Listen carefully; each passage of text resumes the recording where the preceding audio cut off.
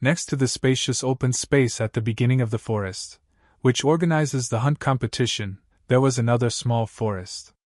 It seemed that the women waiting for the participants of the competition had been landscaped so that they could have a ballroom while watching the green recording.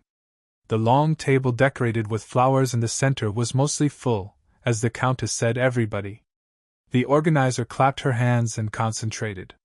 "Everyone look here who I brought with me. Oh my God, it looks like you've arrived." Each of the women who followed Countess Dorothea into the hall gave a word of appreciation. Many people talk with their mouths covered with soft fans, so it was not clear if it was a positive reaction. You don't have to be picky about it. I didn't know who it was anyway, even when I looked at her face. The tea party was attended by a wide range of people from young to old ladies. What was a little curious was that, unlike me, most of them had a maid behind them. Besides, there was no woman like me in a hunting suit. It was a fact that I already noticed earlier, but my mouth was bitter because I felt like I was being shot dead after confirming that I was wearing a standout costume alone. Should I have brought Emily? She didn't tell me to go with her, so I left her. I had some regrets. I was worried that I might be called a bold and rude princess, because I didn't recognize her for no reason, so I decided to refrain from speaking as much as possible. "Thank you for inviting me." I lowered my head moderately so that I wouldn't look too low. The eyes filled me with unknown intentions. It was similar to when Countess Dorothea had a strange look on her face after receiving my greetings earlier. "Come sit this way, princess." Fortunately, Countess Dorothea hurriedly sat me down to see that she wasn't trying to do something childish like invited me and left me unattended. It was next to the table where the party's organizer sat, drawing the most attention. Considering Penelope's reputation, it was a bit of a surprise. "Please pour the tea to the princess," Countess Dorothea instructed the maid who was standing behind her. The steaming yellow tea poured into the teacup in front of me. "This is a precious tea leaf my husband brought back from his trip to Cetina. Try it." At the suggestion of the gentle Countess Dorothea, I slowly picked up the teacup. I was so uninterested in this society that I was scolded by the Duke for didn't hanging out with other aristocrats. But it's a bit awkward to be sitting in a seat like this. Oh, I'm a little nervous. Carefully smelling the aroma, I took the teacup to my mouth, pretended to take a sip, and put it down again. "It smells great, Countess." In fact, it wasn't so good. Perhaps because it was foreign, the tea was smelled by the smell of a mildly offensive smell. But I knew I shouldn't say it straight at a place like this. "Really, I'm glad you said so. Everyone does, doesn't?" Countess Dorothea smiled loudly and asked for everyone's sympathy. "You know what, there's good news." This time again some women gently covered their mouths with fans. It seemed that my first greeting had been completed quite successfully, and I breathed a sigh of relief. It was then. "Princess, I heard you did a great job on the eve." One of the lady who was sitting across from me pulled her chair close and asked, "I wonder if she's about 15 or 16. The big eyes of the girl, who still looked very young, twinkled with curiosity. "Oh well, that's a tremendous performance." I smiled awkwardly and waved my hands. Modesty is nobility, and she was proud alone. In that attitude a lady who was unknown shouted lovingly, blushing her cheeks, "Since yesterday the palace has been rocked by your story." "Is that so?" that lady added suddenly with a sullen look. "Yes, I'm not feeling well, so I went back to Cavanna earlier and didn't see it." "No, Lady Heiress, you missed that rare scene?" Before I could even answer, I heard a startled question. I glanced over there, however. She quickly turned off my attention because her face was indistinguishable, because she was one of those who covered his mouth with a fan. "Lady Heiress, right?" Instead, I recounted the name of lady who first expressed her favor. I do some memorize so that there would be no difficulties later on, and it was to build friendship with peers, as the Duke said. Meanwhile, the women sitting down began to chat about me. Princess Eckhart was so good at shooting arrows. It was spectacular to see that beast creatures dying. "Really, oh, I miss you so much." "That's right. Lady Heiress will regret leaving the banquet hall early yesterday." "But lady, how could you improve your bow so quickly?" Most of the time it was old ladies who opened their mouths. Before I knew it, the swings quietly treated me, who was higher than them. I noticed it right away, but I didn't bother to show it. It was a propensity everywhere. "You've had a terrible reputation, but you're a gentleman." There was no need to spoil the flow of the atmosphere with a bad air. So I mumbled with a moderate smile. If you practice hard with a good teacher, your crossbow skills will improve quickly. Oh my god, guess who else did you practice to shoot this time? Then the woman sitting diagonally mumbled, covering her mouth with her hand fan. The voice full of a bit mocking vibe. Yes, I looked at the woman carefully, wondering if I heard it right. The blue hair was an impressive for a young lady of my age. Her eyes curled beautifully as if to say hello when they met mine. What is it? It was such a gentle face that I didn't think what I just heard was a sarcastic remark toward me. Haha, did Lady Kellen see the princess's performance yesterday? Then the organizer naturally led the frozen conversation for a while. Suddenly I felt a sense of déjà vu. Lady Kellen, I've heard that name before. Meanwhile, a woman named Lady Kellen responded with a broad smile. Of course, Countess, how were you, lady? Tell me more about it. Lady Eris again jeered, wildly shaking her body in the room. Obviously it's my story, but somehow I felt like I wasn't the subject. But no one thought so. Everyone focused their attention on the lips of Lady Kellen, who was peeling away. In fact, I was relieved the princess shot the crossbow. What kind of relief? Oh, come to think of it, Lady Kellen has praised the princess for her archery skills since last year, right? The ladies responded to Lady Kellen's words one after another. You praise me for my skills? I don't think so. The moment I tilted my head at the absurd remarks of the lady. A fact flashed past my head. Oh my god. It was only then that I realized who that blue hair was. I didn't do it myself, and I thought I would never run into it, so I completely forgot. Last year she's the girl who became the queen of the hunting competition because of Penelope was so furious to kill her with crossbow. I'm ruined. An eerie chill passed by with a back's talk. Somehow I had a bad foreboding that this might not be a good place for Penelope. No, for me. It reminds me of the princess from last year's hunting contest. When she was facing such an internal storm, Kellen or Kilo, whatever her name is, continued calmly. You pointed a crossbow at me saying, you'd show me a trick of catching a mosquito flying near me with an arrow. Oh my god, at her words everyone looked sideways at me and gave me an exclamation. Was the rumor really true? Countess Dorothea asked back, making a fuss. I don't know what the rumor is, but the princess never aimed at me for a reason that is inconsiderate and undignified. Don't get her wrong, she was kind enough to catch mosquitoes. I couldn't help but hate the way his blue hair answered with a smile. Hey, just swear to me openly. She was very good at gossiping in front of my face. She's so proud of myself, and last year's Penelope was so angry that she would shoot and kill her without covering water. My heart was heavy with bad words about you because of last year's incident, and that's a relief.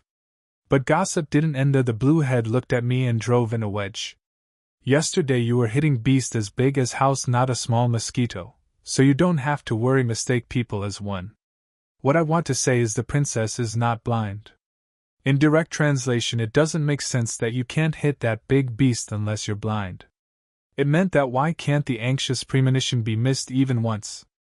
It seemed to me now that Duke knew the purpose of sending a maid directly from the early morning to get involved with me in this meeting. Somehow I thought the smiles were strange. The women who succeeded in setting a trap with the head of the egg began to shoot their poison dart excitedly at today's game. I used to learn some archery when I was a child, but next time I'll try to target a big target like a princess. Then, princess, your outfit looks good on you today. Some ladies even talked about the clothes. Thank you, I just pretended I didn't know. Then there was an apparent sneer from here and there. Things that don't make any sense. It was annoying, but it was bearable because it wasn't really about me. What else can we do now that this body has committed a crime in the past? If you go wild for no reason and get into the Duke's or Derek's ear, at that time it could be a matter that is directly related to life. Moreover, I felt a little sorry for the Duke, who was delivering the invitation to the tea party with more anticipation than concerned about the party. That's why I was going to keep my seat so that I couldn't be more faulty. Even though I laughed, I was a little uncomfortable with my appearance without agitation, and the blue hair shook her mouth again. You seem to be going on a monster hunt again today, don't? Come to think of it, that crossbow, the crossbow that killed the beast yesterday, right? Lady Eris pointed her finger at the crossbow on my back. Even she felt rude because she knew the purpose of the meeting. Yes, I answered without sincerity. It's been a long time since I stopped smiling. Oh, good for you listening to Eris, Countess Dorothea said, clapping her hands. Princess, I'm very sorry that she didn't see you yesterday. I didn't want to ask you, but since you're carrying it to the crossbow, please show off your bow, will you? You dress to the occasion match, that sounds good. Kellen took the speak. In fact, I recently received a big teddy bear for my birthday. I brought some to show you at the tea party today, and it would be perfect if you used it as a target. Oh, Lady Kellen, what if there is a hole in your precious gift? It's much smaller than yesterday's evil, so maybe it won't happen. Ho ho ho, that's right, that's possible. The ladies again flicked their fans and burst into laughter. Get me what you've prepared, yes, miss. Without even listening to my permission, Kellen began to set the stage as she pleased. Oh my God, you've already got the target ready? I thought I'd see where she was going, so I leaned back against my back and watched quietly with my arms crossed. My eyes were pointed at their increasingly arrogant attitude. After a while, the maid who had left walked with a big teddy bear the size of her body, and asked, standing a little away from the back of Kellen, "Where should I put all the targets, miss?" "Princess, which spot would you like? I think this distance would be enough." Kellen pointed to the maid, who was standing with a face desperately holding back the burst of laughter. "It's just around the corner, so there's less risk of shooting people like last year." "Isn't that right, everyone?" The women nodded and sympathized with her question. "Lady Kellen is right, that's about right. It's a big deal if you get too far for nothing and the blind arrow bounces wrong. Wake up and show us your skills, Princess, while I'm so excited." Lady Eris clapped her hands like a child. I felt pathetic a little while ago, when I mistook the girl's shiny eyes for curiosity. In a way, curiosity is curiosity. It was like watching a zoo chimpanzee or a clown performing tricks. It must have created an atmosphere that I couldn't resist because I first used her as a windbreaker. There was nothing more to look back on. Everyone will be looking at me with a derisive look similar to Eris. Therefore I stared at the leader who would have encouraged the nobles to plan this position. She had a deep smile around her mouth when she saw me, lost my expression. "Let's see if you're going to running around like you did last year?" The eyes mixed with contempt and joy seemed to tell me so. Penelope in the game had two options. They either go with clowns as they want, or they run wild to shoot everyone as crazy as she did last year. If it was a real Penelope, it's just an option to be annoyed. It was not difficult to show the crossbow skills as hoped. But then the princess's ridiculous crossbow show, held at a tea party, will be spread out by tomorrow. But if you're angry and upset, you dare to mock me. You're going to be the queen of the hunting festival with a vote of sympathy again, aren't you? Perhaps what Kellen wants is close to this. It would be better if you completely trampled on a princess who you don't even want to see in society. Either way, there was nothing wrong with her. Then you can just choose both of them. Kellen tilted her head and called me when I didn't seem to move at all in my arm position. "Princess," I was facing her and suddenly picked up a smile. "Would a teddy bear be a little difficult?" Yes, my answer embarrassed her. It seemed strange that the princess, who immediately thought she would burst into a groan, was quiet. "Why, unfortunately that size is not enough to show you my skills." I glanced sideways at the teddy bear and recited it languidly. "Oh my God," Countess Dorothea barged, "and then how big should it be to show your skills? Do you need a monster-sized target like you hit yesterday?" The blue hair, backed by the support of others, mumbled excessively. "But what do we do, Princess? I don't think there's a master craftsman who makes such a big doll." I know, what a pity. The words burst into laughter here and there. Well, I got up from my seat, dragging my chair noisily as if to ignore the Olans. I then turned the crossbow forward with a soft, elegant touch. "I think it would be quite good if you matched the flies flying around your snout." A bolt of steel, it was done naturally like a stream, until at last the bow was aimed at one. What do you think? I looked around with my eyes down. The laughter of the women who had been giggling until the last minute slowly died down. No one immediately noticed that I would aim the crossbow at Lady Kellen as soon as I woke up. Because there was no notice, Kellen and other aristocrats, who belatedly recognized the situation, opened their eyes. One of the elderly ladies who had been bothering her with the fan shouted loudly, "Princess Eckhart, this, how can you aim a bow at a person again?" Princess, I coldly cut off the woman's, and as if it wasn't worth seeing, I trampled tragically with only my eyes moved. When did Eckhart's name start to go up and down in the mouth of an old woman who doesn't know her place? That the face of the lady warmed up to see if it was a shame to say that the family is so shy that she doesn't even know her place. But I couldn't resist myself more. It may have been respected for being old within the tea party, but because the empire was strict with hierarchy. In the noisy forest where the tea party was held, an unbecoming silence fell. Princess, calm down. Lady Kellen spoke with a calmer face than expected. If you keep doing this, we'll have no choice but to call a guard like last time. Wouldn't that make it difficult for the princess to be in that position? It was a provocation, a mental worker who was trying to make me in tight position. Guards were stationed in the vacant lot just next to the forest where the tea party was held. It was obvious that last year's Penelope, who didn't know how to shoot, would have gone wild with a groan with a crossbow in her hand. Enough for the guards who heard the commotion to jump right away. It wasn't hard to guess that the reason this girl was suddenly armed was for threats and self-defense. Learning the crossbow by nature, I realized that this body had no talent for martial arts. If I knew I would shoot an arrow at all, I would not have had such smooth fingers and no arm muscles. Foolish bitch, why didn't I know that if I used my brain a little bit, I could easily break the spirit? The calm appearance, even though she talked about the guard, was filled with anxiety over that woman's face. This time it won't be as easy as last year. So I'm going to have to drop the crossbow. Then go get them once again, I picked, twisting the corners of my mouth and tinkling. All the women's faces were shocked by my response. The princess, who would have gone wild even if she screamed and went wild, is told to call in the guard herself. Perhaps it was an amazing act. The blue hair looked at me again with unfamiliar eyes. But I tilted my head slightly with an innocent smile, as if I knew nothing. Would it be faster to bring in a guard, or would it be faster for me to shoot things that move? I could hear a sharp gulp nearby. Maybe it's because of the different momentum from last year, when she looked so stupid. I said go get them. None of the maids, who had been flabbergasted as if they were going to call for a guard right away either, could think of moving the forest silence with no breath. Only the sound of my fingers slowly groping the trigger went dreary. Princess, if it you doing this? Lady Kellen called me urgently. The Duke's crazy dog really tries to shoot people to death. Now I can feel some seriousness, and the blue-haired eyes, which had remained calm to the end, shook wildly, soaked in fear. And then snap! No matter who heard it, the sound of pulling the trigger rang out loud. When the women, including Lady Kellen, closed their eyes with a vain face. Bang! I mimicked the gunshot with my mouth. Naturally, there was no bead that was fired. It's a joke. I grinned and lowered the crossbow I was aiming at.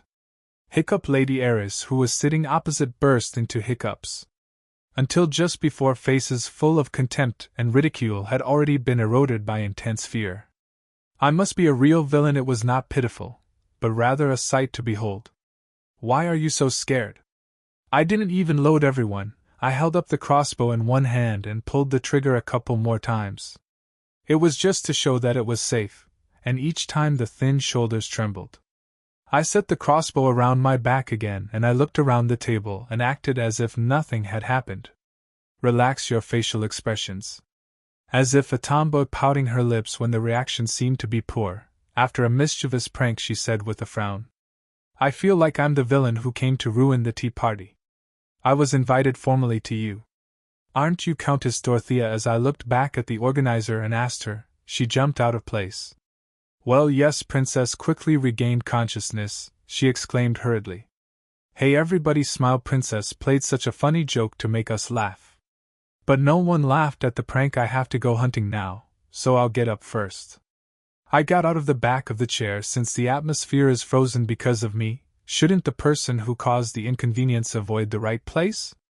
I added with a look of regret after getting ready to leave. Unfortunately, I don't think I'll be able to show you my skills. My crossbow's bolt is not an arrow but a magic bead. I'll show you when I get a chance next time. I was about to turn around and walk. Oh my! I stopped walking again and turned my head to the table, as if there was something I had forgotten and couldn't say before. I'm telling you in particular because I'm afraid some of you might be wondering what magic it is. My crossbow bead has a magic of making the right things turn into an idiot. I calmly uttered falsehoods and started with the main culprit behind the plot, and met each ones one by one. Thanks to someone I couldn't hunt for a year, and I was itching. To the point where they make these beads for me to catch the game. I went back to the beginning and fixed my eyes to the blue hair. I smiled with a smile and finally hit the wedge. Of course it is made for small animals, so even if it's hit right it won't die. I wonder if magic will works for people. And Lady Kellen turned around in the background, turning blue like a doze-off. I was just on the way to the central vacant lot after finishing my threat to watch her mouth. My eyes suddenly brightened.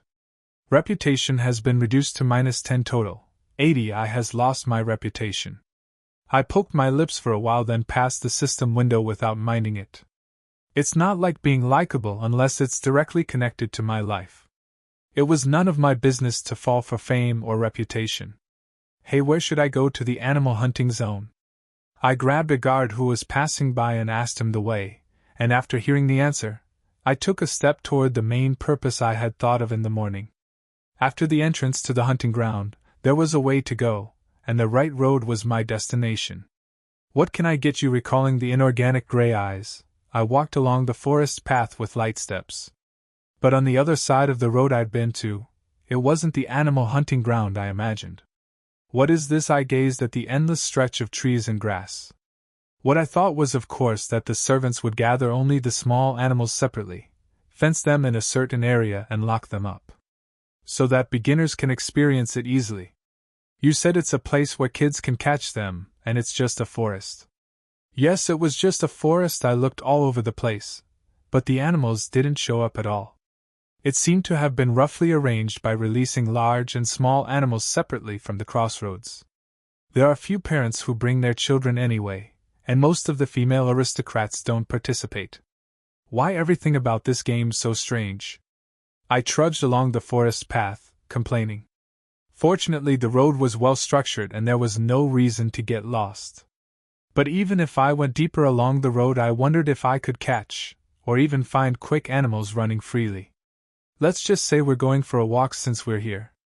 I gave up my pledge to hunt neatly and walked down the street. But not long after walking, I realized that it was a hasty give-up. Wow, it's a rabbit, a white rabbit, as white as snow, was hopping in a short distance. There were not only one but as many as 4. Cute. Actually, I have never seen an animal other than a dog or a cat in my life. It is because I have never been to a zoo where others have been bored. Because of this, even though I found out the hunting area, I couldn't catch them straightly. No. Don't go. In the meantime, a group of rabbits, who sensed the human metal, ran away at a rapid. I got sullen and walked the road again. Soon after, the same thing just happened again. Squirrels, blue squirrels, raccoons, chickens, wild cats, and even small deer. I ran into a game of foot-and-mouth to see if I was in charge of the area where the animals were released. Sadly, it was just a meeting. The prey ran away quickly, either during sightings or around the crossbows. I was too novice level to hunting. It was fortunate that I was the only one around. It would have been a disaster if I had been formally involved in the hunt, following the Duke with useless courage. With the sense of shame coming, I walked half-heartedly, with the attitude of being able to shoot the crossbow straight. I was entering deeper and deeper woods. I've found a hunt that I like more than anything I've ever met. Awesome! It was a gray-haired fox that looked just like Eccles's eye color. That's it, I was sure at once. That's the prey I'm supposed to catch and take today. The gray fox was quenching his neck by a small stream below the slope. It was a rare kind of paper, but unlike other animals, there was only one. If I miss it, there will be no soup either. I shifted my foot carefully. I had to get a little closer because a tree on the slope was subtly covering the angle that I could aim at. I was careful not to make a sound, but soon I reached my target tree. Half hidden on a wooden post, I slowly turned the crank. At that moment, the fox's ears pricked. However, it was still scratching water to see if it felt any signs. Finally, the load is complete. I slowly picked up the crossbow and aimed. By the time the target came into the center of the bow body perfectly. The fox, who was drinking water at a leisurely pace, suddenly raised his head. And as soon as I pulled the trigger, it started running. The bead fired by a single stroke missed. The distance from the fox who sensed the threat began to widen in an instant. Don't know, I can't miss it. Is this what a hunter feels like when he misses all his prey? I started running recklessly after the fox. I was so sorry and impatient that I couldn't catch it by a hair's breadth. I'll catch it soon. Unfortunately, it was my arrogance. The fox was incredibly fast. I can't believe how that little body comes with that speed and stamina. I wanted to run after it, but my weak body soon ran out. Oh my gosh, I ended up missing the fox. But that fox wasn't the problem. I ran to the depths of the forest because I ran frantically to chase the fox. Where the hell am I? When I looked around, I couldn't even find a well-structured road. Let's find the mark first. Even if it's a forest, it's inside the palace anyway. I managed to raise the possibility that signs were installed throughout the hunting grounds to prevent any possible disaster. After a complete failure in hunting, I trudged my steps. Fortunately, I could quickly find a golden cloth tied to a tree. That's a relief. I was relieved. Now if I walk along that, I'll be able to meet other people or get out of the woods. But my obsession was that I couldn't remember what the color of the mark meant. Soon after, I was able to meet another prey. No, an animal that can be called a prey for hunter to hunt me because the host has changed. What is it? I saw a huge bear popping out of the bushes without warning. I opened my mouth big. Only then did I remember the golden mark means the area where predators such as lions and tigers are released. It was that moment an unexpected quest has occurred. An excited giant brown bear has appeared. Would you like to hunt the giant bear and lay the groundwork for becoming queen? Time limit 30 seconds. Reward: giant bear skin and gallbladder. Reputation plus 50. Favorability plus 5%. Accept or reject. You crazy game, what's going on here? I shuddered with amazement as I looked at the system window. The big beast, who looked twice as tall as I was, recognized by humans and was wary of them, breathing out his nose. It was huge enough to believe that it was a monster, not an animal. What the hell? I managed to hold on to my confused mind and measure my distance from the beast. The bear was quite far from the crossbow to shoot. Of course, I knew how fast and dangerous wild bears were regardless of distance. However, as if there was a game arrangement for the unexpected quest, the bear was bleeding with an arrow on its shoulder and leg. It was chased by other hunters, and it seemed to me that it was the weakest. The bear barked furiously enough not to catch the eyes of arrows and blood. I felt as if my eyes were about to burst on it. I saw a limp in its injured leg, but I didn't feel any relief. Damn it, I was frustrated. What kind of dating simulation game do that I have to do bear hunting? With tears in my eyes, I pressed accept because I had no choice. Hit red point with weapon start 30 wow. As soon as a new article appeared in the square window, the bear began to rush toward me. I stared at the crossbow without even having to read it properly. Looking back, I flashed the red dot size of a soccer ball in 3 places: the head, body, and legs of a bear running on its 4 feet, and in the air I could see the number that just fell to 29. It was a familiar scene. This is because even in normal mode there was a mini-game in these game. But it was like finding the wrong picture or putting the puzzle together at best. It's so sad to be possessed by a wicked woman. Why is the quest given hard mode so brutal? Fortunately, the bear ran slowly because of the leg injury. I revived what I had been practicing and aimed at the blinking red dot. It was fortunate that the target was large in size. Let's start with the body that I thought would be the easiest to match. The bear that was running stopped and convulsed with a groan. It was because the bead hit the mark and was shocked. I hit it. I took a breath and swept my heart away. I was so nervous before I knew it, and my back of my neck was sweating. It's all over now, right? I waited breathlessly for the bear to fall. However, the quest window did not appear, saying that I succeeded even though he hit it right. In addition, 21. I think big numbers are still counting in the air. I hurriedly lowered my gaze. The staggered bear tossed a little blankly at one-sided look. Then it raised its head suddenly. The eyes met. Far from falling down, the bear revealed it by looking at the prey it faced. 1 red dot on the huge body disappeared, and the remaining 2 kept blinking. Don't tell me. A stream of cold sweat ran through my forehead. I have to hit all 3 right? At a time when I was embarrassed by an unexpected situation. The bear began to jump again. It was much faster than just before. I noticed the reason. The magic in the bead erased the moment's memory, forgetting the pain in the leg momentarily. In the fast-paced distance I stepped back in horror. The lost hand pulled the trigger unknowingly. Bang! A few more shots were fired and hit the beast's body. The same thing just happened again. After a brief twitch in shock, the bear found me and began running back. Thump. A slight vibration was sounded by the heavy weight. What? Oh my god, now the time limit is 14 seconds. I aimed the crossbow at the red spot, keeping a close eye on the bear, who stumbled but was about to rush again. I think it's a little dangerous. Fear crept up the bridge, perhaps because I wasn't in the right mind. The tip of the arrow kept shaking. I wasn't a skilled archer at all, therefore I had to not move on the spot to hit the target. I stopped, backing up at the risk of getting closer to the bear. I barely got a red dot near its head. This time the bear fell with a roaring sound. Perhaps due to the heavy blow, I took a few quick steps back, breathing my patience. 9. Before I knew it, the countdown was less than 10 seconds. Now the red dot on the leg was the last. I plopped up the crossbow again. In the meantime, the bear raised itself with a screech. It was a monstrous mill, having been beaten by beads several times already. 5. Now 5 seconds. It was an urgent situation. I hurried to aim at the crossbow without letting go of my nervousness. I only have to get one last chance, but it was the last time. It was difficult. This is because even a giant bear had not been able to hold its body properly, and continued to stumble. The blinking red dot moved around the launched bead, brushed off its thick leg, and hit the ground. 3. In the meantime, the time limit is just about to end. But what happens when the time's up? Suddenly an eerie chill ran through my spine.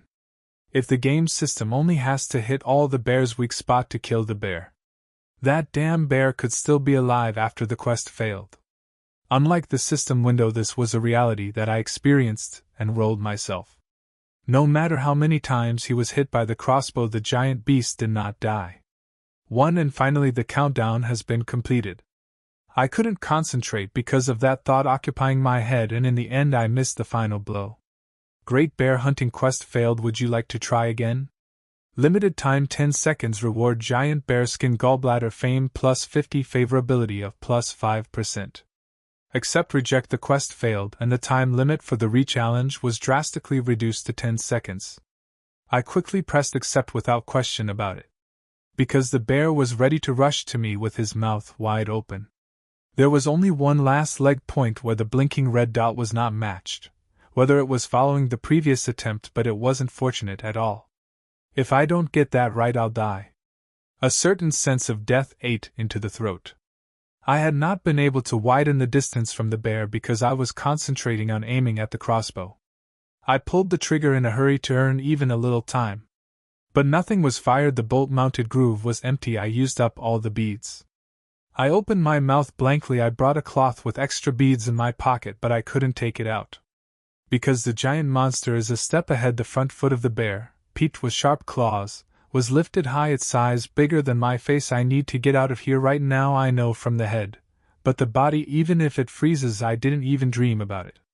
As soon as the giant front foot cut the wind heavily and glided down at me at a tremendous speed.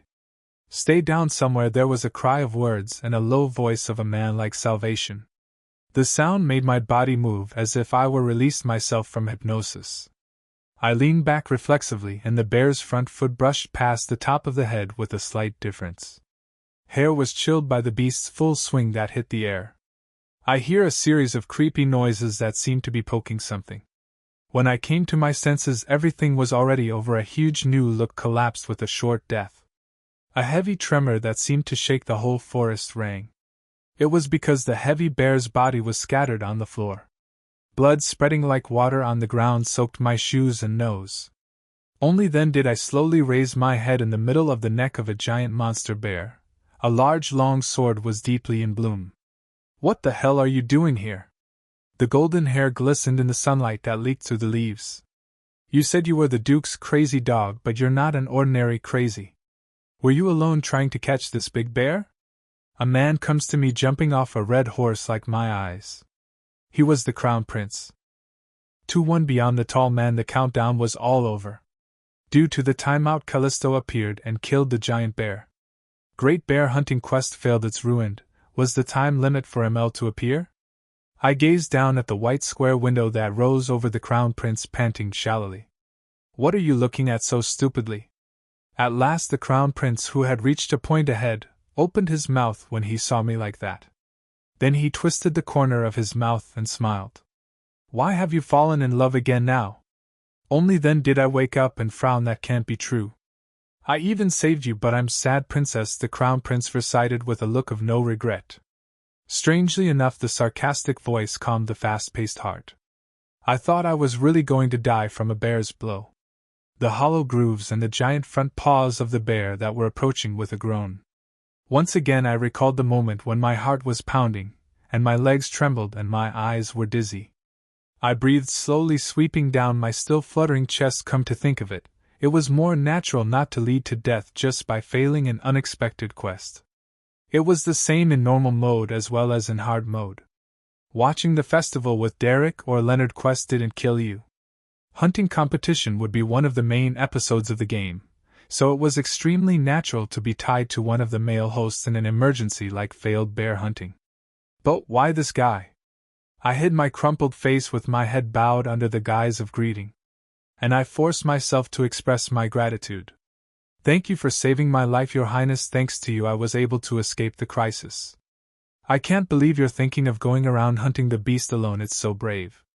Instead of responding to the thank you, the crown prince clapped unexpectedly. I wonder what the hell was going on in your head. But no matter how crazy a princess is, she can't catch a bear that size alone. The way he sounded, like admonishing an immature child, suddenly made me feel bad. You think I wanted to? The quest has been ordered me to. The quest. I was so frustrated that I wanted to hit his chest and shout, but above his head favorability 12% stopped me. I know. Instead I replied in a sullen voice. The crown prince moved his shoulders up and down and acted in an exaggerated manner. You know, yes, that's what you knew. I shouldn't have stepped up to steal the princess's prey. Isn't it? I didn't mean to hunt down. I tried to refute his tough tone of voice again, but I took it with patience. I was surprised to see a bear suddenly. Before I were lost chasing a fox, I muttered with a gloomy face. The fox that was chasing finally missed it. Far from hunting, I almost died while catching a mad bear, so I even met number 1 on the watch-out list of hunting competitions. So how can I not be depressed? This is all because of that Ekless guy. What kind of trouble is this to get that damn favor? I lamented the fucking situation and swallowed my tears. I'm devastated by your rescue, Your Highness. Then I'll get going.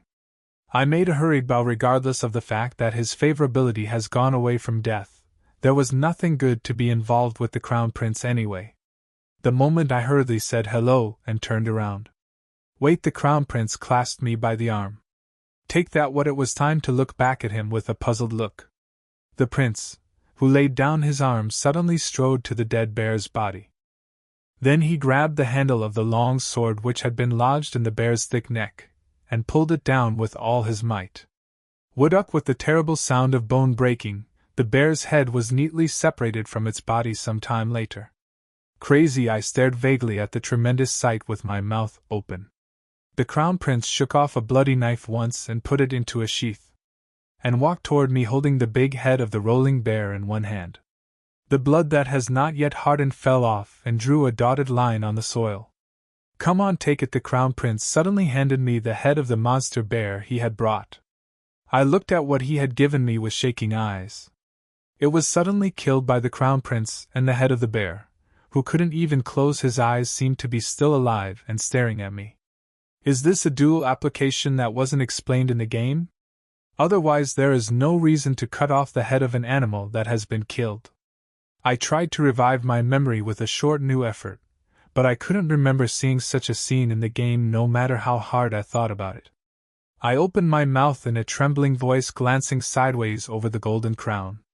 I'm glad to hear that, but I don't have a sword with me right now. It meant that I couldn't fight with you without a sword, but the crown prince spoke nonsense. That's why I cut it off for you. What? I can't take it away right now because it's heavy, so take it and show it to the servants. It was only then that I realized that the reason why he gave me the bear's head was not like a dual request. When I told him I was going, he made me run errands, and he seemed to be trying to keep up the hunt. Bad son of a bitch.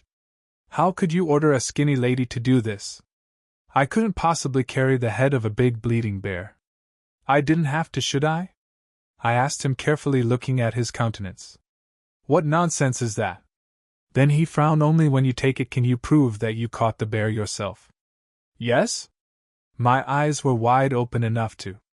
I have to take it with me to prove that I caught the bear myself? After a long time of rethinking what it meant, I realized he was trying to yield his prey to me. And it was such an unexpected remark that the leaking voice was trembling.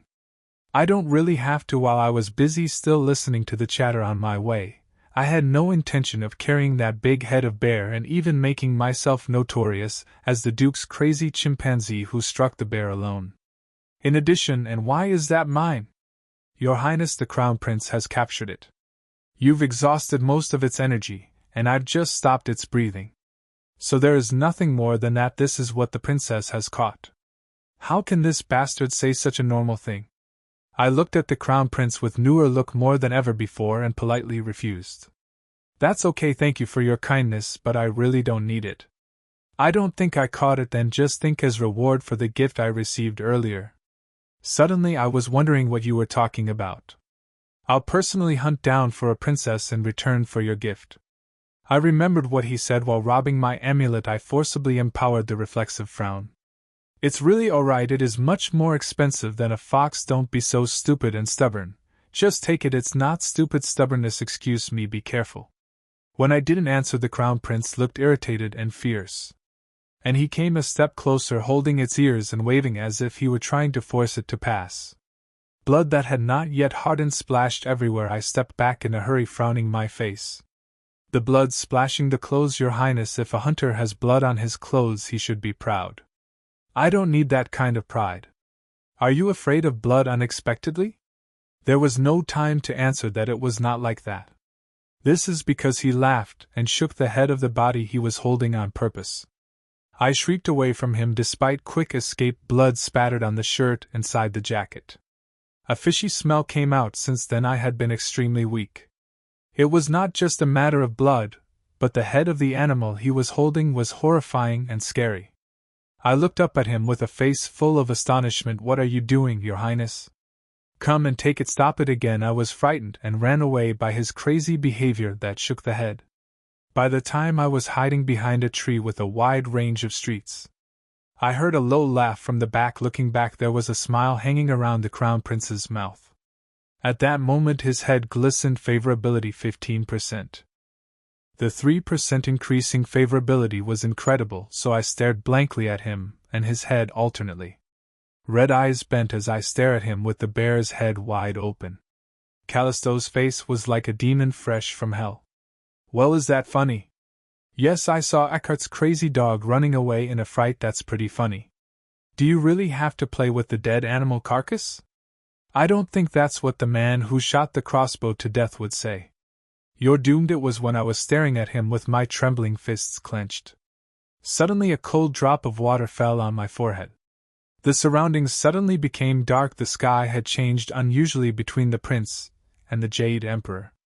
Dark clouds swarmed in an instant to cover the sun. It's a shower. The Crown Prince muttered. It wasn't long before the ominous words came true. The number of water drops that had fallen by drop began to increase exponentially. Your Grace, thank you again for saving me. Goodbye.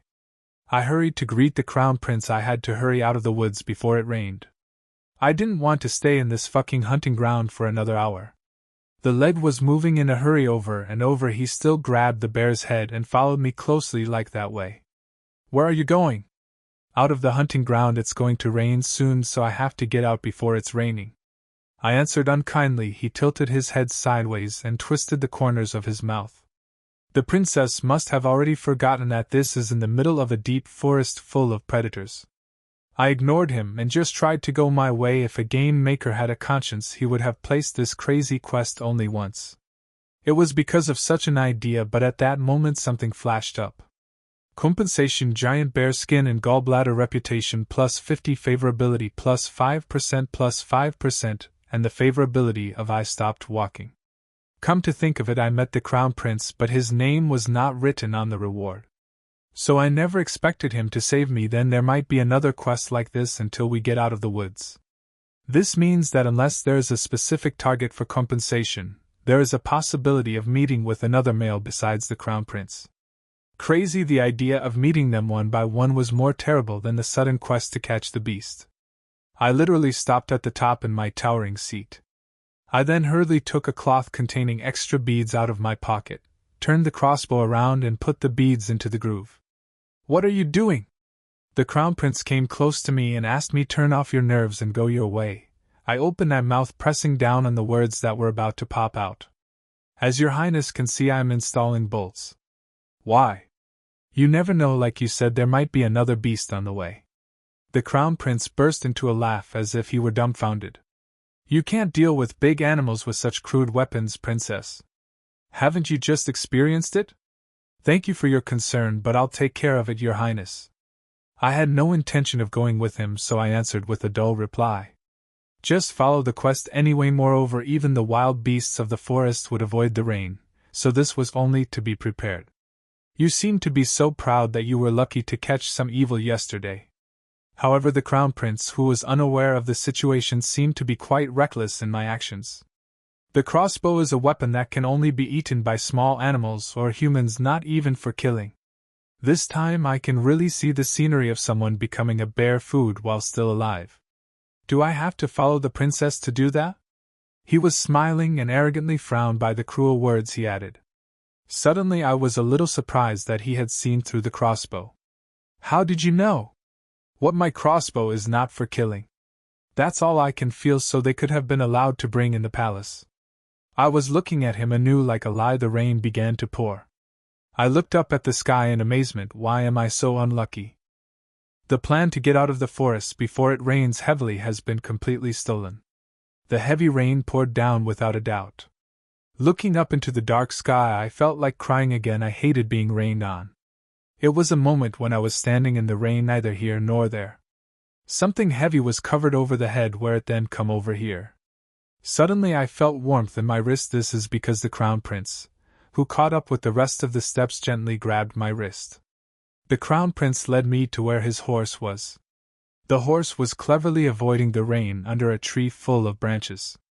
He put the bare head which was cut in front of the horse's saddle. And he too jumped on it, and reached out to me. Get on. Water dripped from wet golden hair.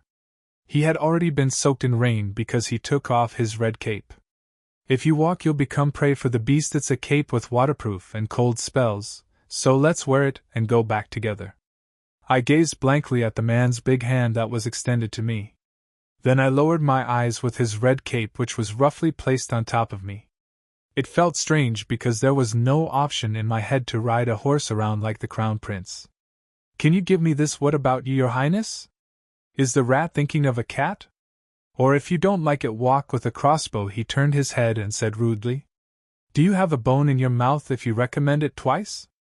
I made a sarcastic remark in my heart, but hurriedly turned the crossbow back and fastened the cape that the Crown Prince had put on me. I thought there was quite a height difference, but his cape was as big as any blanket. Therefore, if you were to ride a horse and run fast, it might get caught flapping.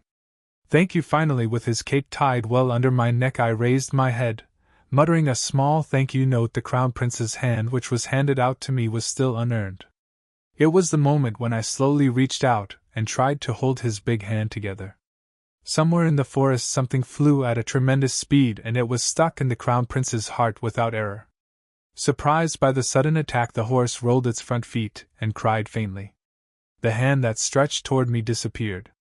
"Your Highness?" The Crown Prince, who falls off a horse and falls to the floor. Looking at him, I slowly opened my eyes wide. "Your Highness!" At last, when he was crushed to the ground, I ran to him frantically. I couldn't even notice what was going on. The face of the prince, with his eyes closed, was as pale as death. "He's died." My heart sank. Even when I encountered a bear, I felt a fear that I had never felt before. My eyes. Your Highness, open your eyes." I shook the Crown Prince's body like crazy, but the Crown Prince had no movement. A large arrow stuck in his left chest. I'm scared. This is a game." "It's just a game. Why the hell?" I burst into tears. The first cruel scene I ever saw made the accident stop. "Your Highness, please, you're noisy." Fortunately, the eyelids flinched and red pupils were revealed. Don't make a fuss, I'm not dead yet, Your Highness. I was truly relieved it occurred to me late that ML could not die. But the image of Callisto being hit by an arrow was so vividly painted that at that moment I thought he was really going to die. I didn't want to see anyone die in front of me no matter how many times I hit X. The Crown Prince smiled faintly at me, but I don't think what you've given me is ineffective at all. He then pulled out an arrow stuck in his left chest and handed it over. This is a small round token-shaped ornament. It was none other than the golden amulet that he robbed me of. The amulet was too thin to stop the sharp, sturdy arrow. But whether the defensive magic really worked, it lost its original golden color and was blackened. I looked at it with strange eyes and asked, "This, you didn't throw it away?" "Of course I thought you'd throw it away because I thought you took it away to tease me." The Crown Prince flopped up one eyebrow in expression of wonder. "Throw away? You can't deal with milestone once given by someone who shared their feelings." Such a terrible thing to say it was that moment. Once again an arrow flew from somewhere through the rain and fell into the bottom of a tree above his head. I screamed reflexively briefly in amazement. At the same time the Crown Prince jumped out of his seat. "The Queen must be sick again. Come on, get up, Princess, you have to avoid it." Yes, he yanked my shoulder violently. I didn't understand it at all, even though he woke up half asleep. "Why me then? Do you want to stay here and be shot to death? If it's the people from the Empress, they're after Your Highness, so if you go somewhere else." I couldn't stop saying, "You can go, and leave me alone," because the Crown Prince hugged me in his cape. It was an unbelievable strength for a man who was just shot by an arrow and fell off a horse. He put me on the saddle of the horse like a pack push it up in the wind. The bear's head rolled to the floor, but no one cared. "What are you doing?" I was puzzled by what had happened in an instant and asked. "Stop talking nonsense, Princess. The only witnesses who came to assassinate the Crown Prince will be sent back to you." The Crown Prince jumped on the horse with an irritating glance. "Giddy up," and he pulled the horse's reins tightly, locking me between his arms. The red horse began to run like a fire. At the same time 2 arrows crossed from the side this time. The Crown Prince kicked his tongue as if it were annoying, bowed his head and dodged them lightly, and hugged me more tightly in his arms as if to protect me. Perhaps because of the urgent situation it didn't come very moving. Am I being caught up in an assassination now? I just wanted to cry now at the probability of this crazy game. When the clouds were dark I should have moved away from this fellow without just looking back. Because of the running horse and the relentless rain I was completely out of my mind. A group of people chasing the Crown Prince over his back could be seen dimly. Arrows and citations flew from there one after another. The Crown Prince pulled out the sword at a tremendous rate of reaction and struck out flying arrows and citations. Those bastards! The Crown Prince, who was not able to run away with continuous attacks, covered his brain with abusive language. "It's dangerous, so don't move, Princess." Callisto also struck an arrow and recited low. I felt his body tightened with tension.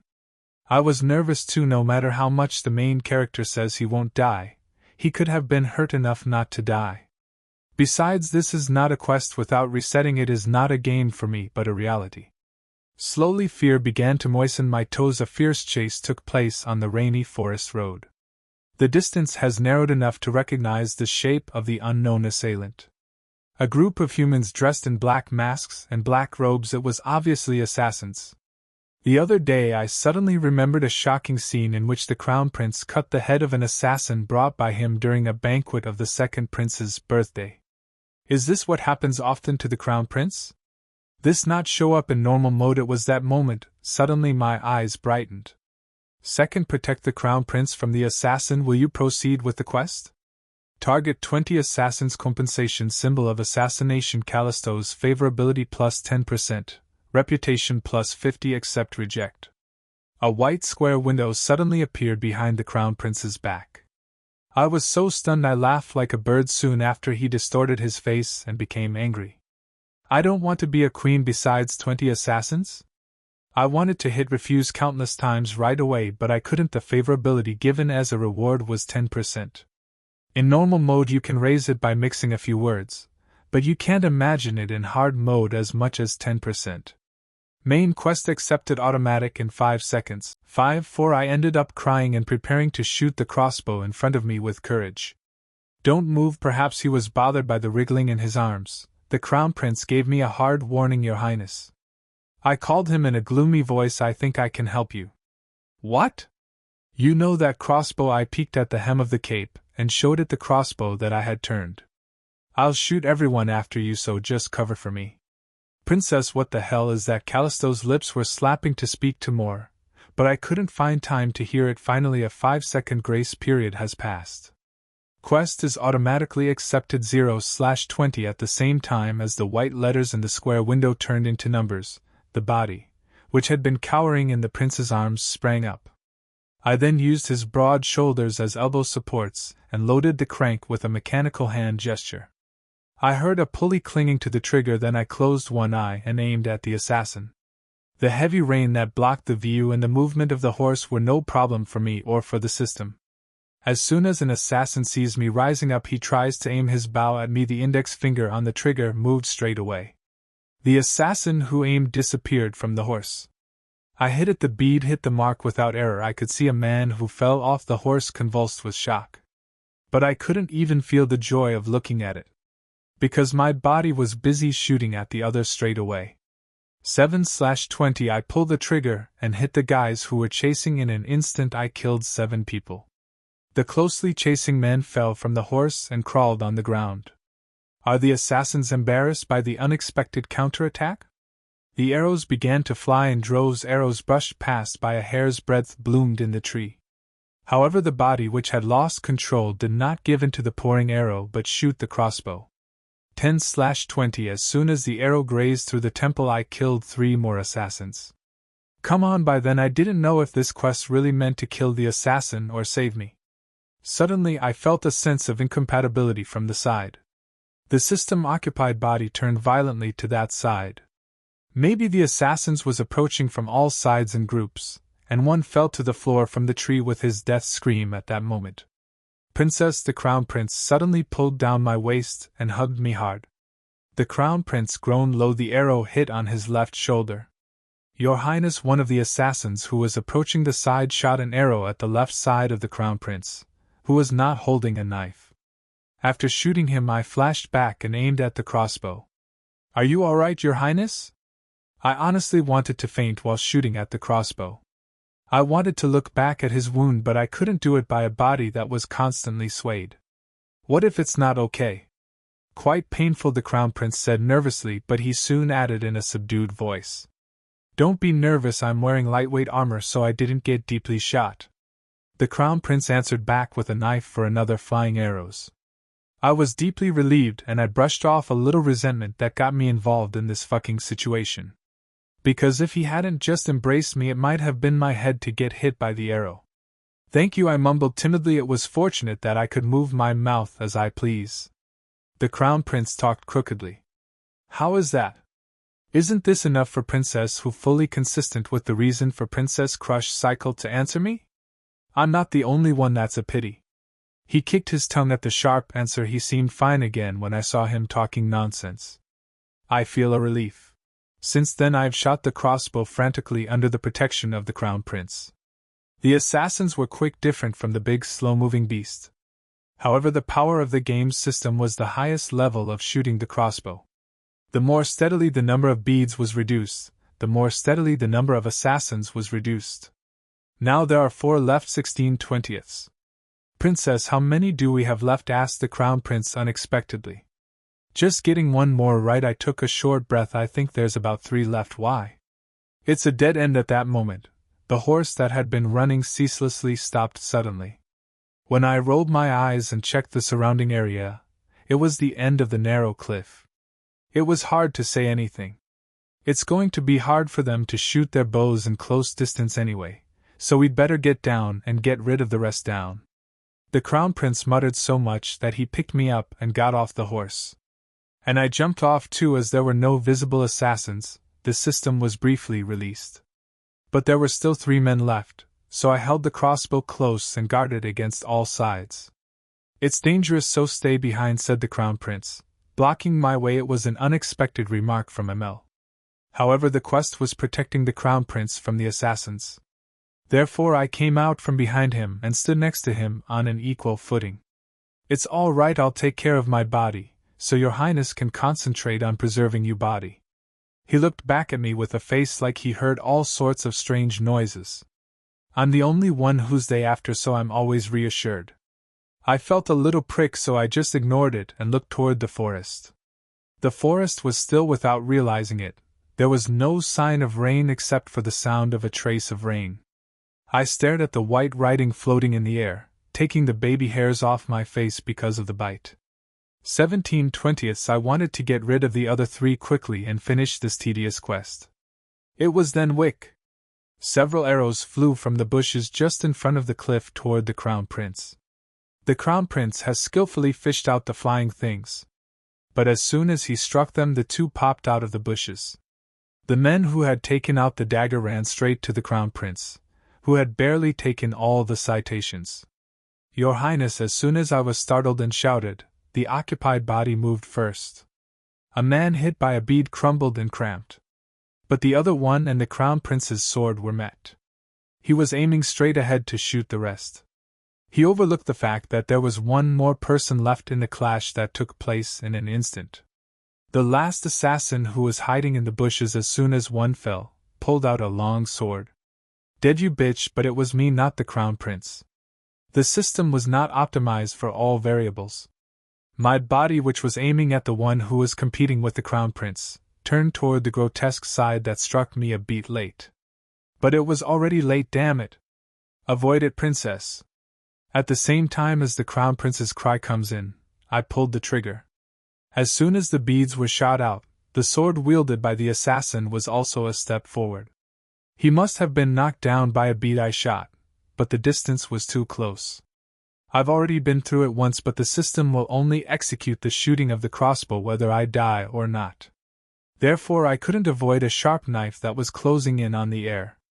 My eyes closed with a sharp snap, but at that moment, a firm and large thing hugged me.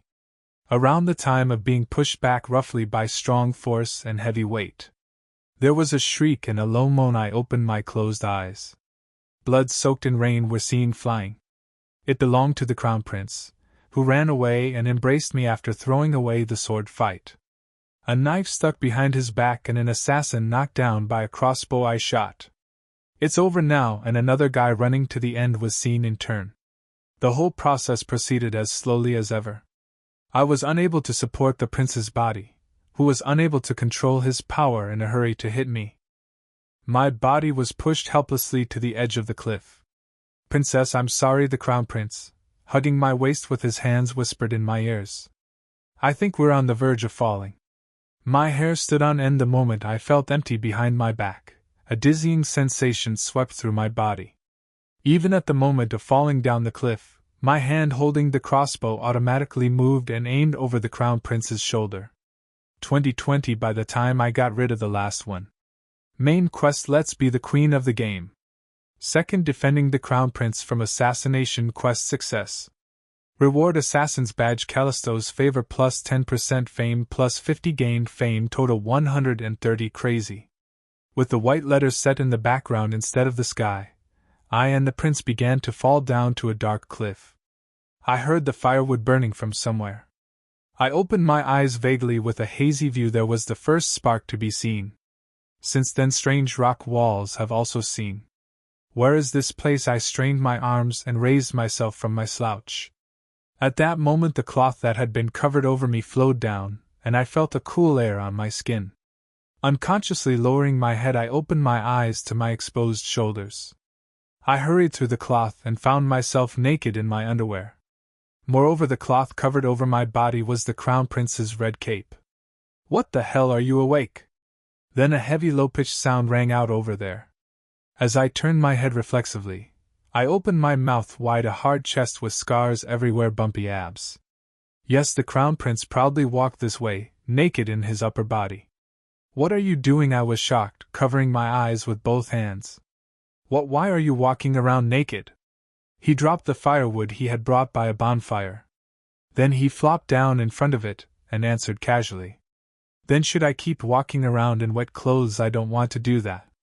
What should I do? The one who glanced at me grinned and added. And isn't it the same as a princess who's naked?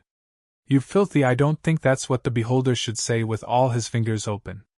Why don't you just look it up straight? I coughed loudly and slipped my hand down.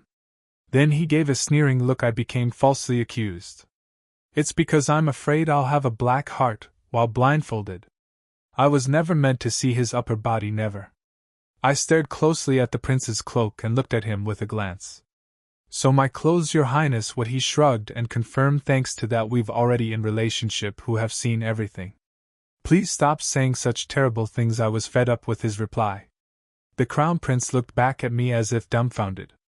Isn't that too much for a man who brought you here with so much hard work? So why do you touch a lady's body without permission? Then should I have let you alone whether you'll die or not? Yes, what you should just let me in, have kept to your duty and let it go. Or wake me up at my reply. He laughed and spat out. You have nothing to see now. What did you say? I stammered in amazement at his enormous remarks. I said you had nothing to see. Why do I have nothing to see? So there's a lot to see actually. The cave was so dark that I couldn't see it properly. Should we check it out now? I managed to swallow a pop-up curse. I'd rather bear it. He's the crown prince. The crown prince and the crown prince with 2% favorability. I muttered in my mind, engraving be patient, and suddenly my eyes grew bigger in the white letters that stood out. Favorability 25%. The changing favorability of the crown prince reminded me of a forgotten quest.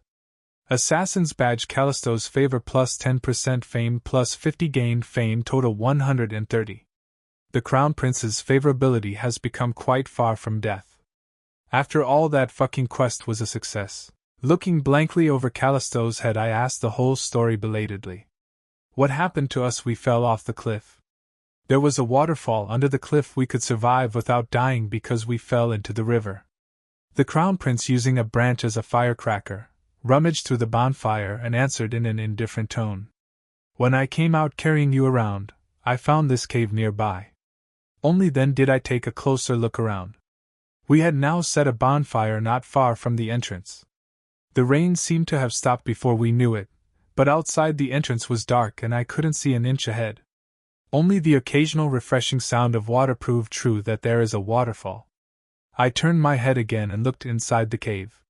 It was quite a deep cave, but over the inside there was a dark cloud. What if it's the territory of a beast or a snake? A quite realistic idea crossed my mind. I felt my hand and found the crossbow lying next to me, but I soon remembered that I used up all my beads to kill the assassins. This is not an animal shelter, the prince added bluntly, as he was looking at my anxious face. While you were asleep I skimmed through it, and it was strangely empty. Do you know where we are? I asked the most important thing first. Even if the sun goes down, and we can't move, we have to go back quickly when the day comes. I had high hopes as he was a native of the imperial palace, but he shook his head mercilessly. We held every hunting contest in the northern forest, but I didn't even know there was a place like this. I sighed. I must be going crazy by now. It was about time when I looked at the prince with a confused face, anticipating out of the forest that would have been turned over by me and the prince who had disappeared. On one shoulder of his reflected bonfire was a dry cut of blood. It was the place where the commendation was given. At the same time, just before falling off the cliff, I remembered him being stabbed by an assassin's sword. Your body, are you all right? He almost wiped me out and killed me, but it bothered me that he was hurt on my behalf. Are you asking now? You're asking me very early? Thank for your tears. I was a little embarrassed by the sarcastic remarks. In fact, I wasn't really worried if ML would die. Are you seriously hurt? Let me see. No, it's okay. He stopped me coldly as I was about to get up to see the scar. I didn't get deeply cut in it because I was wearing armor. It's just shred little blood. It was a relief, but I couldn't help but frown at the news of blood. I wish we could go back and get some treatment. You're worried, aren't you? Of course, I answered with a straight face. Of course, I wasn't worried about him. Don't die in front of me because I only worried for myself. If you want to die, go somewhere else, and don't die in front of me. I was mutter inwardly and listened to the gaze. He was staring at me with a queer face. Late to realize that there was room for my words to sound strange to him, my face heated up. It sounds like I'm telling him not to die. I was taken aback and hurriedly changed my words. And it's late, but thank you for saving me. Anyway, I had to admit it, apart from the fucking quest, Callisto got hurt on my behalf. And he didn't fling me out after falling off the cliff, and he saved me here. Am I a little off from trouble if we're going to meet? I still remember how crazy he was when he asked me to say goodbye with a knife in my neck. Looking at him anew, I met his red eyes head on. He was still staring at me with an unknown look. I felt a little awkward and turned my eyes. First favorability 27%, good feelings have risen. He picked up the corners of his mouth and twisted it up. If you're so grateful, you should fall in love with me again. I frowned at the persistence of another man talk. Your Highness talking nonsense again. Isn't this just the right time for the princess to like me? Not at all, I answered immediately. Then I asked again because it was so stuffy, why the hell are you so obsessed with hearing my reasons? His obsession ended to the point where he even sent a threatening letter saying, don't forget your promise to tell me why you like me. At my question, the Crown Prince made a more ridiculous expression than I did. I can't stand wondering why the princess suddenly came after me that day and confessed her love. Well, I couldn't say I tried to die once to see if there was a reset button. I opened my mouth with tears of blood in my past, when I made such a gibberish to avoid another moment's crisis. I must have been out of my mind at the time. I'm sorry, Your Highness. The Crown Prince laughed coldly.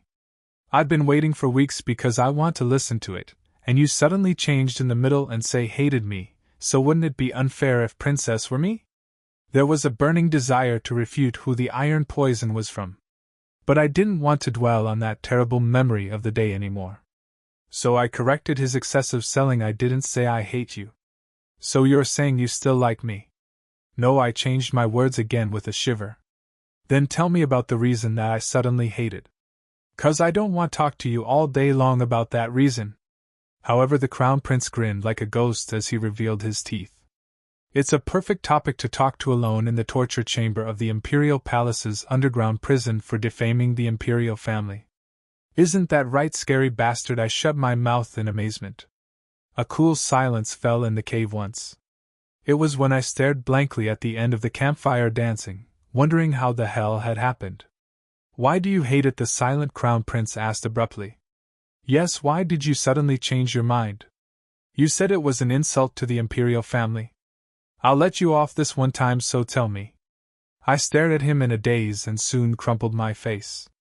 Are you sure you don't know then he was a villain in the world? You tried to kill me. Now that he'd said he'll let it go, I've taken a bold shot at the reason. That's why I hit X countless times in the first place. What kind of crazy woman would like a man who tries to kill in common sense? But the Crown Prince had a look of complete ignorance in my answer. When did you? When I couldn't have been more puzzled. After a moment of poking my mouth, I shouted. That day, the birthday party of the second prince. In the maze garden, the Crown Prince tried to hit my neck with a knife. That's how much I had been struggling for days with all kinds of nightmares. If I didn't look like a sick girl with a bandage around my neck, would I have passed the Duke and Derek without much scolding? That's in my words. The Crown Prince had a rare bewildered expression. I didn't really mean to kill you. Don't be X. I couldn't spit it out with my mouth, and I looked at him with eyes that revealed my thoughts without filtration. When playing the game, I died so much in the maze garden that I couldn't proceed with the Crown Prince route. It was when I felt like a real dog. There was nothing noticeable, so I would pull the sword if anyone come. The prince, who did not know my thoughts, recited as an excuse. But didn't princess stay alive because I got interested in the sound of princess liking me? I'm so touched that my hands and feet tremble and my tears will drop. Your Highness, are you being sarcastic? There's no way. I turned my head in a curt reply. However, despite my attitude to cut off the conversation, the prince did not know that it was over. Then tell me why you fell in love with me. I already told you. Then I sighed deeply and murmured in a weary voice. Because of your Highness' good looks, your bravery, and your skills of the sword. Don't talk with insincere like that. You think I'm an eyeless idiot? The Crown Prince flashed red eyes at my insincere attitude. You make that face when you see me, and you want me to believe it now? What's wrong with my face? You look like you've chewed up dog poop.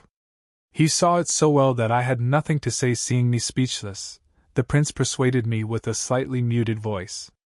Tell me honestly, did anyone threaten to kill you if you didn't confess?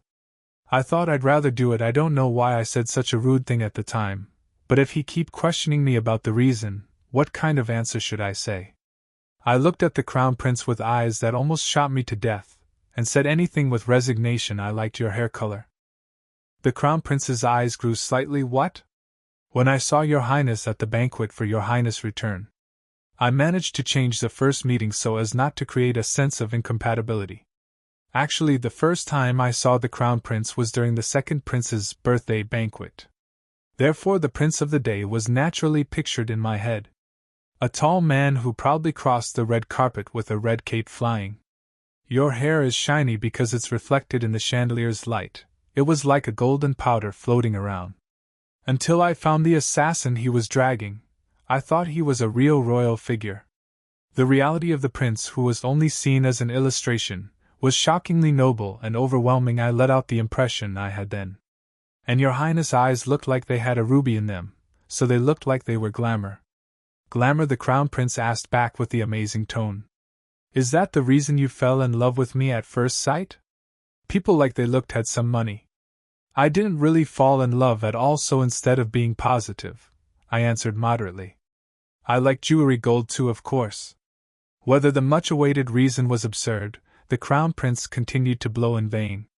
You're so, the crown prince muttered to himself, looking at me with an unknown face. Weird woman, you're so weird. At the same time his head glistened. Favorability 29%. He said I'm weird, but why the favorability rise? But you're more weird, I asked sourly because I felt ungrateful. That's enough, right? I'm done talking, so don't ask me any more. The crown prince stared at me for a long time and laughed in vain and said with a chin, we have to get out of the woods as soon as dawn, so I'll go to bed. It seemed to me that he had a rough understanding of the reason I had made up. Good night, your highness. As if I had been waiting for the speak, I turned my back and lay down right away.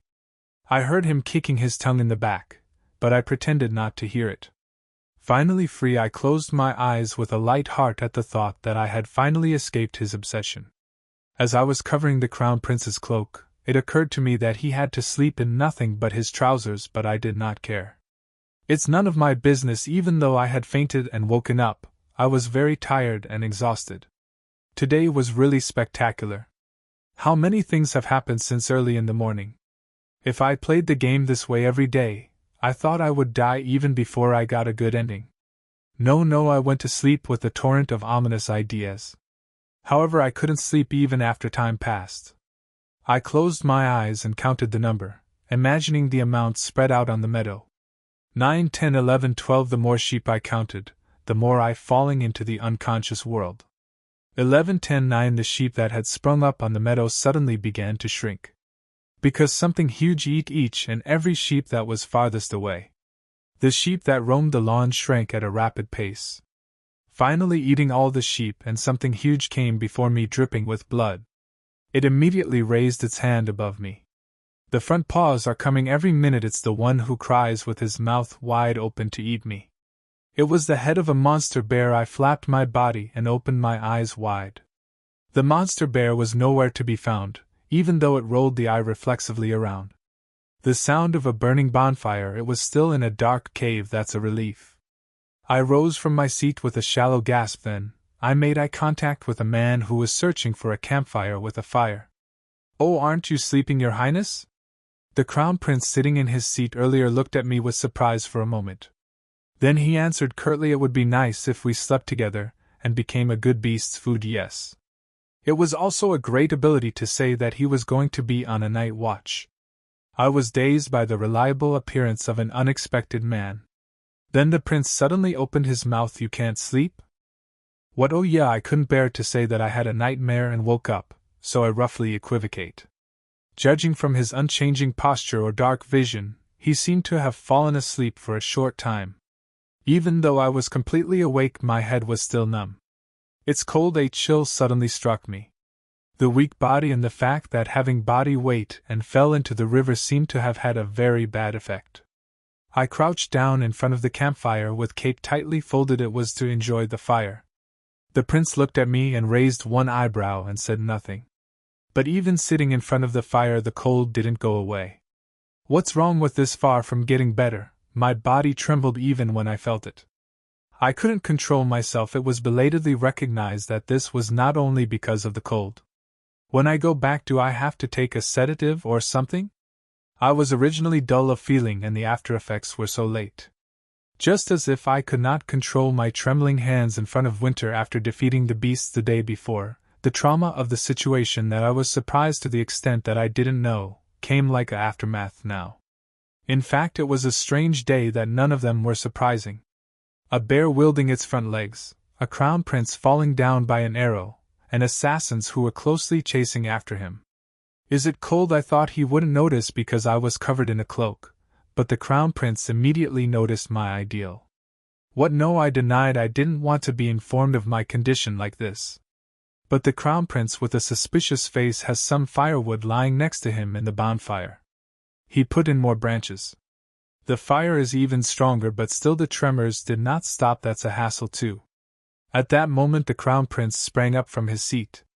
The strong upper body, which had been hard to see due to the shadow of the fire, was revealed. What are you doing? I shrieked small and covered my eyes with both hands. Of course I had wide open his index finger to see what he was doing. The crown prince strode round the bonfire toward me.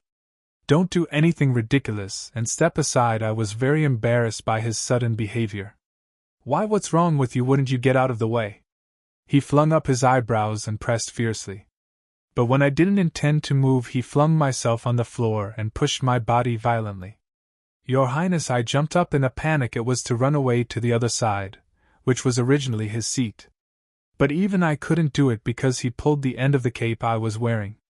With the terminal I fell helplessly. My eyes were shut at the thought of falling on the hard floor. But where I fell, not on the cold cave floor, it was in the arms of the crown prince. I could feel the hot heat coming out of other people's bodies. The body was tight with only one layer of cape in between. What the hell is going on here? I hardened like a tree with my mouth wide open. What are you doing? Please let go. I came to my senses a step later and struggled to get out of his arms. But his forearm, which was strangling my back, did not budge. How rude! How dare you! To the crown prince of the empire, he talked without changing a single face. Don't struggle and stay still. I'm not doing this because I like princesses. Then let go. What kind of molestation? I don't know what hard thoughts you had in your head, but get it off. My voice said him as a molester hardened the face as if the prince was displeased. When you are isolated from the battlefield, it is most important to maintain the temperature of your friends among the battlefields. We often feel the cold, but we usually run a few hours apart. I paused at the remark. The reason why he suddenly came and hugged me was quite reasonable. Looking at the face again, the way he looked at me as if he was really unwilling to do it seemed so uncomfortable. He almost killed me not long ago, so no matter how much it's a game, it can't be the happening like that. If it were a normal mode FL, I wouldn't know. There was not the slightest chance that such a strange air would bloom between me and the crown prince. No, but I'm the one who suddenly got humiliated. But why does he make a face that he hates more? He looked strangely offended, saying I understand his behavior, but reluctantly. I grumbled in a sulky voice, this isn't a battlefield. Then you can hold out and die of hypothermia. An hour later I shut my mouth hard at the curse. Otherwise, he seemed to say something that would be worth cutting off the 29% he had barely put up. The silence fell again in the cave where the crown prince and I had once passed. It was when he was staring at the wall advisor over the campfire, awkwardly holding myself in his arms. Why do you keep shaking like a dog? He asked. I don't understand, narrowing the gap between my eyes. At the same time, the arms around the waist were also hard pressed. The vibration seemed to have been transmitted with a touching body to the shame of the body to avoid showing as much as possible. What a shiver! I distorted my face by his poor choice of language. But I didn't have the energy to get angry, so I replied helplessly, not just because it's cold. Then? The prince inquired quickly. I tried to gloss over it, but it didn't work for a man of extraordinary tenacity. I held and rubbed the cold hands trembling intermittently under the crown prince's large cape, and tried to pretend nothing was wrong. When I closed my eyes, I keep thinking about what happened earlier. What happened earlier? The Crown Prince frowned and said to see if he thought of something soon. When you fall off the cliff? I thought you were fainting as soon we fell. Look like that's not. Or you mean when you almost got hit by a bear while coming forward without fear? Yes, now I'm tired of reacting to everything. I trembled like a dog because I come forward without fear and almost got hit by the bear. I muttered in a voice that was beyond measure for a person who was shaking with fear. With a deep sigh and an exaggerated admission, there was no further noise from the Crown Prince. I thought you'd say, "Crazy dog ever does that?" I thought you'd be sarcastic, unexpected. In the cozy cave where the bonfire rose, peace and sleep came. Certainly, as I talked to the Crown Prince and gradually came to my senses, the cold and trembling that had been severe to the end of my head gradually subsided.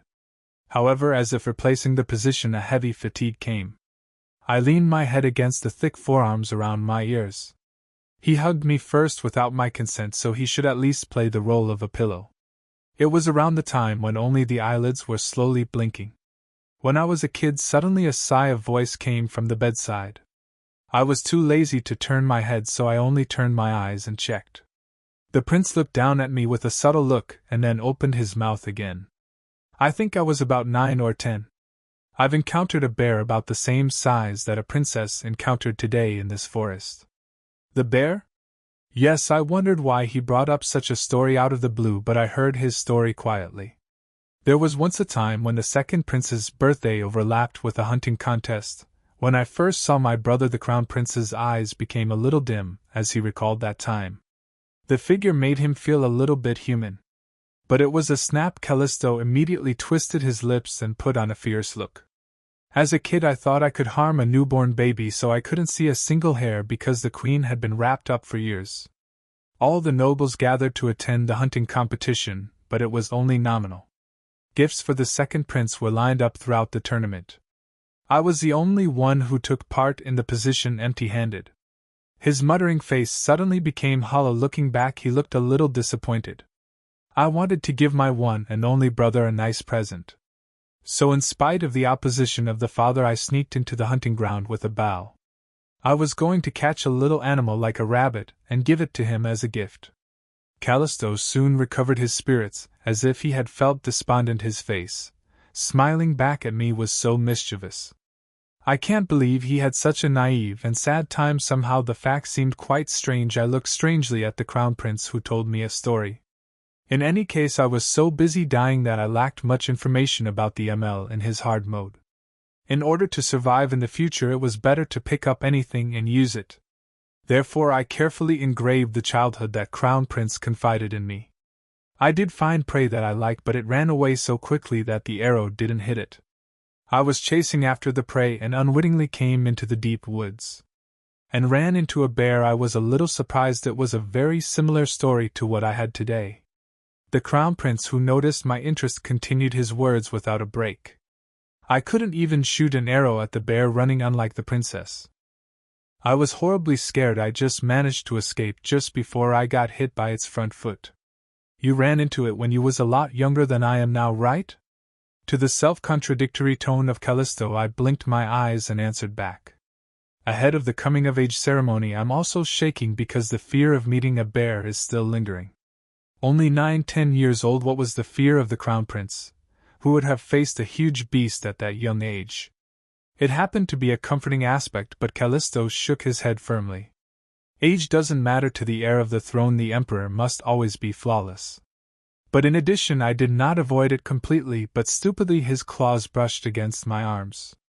If it were a little later, it wouldn't have stopped at tearing, but this arm would have been blown away. I was lucky. I was fed up with the cruel description of my left arm. The Crown Prince drew the corners of his mouth as if it was funny to see me like that. I'm running away, frantically avoiding the monster that's chased, and suddenly an arrow came from the other side. Are the guards there? I thought so at first. The Crown Prince suddenly narrowed the middle of his forehead. On the way, I ran to a dying lion, and the assassins in black suit shot me with a bow. Assassin? They sent to kill a 10-year-old child. I opened my mouth to his calm explanation. If you were the Crown Prince, you wouldn't know? Is it really normal to release dozens of assassins on the hunting ground to kill a child? 20 assassins encountered today came to mind. It's something you're going through, often somehow suddenly facing the assassin in the middle of the hunting ground. The Crown Prince was surprisingly calm and cool. The tyrant's childhood, which had not been detailed in the game, was worse than expected. Who sent it? Well, in the end, the investigation ended in smoke, and it wasn't clear who was responsible for the assassination, but he stroked his chin with one hand and suddenly his red eyes flashed. It must have been sent by the Empress or a foreign country without having to disclose it. The second prince was a poor kid who couldn't even write properly at that time. I could not feel a handful of affection in the voice of calling the one and only brother. I was suddenly worried. But the story right now, can you tell this to me? What wrong with that? It's not like you're going to come the second prince and joining him. Even so, I don't know what useful from the story. I was angry, but he was right. But why are my fists clenching up? Since he was a child, he had his personality destroyed once again. I was deeply convinced by the formation of his character, and sent a look of hastening the story. So anyway, I'm running away from the bear towards the assassins who came to kill me, and suddenly I was hit in the chest by the bow they shot and fell to the slope. Chest? Yes, fortunately I didn't die because of my mother's belongings I had on my neck. I looked reflexively down and looked around Callisto's neck. But not to mention the belonging, they were only hard bare chests without a piece of cloth. I didn't use it now, I couldn't use it after that, so I kept it separately. The Crown Prince laughed and mocked. Are you done with seeing appearances? His face glowed belatedly. I turned my head hurriedly, coughing in vain. So, what happened next? What about the bear that chasing? When I tried to turn the topic around, the Crown Prince was picky, sneaky, and gentle. It's funny, but surprisingly, thanks to the fall down the slope, the bear I was chasing passed over me and ran to the assassins. He wrenched the corners of his mouth up again as if he thought of that time. It was a bloody fight. The bear was very intelligent. He fought well against 10 men with weapons. Somewhere the bear's howling sounded a giant monster bear that's going crazy. The image of a young prince watching the assassins being swept away by the bear's wielding feet was depicted. So who won? The Crown Prince answered immediately with a blank face. Both have been wiped out. Both the assassins were outnumbered, but they didn't have close-range weapons to minimize the trace. On the contrary, the bear swept them away and won, but the poison on the arrows spread and eventually died. After all, it was only the young prince who survived the scene of the great slaughter. I survived, and what do you think I did next? This time the Crown Prince suddenly asked me a question. My lips were chapped, and I couldn't answer anything. What did you do? If it were me, I would have fled desperately by the time the bears and assassins clashed, and had already escaped the forest. I cut off the dead bear's neck. However, the young prince, who heard through the mouth of the person concerned, committed an unexpected act, and proudly won the hunt. After the ceremony, the head of the bear that I brought with me was thrown into a pile of second prince's birthday presents. It was quite a spectacle to see the blood that hasn't cooled down yet. When I heard the end of the story, I was dumbfounded. What kind of accident could cut the dead bear's neck off on the spot? The well-went story suddenly met a strong storm and seemed to have turned away. The Crown Prince laughed at me, perhaps because I was silent and thought I was shocked. But isn't the princess so brave? Unlike me, an opportunist, you were dealing with a bear there yourself. Before I knew it, he had returned to his usual form. Looking at the prince's face full of gruesome smiles, perhaps he wasn't mocking me, but mocking himself. In those days, your crossbow skills are more than I thought. Even some of the most skilled hunters would not behave as calmly as you would if they suddenly encountered a bear. If he ran away with his back, he would soon have caught up with the bear and torn his limbs. So put aside your useless thoughts and be proud of your intuition and your ability to cope. It was an unexpected consolation. I stared at Callisto with my eyes wide open. Is it because of a similar situation? Despite his blunt and heartless words, I calmed down. At the same time, it was ironic that the person who said such a thing was the Crown Prince, not anyone else. Thanks for the compliment. After quite a long time, I managed to open my mouth and answer awkwardly. You were very courageous at a young age too, and I returned the compliment in my own way. There was nothing else to say about the story told by the Crown Prince. I felt sorry for his childhood, but it was only for a moment. The thought of the dead bear's head was reversed when he said he had won the game. This guy's already fed up since then. At that moment, the prince's face was frowned upon as to what he didn't like, even though I complimented him.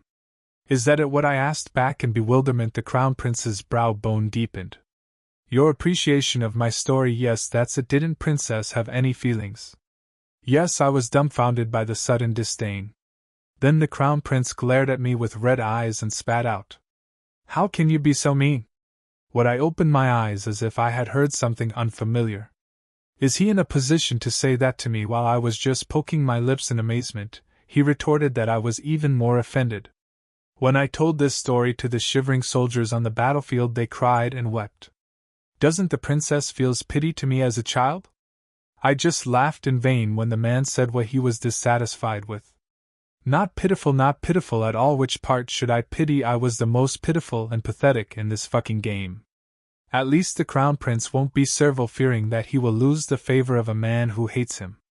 Toward the red pupil staring at me as if waiting for an answer, I said it all moderately round. You're well alive now anyway. A sad story is originally completed by death.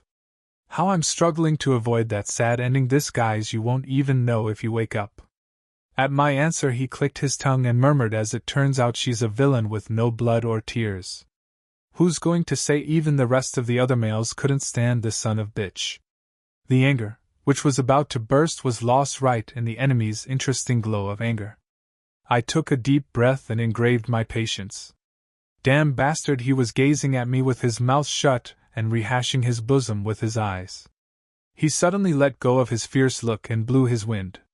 When I'm with a princess, I really can't get bored. And favorability 34%. His good feeling rose with a faint smile on his face. I slowly opened my eyes wide. 5%. It was a pretty big jump. I stared blankly over his golden head. The basic favor given in normal mode also exceeded 30%. Now the prince's favorability has reached a level that can be said to be quite distant from death. But it didn't feel real. Maybe it's because I'm relieved. Seeing the face of a man smiling at me just made me feel weird. The tremor has stopped. At that time the chain that was squeezing the back of his back was loosened. Unlike when he hugged me first, Callisto let me go with a very careful touch. Now really go to bed. He rose from his seat and returned to the other side of the campfire without hesitation. The warmth surrounding me quickly faded away. As he said, it was after the tremors that had taken over the body had really subsided. Father, have you come back? The Duke of Eckhart, who was nervously tapping the table, was delighted to see his eldest son, who had just entered the cabana, but Derek shook his head and frowned. Still not? Leonard took the hounds back into the woods. We'll hear from him soon. The last man see her? I found an article who answered the question of the way to the small animal hunting ground. So did she go that way? Derek nodded quietly this time. Boom! The Duke struck the table with his fist as if he were frustrated. It's all over now, but a girl who hasn't reached her age is going to be alone in the forest. She said she'd look around the hunting ground, but I didn't really think so. Penelope was originally fickle. Even so, the small animal hunting area was not too far from the open space where the hunting competition was organized. No matter what happens, the guards who were stationed there can find it soon enough. The problem was into the deep woods. The predators had been released. The Duke asked, pressing down on the sore temples. The Crown Prince's sighed. At that moment Derek's forehead wriggled faintly. The Duke never saw his son's mouth firming his head hard. The Imperial Palace has just dispatched a search party. At a time like this, not the only princess disappeared. Even though it was long after the wake-up call to announce that it was time to gather, the Crown Prince also did not return. I've asked them to let me know if they find her, so all we have to do is wait. No way that son of a bitch cut Penelope off again and dragged her somewhere. Father Derek stopped the Duke. There's a lot here, nor did he not think so. However, this was not the only area of Eckhart but the center of the hunting festival, where all kinds of aristocrats gathered. It was unclear who had planted their ears. Leonard, who was on the first search, saw something strange. Derek recited in a lower voice. There was a dead body of a brown bear that had been decapitated in a gold-marked area where the beast was released. The body of the bear? On serious matters, the Duke killed his voice. Yes, but strangely enough, he said. The severed head was lying far away from his body. Well, and his body was covered with tanned hair in a round bead shape. What a round bead shape! No doubt it was a bolt from the crossbow given to Penelope. The Duke, who noticed what Derek was saying, opened his mouth wide. Maybe the bear attacked a human being. I assure you there was no sign of that. Derek flatly denied it. The Duke was relieved of his anxiety. It was fortunate. So, how did you deal with the bear's body?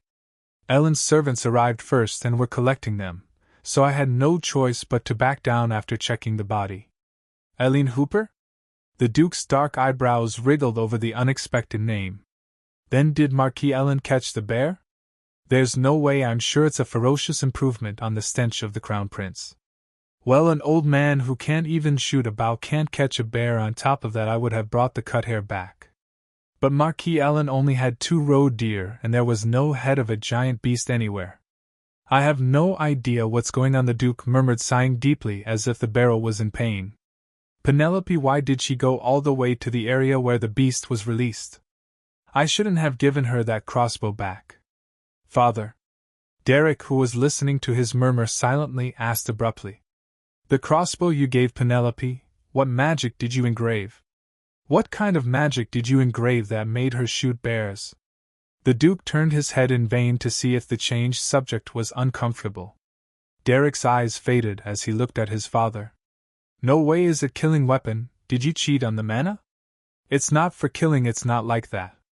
The Duke swung his head and added bluntly. It's only a moment's fainting when you get hit. It's suitable for hunting, so it'd pass the security check. Is that really all? Derek was a sharp guy. The Duke fell to the sight of his first son, who did not easily fall for it. There, I've put on an extra magic trick to lose the memory before being hit. Derek's expressionless face was distorted for a while. There was silence in the tent. Derek only spoke a long time later. Why did you give her that? The Duke answered calmly, glancing sideways at his son. If anyone wants to shoot someone, I'll told her take him, and give him a sneak shot. You know her personality. Why did you give her such a dangerous thing in her hand? As if to stifle anger, Derek's voice sank even further. And then, like last year, she will go around wildly and try to shoot people. If a person who is hit by a crossbow and loses memory comes out thrilled, what are you going to do? Don't get ahead, said the Duke, kicking his tongue as an excuse. I'm just preparing for the end of the bargain. I've been through enough. I know she'll be careful. Even Countess Kellen is not enough. This time, do you intend to hand over all the remaining mines to the nobles? Derek Eckhart. The Duke decisively cut off Derek. It was a great loss for Eckhart to hand over a whole diamond mine to Count Kellen, who was struggling with Penelope's violence to the end. But a princess who was officially registered as the family member. How can we be so ignorant, and just let a child be imprisoned for what she did? Stop. If I should give it, then I'll give it. Aren't you dying because of the miscellaneous things that have happened in the house these days? Father. Derek raised his voice out of proportion, the jaw with the teeth clenched up. For that reason, a crossbow engraved with magic. After Mrs. Donna, you seem to have a big heartache because of her work at the ballroom. The Duke abruptly cut off Derek's retort. I hear that the slaves strangled the knight because he spoke ill of Penelope in public. Did you know that? That's Derek's mouth shut. He heard it late and knew. That's why he went to the military base after being told by his butler that she had gone to practice crossbow. To tell her the news that he had dismissed the profane man who dared to insult the princess. But when I saw him shooting the crossbow half touched by a slave cub, his eyes were turned upside down. After all, he couldn't deliver anything he wanted to tell her. She'd rather be self-assured after being cursed and come back. So would I scold a kid who didn't want to attend a hunting competition? What would I do? So I comforted her by giving her a crossbow. 'Cause I can't let her just stay at home forever? Derek was silent for a moment at the words of the Duke that followed. I fired Mark and his gang right away. A long time later, he opened his mouth in a cool voice. It would have been easy if she told Father or me, I mean the butler. But it's her who makes us run into the worst situation every time. Derek, the words that had not been said were lost at the call of the Duke. Don't hate her too much. It's all my fault in a way that Penelope has become such a nuisance. I brought her here to satisfy my greed and didn't take care of her properly. She seemed to be growing up now, so take care of yourself. Isn't she the only younger sister?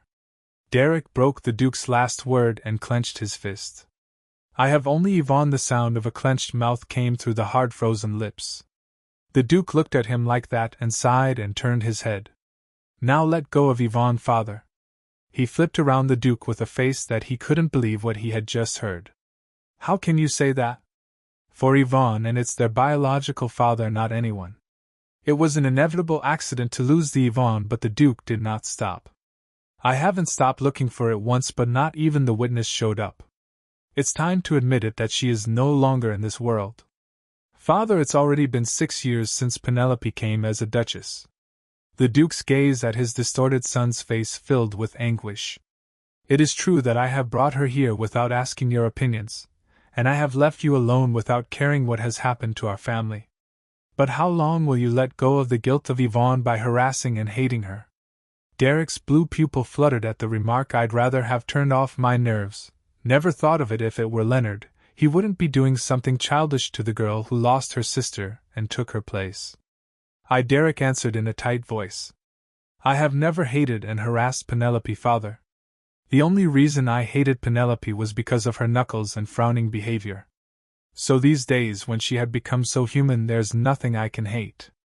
That's why I didn't show much of that. It was the moment. No, little Duke, a dry voice flashed past his ear. Did Emily ask you to do this, little Duke? Whatever punishment you give me, I'll take it, little Duke. The kid, who had been calling himself brother all the time, began to call himself the little Duke. Although they remained in front of others, they distinguished themselves thoroughly when they were alone. I was so annoyed that every time she called me brother I was disgusted. I will live like a rat so you don't have to worrying about it all the time. Now she was busy drawing a line, stiffening her face coldly when she saw him. Derek was shocked by the realization, but rather she hate me. It was a moment when he opened his mouth to speak with a slightly puzzled look. Bang, father! The door of the cabana opened roughly. In between Leonard rushed and Leonard. There's a witness who saw Penelope. The Duke and Derek were dazzled by Leonard's words, which he poured out like a rapid fire. What? Who is that? The Baron Tullet. The Baron Tullet. He's the fiancé of Lady Kellen.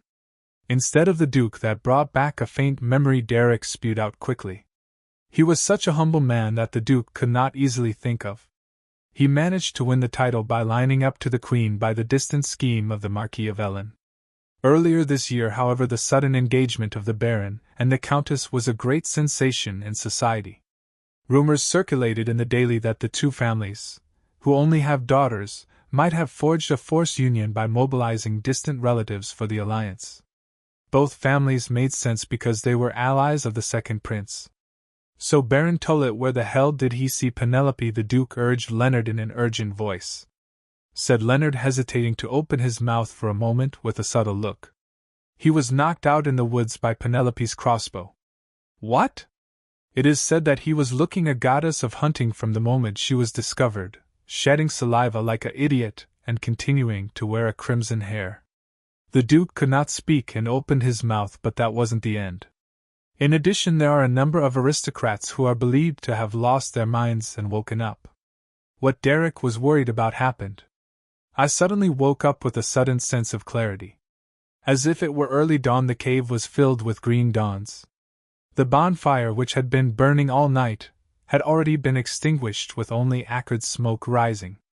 Beyond that, Callisto was seen sleeping, leaning against the wall. I need to get dressed up while he's sleeping. Under the cape was still naked, so the feeble wind blowing into the cave felt cooler. I got up from my seat, trying not to make a sound. Fortunately, the clothes hung near the bonfire were dried up. It was when I pick up the clothes before the Crown Prince wake up. A cool wind blew with a dreary vibration like a nebula. My bangs shook gently in the wind as I buttoned my jacket. I hesitated with the sense of incompatibility I felt before I woke up. The wind not from the outside but from the inside of the cave. I stared at the other side of the dark cave with my breath. At that moment the wind blew me back. It wasn't an illusion. A really cool wind is blowing from inside the cave. Is there a hole in the other side of the cave? If you can feel the wind blowing from the other side up to here, it means that the cave is short and straight. But all that unfolded before me was the black darkness. The cave in which even a faint light could be seen did not look short at all in length. Then a wind accompanied by the nebula blew again from the other side of the cave. I turned and quickly approached the Crown Prince. "Your Highness, wake up." Deep asleep, he didn't wake up right away. I was reluctant to catch him because he was bare, but I had no choice but to grab him by the shoulder and shake him. "Your Highness Callisto." However, he did not open his eyes. Suddenly it occurred to me that his skin on the palm of his hand was appallingly cold. "Is it because you gave me a cape and slept naked all night?" In addition, the prince of last night was wearing wet pants, perhaps for his own consideration. "Your Highness, Your Highness?"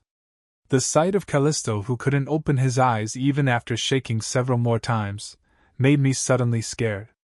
Suddenly it occurred to me that he was hit by a citation and a sword yesterday. "Is he dead?" I rushed my head to his chest. Fortunately, his heart was beating regularly as if he weren't dead. With my hair pulled off, I still slapped the Crown Prince lightly to wake him up. "I can't help it, cause he won't wake up." "Your Highness, open your eyes." The touch, which was close to a slight tap, grew stronger and stronger and stronger. I didn't do this because I was selfish, I really couldn't help it. Because the Crown Prince did not open his eyes after a slight tap. "Your Highness, Your Highness." At last the sound of a proper slap on the cheek rang out in the cave. The Crown Prince frowned, his eyelids flinched, and soon his red pupil was revealed between them. "Your Highness, are you all right? Are you sick?" I asked with a worried look, hastily hiding my hand that had been raised to grind one more time. "Princess, yes, Your Highness." "Didn't you just hit me on the cheek?" "What, that's impossible. How dare I do that?" I shook my head with my eyes wide open. My gaze was nailed in one cheek of the game. "That's odd. I felt like I was hit on the cheek. You must have had a dream. Get up quickly." I jumped up before he noticed, and brought him his clothes and his lightweight armor. It was a bit of conscience. "This is not the time to talk about dreams in peace, Your Highness. The wind is blowing from inside the cave." "Wind? Yes, I'm sure it's not even a short burrow." At that moment another cool breeze blew from inside the cave as if to support my words. The prince, wearing the clothes he had received from me, hesitated and looked over the cave. This is his face stiffened. "Why, what's wrong?" "I can feel the magic." He made eye contact with me with a serious look on his face. "It looks like there's someone in the cave." I blinked at an unexpected remark. "Who's there?" It was more surprising that the Crown Prince noticed it than that there might be someone on the other side of the cave. "He's like a ghost, unlike Callisto, whose eyes glare." I didn't really worry much. Because if a dangerous episode was in progress, the fucking system window would have told me first. However, it didn't matter if it was an unexpected situation that really went out of the story. The Crown Prince, who will not die anyway, will cut them all with a sword. I need to check it out. Dressed up to his cape, the Crown Prince rose from his seat with the sword next to him. It was the moment he staggered with a sudden short groan. "Your Highness." This time I was so startled that I grabbed the Crown Prince's arm and helped him. Looking back, he didn't look very well. "Your Highness, are you really ill? Please sit down again." "No, it's okay. I'm just a little dizzy." "Isn't there something wrong with where you got hurt yesterday? You look so pale." The prince suddenly burst into laughter at my worried voice. "Why, you slapped me on the cheek and you look like you're about to dance when I died. Did you know? If it were near the palace, you would have been taken to an underground prison as an imperial assassin." "An imperial assassin?" I jumped and denied. "It's an inevitable choice to wake you up, Your High." At that time another cool breeze with vibrations came from inside the cave. As if to prevent my embarrassing excuse, I paused. The Crown Prince, looking beyond the cave with sharp eyes, began to move quickly as the wind stopped. As he approached the seat of a dead bonfire, he stroked the flint a few times and made a good fire. And the longest, thickest piece of whatever brought for firewood was moved to light. Soon a torch was born. What are you doing? You stay here, I'll be right back." "Your Highness." I grabbed a torch and hurriedly grabbed the Crown Prince's cape, trying to move a step into the dark cave. "Does it have to be checked now?" The Crown Prince's eyebrows wriggled. "What does that mean?" "It might be dangerous. We'd better get out of the forest first, and then bring the guards to check it out." It was the moment a clear square window appeared over the dark, covered with slacks behind the Crown Prince. "Hidden quest, explore suspicious cave, compensation something unknown, accept, decline." I looked at it blankly. If a dangerous episode was just going on, the fucking system window would have told me first. The idea of it has simply become a seed. It was creepy. What if it disappears before that? The Crown Prince replied, looking back to see if I was strange because I suddenly stopped talking. In the Imperial Palace no one can use magic except a wizard woven with an oath.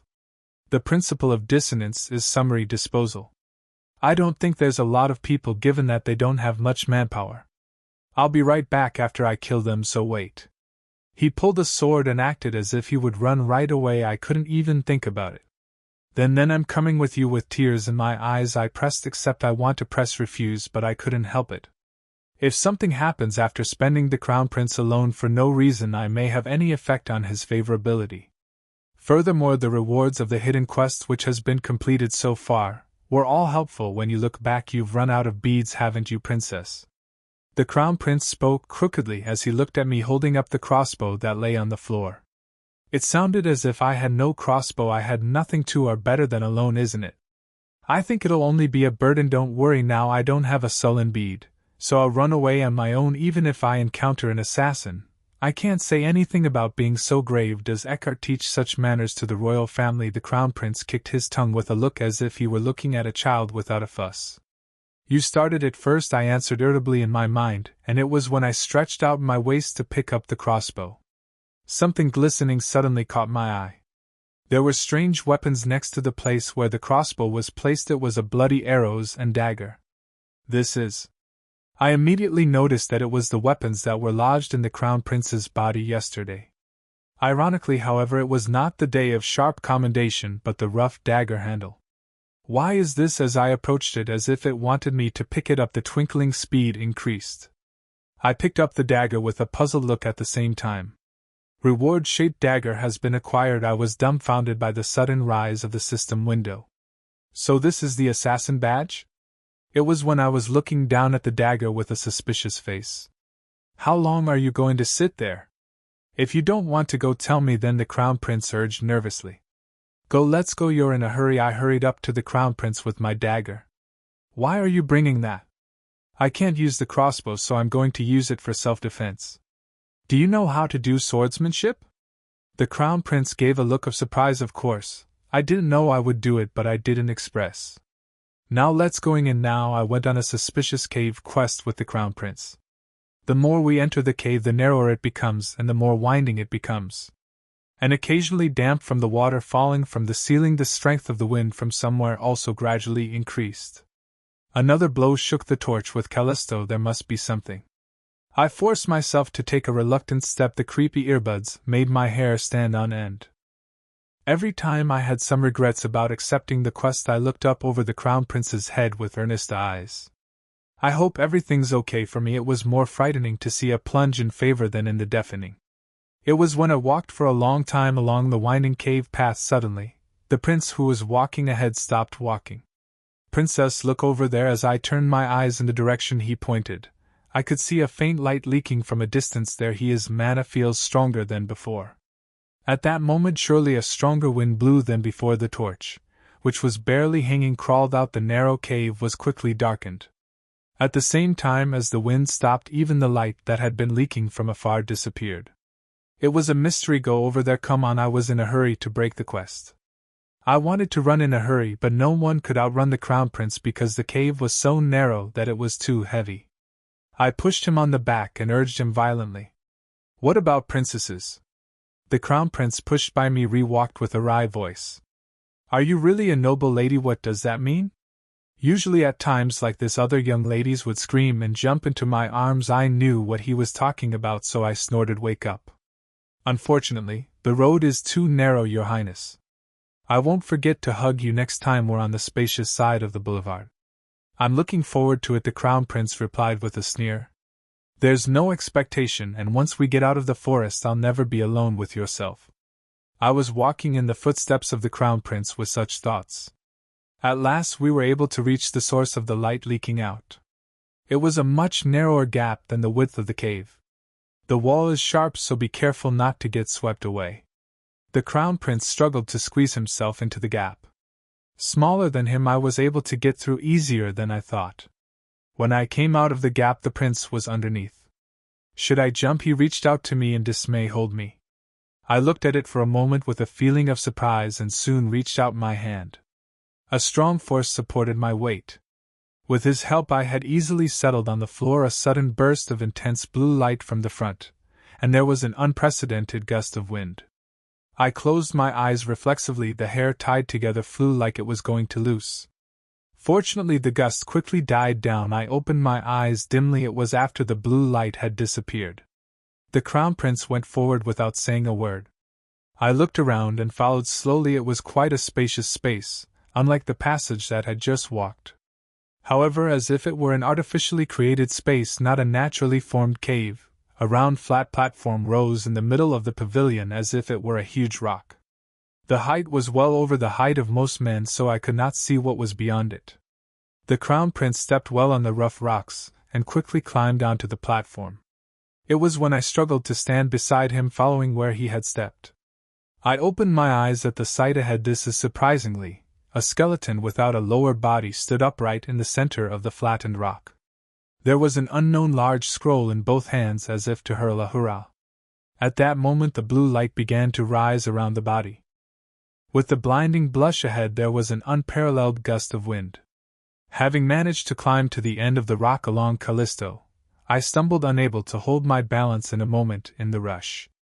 It was then a sense of dizziness hit the whole body. Careful, a strong force gripped the wrist. The Crown Prince stood firm and held me steady, as if there was no blow in the wind. It was when I held my flying head with one hand and opened my eyes with difficulty. This is a large circle formed around the body. A complex pattern began to be painted like someone who was invisible in it, and soon a blue light exploded over it.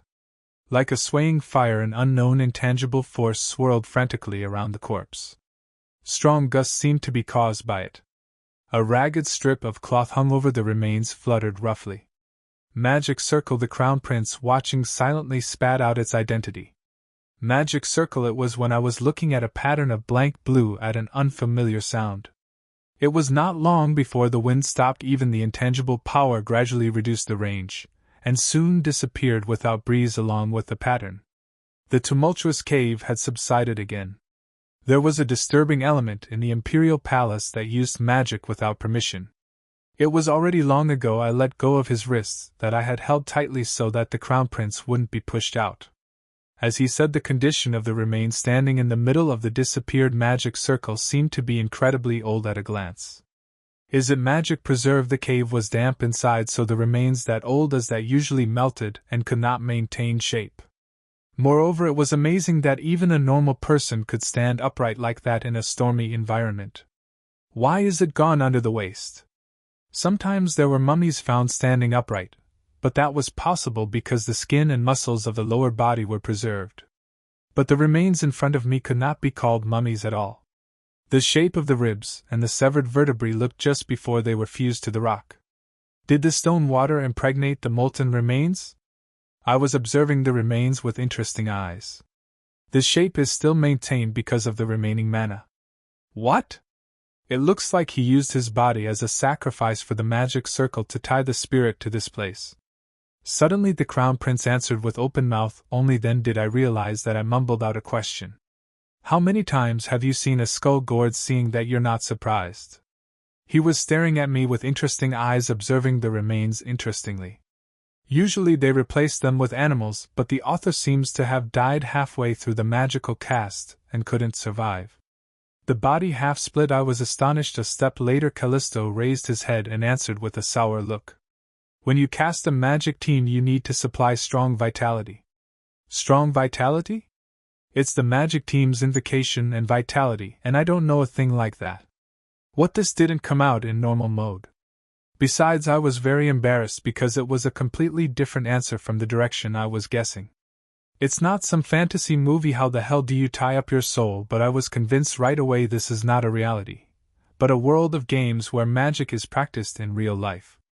Why would he want to tie his soul to this place? I guess he was trying to keep this magic crew on the line after he died. What magic he tried to cast, it's very damn strong. Callisto added with a frown to the palace. I'm glad this bastard died in the middle. I nodded in agreement with the remark. It was quite appalling to try to secretly practice magic deep in the woods inside the imperial palace. The Crown Prince slowly walked along where the circular border of the magic circle carved to check the condition of the remains. The spirit that he was trying to tie up is gone, and it seems that only the mana in the body remains, and it's stuck in the magic circle. It's still enough to trigger a magic cruise, so he must have been the one who did it in his life. Approximately, I understood it as a sound that the remains could be preserved as much as they were because there was still some mana left. With only one mana without all the chemicals we can preserve the remains. What an amazing and convenient world it was then. Another blue light began to be clearly drawn on the rock with a faint vibration. The magic circle seemed to be reactivating. Stay back for a while, princess, it's dangerous.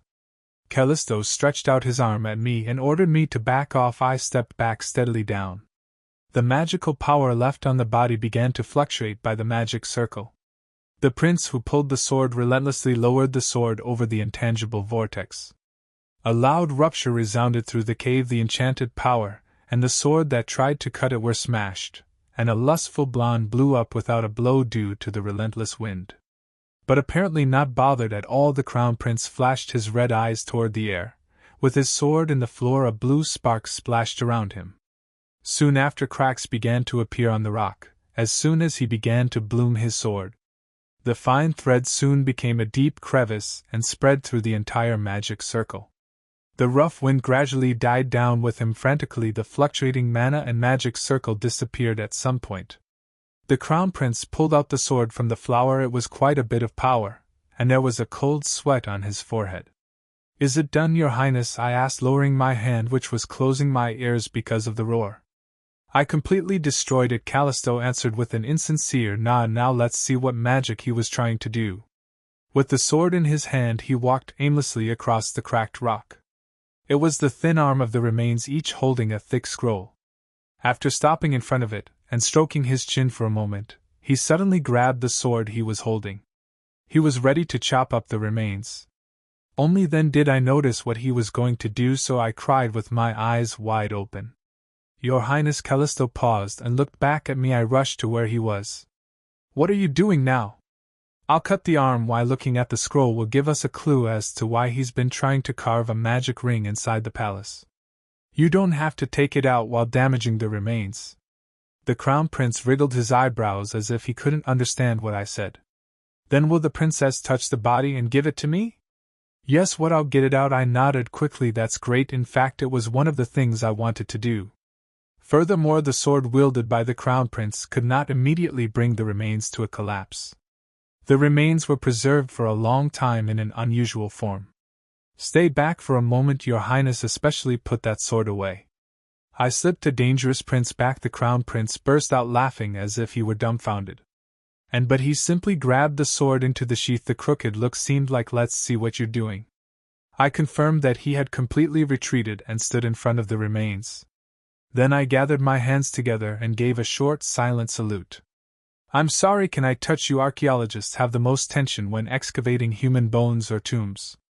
It's unbelievable, but there are more supernatural phenomena than you think. Therefore, there have often been cases where a ritual was held or prayed before the excavation work began. What are you doing? It was just after the silent tribute to the remains. The prince, who had stepped back, was standing close by and looking down at me as if I had a toothache. I'm setting some salute because I'm touching the bones. Why would you do that? To pray for the repose of the deceased and to pray that the removal of his belongings will not cause any harm. You're doing all sorts of useless things. The Crown Prince glared at me with a strange glance and narrowed the space between his eyes. I didn't know the princess would be so superstitious. I immediately ignored his sarcasm. A conditioned investigation was needed before the excavation. I leaned down and looked closely at the scroll and the knuckles holding it. The paper and bone of the scroll had rotted away, perhaps because they died holding onto it. There was a thick layer of dirt and sand around it. Is there a brush or something? There could not have been such a thing in this desolate cave. As I was looking around and looking for tools, I had a flash of ideas in my head. I put down the crossbow I was holding on the floor and took the dagger I had brought out of my arms one by one. Then I grabbed a handful of hair, and then I scalded it, cut it off. It was then, Princess, the dagger's hand held and turned rough. What the hell are you doing? I opened my eyes wide and looked up at the crown prince, whose face was fiercely hardened. Cut my hair? Why are you cutting a clean head with a dangerously dagger? I'm going to make a brush. Brew? I was dumbfounded at the sight of the crown prince, who rushed at every move.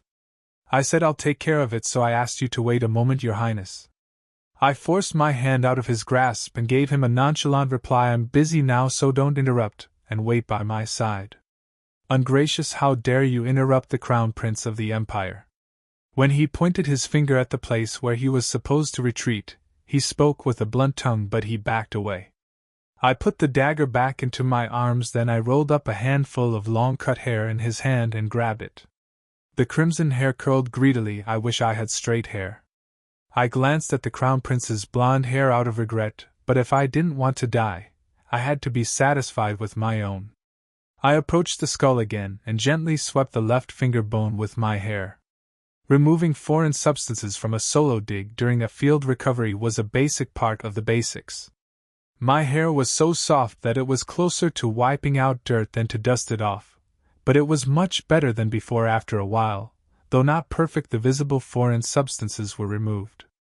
But I couldn't take the scroll out right away because of the body rotting and the damp cave humidity.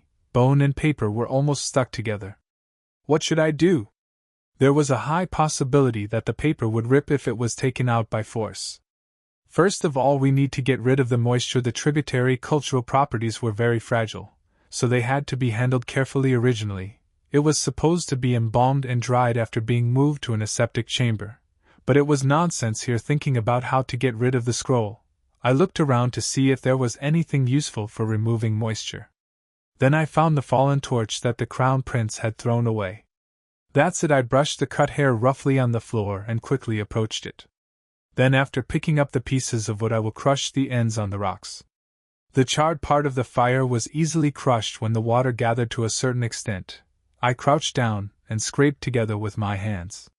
Then I went back to where the remains were and gently rubbed the charcoal on the surface of the scroll. What else are you doing now? The crown prince, who was watching me busily alone, came up again and asked. Of course. We're removing moisture so that we can easily remove the part that sticks to the bone. The crown prince, with a vague face, stared at my actions for a long time before opening his mouth. I don't know why we have to go through such a cumbersome process. Why don't we just cut the bones? This is the only way to make sure that no bones, no paper don't get damaged as much as possible. I wish I had a tweezers or a forceps or something. I murmured to myself like I was talking to myself, listening to the grotesque sound of the crown prince. When I squatted and applied the charcoal powder with my bare hands to fit my deftness, I missed those common latex gloves. Have you learned archaeology? Suddenly Callisto asked. My hands stopped moving. I soon moved my hands again casually. I've only read a few books at home. The princess is so peculiar. I think you're just picking things that no noblemen do. Thank you for the compliment. After gritting my teeth, I finally finished applying charcoal to both hands of the remains. Now all we have to do is wait a moment for charcoal to soak up the water. The soot-covered hands were a mess. It was when he was looking down at my messy hands with a puzzled look on my face. Suddenly something was pushed and wiped it. The crown prince took out his handkerchief and was sticking it out to me. I looked down at it with a look of surprise and accepted it with a thank you. You carry all this stuff with you? It was a question that I asked without much thought, but the crown prince snorted as if he was stabbed. What the hell does the princess think of me? That, of course, crazy idiot. A clear word came into my head. I think I should say the brave prince, but I managed to keep my reason and recite it like an excuse. You don't usually carry hand towels in dynamic activities like hunting. My brothers also forget about it often. It was groundless whether the two men often blinked their real handkerchiefs. The crown prince gave a suspicious look to my excuse and then spat it out. They probably didn't get it as a gift. Yes, that's what I got from a certain young lady before. I looked down at my hands, which he added with a big smile. The new handkerchief had already become black and dirty. It was when he belatedly discovered daffodils embroidered at the end. Oh no, the princess has put the handkerchief out of use now. I unintentionally ignored the sincerity of the lady. Isn't that right? The crown prince held his breast in an exaggerated manner. It was obvious that it was to pick on me. I returned the handkerchief. I was cleaning my hands straight back. Wash it and use it again. You didn't say you'll give me a new handkerchief as a present. The Crown Prince frowned. After all, it sounded like you had lent Mr. a handkerchief to hear that from me. I answered coolly without listening to him, thank you for lending. How can this girl so mean? The prince, holding a handkerchief with a disapproving face, spoke rudely again. You're the worst, you son of a bitch. It was only for a while to get angry because it was time to scroll down. I took off my jacket one by one. It was because holding old paper with warm bare hands could damage it. It was a little uncomfortable, but I couldn't help but carefully pulled it out by wrapping the scroll with thin parts of the jacket. Fortunately, my idea of using charcoal to soak up moisture was not wrong. It was rather stiff, but I was finally able to pull the scroll between the knuckles of the remains. You don't know how hard I was trying to hold my breath because I was afraid that the paper might break. When I put down my jacket with 2 scrolls on the floor, a sigh of relief popped out. Is it over? Yes, what are you so fond of? You just need to check it out. At the sight of me carefully stretching out my crumpled jacket, the Crown Prince approached with his tongue kicked. Listening to the words in one ear, I carefully examined the state of the scroll. The 2 scrolls were tied with a red and blue leather strap, respectively. The paper was in pretty good condition except for the rotting marks in the middle. No mold or worm marks were visible. Is this some sort of magic preserved like a dead body? As you will know when you open it, the inside of the rotten part may also be intact, as the paper is firmly attached in layers. Having succeeded in getting it out of harm's way, I knew of course I'd move this to a safe place. Collected artifacts are used as research materials after preservation treatment. What are you doing? Come on, open it. But the prince pulled the blue string in front of me. Hold on, as the knot was untied without stopping. The curled scrolls naturally spread out. So carelessly I vented my anger that I shouldn't treat artifacts so ignorant. It was the moment. The light flashed before my eyes. Hidden quest, suspicious cave search success, an ancient magic map was acquired as a reward. Will you take it? Yes, no, it was when I was staring blankly at the system window that suddenly appeared. This is a map of the North Forest. The Crown Prince, who was scouring the map, muttered in a firm voice. I turned my eyes from the system window to look in the scroll at the speak. Surprisingly, a moving map was drawn inside the paper. I opened my eyes wide at the subsequent words of the Crown Prince. The beginning of oppression? Yes, in those days when magic wasn't commercialized this much, some wizards tried to build a country called Valta and take over the world. The ancient people who won the victory after a fierce war erased Valta from the map, and rejected the wizard. I thought it was just one of the ancient myths. Now then, that's all true. The Crown Prince laughed in vain and shook 2 scrolls. It looks like he was trying to carve a portal from Valta to the Imperial Palace. Because of the distance, there are limits to scrolling. I looked back at the skeleton with a little dim eyes. The Crown Prince was right. If that ancient sorcerer had not died in the middle of his magic, the current Inca Empire may have been occupied by the Imperial Palace and become a tribute to the wizards. The faces of the animal masks he was hiding came to mind. The traces of history were truly wonderful and marvelous at any time. So I liked archaeology because it used to show plainly that the human situation could change by one place. If I knew the first language, I could use this scroll to get out of the woods right away. It was when I was lost in thought. In conclusion, this is just an old map piece. The Crown Prince added, kicking his tongue as he was sorry, but we can still look and find a way. We don't need this. He threw away the ancient Valta map he was holding on to his jacket. Until then, the system window was still floating. I looked alternately at the square window and the scrolls given as rewards. Is this really useful? But it's worth losing ground in this crazy game. Everything was better than nothing. I pressed yes in agony. At the same time, the letters in the system window changed. To old magic map scroll received. Magic scrolls are available 3 times each. If you want to use, point out where you want to move on the map and shout the spell yeta do dasi posse. What's wrong with this spell pronunciation? I was fed up with the odd starter, but I couldn't do much because I wanted to get out of this fucking forest. The scroll, I think we can use it, I said, pointing to the northern forest map he was holding. The princess? Yes, you know how to play ancient spell. The Crown Prince looked back at me as if he had heard something bizarre. I was a little offended by the obvious connotation of how can you do that? Why do you think so? No, don't you think princess doesn't have any mana? I've learned some ancient spell just in case for unexpected situation. Fortunately, mobile magic is universal. I made up a lie with a calm face. Something to know if it's actually universal, or not. All you have to do is go out. This is the spirit of nobility basic. However, I couldn't stand the look of a man who looked down on me. When I spoke with a sharp force on the basic, the prince's face became strange. Maybe the basic skills of the nobles have changed while I was at war. He urged with a wry voice, you should give it a try. Where should we go? It's better not to let the others know about these things as much as possible, so I'd prefer a place a little further from the entrance where there are people. He opened the map and carefully checked it before pointing it out. Let's go here. As soon as he touched it, the paper was drawn and enlarged. Soon after, a black and white line of forest scenery appeared. Suddenly a rabbit hopped over it. It was an amazing scene even when I saw it again. It's a small animal hunting zone where the Crown Prince pointed out was amazing. It was the beginning of all this. I rolled up the map scroll and quickly wore the jacket I had laid on the floor. I didn't forget the crossbow. I'll try it then, so keep your finger on it. Callisto's head was raised with a suspicious look. Just know you're out of this forest because of me. I slowly opened my mouth, bulging inward at the man I wanted to leave behind. It was when I reluctantly shouted the ridiculous spell. Would you like to use scroll through ancient magic maps once to move to your area?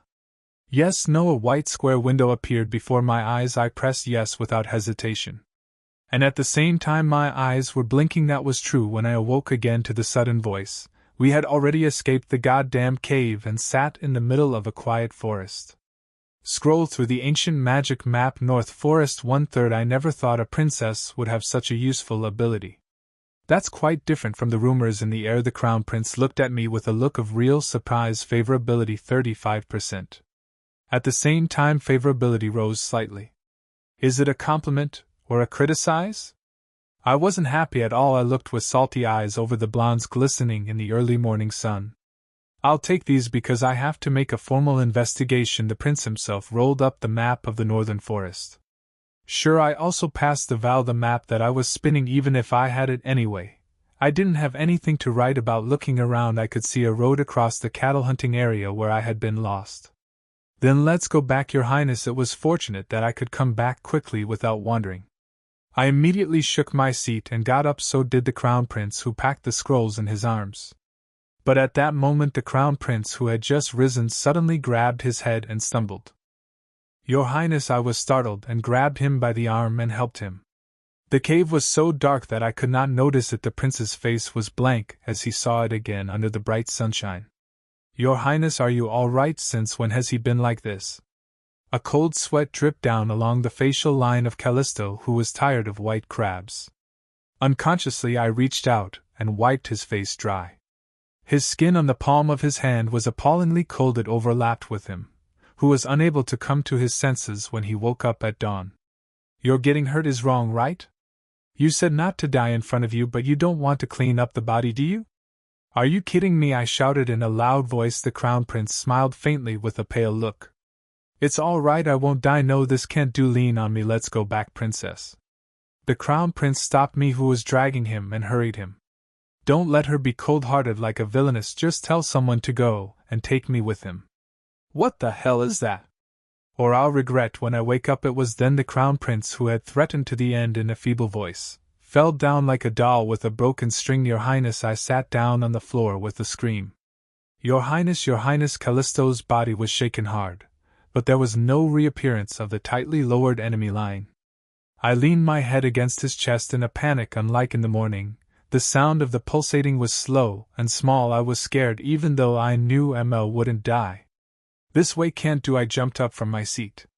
Your Highness, I'll be right back with the people, so please wait a moment, okay? Leaving the Crown Prince unanswered behind, I clenched my teeth and began to run down the road. Hurry up and bring someone in. Fortunately, the small animal hunting zone was located not far from the entrance of the forest. It was a divine move to scroll. Before long I reached the area I saw when we first entered the hunting ground. It was only a few moments before the guards reached the huge open space.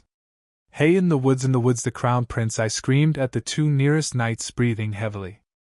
At that moment the two knights, who were surprised to see me appearing out of nowhere, suddenly grabbed my arms. The princess is back, the knights shouted loudly toward the tent that organized the hunting competition. Then the other knights came rushing round and surrounded me in a flash. What is it?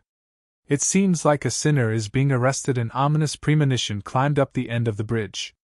Hey, look in the forest, the crown prince. I frowned and shouted once again to the guards, my arms clasped tightly together. It was then. Someone walked fast through the knights surrounding me. It was the captain of the guards who had a face-to-face meeting the day before yesterday. Princess Penelope Eckhart, you're under arrest for attempted murder of a nobleman. I opened my mouth wide. A sudden arrest and uneasy foreboding always hit the mark. Marquis, his aide rushed into the cabana of Marquis Ellen. Princess Eckhart has just returned from the woods alone. He was immediately arrested and sent to prison. Alone? What about the crown prince? What happened to the crown prince? The princess' testimony also found the fallen prince and was rushed to the palace. Status: he's still out of his mind, and some said. The aide bowed down and whispered to the ear of the Marquis Ellen. They says it's not clear if it's poison, but they found some minor injuries on the body. Really? I'm saying. The old man's face lit up. It's good to order some weapons to be poisoned in case of a fierce battle. It was a poison that searched and searched far and wide desert countries. The poison did not appear immediately but gradually spread a day or two later, so it was appropriate to escape from the list of suspects in the event of a failed assassination. Maybe we could have a portrait like this. The Marquis Ellen suddenly glistened sharply as he imagined a happy future. You must have done a good job, right?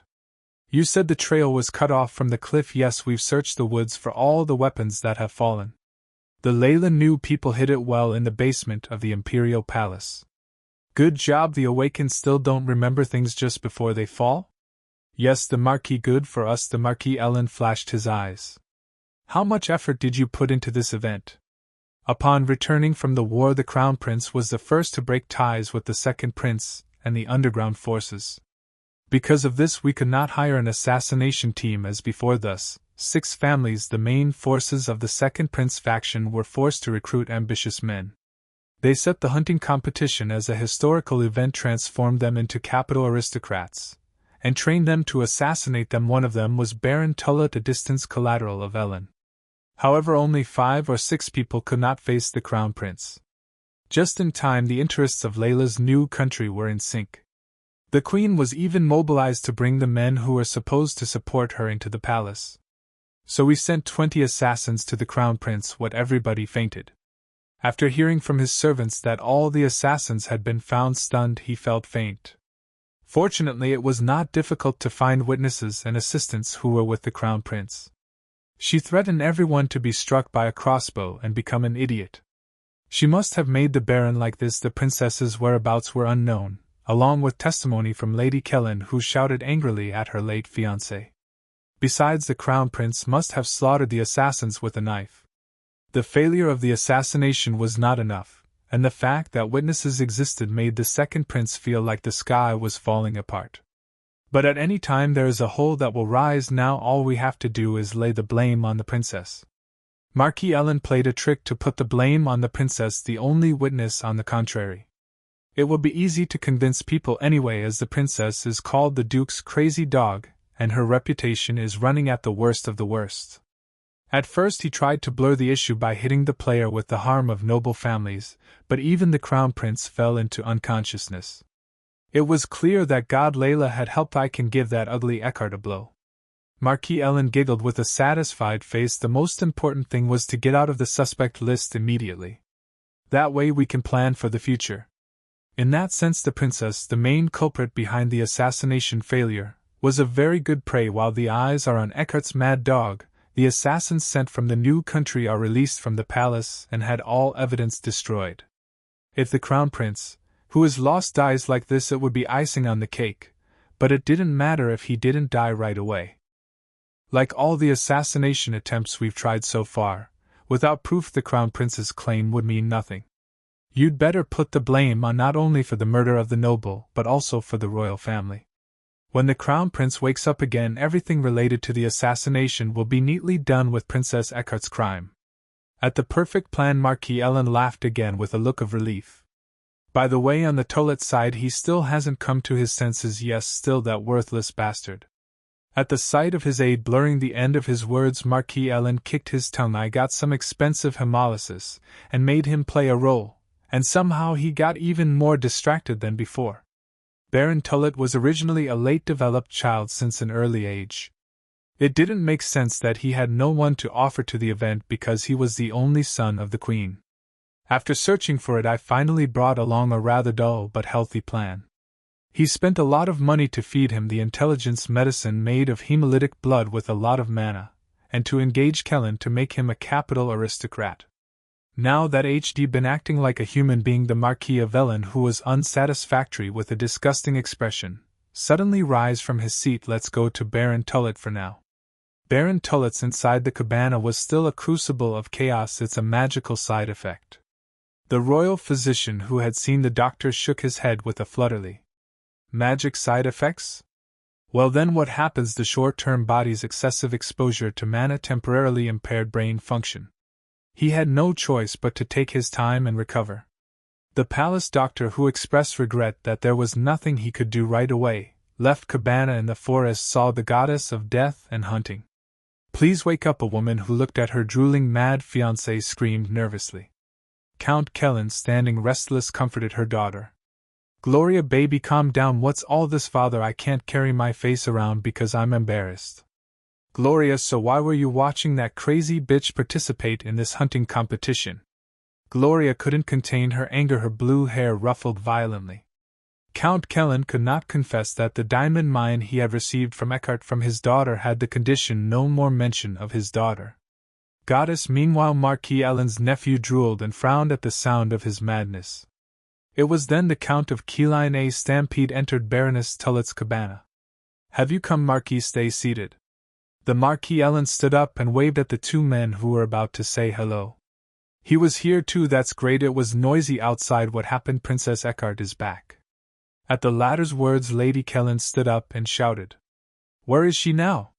She had been arrested and sent to prison. Now God helped us. The Marquis soothed Lady Kellen, who rose quickly. Well, the only thing that matters now is the testimony of Lady. You can do all right. Yes, of course, I wasn't the only one at the tea party. Lady Kellen shook herself in anger and nodded her head. What happened with Princess Eckhart at the tea party? The outpouring of hostility was like fire. I'll trust you forever. I'm sure Eckhart's side is going to be very resistant. Is that all right, my Marquis? Besides, what if the Crown Prince's Highness comes back to his senses soon? Only Count Kellen expressed concern with a worried look because Eckhart was never a pushover. Don't worry, there's no evidence, and even the Crown Prince, the only witness and the party concerned, is on the brink of death. But Marquis Ellen gave a smile of remorse and tapped Count Kellen on the shoulder. And the Emperor is not in the capital. Maybe we can put the assassinations on the table and get rid of the ugly Eckharts. This crisis was rather an opportunity. The board had already been all set up for a solution to the failure of assassination. Originally, the prince, who saw the blood of a bear, suddenly went crazy and intended to attack Baron Tullet and the nobles. There is only one crown prince on that side, and there are many nobles on this side. It happened in a deep forest with no witnesses, so it was not difficult to insist. However, the sudden appearance of Princess Eckhart and the unconscious crown prince made the situation more favorable. Even if the crown prince opens his eyes, it will be as hard to jump as before. Everything will be over before he wake up. The Marquis Ellen's gaze towards the air shone drearily. They seized the crossbow I was holding, and I was taken by the knights and trapped in the tower north of the palace. Fortunately, it wasn't an underground prison where felons would be trapped. It was a clean and decent room for the aristocrats right before the trial where they stayed. It would be hard to believe it was a prison if it weren't for the iron bars on the door. What the hell is going on here? Looking about the room roughly, I sat down on the bed with a deep sigh. I don't know how much Derek's gonna. To be honest, I was more worried about Derek, who was reciting in a dreary way, than I was driven to be a nobility assassin. And if you bring this family down again, it won't end up in jail. I said I would not let anything to disgrace my family. But I came all the way here, haha. I gave up and laughed. I don't know how far the story of this crazy game will go. But one thing is for sure, the situation I'm in is one of the episodes. I took out the dagger I had put inside my jacket. Indeed, I was afraid of Eckhart's power to drop birds. The crossbow I was holding might have been confiscated, but they never searched the princess' body. That's why I can be this calm right now, a sign of the assassin. I was so distracted in the cave that I couldn't take a closer look at the dagger. An unknown pattern was carved on the bottom of the poisoned dagger's blade that stabbed the crown prince. I don't know, but the symbol of a certain family was clear. Princess, what are you doing? Why do you cut your hair with a dagger? When I was about to cut my hair and write a solo, I remembered the prince grabbing my hand. I thought it was really unusual back then. Did he already know that the dagger was poisoned? I looked around the dagger, feeling a little mixed up. Not only the patterns, but also the end of the dagger was decorated with a twist of blue silk thread. It looked like someone gave it to me as a gift to wish me well. Now, if we find out where this symbol belongs, will we become a hero who has overcome the ordeal of being an evil woman? I mumbled to myself, but I put the dagger back in my jacket. It wouldn't be good to have evidence of assassination in somebody's sight. It was the moment Penelope Eckhart. Someone called me through the bars of the prison. Cool blue eyes revealed under a dreary torch. Little Duke, it was Derek. I slowly got up from my seat in a dazed mood and approached the door. Is it because of the special environment of prison? I'm sure you've come to speak ill of me, but the face I saw again in nearly 2 days was very welcome. I checked above his head. First favorability 29%. It had not fallen further than the last time I saw it, thank God. I heard you shot a crossbow at a bear. A sigh of relief. Derek opened his mouth. Whether it was the beginning of a foot strike. Yes, it was a moment when I reluctantly tried to make excuses. Are you hurt anywhere? Suddenly I heard an incredible sound in my ears. I saw Derek again with unfamiliar eyes. His face was expressionless, unable to predict what emotion he was feeling now. However, as soon as I saw him, I suddenly felt a lump in my chin and throat when he brought out words of concern, not abuse. Perhaps this situation, which I didn't know about, was very unfair. My father and the little Duke, are you all right? Leonard, brother, is Leonard hurried out of the palace to bring in a wizard carved with magic on the bolts of the 4 crossbow. We have to prove something. That's not for killing. I'm sorry I've made it big, I murmured rather weakly, but on the other hand, my head went fast. In any case, until the appearance of the real princess, the members of Eckhart's had been protecting the fake princess. Although they have piled up and piled up, it has led to death. Maybe the solution is to pass the vouchers to Derek right now. After I thought about it, I decided to hand him the dagger. Little Duke, this is a clear proof I have a solution. Actually, Penelope Eckhart, I had just opened my mouth to tell him in detail what I had gone through yesterday. Derek snapped off. There are more than 6 witnesses who say they were hit by a crossbow you shot. What is, and at the tea party on the day of the incident you threatened the women with a crossbow and turned them into idiot. I opened my eyes wide. There are already so many rumors. Well, that's your crossbow is fainted with a burst of cerebral palsy, and only has a spell of memory loss. But Baron Tolet, the fiancé of Lady Kellen and nephew of Marquis Ellen, was really hit by your arrows, was really insane. What I hear, he saw a hunting goddess with dark pink hair drooling. The absurdity of the sound made my mouth water. What happened? Are you saying that one of the assassins was that blue-haired fiancé? I frowned and seriously agonized. I didn't know which was the political faction of Count Kellen and who was Baron Tolet. But the answer came roughly from the joker of Marquis Ellen, the Queen's outward appearance. So why did you say something different from the facts at the tea party? No. While I was lost in thought, Derek seemed to have already finished all the speculation. This time tell me what made you upset and shoot the crossbow at the nobles. I have to take it as a proof. At that moment my mind went blank and I was speechless. I thought of course Derek would ask me all the time now. I thought this situation would lead to an episode of clearing the false charge and shaking off the notoriety of the past. But Derek's words are, I think I'm telling you on the assumption that it's a foregone conclusion that I shot the nobles in a twist. Of course it was true that I shot the crossbow, but it was shot at masked assassins, not at the faceless aristocrats. I couldn't find anything to say, so I asked in a dejected voice. Don't you think I was self-defense for some reason? I hope that Gabriel, the servant who was stunned by testified. Derek answered immediately with a cool face. You gathered strength and appeared suddenly in front of them who were holding bears. They said you were going to shoot a crossbow to take away the prey. What, even the bear was running wild and there was no time to avoid it. Do you believe that? I asked back with a burst of laughter. Even if it was real, Penelope, it was ridiculous. In common sense, how do you handle so many people by yourself? Of course I did. But if it wasn't by the system, by now I would have been walking along the nether path with the Crown Prince. It doesn't matter if I believe or not, but Derek didn't seem to think so at all. The bigger problem is that rumors are spreading that you may have removed all the witnesses to assassinate the Crown Prince. Assassination, it's getting worse and worse. I didn't hide my bewilderment, and showed it all on my face. What can I gain from assassinating the Crown Prince? The purpose is to get rid of Eckhart with you, little Duke. First of all, the assassin was not me but their side.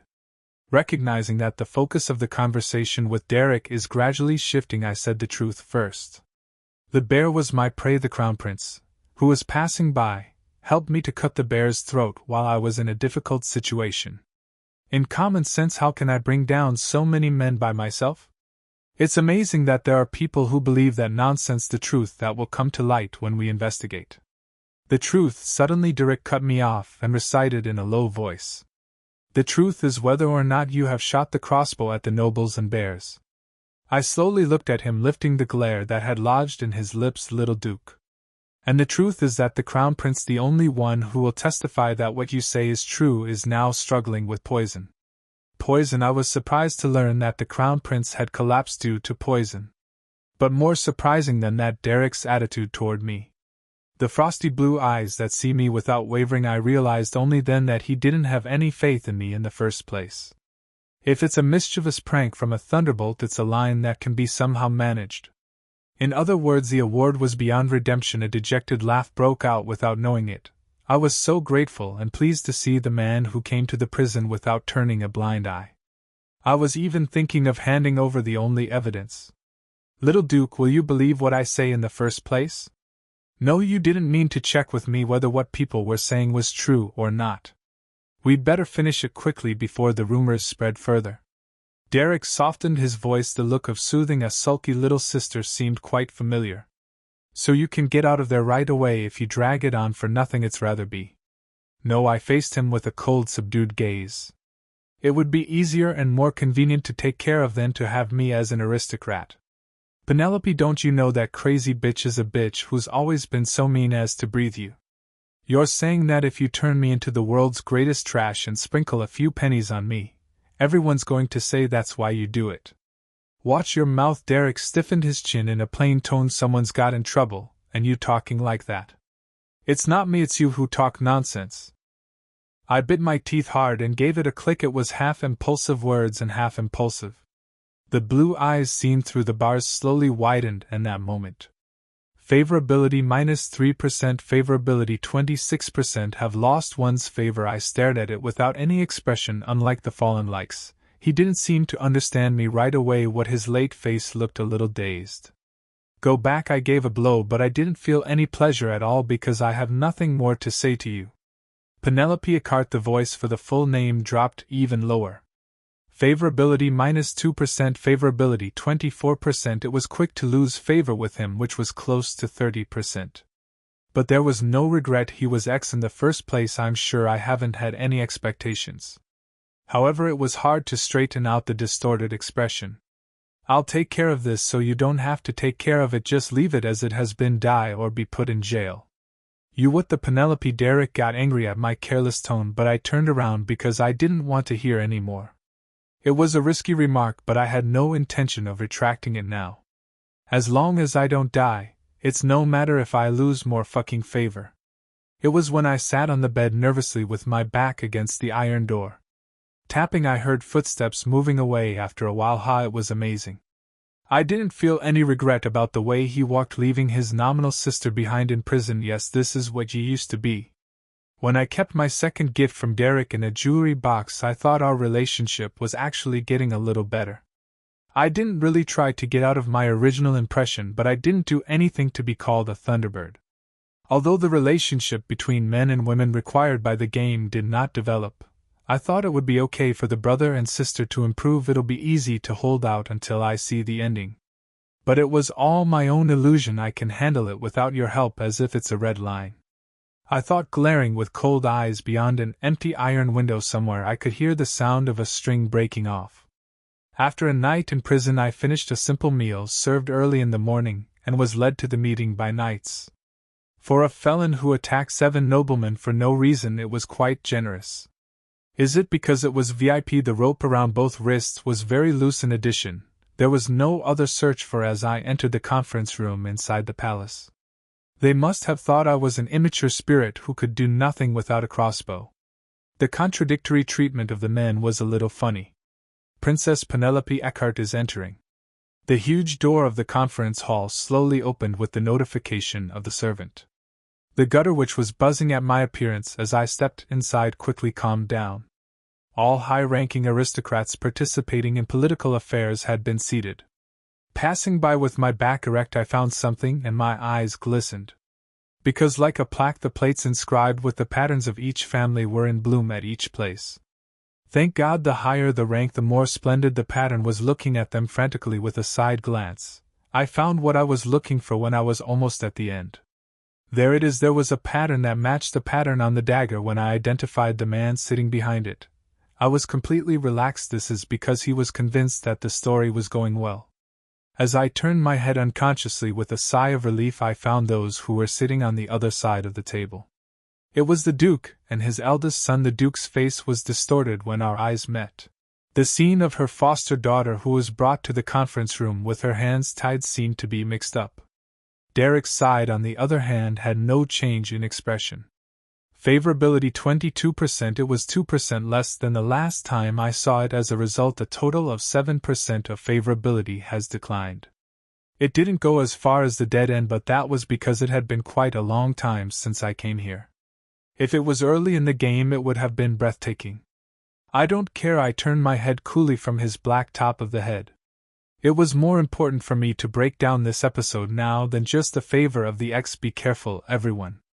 At that time a serious voice was heard from the front, perhaps to start the trial.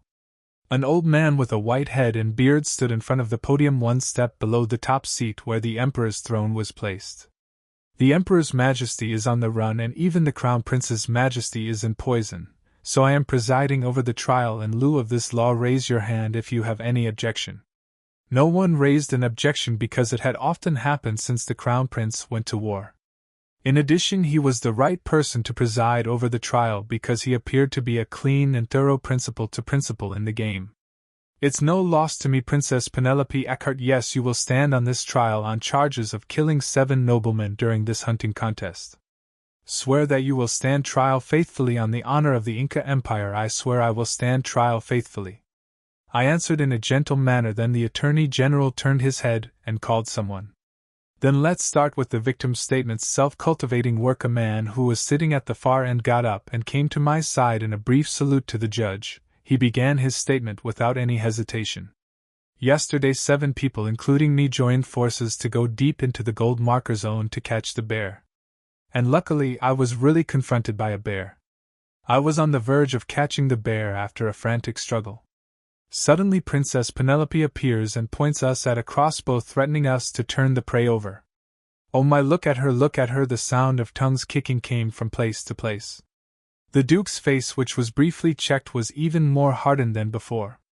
We tried to persuade her to look for another bear because we were the first to catch it.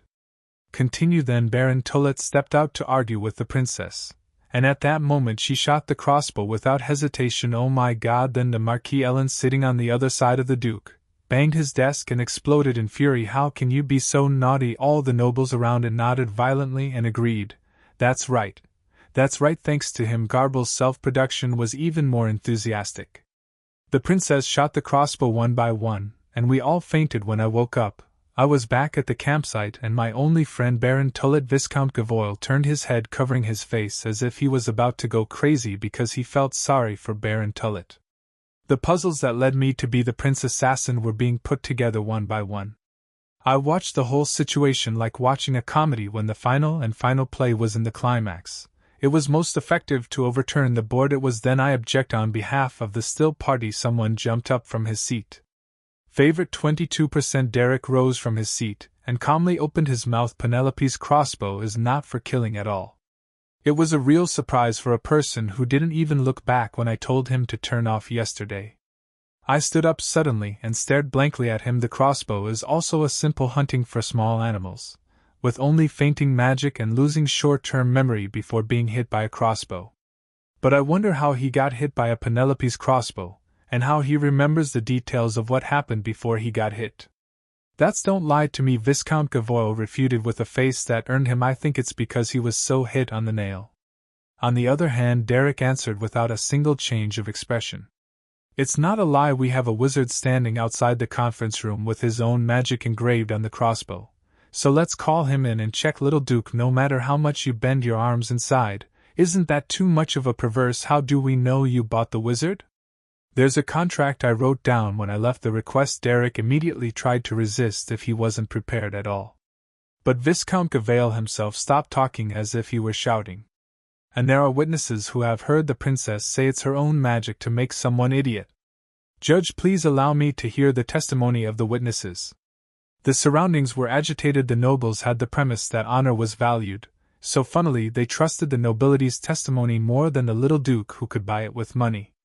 It's okay, the Judge General nodded. Then the door of the conference room opened, as if they had waited, and 3 people began to walk in. A chair with wheels like a wheelchair pulled to the floor, causing a commotion in the quiet hall. A dwarf man sat on it as if he were lying down, and blue-haired walked along dragging it with an arrogant look. Countess Dorothea followed them with a haughty look. Maliciousness overflowed from the sight of his blue hair, staring at me with burning eyes and laughing at me. I don't know who the villains is. I'm starting to resent this damn episode. You said I'm the worst villain in the game, and now you're framing a quiet princess. That's the evil of her. Woman goddess, but the injustice was soon shattered by a man fluttering on a wheelchair. Goddess, you woman goddess, the man drooled and stretched his hand to me. Stay still, oh my God. Lady Kellen turned pale and held her fiancée. Countess Dorothea was frightened and took a step back. In the end, it was only after the servant tied Baron Tullet's mouth and hands with cloth that the uproar subsided.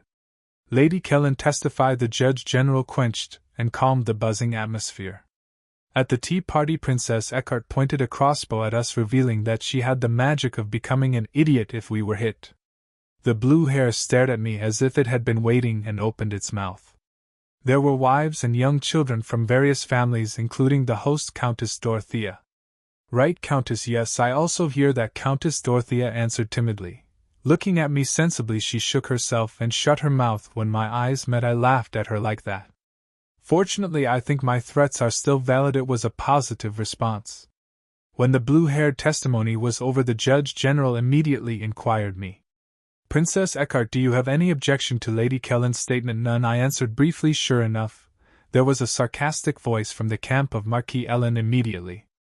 Following last year again, that's what I'm saying. The Duke seems to need learn how to educate his children. In an instant there was a very unfavorable atmosphere for me.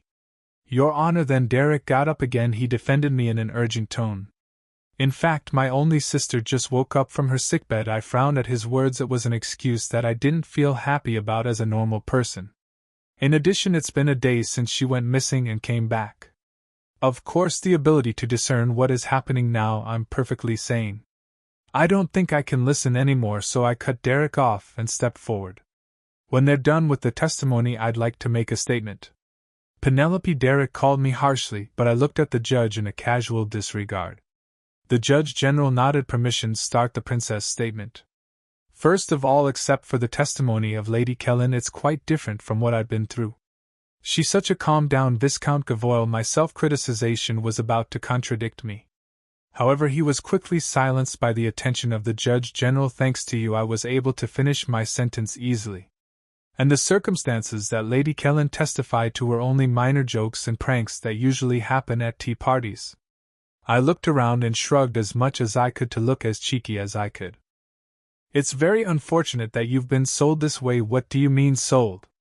Lady Kelly stared at me and shouted sharply, that's too much, Princess. How can pointing a crossbow at a person be a trivial prank? Wasn't it Lady who asked me to show off my crossbow skills first? And Countess Dorothea will testify whether it's a joke or not. After I answered calmly, I turned to Countess Dorothea, who was standing rolling her eyes. Lastly, she sympathized with my jokes and led the laughter herself, right, Countess? I grinned like a blooming flower and put silent pressure on it. Are you making up words that I don't? Oh no, yes, yeah, it was, of course. She said she was joking, but Countess Dorothea Blue Hair called her as if screaming. Countess Dorothea stammered with a confused face and eventually shut her mouth. I stayed at the tea party for a short time, but it was enough to judge the host, Countess Dorothea. She enjoyed teasing and harassing someone, but she was a mean person who never took the lead. It was easy to understand just by thinking about the words that were secretly added and encouraged behind Kelly. With Kellen's persuasion that she could send myself to the goal this time, it was clear that she came out to pay back the humiliation she had at the tea party. However, such people can't stand the arrow pointing directly at them, and she's afraid of me. The silent pressure worked properly. I didn't hide a sulky smile at her, who couldn't make eye contact with me. But Your Honor, she almost shot me last year. Your Honor, the brown bear that Viscount Gavoyle claims have been my prey from the start. I quickly changed the subject before Kellen tried to water it.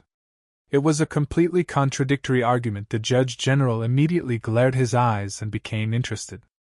Well, keep talking. When I shot the crossbow, and it was not easy to overpower it completely, the Crown Prince cut it off. No, all the princess's words are false. Viscount Gavoyle shook his head hurriedly and shouted, if you look at the bear's body you'll see the answer. I cut off his voice like a knife. If a number of people attacked as Gavoyle claimed, wouldn't there be traces of them on the body? I'll check right away. Sir Dennis checked the autopsy and the bear's body. Yes, in my reasonable claim. The Judge General immediately ordered one of the article in the conference room. The work was carried out in a rush. Only Viscount Garboyle himself, who was acting with all his might, was embarrassed. Well, it's all because I cut its throat at once. It was a preposterous argument, of course, that didn't make any sense. He also became less and less confident in what he said. Then why was Princess Eckhart in the woods with the Crown Prince? It was then suddenly the old voice from the left made me turn my head towards it. You've finally made your mark. The puppetry was looking at me with a nervous look, whether it was full of sex. As far as I know, the Crown Princes and the Princess are not seeing each other properly. I can't believe they were hunting together all of a sudden. At the question asked by Marquis Ellen, there was a crowd of people nodding their heads saying, that's right. In fact, after learning that I was accused of being the Prince Assassin, he expected that he would be forced to bet on that part. Even if I had a sign of the assassin, I had to give everyone a convincing explanation of how the two of them were hunting bears. Because meeting him was all the arrangement of the game maker. The word outrageously could not solve the mystery.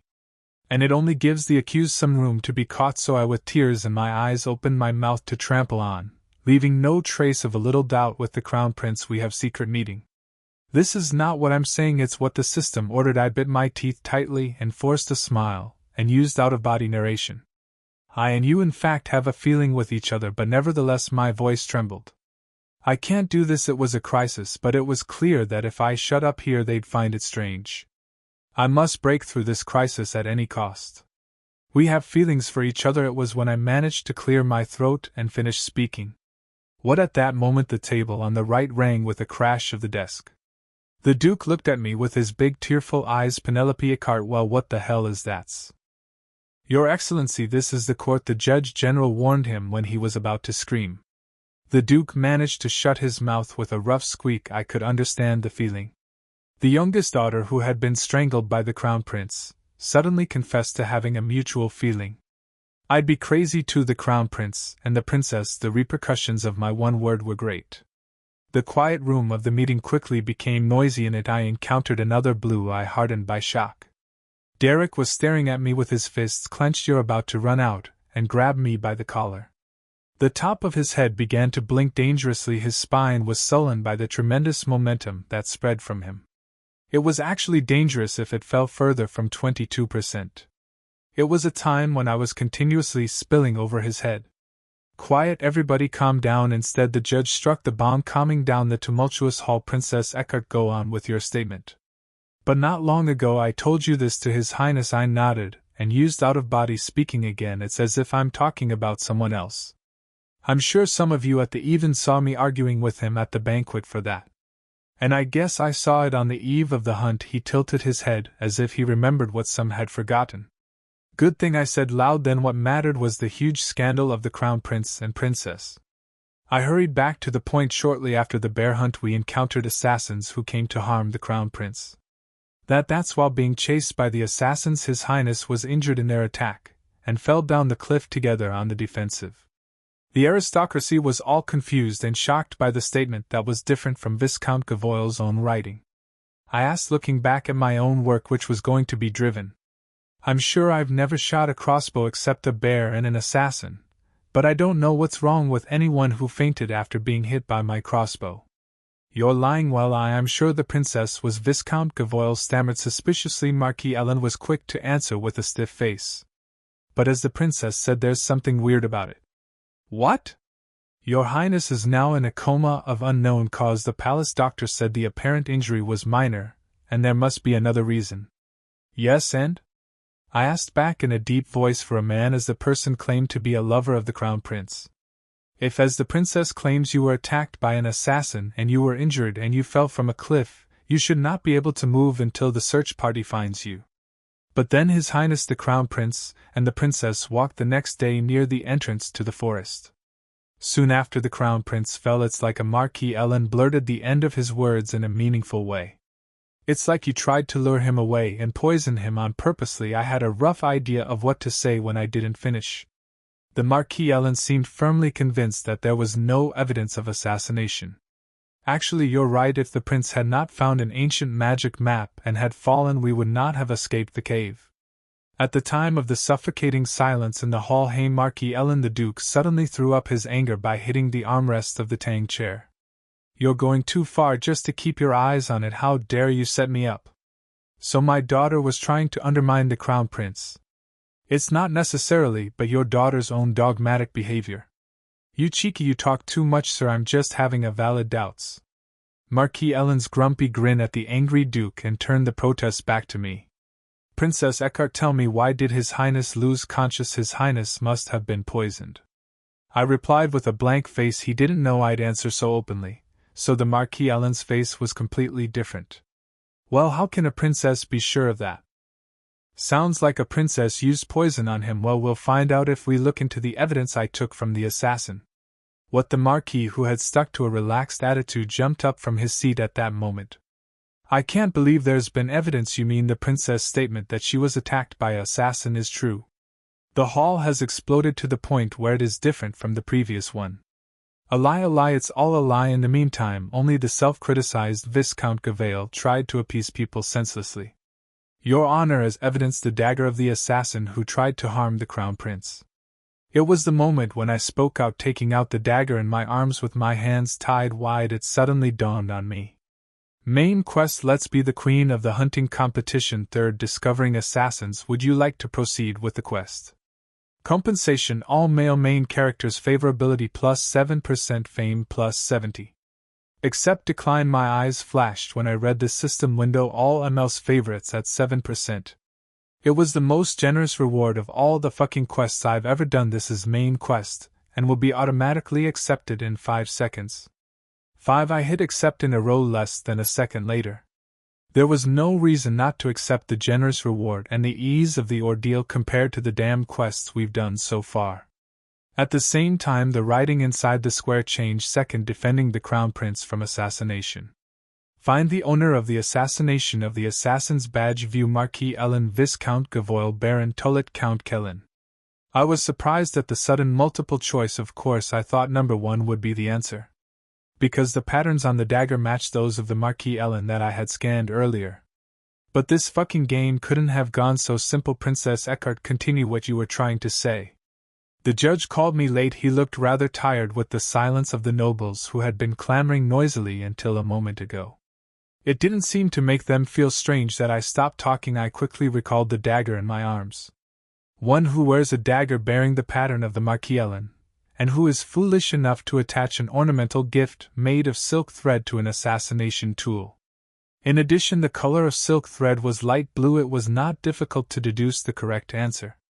Number 3. I quickly pressed one of the choice.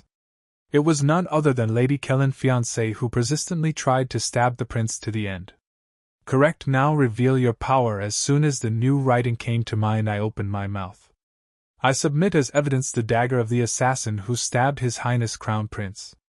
The window of the system brought out the dagger that had stopped while being taken out of the arms. How do you know it's the dagger of an assassin? The patterns of the Marquis Ellen are carved on the bottom of the blade. Would I push the pattern straight forward so that it could be seen clearly by the high-ranking aristocrats sitting on the head of the law department?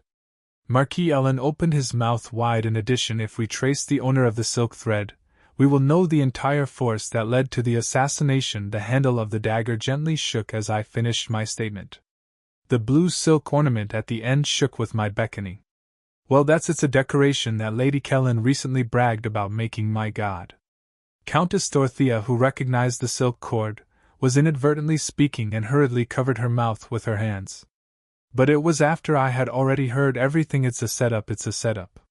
Marquis Ellen and Lady Kellen almost simultaneously called out, flaming as if they were playing a game of one voice. How can I know if a princess has stole it from Baron Tullet and his colleagues and took it away? I saw the princess hunting bears herself. At that moment the door of the conference room burst open and someone walked quickly and sat in an empty seat next to the podium. I'm so sorry I'm late. One of the children who took over the recruits had a seizure. Favorability 32%. Winter recited an apology for his late appearance with a puzzled look. And then he was a high-ranking aristocrat too. I stared at him with a slightly puzzled look, not knowing if he was in his seat. The Marquis of Verdandi. What are you talking about? Before Winter was fully seated, Marquis Ellen asked breathlessly. Your Honor, may I state what I have witnessed? Instead of answering Marquis Ellen's question, Winter calmly raised his hand and asked for understanding of the Judge General. It's okay. When he was given permission, he rose again from his seat. 2 days before she went missing, I saw her valiant hunting alone against the brown bear in the gold-marked area. This is a setup. I've never seen the Marquis of Verdandi around Viscount Gavoil. Bang bang, the Judge General hit the doctor's stick. Take it easy, no one else is making a statement. Then he shouted irritably to Viscount Gavoil, who kept opening his mouth. Continue, Marquis Verdandi, but the princess stopped shooting the crossbow in the middle as if she had run out of bolts. As soon as I was about to come forward to help the princess out of fear that it would lead to a dangerous situation, the Crown Prince appeared and cut the bear's throat. He made a statement too consistent with my situation to be a lie. That's when really somewhere he was watching me. I was horrified by Winter's statement. As expected was what I was thinking, right? The fucking surprise quest wasn't the end of the brown bear. If the Crown Prince had not stepped up first, I would have inevitably met the Winter or Derek and Leonard. And until the MLs show up at the critical moment, I'd have to deal with the wild beast. It's a crazy game. While his spine was chilling and he shuddered in secret, Winter calmly finished his statement. I moved because it seemed like they were having a serious conversation. That's all I've seen. The meeting room was in shock again. So you're saying the statement of Viscount Gavoil are false? The princess' statement was true. My god, Baron Tullet was an imperial assassin. I glanced sideways at the Eckhart as I looked around the rattling surroundings. The Duke's face was no different from the others. What was unexpected was Derek's face. When my eyes met, his face slowly twisted. Rather than surprising and shocking, it seemed to be closer to anger. Are you angry that your sister's words, which you didn't believe, were true? Or that a secret meeting with the Crown Prince, which I said earlier? I didn't know you were angry because the words were true. The good news was that unlike the horribly wrinkled face, the slowly blinking favorability remained unchanged. Look. Without avoiding my eyes, I raised my head as if it were a sight. Without your help, I can handle it myself. Looking at him with cool eyes, bang bang, I'll make a decision, the judge shouted majestically in the tumultuous crowd. There is a third witness who has nothing to do with this case, and the testimony is consistent with the statement of the princess, who was a suspect. And the evidence that the princess has is so obvious. Just before the verdict, the surrounding area became as calm as death. Instead of taking a breath for a while, the Judge General said, those who need to be investigated are not Princess Eckhart but Baron Tullet, 7 aristocrats including Viscount Garboil and Marquis Ellen. Your Honor, objection, Your Highness, the Crown Prince is still unconscious. This is a grave event that could lead to attempted murder of the imperial family, so I command to detain all the nobles involved. Bang bang bang, the doctor's rod in the hands of the Judge General confirmed the ruling with 3 noises. It was the moment. Main quest, let's be the queen of the game. 3rd, discovering assassin's quest success. As a reward, all male leads favor plus 7% and fame plus 70 has been obtained. Fame total 200. Okay, it's over. I clenched my fists and cheered. I have to send a message about this immediately to His Majesty. Sir Walter, please carry out the order immediately. The judge then called in the captain of the guard, who was sitting right next to the podium. Then the door of the meeting opened and rushed in. This is all a setup. When seeing the guards approaching to be entrenched, Marquis Allen shook his head like a fit. I'm not involved. Tullet, he did it on his own. I have nothing to do with this. Well, I don't know anything. Why me? It was the same with blue hair. She looked around frantically with her arms bent backwards and violently overpowered. She looking for someone who can help her, but Count Kellen was not a powerful family enough to attend the nobility meeting. I'm guessing you somehow lined up the Marquis Ellen and aimed for a leap to do so. It is clear that she was trying to crush Princess Eckhart, the center of power, and dominate the society. You thought I'd just be stupid like last year. I looked coolly at her, dragging into her ugly frame. And I thought I'm the worst villain in this game. All those involved were taken away by the guards and the conference room was slowly being cleared up. Some of the escaping aristocrats kept spilling me over whether they wanted to talk to me, but no one approached because I looked so fierce. Princess, may I have the proof? At that time the solemn-looking middle-aged captain came to me in person and reached out his hand. Here you go. I handed over the knife that I was holding, gently packing it in his arms. He soon asked for something else. I'll release the package. Give me your hand, please. When he reached out, my hands tied to a thin rope, he said, "Excuse me," and put his hands on my wrists. And muttered something that I couldn't understand briefly. Then the rope which had been tied together with the two wrists loosened and fell to the floor. The captain of the guards bowed to me and took it with him and left. What was it? Was it magic tool? Somehow I thought it was a sloppy tie. It up. It could never be cut off or released without a starter. I was embarrassed when I thought I was VIP a while ago. Perhaps because the tension was relaxed, a heavy fatigue struck the back of the neck. I needed a break. I just got kicked back to get out of the meeting in a hurry. Lady Penelope, someone stood in front of me. Favorite 39%. White letters glistened over the fine silver hair. I was pleased with the high level of favorability. The Marquis, come to think of it, I should have thanked Winter for coming out of nowhere. Anyway, because he came forward and killed them, the ruling proceeded faster. Unlike anyone who forced me to admit that I had shot a crossbow like a thunderbird. Thank you for your help. I bowed my head gently, and thanked him. Thanks to you I can clear myself of the blame quickly. I just did what I could, Winter replied, quoting what I had said before. I'm also happy to repay you for helping me on the eve. A smile suddenly broke out. Whenever I met him I felt like I was told that I had to return his favor. He was really a thorough merchant to the bone. You really do count every time. With a sudden burst of laughter, the blue pupil slightly enlarged, he looked at me silently. A little embarrassed, I erased the smile that was on me. I said I wouldn't accept it, but I'd appreciate it this time. I'll see you then. It was when I bowed again and tried to pass him by. So will you come back when you need help? He opened his mouth abruptly. The stamp, the foot has stopped. I haven't completely restored my trust to you. I slowly looked back at him again. He was bringing up work at the top now. What is it? Is it a question? I only thought about creating a situation where I recognized him first, but I never thought he'd reveal his identity. Besides, I can't believe he's talking like this. I thought for a moment what to say. Winter was still neither an insurance nor an ex. I finally answered vaguely, I don't think anything will happen again. As expected. You knew? The answer came straight back. As expected. I was right to ask.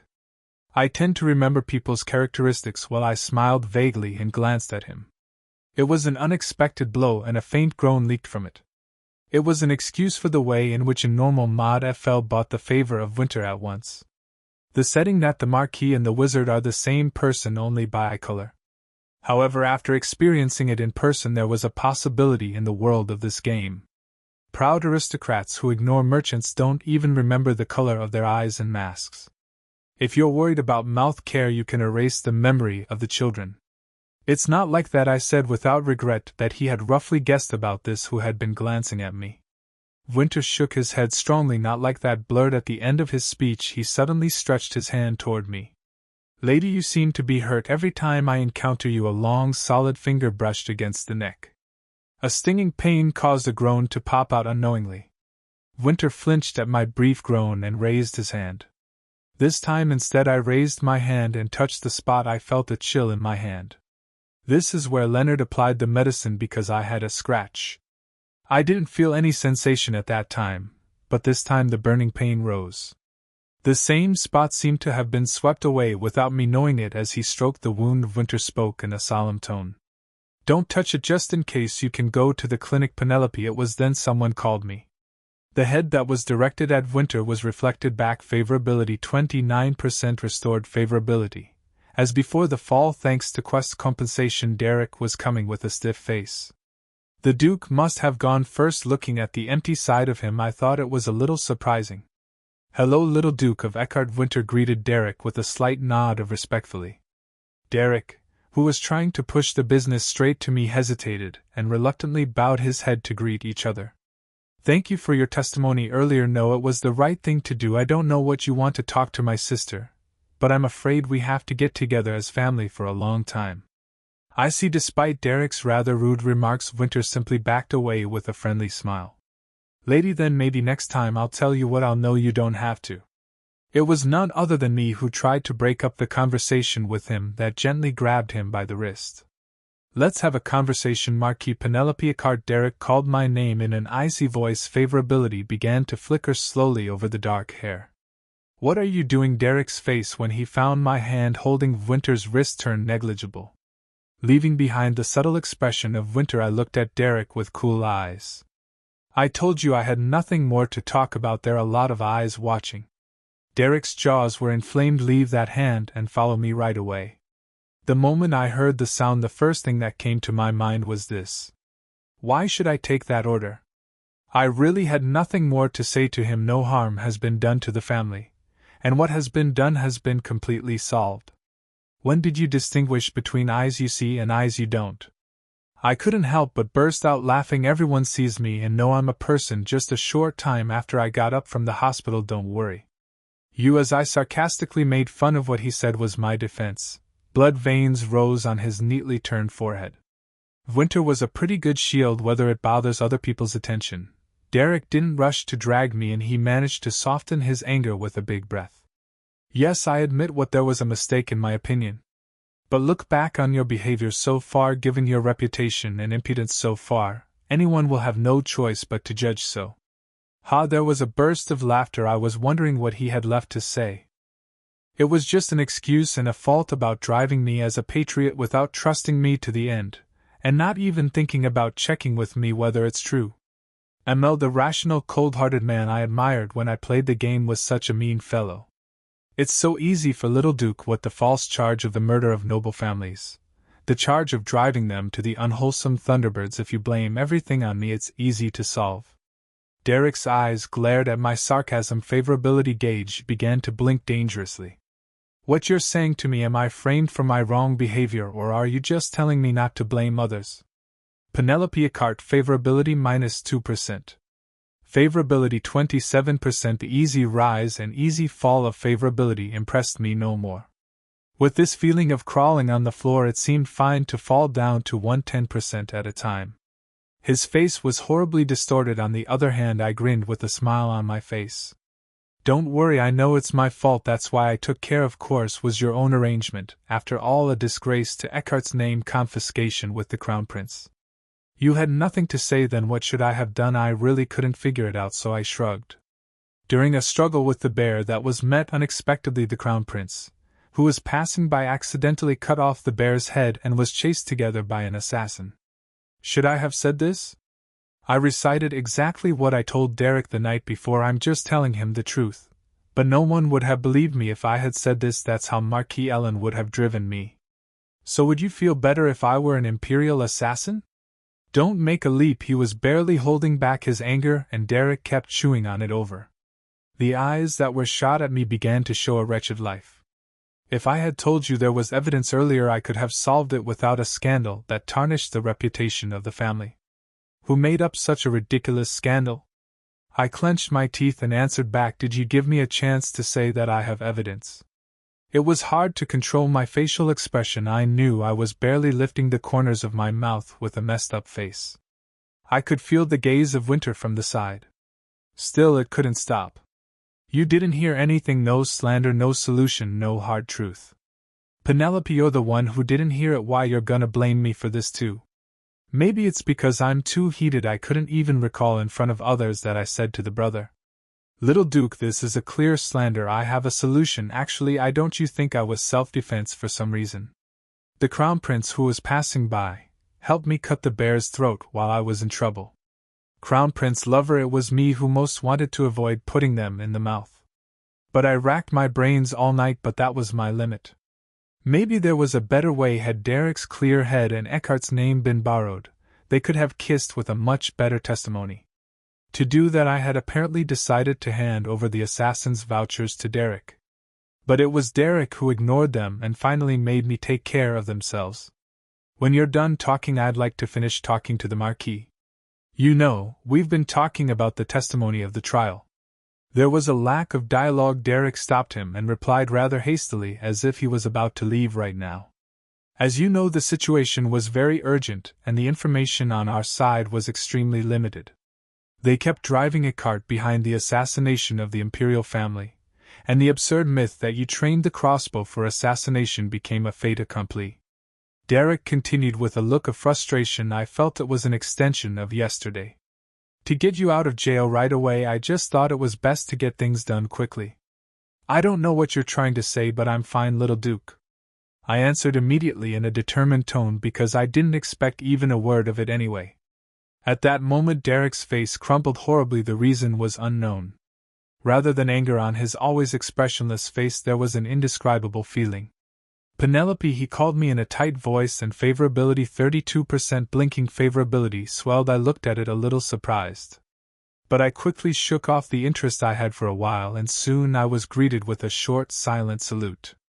Come on, Marquis. Derek stood tall, stiff as a stone statue as I walked past with his hand in his hand. He never held me back.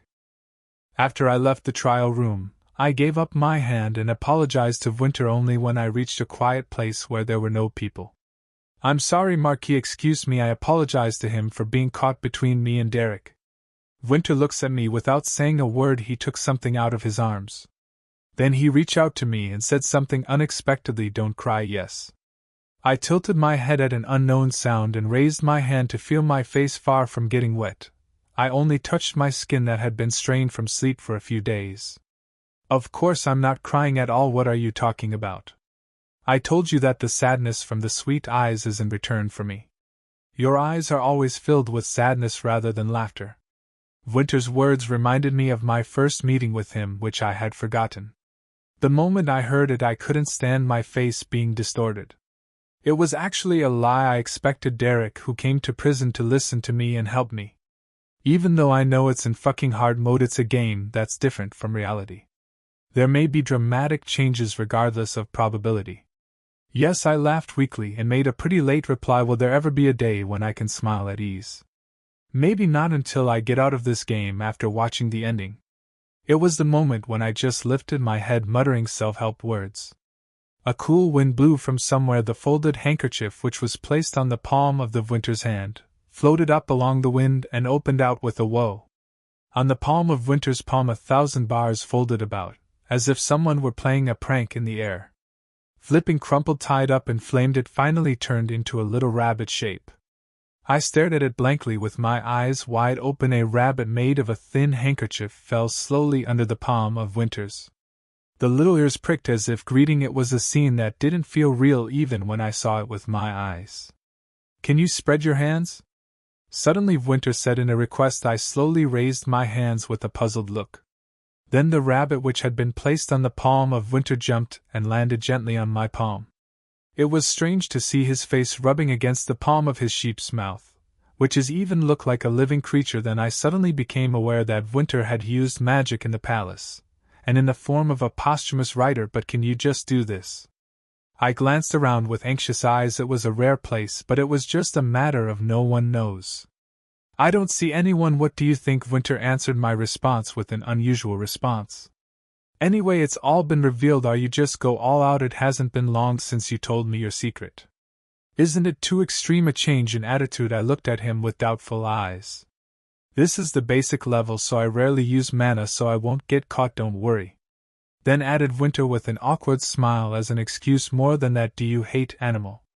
With his question the rabbit jumped up and down on my palm.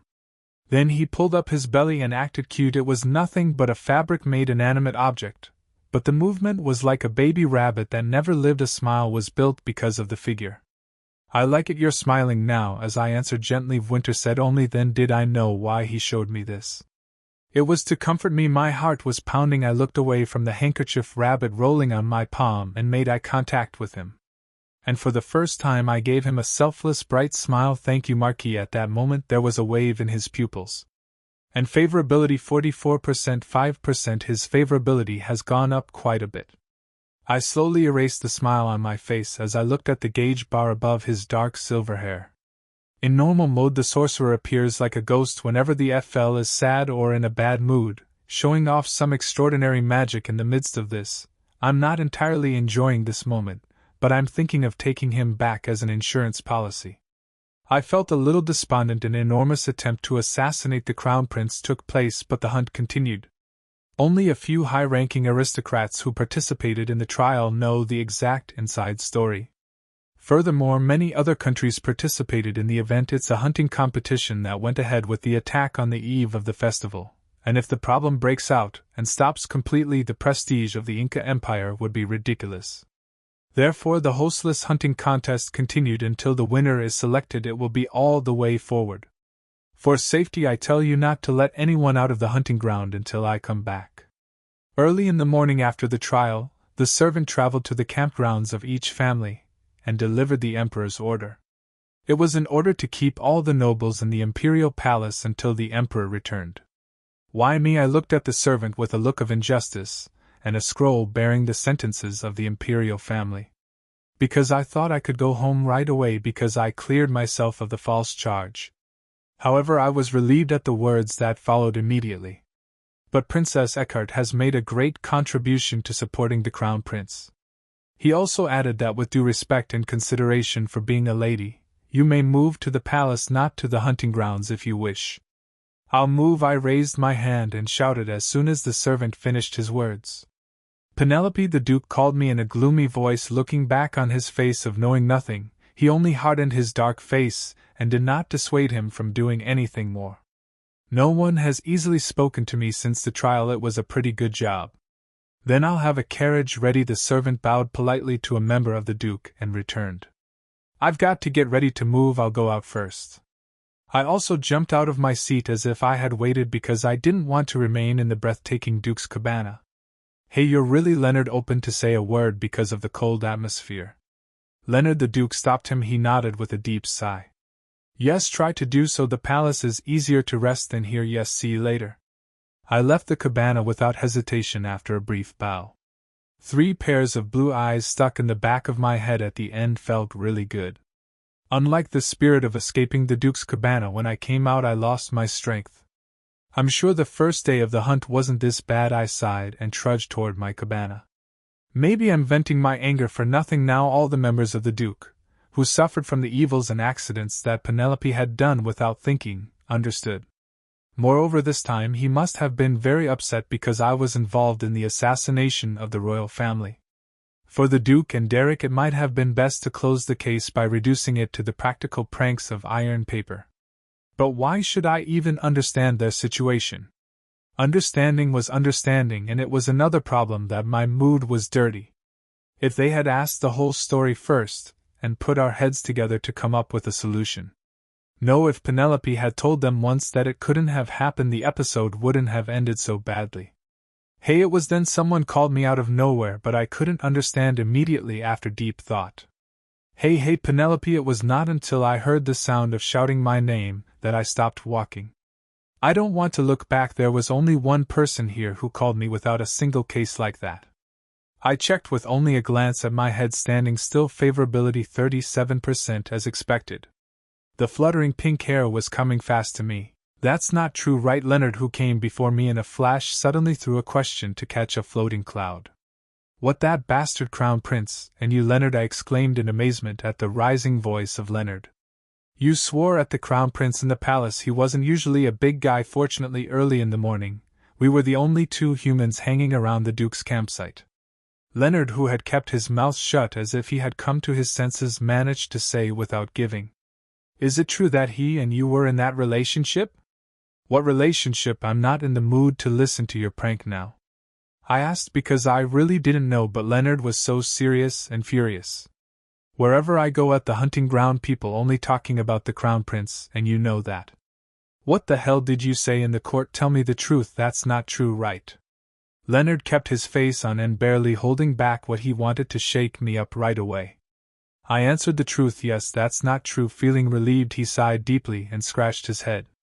And muttered irritably, bitch, why would such a false rumor? If the rumor is that we had a secret meeting in the woods, that's true. What? But soon after my words, his hand, which was poking through his pink hair, stopped. He asked with glistening eyes, you, what do you mean? As I said, we met in the woods alone, then we were chased by assassins. I shrugged and answered vaguely. It was expected that someone would ask if it was true. You can tell the truth that it was made up to avoid the suspicion of Marquis Ellen, but the Duke did not want to do that to people. You say it clearly. Leonard clenched his teeth and pressed me in a dreary voice. You were stabbed the other day by that bastard, and you were shivering. But fuck secret meeting, what a stab! I frowned at his vulgar words. I met him secretly because I had something to talk to him. What do you had to say? There's such a thing, you don't have to know. I didn't have anything to tell you because we didn't have much to talk about. Put the bullshit away and tell the truth. What do you mean that you had mutual feelings? Have all those things spread already? He said he was a nobleman who valued honor, and he was like a human with cheap mouth. I threw my tongue at the rumor that had been spread in the evening, then I opened my mouth with a deep sigh. It's just made up to back up the encounter. Shameless of my determination not to explain in a long way, I immediately threw out the truth. I couldn't help but crumble until the answer was no, and I didn't want to be associated mutual of lovers anymore with the Crown Prince. As soon as my words were finished, he inquired, then why did you meet him? Are you crazy to get stabbed again? Leonard, I looked around again, and dissuaded him. Try to be quiet. I didn't want to have this kind of war of attrition since morning. Therefore a rather tired voice popped out, and you wouldn't believe it anyway if I told you that I ran into him. I'm different from brother. What if you said you hadn't shot the nobles? I would have believed you soon. I recounted the following words of Leonard once more. Because you different from brother, you would have believed me. It was unbelievable to me. A twisting smile burst out. Don't lie, you believed me. No, you'd have come forward as much as Derek and insulted me. When the two sons of the Duke were beaten, they only drove me to the extremity. Me, do you think I don't have eyes for anything? In my eyes, Leonard stopped being angry and panicked, and he was just rambling. No matter how stupid you are, you wouldn't have gone mad as soon as the ban was lifted. Also, you didn't want to come to the hunting contest because you didn't want anything to happen again. I looked back at Leonard with fresh eyes. To be exact, I was reluctant to meet with all the MLs. I didn't even think he was showing off at all, but it was a little surprising that this guy, not anyone else, was exactly figuring out my condition. So tell me the truth, you didn't really do that, did you? Whether he noticed that I was concentrating on his words, Leonard asked again with a subdued voice. Do you know would it help me put the rumor to rest? Yes, it's not a secret meeting I lost. I told the truth when I saw him trying to persuade me. It was a difficult atmosphere to put the doubt to rest by the glib words that I ran into the Crown Prince, who was passing by, so I thought that was the only excuse. That's it. You idiot, would you like to say that anyway? What is it that drives a person like that? As soon as I finished speaking, Leonard slapped his chest and complained of frustration. That's right, there was a man who did not believe in such a thing, so I couldn't bring it up quickly.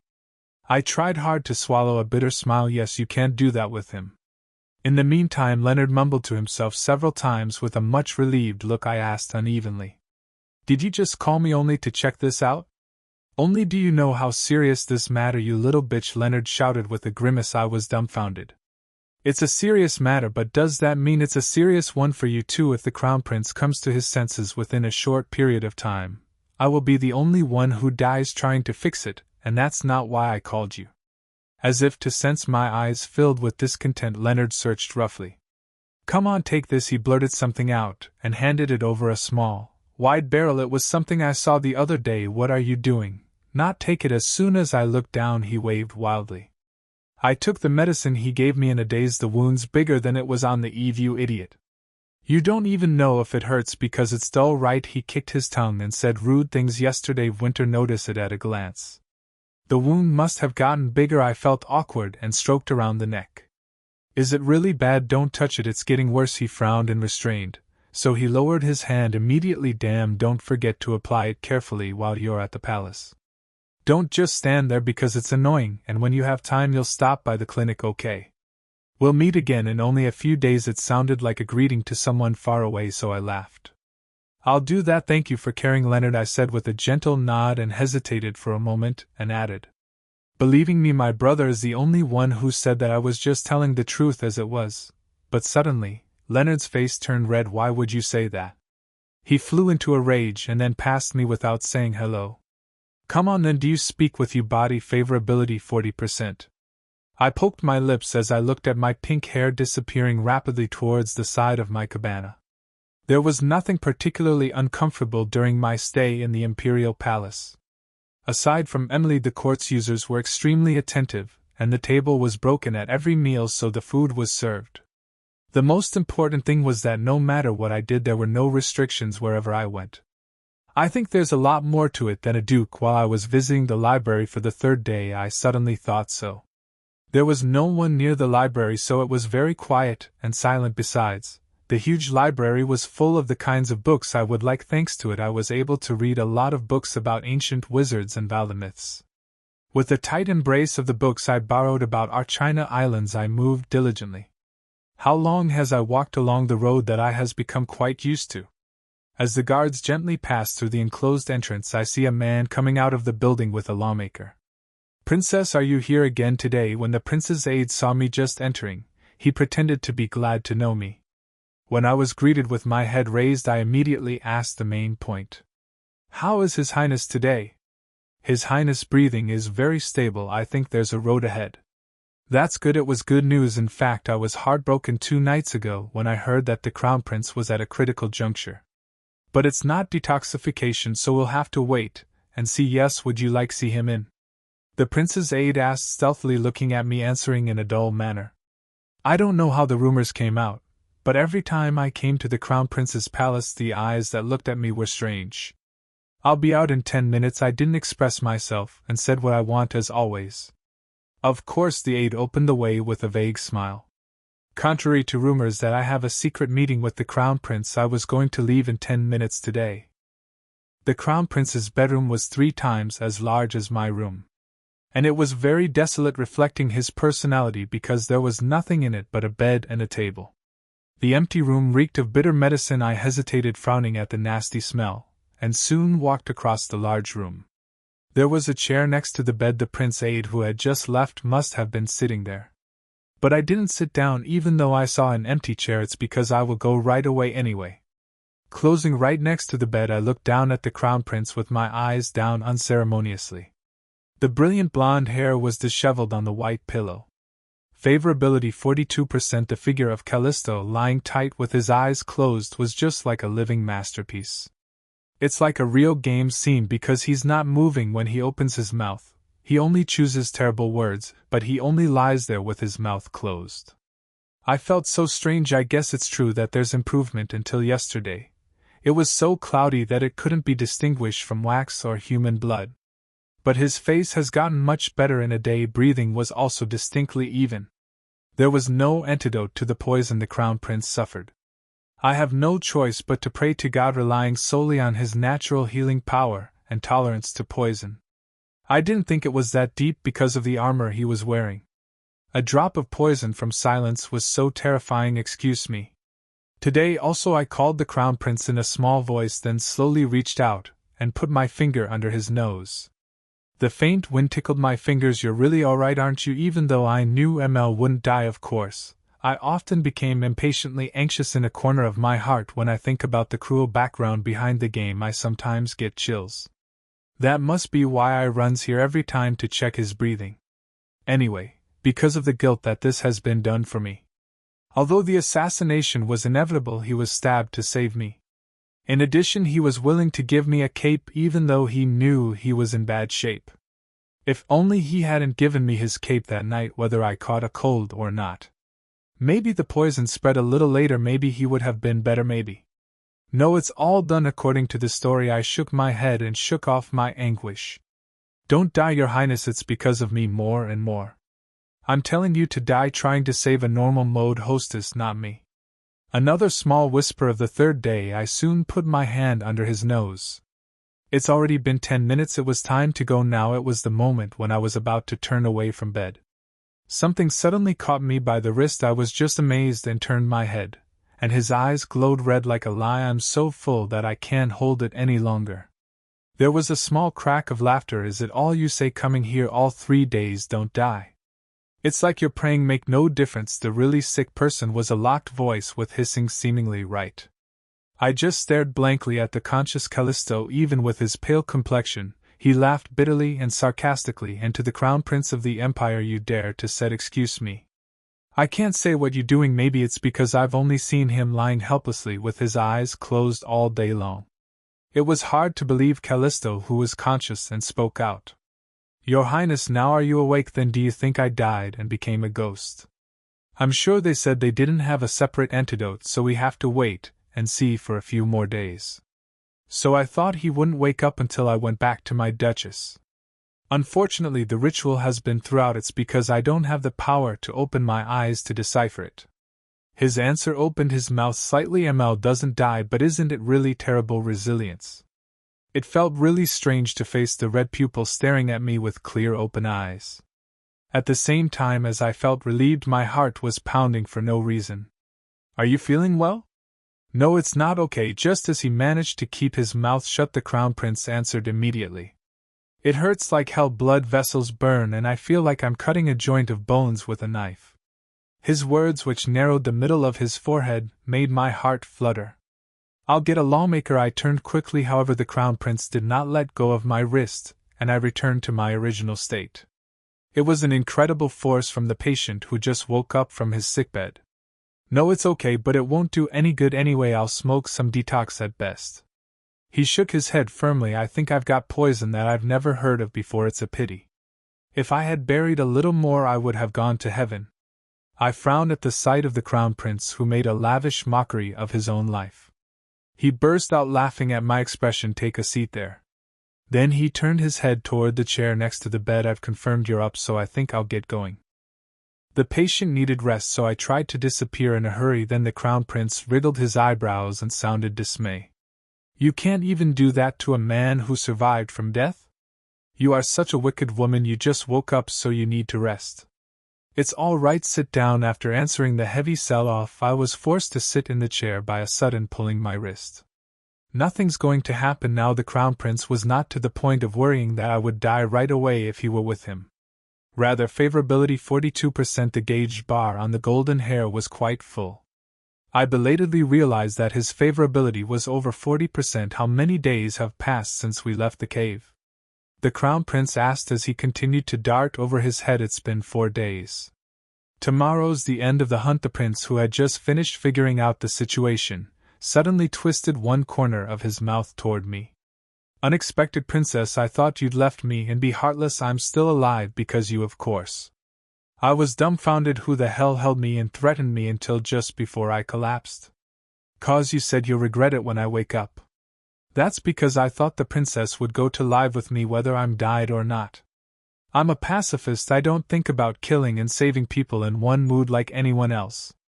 Now you're blaspheming the royal family at all. I think I'll show you around the dungeon sometime. It didn't feel much like a threat to speak with such a sickly face lying on the flooring down. Besides, the man who laughed at my answer seemed to feel very good spirits. I stared at him for a moment and asked with difficulty, why didn't you tell me? What, that you've been poisoned? What's the difference if I told you? I shut my mouth to the prince's question again. In fact, he was right. There wouldn't have been anything I could do if I knew. My solemn expression asked the Crown Prince with a mischievous face. You must be a little sorry for the late slap. What do you mean, slap? I jumped up and denied strongly. It was an inevitable situation because the poison didn't show up right away, so I was also puzzled. To me, who was making excuses in a mumbling voice, the Crown Prince replied, and I wouldn't have told you if I knew beforehand. How come the one who will be emperor must be flawless? I was a little stunned. It was the second time I've heard it. In hard mode, the Crown Prince acted as if he would be in trouble if he did not become a strong emperor. As long as he going through countless assassinations like this, he will survive this year. But in normal mode, every time I found a side that I had never seen before, I felt strange. Don't sit there with such a sullen look on your face, say something. I didn't know what to say, so I just stayed still, and the Crown Prince was disgusted. The unknown feeling that had bloomed for a while went away. I asked back coldly, what should I say? Just this and that. How did things go while I was stuck here, and all the men who were assassins were searched? I was wondering what to answer for a moment. What happened after he collapsed really went by like a storm suddenly. I was arrested and put in jail, and a trial was held without a single support. And I'm going to pick up the board with the assassin's badge that I got as a reward for the quest. To put it all into words, I thought somehow it was a snitch on the Crown Prince. Besides, I shouldn't have kept the patient who just woke up for too long, so I've made a moderate summary. The trial has been held and the assassination has been declared, but the Emperor has not yet returned, so the investigation has not been carried out properly. Well, I suppose so. Callisto nodded, as if he had expected. Is that it? Did the princess testify in the trial herself? Yes, somehow at a moment when he inadvertently said that I had made a statement in person as a noble assaulter. I paused at the thought of a sudden rise, but he doesn't know I've been talking nonsense in court yet. The thought of telling the Crown Prince that they had been lovers gave me the shivers suddenly. How come? Looking at me, who suddenly stopped talking, the Crown Prince opened his eyes slightly. He's like a ghost after dropping a bomb on the judge. I was going to return to the dukedom after the hunting competition. However, he woke up earlier than expected, and I became very perplexed. A cold sweat came from the scruff of my neck. I managed to answer without shaking my voice. Somehow I came to testify. You must have had a hard time. Fortunately, the Crown Prince didn't notice my blood dried up. Come to think of it, the princess' performance during this hunting competition was great. You deserves a reward for saving the Crown Prince. That's too much. Is there anything you want? No, not really, I refused hastily. Everything was ordered by the system. Moreover, what else would I get from him who's going to hear my testimony later? But the Crown Prince spoke in a tone of giving a pint at my sword-like refusal. There must be one thing you want to have. Not much. So you told me you like my hair color and crazy about gold. What, something's weird? It crossed my mind, but I was quickly distracted by what he said afterwards. Do you want me to drop you a chest of gold? A chest of gold. It was a tempting remark, but now, I was the one and only Eckhart Princess of the Empire. It's not like I'm a poor shabby college freshman struggling with his life. Moreover, even if I have a lot of money, I won't be able to use it when I go back. What would I want something unable to use it for? It's all right, I rebelled with a voice of lingering regret. Tell me what you want before I change my mind. Perhaps offended by the successive rejection, the Crown Prince grumbled with a chilled voice. Well, I have a favor to ask of you. I've been thinking about it, and I've been worried about it. I snuck out about something. Callisto tilted his head. What is it? Promise me you'll listen. Definitely. I'm afraid you're trying to ask for something big. It's not such a huge request. Then tell me something. He raised his chin proudly, lying down. As long as you don't want me to cut the Queen's throat right now, I'll listen. It'll take some time, but maybe Marquis Ellen throat. Can I don't want Marquis Ellen throat. I hated the idea of me, but I came straight to the point. No matter what news you hear later, don't kill me, please. What, I'm telling you not to kill me no matter what. If you're going to give me a reward, please give me this. I'm seriously asking for a favor. But all I got back was a false laugh. The Crown Prince asked with a look of wonder. What kind of blood princess think I have that I look like a bloodthirsty killer? Wasn't that so? I wanted to speak out of my mouth, but I couldn't because of the blushing eyes. Why do you ask when you don't even want to hear the answer? While muttering my complaints inside, he wriggled his eyebrows and asked back. Aren't young people usually asking to invite them to the palace again?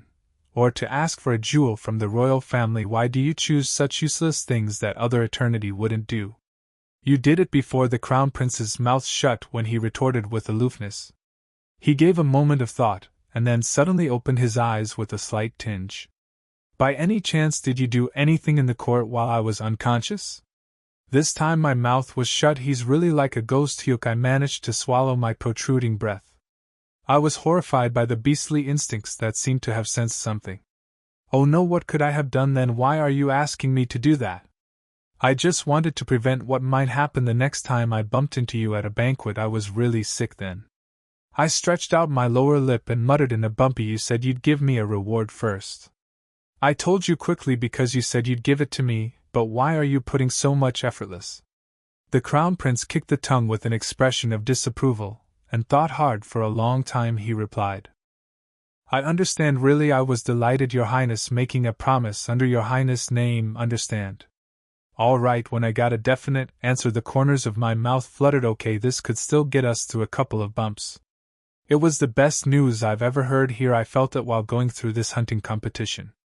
No matter how hard I try to avoid the XMLs, I can't completely avoid them in the main episode. Unlike me, the prince crumpled the day as if it were unpleasant. Is that really good? Of course, how wonderful. I'm so glad I got a promise not to kill me from your most dangerous man. Unknowingly, there was a big smile on my face. Callisto, who seemed to be in a bad mood because he was treated as a bloodthirsty killer, then burst into laughter. I was dumbfounded at how happy I was. You're really weird. He looked at me with unfamiliar eyes and muttered to himself, It's really weird. Favorability 45%. I tried no to say more strange thing. Anyways, I'm getting a lot of good feelings. Surprisingly, this makes Callisto the second most likable man after Eklis, and I thought this game is really going crazy. The last day of the hunting contest dawned. All the aristocrats who participated in the selection of the winners and the closing ceremony gathered in the vacant lot. It included the Duke's 2 sons, and Winter. The tent that organized the competition was filled with praise from each family. I arrived there a little late. Originally, I was not going to come at all, but the Crown Prince had to send his servants tell me to participate, so I couldn't do much. The noon sun was hot. I brought a parasol to use as a shield. Look over there, it's Princess Eckhart. Did you hear that the princess hit the nobles with the crossbow? Is the secret meeting with the Crown Prince really true? As soon as I showed up, the fleeting and the murmur burst from place to place. Yes, say as much as you like, go ahead. Never mind. I stood at the end of the awning at the edge of the vacant lot. My head was filled with the idea that the Crown Prince, who heard the news, would jump and run away before asking. Once I saw it doesn't clear what the extra's babbling about. There the Crown Prince. Soon after, the prince walked up the platform with a big notice. I covered my face with fans so that he wouldn't recognize me right away. Have you got a lot of hunting?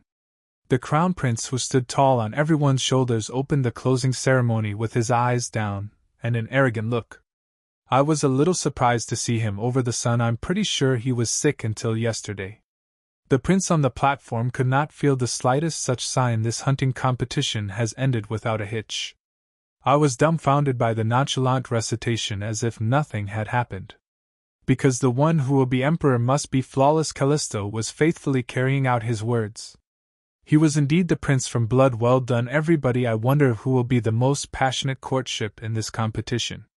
The nobles burst into laughter at his words. Well, let's start with the announcement of the praise tally.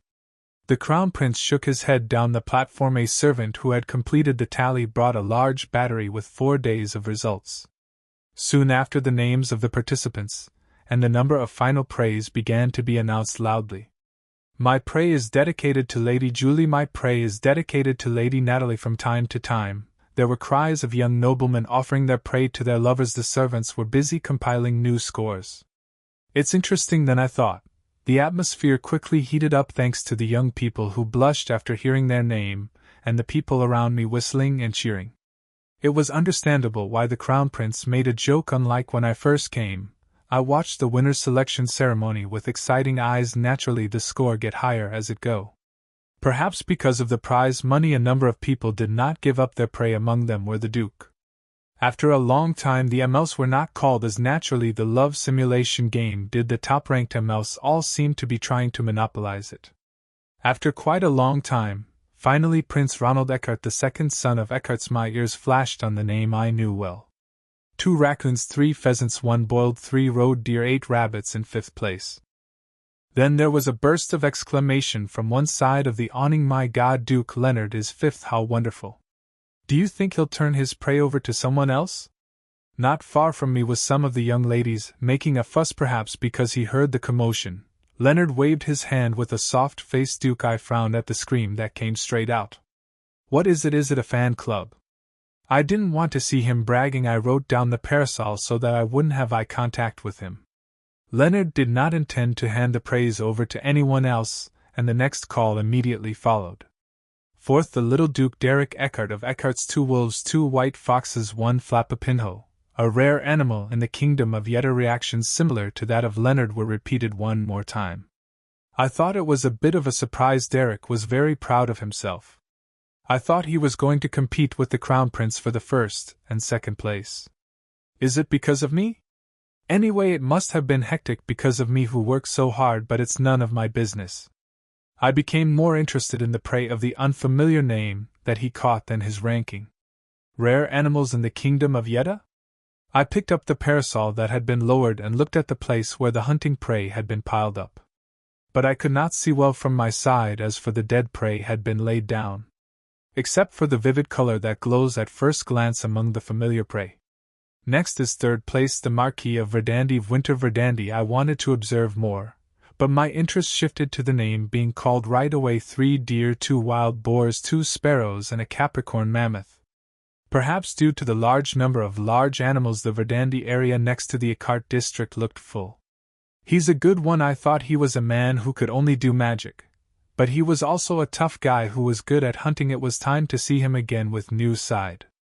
Please wait a moment, he suddenly raised his hand. My hunting prey is dedicated to Lady Penelope Eckhart, who played the biggest part in the competition. Suddenly the bomb dropped. What? I opened my mouth wide.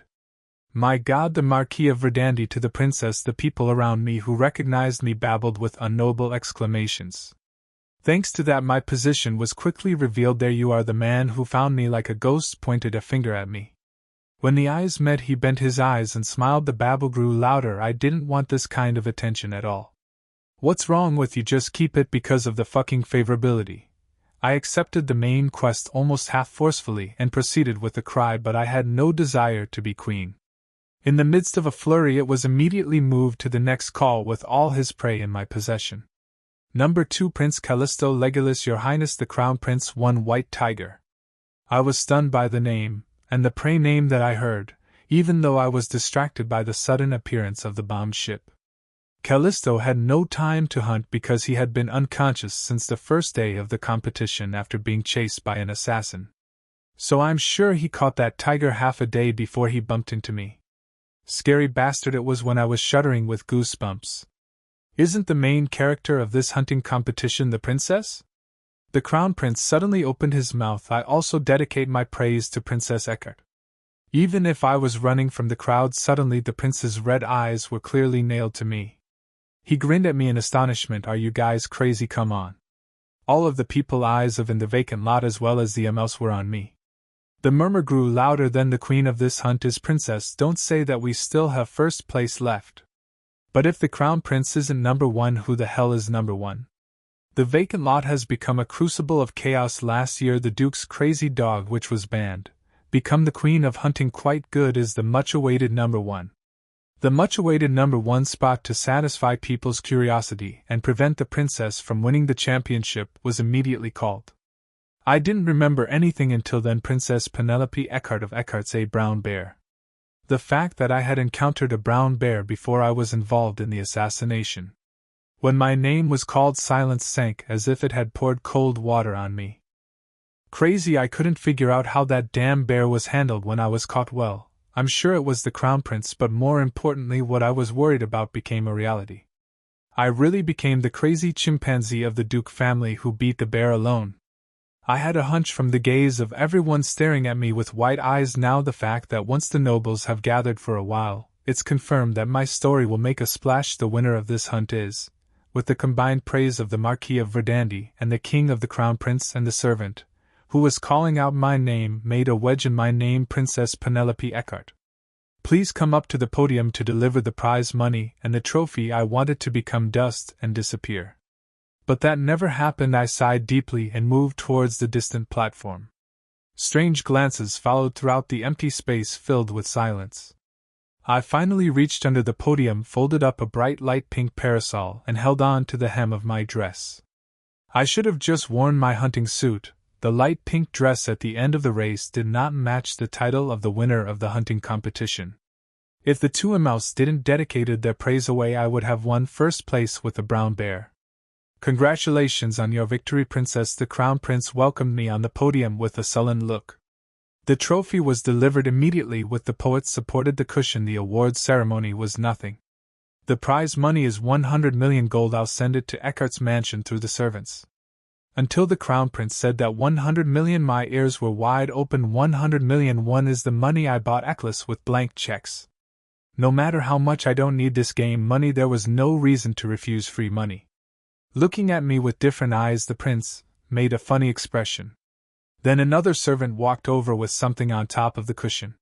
"Here, take it." The Crown Prince suddenly lifted something on it. Well, there was a stir between the left and right.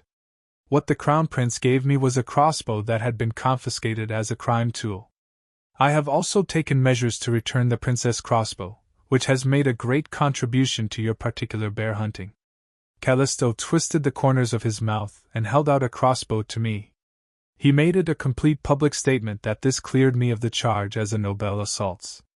The aristocrats who were reluctant to recall the evils that the princess had committed deserved to be shocked. "Thank you, Your Highness." I got my crossbow back with a wry face. "Why don't you say something?" The Crown Prince dodged to the side and pressured me to the middle of the podium. The question of whether or not to do so filled my throat. I reluctantly looked around, standing in the middle. Standing at a high place, I could see the images of Emels among the countless people. Favorability 44%. The man who stares at me calmly with a strange face. Winter. Favorability 40%. Leonard frowning over as there's something he doesn't like. Finally, favorability 32%. I ran into Derek's blue eyes. It was an expressionless face, but when our eyes met, his blue eyes were filled with unrecognizable passions. "I don't need your faith anymore." The sight of him sent a sharp sore rise in my mind. I held my head up close and lowered my eyes in a reckless and arrogant manner. So many people so far who have despised and belittled Penelope, I'll never let them look down on me again. First of all, I offer all my glory to the Crown Prince, the little son of the Empire, who gave me this opportunity. And hunting a bear, it wasn't a big deal. I shrugged and grinned. A stifling silence descended on the vacant lot. One more time I looked down the platform. Among those gathered under the distant awning, I could see a blue-haired woman glaring at me with a bulging face. Unlike her father, I had been told that she had been released without any specific charges. I didn't know she were impregnable enough to participate in the closing ceremony. I looked at her clearly and recited, "For the next hunting competition, I'll have to bring Elk's throat." I could hear a sharp breath from somewhere. Elk was a symbol of Count Kellen. It was good to read the genealogy of the nobility in advance, going back and forth from the library of the Imperial Palace. It was just time to raise your head after bowing in an exaggerated manner. Like a stage actor, my eyes were blanked out of nowhere. Queen of Hunting Competition received the title. Rewards 100 million gold and plus 200. Fame total 400. "Miss, you know where I'm going. People only talk about you, the Queen of Hunting. I really love it." Emily made a fuss in the carriage back to the dukedom. "Are you that happy?" "Of course you've got to smash Countess flat to the ground," Emily yelled with both fists, as if there was a lot of piled up. "I'm sure you'll smash it. Our princess didn't get win with the prey for pity like anyone else, and our princess won first place by hunting bears herself. Don't go alone and take all the maids in the mansion."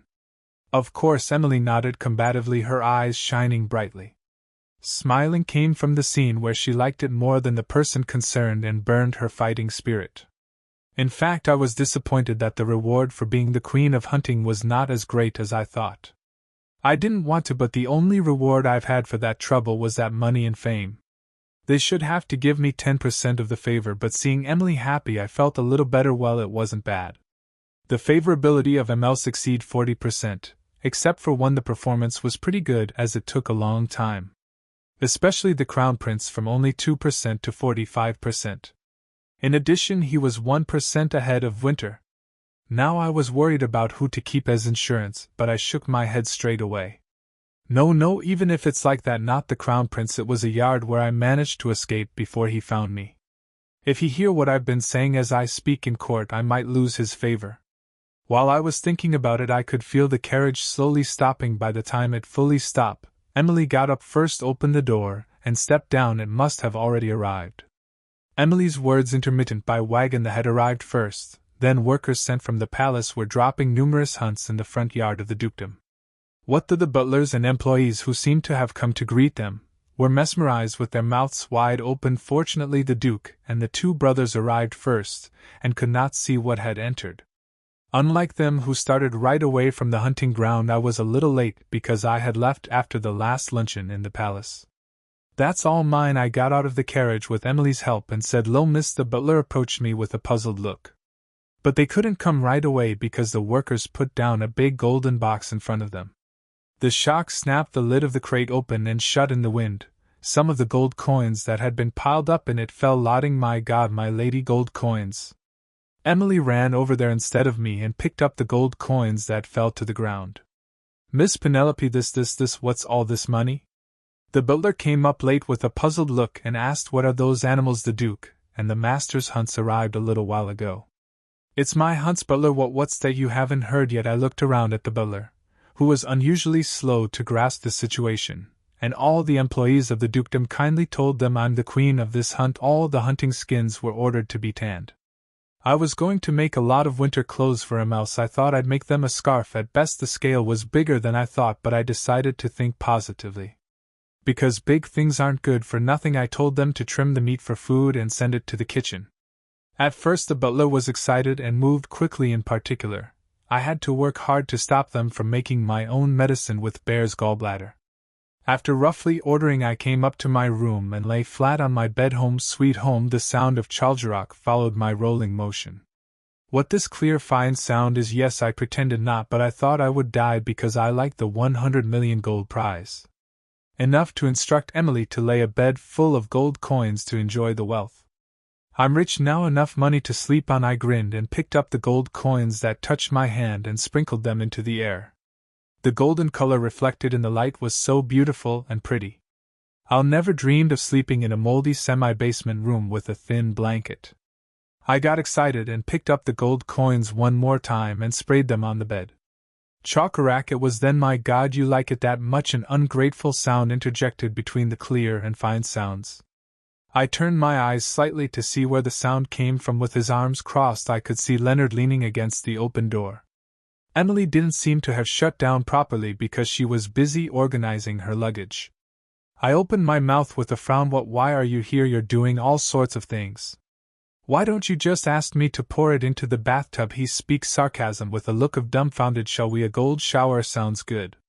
I was in such a good mood that his sarcastic remarks fell into my mouth. I'm busy, so if you don't have any business, talk later. Turning his attention to gold coins without answering, Leonard trudged into the room and sat on the edge of my bed. Are you busy playing with gold coins? This girl, when will you grow up? I was devastated by his beating. Hey, I can't believe I heard that from this guy. After being frozen for a while, I came to my senses and glanced at him, and he had the nerve to pull his chin up. Why are you here? I asked back irritably. Leonard didn't immediately answer why he came, but hesitated. By the time he stared with his eyes slightly open, he reluctantly opened his mouth. Father said we are having dinner together. I was so surprised that I jumped up. Why, the hunting competition is over, and you must have something to say. Do you get it? Leonard shrugged his shoulders and replied carelessly. I was speechless and stuttering. The campground which had been set up on the hunting ground was no better than a mansion.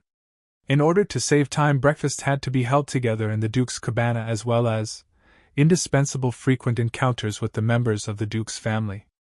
Before the assassination I thought it was worth it, but it quickly became uncomfortable after the trial. So I took refuge in the palace. Now that I'm back to the dukedom, I thought I'd only had to live like I used to. Why the hell are you bothering me again? Leave me alone, I said, disgusted with the harsh things I had to go through upon my return. My stomach isn't good. I put on my breakfast. It's almost sunset, and now you have an upset stomach. I bit my tongue at Leonard's snorting reply. I should have said lunch. I was so embarrassed that I lost my words. Why don't you just say you've been put it on for 4 days? Then tell him that. Hey, you're kidding me. Leonard frowned at me with a frown upon my words. As if to say a word, the open mouth closed again when he saw my expressionless face. It seemed that he had noticed that was not joke at all. He shouted, his pink hair scattered wildly with one hand. I don't know, I told you already, so come or not, you take care of it. That's why I didn't answer back. There was a cool silence in the room for a moment.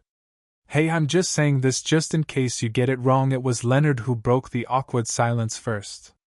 We wanted to give it, but we couldn't give it to you. Know right what the rule is: not to let family members pass to prevent ranking manipulation.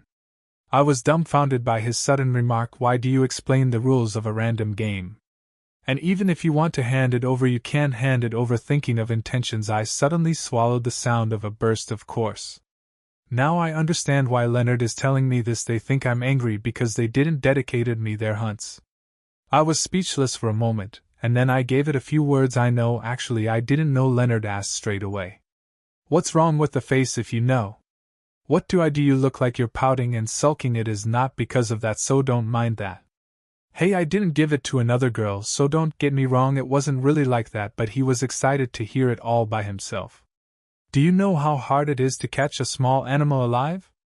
I gave up on catching the beast because of someone, and I went to the small animal zone and hunt.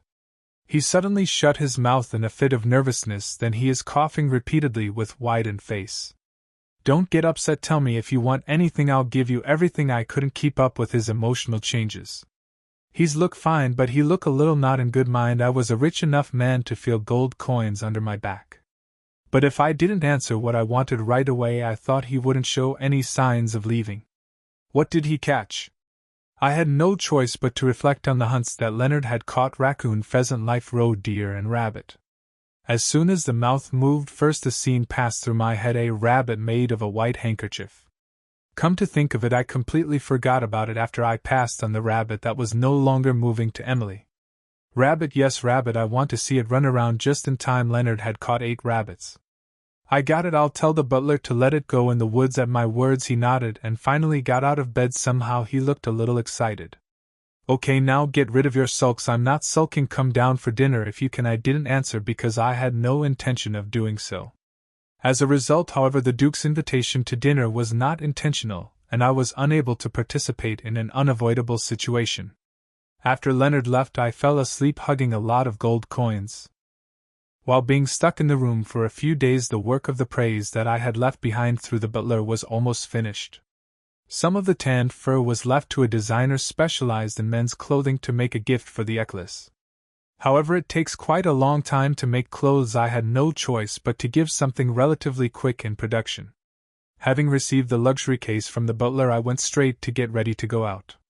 It was 67%. I guess I was in a hurry to check the favorability of Eclipse, which would have risen sharply without seeing it. But after finishing all the preparations and about to leave the room, the weather was not very good. Do you really have to go out for a walk in this weather? Miss Emily looked out the window and handed over the umbrella with a worried look. Even though it was early in the morning, the sky full of dark clouds looked as dark as evening. The sound of the wind leaking through the window frames was dreary. Should I just go next time? I followed Emily out of the window, and there was a slight hesitation, but even after returning from the hunting competition, I haven't seen Eclipse for nearly 2 weeks on the pretext that no gifts have been made. In the meantime, if he'd been bullied and bullied again, and I'd lost his favor, no, let's give him a quick message before it rains. I was rushed out of the room with an umbrella handed over. I'll be right back. But as soon as I entered the forest road to the training field, the rain began to pour. I opened my umbrella in a hurry and looked up at the dilapidated sky with an anxious face. It's a sign of bad luck, but since I came out, I didn't even have to go back. I walked faster instead. The butler had been informed of the intermission of the training. It was a one-time morning break, so I'd better to hurry. However, when I arrived, the training field was empty. Where's everybody gone? I moved my steps looking around the open space.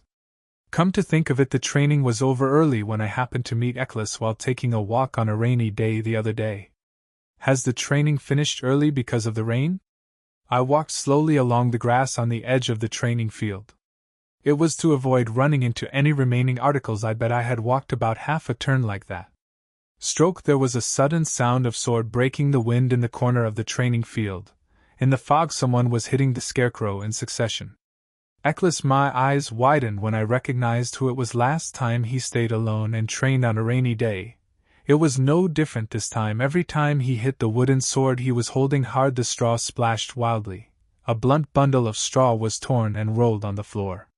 He's still like that. I now know that his figure wasn't a good swing at all. To move on to the next level of training, He had to cut the scarecrow neatly with the sword in his throat, not cutting the straw off by force.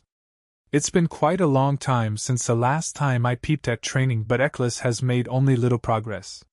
No matter how good a genius he is without a teacher to teach, he is no better than a criminal. Then a loud rupture sounded, and the wooden sword that Eccles was wielding broke in half. A broken piece of the wood sword flew so hard that it was thrown into the ground. Eccles, who stopped moving, moved his shoulders up and down, and out of breath. A haze of steam rose from his naked upper body, the remains of him, and the two broken wooden swords seemed too dangerous. Anxiety rose. I'm not going to get anywhere until the training's over. I wanted to go back after delivering the gift quickly, but I changed my mind not to approach hastily. After a brief pause, Eccles soon took another wooden sword out of the box next to him. I opened my eyes wide. The box was seen with a blurred pattern.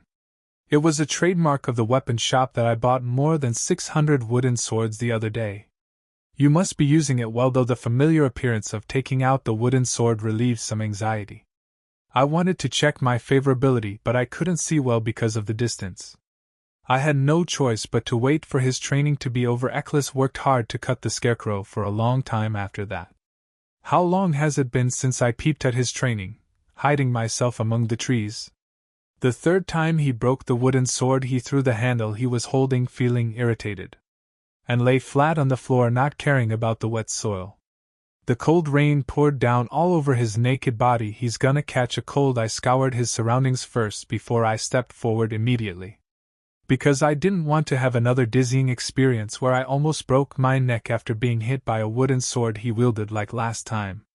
Only after double-checking that there were no dangers around him did I slip away. Is it because the sound of my footsteps was covered by the pouring rain? Eccles was unmoved by the growing distance. At last, near his bedside, I tilted my umbrella slightly forward. A low voice opened the man's eyes. The wet long eyelashes blinked. It was clear that the gray-brown eyes that were revealed between them grew slowly. Master Eccles blinked her eyelids a few more times with a disheveled face. It seemed to be a gauge of whether my appearance suddenly appeared to be real. A faint smile broke out at the sight. Long time no see, favorability 69%. At that moment his gauge blinked. Fortunately, while I wasn't in the mansion, I didn't fall further. I was greatly relieved by the slight increase in favor. In the meantime, Eccles rose slowly. The gaze that was looking down went up. I also had to hold my umbrella higher. When did you come back? Well, it's been a while since I came back. In my reply, the tail of Eccles's eyes fell down a little. No one must have been able to tell the news to the slave who forced him into the Knights. He looked up at me with his emotionless eyes. Why didn't you even say you were back to me? Did you wait? You said you'd make me happy. When I laughed at him, I laughed in vain at the rude appearance of the man who calmly retorted the words. This I held out to him, the high-end case I was holding. It's a gift. I'm a little late making this. The eyes of Eccles grew like a puppy. He hesitated not to receive the case immediately. What are you doing not receiving because of the rain? With a sharp tongue, he confessed why he was not received it. How dare I don't want to get master's hand get wet. It's all right. I folded up my eyes and smiled for him, for he was quite admirable. I've been running to see you wearing my present, and you're not going to accept it. I shook the case and whispered in a sad tone. The gray pupil shook once. Eccles was silent for a while, and soon slowly handed over the case. His wet hands soon opened the box. The eyes of Eccles, who checked the contents, expanded to a great extent. It's mammoth, ivory, and white tiger teeth. I explained the present with a smile, pleased with his response. What I gave him was a necklace made of ivory pieces and tiger teeth woven together. It's boring if it's too white in a row, so I put in the finest onyx in between. The round black bead matched very well with the jagged teeth and ivory pieces. This was a rare commodity that couldn't be bought for money. Although I knew it belatedly through the butler, there was a reason why Callisto and Winter both ranked second and third. Because the mammoths and white tigers they caught were rare animals that could not be seen unless there were large-scale events such as hunting competitions. Of course, the decoration made of it was precious. The decorations made of ivory and tiger teeth, and both of them are even more even. Eccles knew it, so he didn't expect to see that in the case. If it's for Emel's favor, then I should do this. I raised my head in triumph. Do you like it? Master Eccles managed to raise his head. This is too in ancient Capria. Only the best warriors could wear ivory necklaces. I cut off the expected Eklis and popped it out. It was what I read in the book. But this is something that Eklis knows better than I do. The Capri continent was his native on Delman. Now the whole continent has become a subjugation of the Inca Empire. That choker, it's time to take it off, I spoke arrogantly, glancing at the leather and yellow beads still strangling him. I told you I'd come back as the first winner. I am the queen of this hunting competition. So as I said, all I have to do is give my one and only warrior a strength. Eklis lowered his head again and looked at the necklace in a rump. When I couldn't see the only eyeball that could get a glimpse of his feelings, I became nervous. Because I couldn't tell if his reaction was positive or negative now. Did I give you too much after all? I was going to ask if he liked it. At last Eklis looked up at me. My heart sank at that moment. The passion I saw for the first time was raging in the brown pupil of the raw fish. Master Eklis slowly lifted the necklace from inside the case, looking at me with a gleam of beastly eyes. Then he put his long-held hand near his mouth. Favorability 77%. He kissed the necklace and his favor soared. And at the same time a white square window appeared before my eyes. Achieved 70% more. One of the target no favorability figures are provided from now on. What reflectively my eyes shifted towards the top of Eklis' head on the sudden rise of the system window. I opened my eyes widely. It's gone. The letter favorability 77% that shone clearly on top of his head until just now had been changed to check favorability. Moreover, the gauge bar, which been filled with white crabs, had turned dark red. But even before I could comprehend on what had happened, a new writing came up. The gauge bar displayed color instead of value. In order to check your favorability, make physical contact with the targets. Eklis looking at the system window with shaky eyes, I managed to speak out. A tightly locked voice flowed out as if it were suffocating. Give me that, I'll wear this for you myself, I ordered. The corner of my mouth, while trembling, was lifted with difficulty. Eklis slowly took the hand off his lips. The necklace fell with a savage sound. I received it almost as hastily as I hold it with my bare hands. Eklis bowed his head before me in a puckish manner. As the rain-soaked brown top neared, the white letters checking favor and the dark red gauge bar were becoming more clear. I slipped my hair down with my hands, hanging the necklace of pieces of stealing around his neck. Then again a white square window came to mind. To check your favorability, pay 2 million gold or 200 reputation. Would you like to confirm Eklis's favor? 2 million gold or 200 reputation, what? At the new option that was given to me, a scream broke out from my mouth without my knowledge. Master Eklis looked at me with a startle on his head. But I didn't even have time to look back on him. Crazy, does this make sense? It's a gaming system. I was thinking that far but suddenly stopped breathing when I remembered that the same thing had happened to me before. Why are you dying again? Should I just buy it? When I was playing the hard mode, I remembered how many times I had wondered if I should pay or not. Yes, this crazy game wasn't a total free game at all. The in-kind induction was very high and I, who lived like a Scrooge, almost fell for it several times. I stared at the square window as if I were going to tear it to death and make a fool of the 2 million gold. Because it was the first charging system, it was impossible to know how game money was charged. Subtract 2 million gold to check the favors of Eklis. Remaining funds 98 million gold. With the new writing, checking favor above Eklis's head disappeared. Favorite 78%. I checked Eklis' favorability, and it had increased by 1%, but I wasn't the very least pleased about it. This was because I knew that the money was going to be deducted from the 100 million gold I won from winning the hunting competition. No, my money! I shook my clenched fists and gave a silent roar. How can I make that money? How could 2 million gold be lost in vain? Master, are you alright? He thought it was strange for me to stare into space without a word, so Eklis asked cautiously. Don't you like it, Master? The corners of his eyes were drooping, oblivious. Only then did I see him with the colorful bone fragments around his neck over his naked upper body. Before I knew it, the favorability above his head, which was 78%, had been overshadowed again. No, it suits you, I like it. I forced out a smile. Actually, I didn't even know if I am making a proper face right now. My answer brought a gleam in the grayish pupil which was inorganic. You've given me the presents, so that's enough. I'm going to go back first. I spit it out like a shot and turned around as a result. The umbrella, which was over Eccles' head, also moved away. I shouldn't have done that to the ML, but I was so distracted that I couldn't care less. Like this, Eccles caught me, who was trying to leave quickly. Are you just going to leave like this? Can I have this? I turned around in a sudden shoot. The man, who was exposed again to the pouring rain, was staring at me with a pitiful look. The spirit that had just left returned slowly. It occurred to me belatedly that the personnel reshuffle was too insincere. I approached him again. His face was dripping wet. The drops of water may have hurt his eyes, but Eccles looked at me without blinking an eye. That can't be the end of it. I reached out to him and stroked him around his eyes, wiping away the jubilant water. Would you like to check the favorability of Eccles? 2 million gold, fame 200. This was also a contact, so a white square window just popped out. Ignoring it, I managed to play my part as a benevolent master. I told you I'd make you happy. I still have a lot of presents left for you.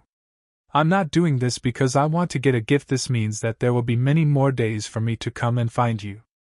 I quickly cut off his whining and abruptly whispered it to him. You and I are going to catch a cold if we stay like this.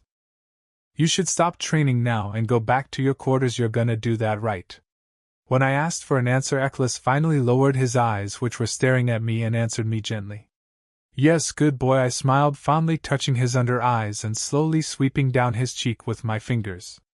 By the time it reached the chin, I removed my hand from his face and turned back. Leaving Eccles behind, it only took me a step, and before I knew it, the smile on my face had washed away. Quickly going back to my room, I checked the gold box first. I had it placed near my bed and covered it with sheets regularly. When I hurriedly unlocked the lock and opened the lid, a flash of golden light blinded my eyes. The gold coins are still well. My money, the level of gold coins which were once piled up and overflowed the box, was subtly reduced. I was the only one who knew right away because I looked into the box whenever I was bored. None of the employees dared enough to touch the box that the mad dog loved, especially after she just hit a brown bear.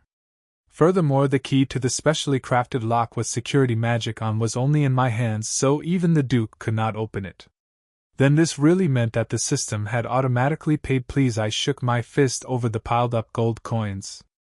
Now I felt devastated that I couldn't casually see the favor anymore, so I had to pay using money or fame in order for me to see it. Damn it, certainly they weren't like this in normal mode, but why? I banged my fist a couple more times and screamed. And 2 million gold, that's a dirty price, you crazy game. Since I have 100 million won in funds, I have 50 more chances to see the favorable impression.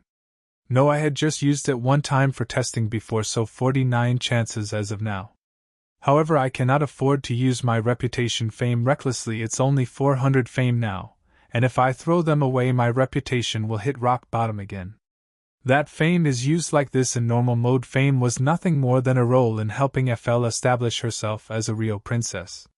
Used to win favor from the dukedom employees and other aristocrats as well as the MLs, or to skip a simple mini-game in an unexpected quest. I never paid much attention to it because it was increasing on its own just by me passing the quests. That's why I gave up when I got here. If I had known it, I would have saved it up. If I had known it in advance, I wouldn't have gone so far when I went against the dukedom employees. I swallowed a tear of blood and punched one more time. Hard mode was more than I had ever imagined, no matter what you thought of it. No, stay calm, soon it will be 80%. I sighed deeply and tried to regain my composure. It was a difficult system set in hard mode anyway, and it was an inevitable task for me. When I get back, I need to see the face of the producer who set this crazy level of difficulty. Of course, with a gun thinking, so I closed the lid on the gold coin box. After locking it again, I got up and laid down on my bed. I was so surprised and embarrassed by the unexpected system operation that I was exhausted. But on second thought, there was no need to be too pessimistic. The ending with Eccles was getting closer. With all concentration and all his might, wouldn't his favorite be able to raise up until 100% in no time? 2 million gold was only used to check his favorability. In the future, maybe I can get out of this goddamn place without checking it for another 49 times. The thought made me feel much more at ease. By the way, what the hell is that color? As I was reflecting on the contents of the system, I suddenly wondered. Come to think of it, I forgot about it because I was blinded by the thought of losing money. The likability gauge bar also turned dark red like coagulated blood. How come it was such an ominous color? It was during I muttered out some unknown anxiety. Knock knock. Someone knocked the door. I only turned my head towards the door while lounging on the bed. It was obvious that they would visit my room anyway. Lady, this is Pennell. The butler, one of the obvious and expected people, announced himself. Come in. I heard the sound of the last chalk, and after a while I heard the door open. I greeted the butler upside down. Lady, were you enjoying this sewage? The butler, who had just entered, opened his eyes wide when he saw me like that. I'm sorry, I just heard from Emily that you just got back from the walk. But suddenly the butler bowed his head and apologized. I glanced at him and replied, no, I just got in. I was just relaxing. You don't lie in a straight posture. I was about to get up. What's going on? The Duke. The butler hesitated a little and then came clean about his business. He said he'd like to have a quick luncheon between all of the family members. Luncheon? I frowned at once. I didn't participate in the invitation to dinner that Leonard delivered recently. It was quite rude, but there was no response from the Duke. That's why I thought it was over. Is there another reason why I have to be involved? I just want to eat roughly and relax in my room today. The Duke has something to tell you, so please participate. I sighed quietly so that the butler wouldn't hear it. I didn't want to participate because of the words between all family members. Aside from the Duke and Leonard, I had to see the face of the first son too, which I don't want to. Then get me something now, a simple bread or a soup. Yes, with dinner coming up, why, I don't want to starve again before the food. Lady, the butler called me in contemplation at the murmur of his shoulders. Never again, it won't happen again. The butler acted as if I had spewed any taboos, and it was a bit funny. I snorted back. How can you be so sure? While you were participating in the hunting competition, we replaced the dining room's employees. That was rather a surprising news. Looking back with glimmer in his eyes, the butler continued. For some reason he looked a little solemn. And today's dinner place is not in the dining room, miss. Then the Duke specifically ordered us to prepare a meal in the glass greenhouse. Glass greenhouse? Yes, the autumn flowers are in full bloom. I hope that the lady will come and see it too. I opened my eyes wide this time. There were some forbidden areas in this mansion that I couldn't go. It was because the Duke closed down a place full of memories of the dead Duchess or his lost youngest daughter. One such place was the large glass greenhouse at one side of the backyard.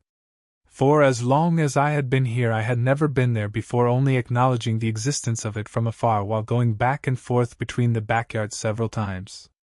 Why are we eating in the greenhouse all of a sudden? The dining room in the mansion is about to be renovated. Renovated, yes, so I'm afraid we won't be able to use it for the time being. The butler stared at me with an unperceived intense look while he was answering to my question. I couldn't see why the renovation was going on, but nevertheless I nodded and accepted it.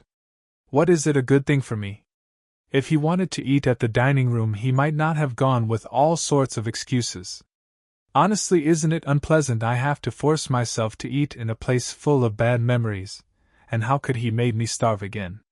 For now I get it, but I ended up giving a positive answer, not because the venue for the dinner had changed, but because of the thought of checking how Derek's and Leonard's heads have changed. It was raining before, so I'll wash up and go to the greenhouse on time. The butler's face lit up in a flash at my words. Then call me back when you're ready. After a polite nod, the butler left the room. Following the butler, I set foot in the glass greenhouse for the first time. The huge glass greenhouse was warm and fragrant. The ceiling and pillars were corded with green vines, and numerous flowers were in full bloom. The dinner table was set in the middle of the greenhouse with the violets in full bloom. 3 men with smoky faces were seen huddled together against a romantic background. You've come. The Duke, who was sitting at the end of the table, looked at me and pretended to acknowledge me. I bowed my head and opened my mouth. I'm sorry I had come a little late. You're terribly late. Leonard was going to argue straight with me, but suddenly shut his mouth. I raised my head, wondering what had happened. He was just floundering his nostrils with a very dissatisfied face. But he was no more harsh. Okay, sit down, Penelope. At such fuss, the Duke, who was looking at Leonard, turned his head toward me and said casually. I thought the Duke would say something about being late, but it was unexpected. Derek also glanced sideways with his cool eyes, but he said nothing. I sat on the left side of the Duke again, unaware of the reason, and as soon as I sat down, I took a glimpse above both of the ML's heads and their gauge bar. checking for like. Sure enough, the level of favorability was completely covered. In addition, the gauge bar is colored. I nodded as I looked over Derek's head, which was turning bright orange like a warning sign. Well, it's not him anyway. As I turned my eyes lightly, I suddenly frowned over the pink hair. What's that? The gauge bar above Leonard's head had turned into a color similar to his hair. What does the color mean? At that moment I inadvertently encountered blue eyes. What are you looking at? The man with the napkin on his collar wriggled his eyebrows and asked crookedly. I didn't look at you. Then I was looking behind you. You're looking like you're going to kill me. Leonard glanced and asked back as if he was puzzled. I must have been staring at him with a look of contempt. I coughed awkwardly and made a belated excuse. Because the flowers are pretty. It's the Allenwick rose. Then came a sudden reply from the side. I said nothing, but the Duke looked at me with a grave face and said, if you like it, why don't you take it and put it in a vase? I had a good sight for the flowers behind Leonard that I hadn't even seen before. A voracious salad-colored rose blooms splendidly. It smells good. It'll be fine if you leave it in your room. No, it's okay. I shook my head right away. It's the most beautiful way to see the branches blooming. That's true. Fortunately, the Duke accepted my words. Soon the Duke rang the bell that laid in front of him, and after that, the food began to be brought and I had my water changed. Donnie, I guess you're not empty-handed. All the servants who brought trays and dishes were all new faces. After a while, dishes containing food were neatly placed on the table. The menu was also very light. Although there were many different kinds, it was made up of light brunch stews, breads, salads, and sandwiches. As for me, the menu was sweet. I can finish it quickly and I can pick it up with my hands. Let's eat then. Fortunately, however, I was given a perfect tableware this time. I looked down at the table set in front of me and looked through again to see if someone had played a prank. The Duke, who was sipping his tea, paused and opened his mouth again. Why won't you eat? I'm going to eat now. At his beck and call, I lifted the spoon with a wry face. Why are you keeping such a close eye on me today? I didn't do anything wrong except to ignore the participation in the dinner last time. I'm sure he's not trying to take care of whether I'm eating or not now. If he was such a meticulous man, he would have immediately noticed that Penelope always starving herself. Maybe it's because the table is small. I soon found out why the Duke could immediately notice that I was not moving. The tables in the greenhouse were much smaller than those in the mansion. Therefore the distance from those who were at the table became closer. Even if I didn't care, I could see it by the way the cutlery was set up in each seat. I slowly tasted the stew with the spoon I was holding, convincing myself. A quiet meal began, surrounded with the scent of fragrant flowers. After a while, when my stomach was somewhat full, I put down the dishes I was holding right away. Are you not eating any more? The Duke was the first again to respond to the sound of a click this time. Yes, I think this is enough. Should I ask for dessert? I shook my head. I had no appetite, so I didn't feel like eating more. Do you have to eat this little? Then take some sandwiches and bring them into your room. No, Father, it's okay. I quickly dissuaded the Duke from trying to feed me more. Rather than that, if I finish my meal now, can I go upstairs after this? I've been taking a walk since the morning and I'm a little tired. I said it hurriedly. Just tell me the purpose of your call now. Yes, fortunately, the Duke opened his mouth heavily. The reason why I called you today is to tell you that I will bring in a painter and paint a portrait of our family after a while. The unexpected news made everyone flutter. Not only Leonard but also Derek seemed to be puzzled as he had never heard of the news before. What portrait all of a sudden, Father? Isn't it Penelope's birthday in a month? I looked back at the Duke as I heard his words. Birthday? My head went blank. What is birthday? The day Penelope would reach her adulthood this fast? In the midst of the disbelief, the Duke delivered more cruel sentence. I'm thinking of painting a family portrait and hanging it on the central staircase before holding the coming-of-age banquet. The day when the real FL comes back and the end of the game's hard mode deadline. Know them and be careful on your own. Don't get hurt. While lying around, the Duke continued on with what he said. But all the voices were all distant to my ears. I have a month left before becoming an adult. The incident came to a still. I seemed to have been attacked by surprise. The big episode of the hunting competition was in full swing, so I thought there would be quite a few hard mode deadlines left. At least there should be time for emotional exchange. Now I'm just trying to figure out what Eccles is thinking and turn it into a good feeling. Only a month. I was suffocating. If I don't get a 100% favorability and a love confession within a month, I may never escape from this place forever. Escape is also an escape, but the bigger problem is that when the real princess returns, I'm destined to die as a villain because the story of this fucking game was like that. The hand on my knees tightly grasped the hem of my skirt. I didn't want to die. I came out of the house because I studied with a certain heart. Penelope, how could I die? How could I? Penelope dear, the sound of someone calling me made me came back to my senses. Yes, I looked up with a sudden startle. Before I knew it, everyone at the table was looking at me. The Duke asked in wonder, is there something you don't like? What I answered with quite a blank look. Became scared only by the word birthday. I seemed to be thinking too much for a moment. I came to my senses late and muttered some awkward excuses. I was just thinking for a second. Hey, you're a little weird today. Leonard suddenly opened his mouth sarcastically. Why are you staring at a place that's so bloody from before? You have been quiet for a while. Is your body itching again? Leonard echoed. It was enough to ignore his quarrel, but somehow the Duke gave a solemn voice to warn him. What kind of attitude is that for an older brother? She doesn't even treat me like an older brother. Shut up. The man who was retorting reluctantly shut his mouth when the Duke glared. The bumpy look and the light pink gauge bar on the head really didn't match. I was somewhat embarrassed by the coldness of the atmosphere that began because of me. I struggled to squeeze out a smile and called the Duke. I'm sorry, I didn't hear you because I was thinking about something else for a while, Father. Please say it again. Yes, said the Duke before softening his rigid expression. You can ask if you have anything you want for your birthday. Something I want? Yes, say anything you want. I was told to search the continent right away and find a way back. But I swallowed it with difficulty, looking at the 3 pairs of blue eyes in my sight. Not really, I spat it out in an indifferent tone. What? But somehow the Duke opened his eyes like a shocked man. Yes, hey, aren't you really sick? Instead of the helpless Duke, Leonard shouted boom at the table.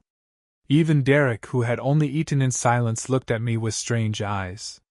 You, I'm sure, until last year. As he was about to say something, he soon froze his face and shut his mouth again.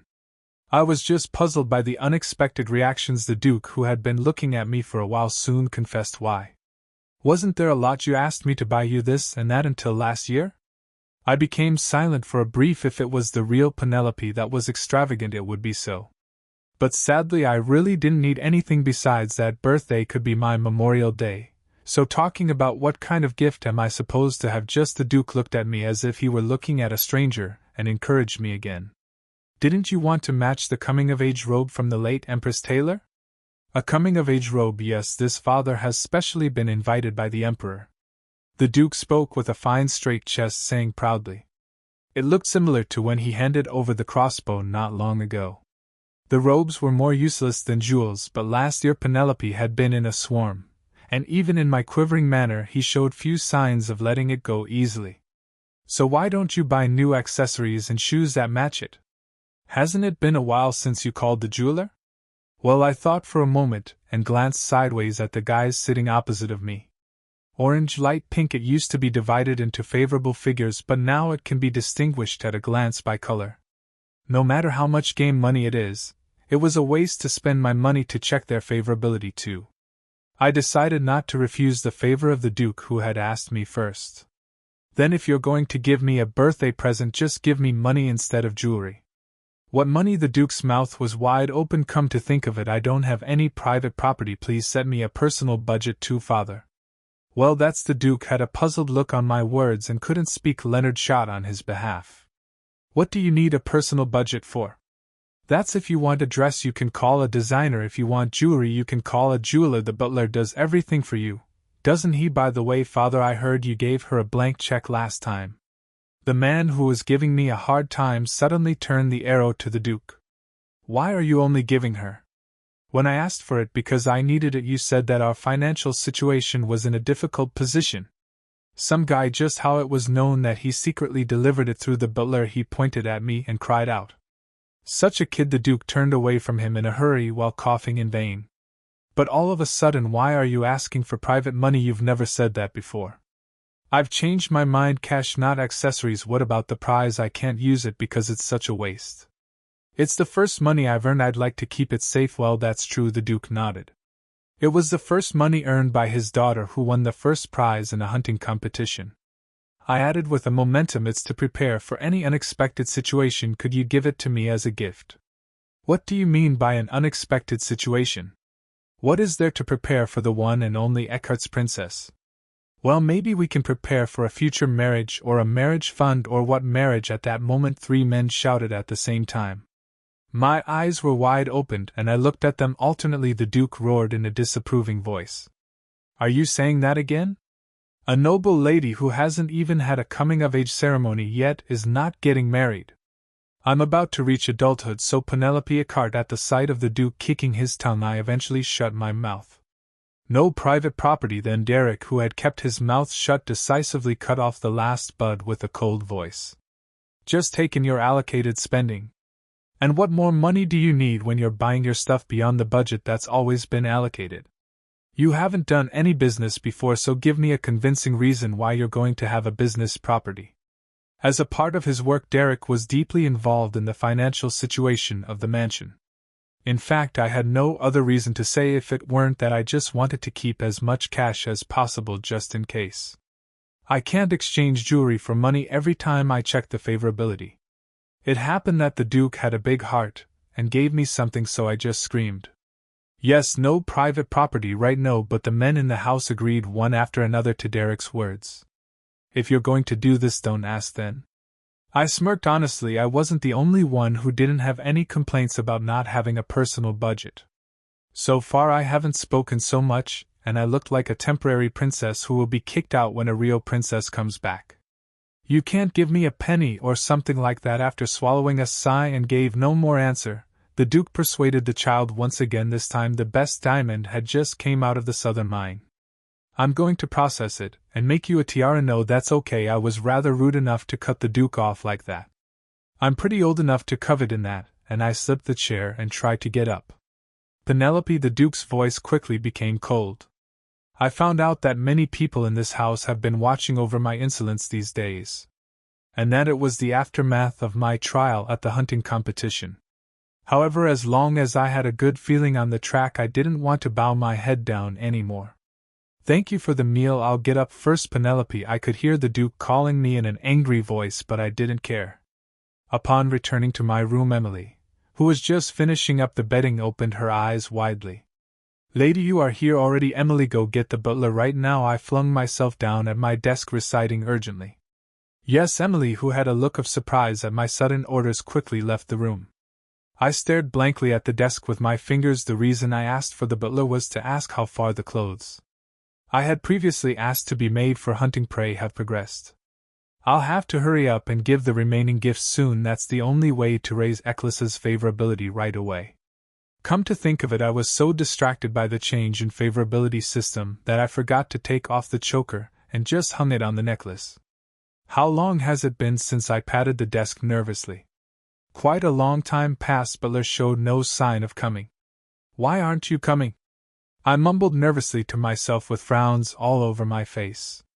Knock, knock. Loud knocks finally sounded from the other side of the door. Sensitive as I checked the visitor bluntly. Who is it? It's your father. The finger that was tapping on the desk stopped. I thought I misheard the butler's voice. I then stared at the door blankly. Penelope, I'm coming in. I jumped up from my seat as soon as the door was opened. Father, it was the Duke, and not the butler who'd came in. What is it? Why are you here all of a sudden? He'd never visited my room before, or even in games he never had found Penelope's room. What were you doing? The Duke walked into the middle of the room while holding a bag behind him, and with a very awkward face at that. I was just there. What are you doing here, Father? I have something to say, so come and sit down.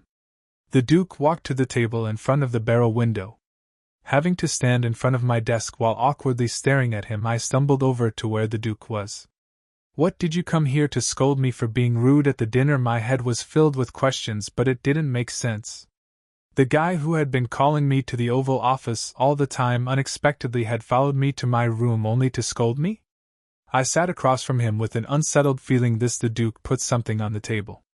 It was a thick paper bag with an Eckhart pattern stamped in the center. What is this? I had no idea what it was when I looked at the Duke with eyes full of wonder. He coughed and dodged his head. Open up and take it out. I was a little bit curious, so I opened the paper bag without a hitch. It was as soon as I had taken out the white paper inside the Duke began to explain. It is a confirmation of the transfer of the emerald mine in the southeast. The Duke spat that out. It was much like I picked it up on the way tone that I doubted it. The mine transfer confirmation letter, your name is written at the bottom, so check it out. My eyes glanced naturally to the bottom of the paper at the Duke's words. Assignee Penelope Eckhart. It was true, my mouth opened wide. Father, all of a sudden it's not a big deal. This, didn't you say you want a private property rather? The Duke asked me again with a curious look, having to see my reaction. Why, you don't like it? No, it's not that I don't like it. I asked for some pocket money, and you gave me the emerald mine instead. How can this not be absurd? It's too much for me, Father. I was stunned, and for a while I answered with difficulty. The more I ate, the more I had an upset stomach. Besides, this was a completely different direction from what I wanted. I didn't mean to say anything in hopes of this. You used to like emeralds that resembled the color of your eyes. The Duke stopped me from refusing moderately. That's what I was thinking of giving you when you got older anyway. It's just a little early. I was stunned at what I had just heard. The Duke presented the entire Mana Stone mine as a return gift for his only daughter. Suddenly a scene of the game came to mind. It was not long after option on or off function was achieved in normal mode. The Duke, who first heard the sound of father from his only daughter, name of forgotten father quest, was dying of joy, so shortly after her foster daughter's birthday she handed over the mine to FL for no reason. Are you tired of emerald now?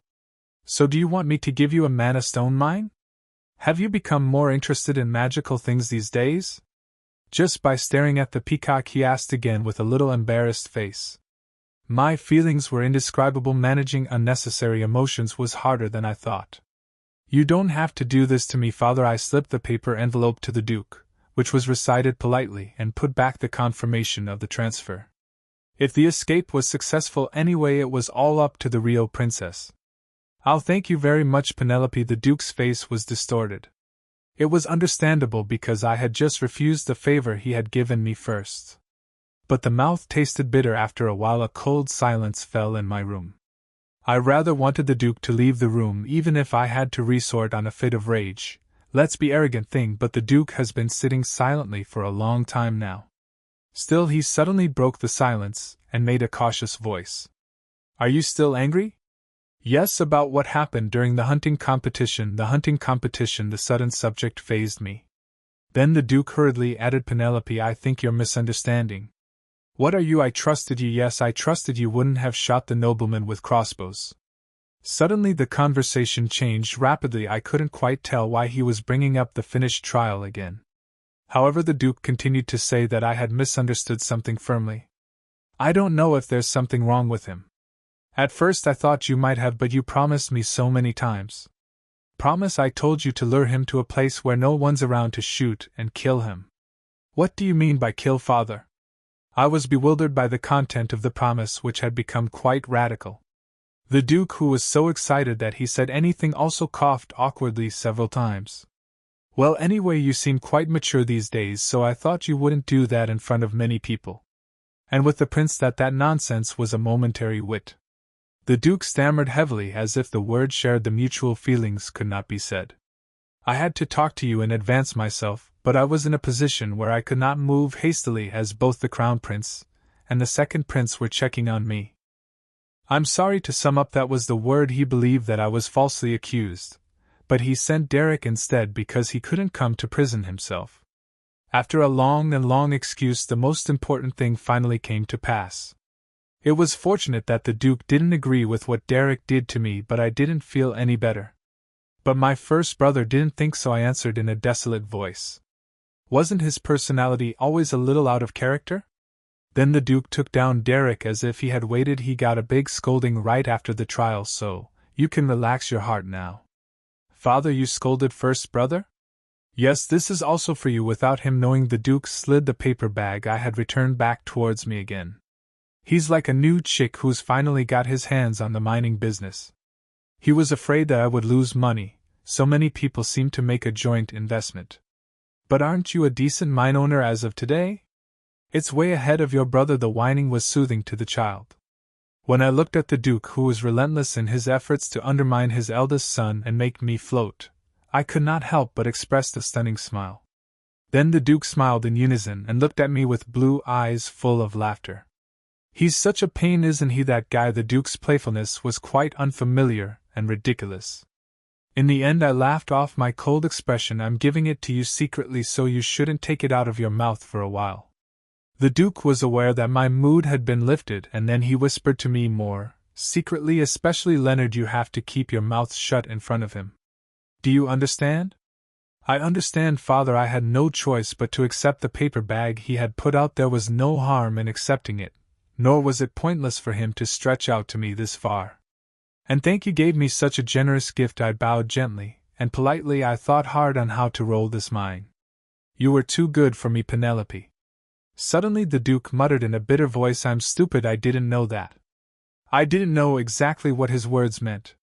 Were you regretting your past when you adopted Penelope recklessly? Or were you sorry for me being the youngest daughter at the current age? Has gained +10 fame for his improved relationships with the Duke, total 410. Suddenly, however, when I looked at the white light, I felt devastated.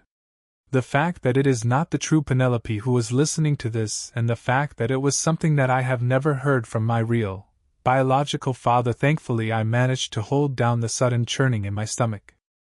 The butler, who could not come due to the Duke's sudden visit, came to me early the next morning. This is the list of East-South Emerald Mine investors. He put some papers down on the desk. As I had received a statement from the Duke about being the owner of the mine overnight, the work was done quickly. In a few days I will also put up a book of the number of ores mined. Please take good care of me. I skimmed through the documents the butler gave me.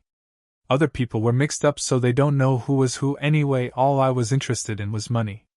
But how do you usually sell the gemstone?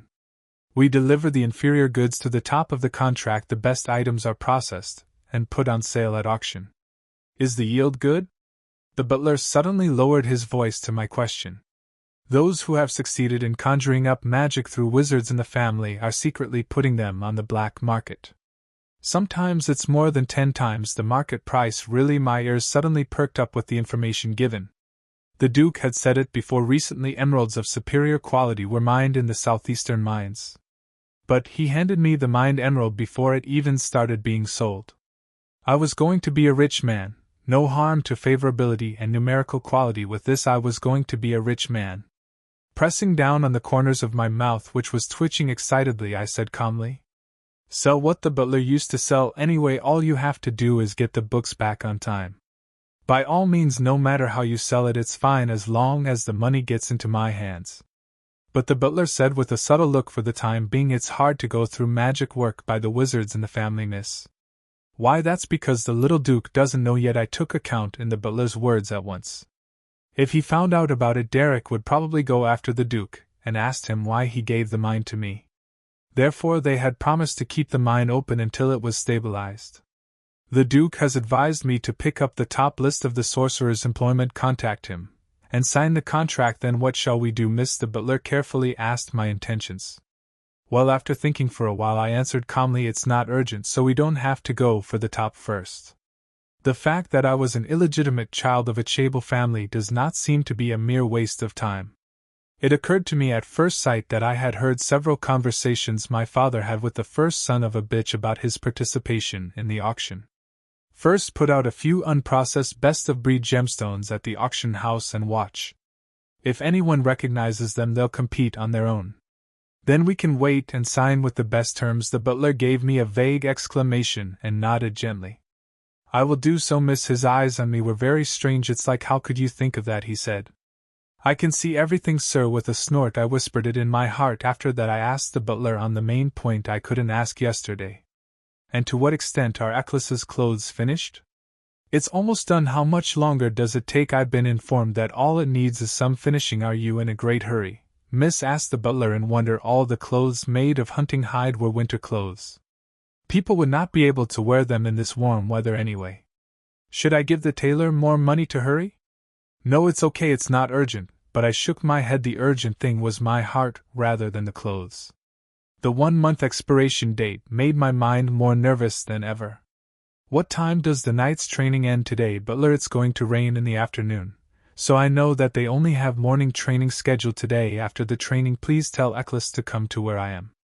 Yes, miss, I liked the way the butler answered politely without complaining any more. Just after lunch, like a lie, it began to drizzle. While waiting for Eccles, I tried to read a book about sponsorship, and changed my venue to the glass greenhouse. When I opened the glass door and took a step in it, I was greeted with a mixture of green vegetation and fragrant flower scents. During the luncheon the day before yesterday, I was busy checking over the heads of the MLs, so I had no time to look around the greenhouse properly. The glass greenhouse which I visited again was beautiful, still, and silent. It's all right, I looked around the spacious interior and gradually took a walk in it. There was a cute table in the middle of the pavilion where you could enjoy tea, but I just passed by it then. I went to a corner that was hard to see from the entrance and squatted down. A small group of unknown white flowers was in full bloom around it, was being well taken care of. I must have been thinking about it a bit. I remembered what the butler just said before I left the room this morning. A lot of rare flowers and vegetation are brought in from other countries, so please visit the glass greenhouse often. Young lady, the Duke also instructed us to manage it forever. After witnessing the absurd mistreatment of a princess in the dining room, the Duke seemed to be struggling in many ways. One such evidence was when he purposely opened the third floor, which had been closed for 6 years, to allow me to climb the attic once again. However, I didn't often the place anymore due to my fight with Leonard. So he seemed to have changed the location and went for the glass greenhouse this time. Penelope would have been in great pleasure. I felt a little sorry and gently stroked my slender cheeks. I appreciated the Duke's efforts, but I intended to take full advantage of this green and beautiful scene in the greenhouse, not entirely enjoying it. Eccles had a limited number of places to meet compared to other southern states. If I didn't go out, it'll be hard to take him for an outing. I couldn't even walk around the states together with him because of the status difference. Would you take your slaves to see an opera full of nobles or go to a famous restaurant? Well, it's a bit difficult. I couldn't bear to see him the day before yesterday. Eccles, who still hadn't learned a proper swordsmanship. If the Duke had brought him here in the game, would he be in a better position by now? But then Eccles couldn't have been so fond of me. I was the one who saved him from the terrible slave auction house. Unfortunately, there was nothing I could do for him right now. As a fake princess with poor position, Derek had to be virtuous just by accepting him as the family's knight apprentice. In addition, neither Derek nor the Duke were pleased with the incident in which he strangled an article last time. But they didn't kick him out right away, although unlike the original story of the game, it will be a little late for Eccles to become a sword master. I will take care of everything when the Rio princess comes back anyway. I thought it rather coolly. The only thing that matters to me right now was favorability. Eccles needed a sweet and angelic hostess rather than me. It's all up to the hostess after I escape. Trying to rationalize it, I opened the book on my knees. How long has it been since I read a book? Due to the magical warm breeze inside, my eyelids began to slowly sink. The letters became blurred as a cloud of sleep came in. I just closed the book and lay bare on the flower bed. It was when I was about to fall asleep with my eyes closed. Suddenly I felt someone opening the greenhouse door and entered. Bark, bark! I heard the sound of stepping on the grass. After wandering around the greenhouse for a while, it became certain that the target had been set. The sound that was getting closer finally stopped by my side. Until then I still had kept my eyes closed. I didn't do it on purpose, but because I was really half asleep. The person who stopped by the flower bed moved. The sound of his breathing came closer. I felt like he was leaning towards me. Suddenly a faint graze touched one side of my cheek. No, it wasn't completely touching. It was about to touch, but the warmth that slowly painted the skin gradually shifted from the corners of the mouth to the lower lips. I wanted to keep pretending not to know, but I burst out laughing unconsciously because of the itch that I can no longer hold it. Just touch it if you want to. Slowly I lifted my eyelids and opened my eyes. Because it tickles when you do that. Grayish-brown pupils grew widely at my murmur. It was not me who was surprised by the close distance, it was him. Eccles called out to me with a hot sigh. Master, on that shabby clothes of his. The flamboyant pieces of teeth I presented dangled on his neck. My only article. He had fulfilled the role of a faithful slave today. Eccles was sitting by my bedside and looking down at me. A distant face like wax was still expressionless today. But there was a strange glow in his gray eyes staring at me. I opened my mouth faintly, glancing over his head like a habit. I want to get up. Can you move a bit? When I looked at him slowly and made eye contact, Isekai flinched. He raised his head, which was leaning towards me, and step out. I get up only after he had completely backed down. It ended earlier than I thought.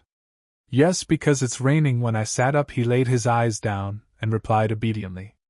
When I looked closely at Isekai, I could see that he was wearing a necklace from me a while ago on top of a choker on his neck. It was all because I didn't take it off last time. Tool, which represents a shabby figure, and a slave with an owner. On the other hand, colorful and majestic ivory sculptures which cannot be valued are markedly contrasted. It might seem ridiculous, but it wasn't at all. Rather, it was a problem because it looks so well. Male leads is definitely male lead necklace. You're wearing it. I reached out my hand and touched his necklace. Ikai's eyes were shaken once in a sudden contact. Master gave it to me. However, he responded silently without stepping back in a tight voice for some reason. I folded my eyes as I looked into the gray eyes. It's pretty. Then, pretending to touch the ivory piece to check his favorability, I slipped my hand near his clavicle bone. It was nothing more than a slight touch with the fingertips so as not to be noticed, but Isekai flinched shrewdly. And system, would you like to check favorability of Eclipse 4 million gold fame 218? Ha, I'm going crazy. I peeked through the system window that came up. The gold has risen twice as much. You are like a ghost devouring money. I was so foolish to think there will be 49 times left. I forgot what kind of game this crazy game was. I knew it was a common charging pattern, but I couldn't help it. When my money came out, I pressed 4 million gold, nervously taking care of the simmering insides. System, check the favorability of Eclipse by charging 4 million gold. Funds 94 million gold. Affinity 81%. The favorability was higher compared to the last time I saw. It was a good thing that I went. But at the same time, I was worried. If this is the case, my money is going to run out quickly. However, my anxiousness faded quickly. That's right, I'm going to be rich soon. As of yesterday, I was the owner of an emerald mine. Why, when I was glancing over his head, which had turned again into a check the favor. Suddenly Isekai opened his mouth. Why are you laying here like this? The floor is cold because of dew. Right, it must have been funny to see the young lady left her chair and laying in the floor. Just, I've got a bunch of tiny little flowers blooming around me because the flowers are pretty. Do you like wild flowers? I didn't know this was a wild flower. No wonder it was blooming in the corner compared to other flowers. Yes, I nodded gently. You're easily loved by anyone if you're pretty and fancy, so you should love me too. It was a muttering remark without much meaning. In a month, the owner of this greenhouse will be someone else, not me. However, at that moment, Ikai's face quirky. Why, master, he mutters something, but he stopped talking. I stared, but there was no more voice coming out. Maybe it wasn't really important, so I turned around casually. More than that, I called you today to take off the choker. Choker? Yes, I said I'd take it out the other day, but I just left it. Sorry. Ikai's eyes grew bigger. Perhaps he thought it was just empty talk. But I meant it honestly. The physiological fear of him was not completely gone. I still could see in my head that he was beating another people with his bare hands and pointing the wooden sword at me without mercy. Is Isekai still hating me? I couldn't tell with his expression, looking at me obediently. The only way to untie the leash that can control him, perhaps, will bring myself to death, but I wasn't in a position to cover this and that right now. If I could raise his favor with this choker or gift, I'll give you anything. Isekai, will you turn around? I urged with a gently smile on my lips, and I took the ruby ring to unlock the choker. You had to hit the ruby on the groove in the back to unlock it. But Isekai just stared at me with an unknowable expressionless look, and did not move at all. Why is it I think he would like it when I was wondering and looking at him? It's all right, master. Soon Isekai opened his mouth and answered. You don't have to take it off. I don't want you to take it off. It was a totally unexpected answer I couldn't understand. Why, even if I take this off, the fact that I'm a slave is still the same. That's true. As I released the choker and aimed at another favorable impression, I was reluctant to accept Ikai's blunt answer, but you're the only one who's uncomfortable with it. It was true. The choker with yellow beads proved to be a slave to anyone. If he keep on wearing it, he will feel dirty and uncomfortable. Such negative feelings have not been very beneficial to me in the long run. But he just sat still without answering, as if he already resolved it. Anxiety sprang up suddenly. Who is it still bothering you? I asked impatiently, "Is there anyone else who discriminates against slavery?" "Tell me," I said. "I would go and give them a punch." "That's not it." I thought I couldn't beat his quarry, but Eccles slowly opened his mouth. "No, it's not that. It's just that I need to do this so that my master can keep looking for me." It was a word that I couldn't quite understand. I asked back with a puzzled look, "What does that mean?" "Master feels sorry for me doing this. That's because I'm being nice, and because I made it pass by without a big accident." Right, I opened my eyes wide at his question. Eccles knew me better than I thought.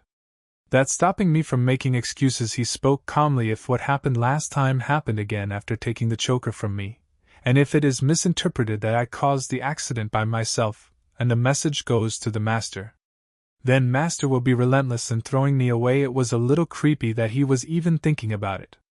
To some extent it was true. If he'd had an accident since he came to the Duke's mansion, I wouldn't have slightest thought of releasing the choker, but I didn't remember having that kind of memories. On the contrary, I even gave him a sword and did not give up the only escort knight position. I couldn't see favorable status anymore, but without realizing it I glanced over his head.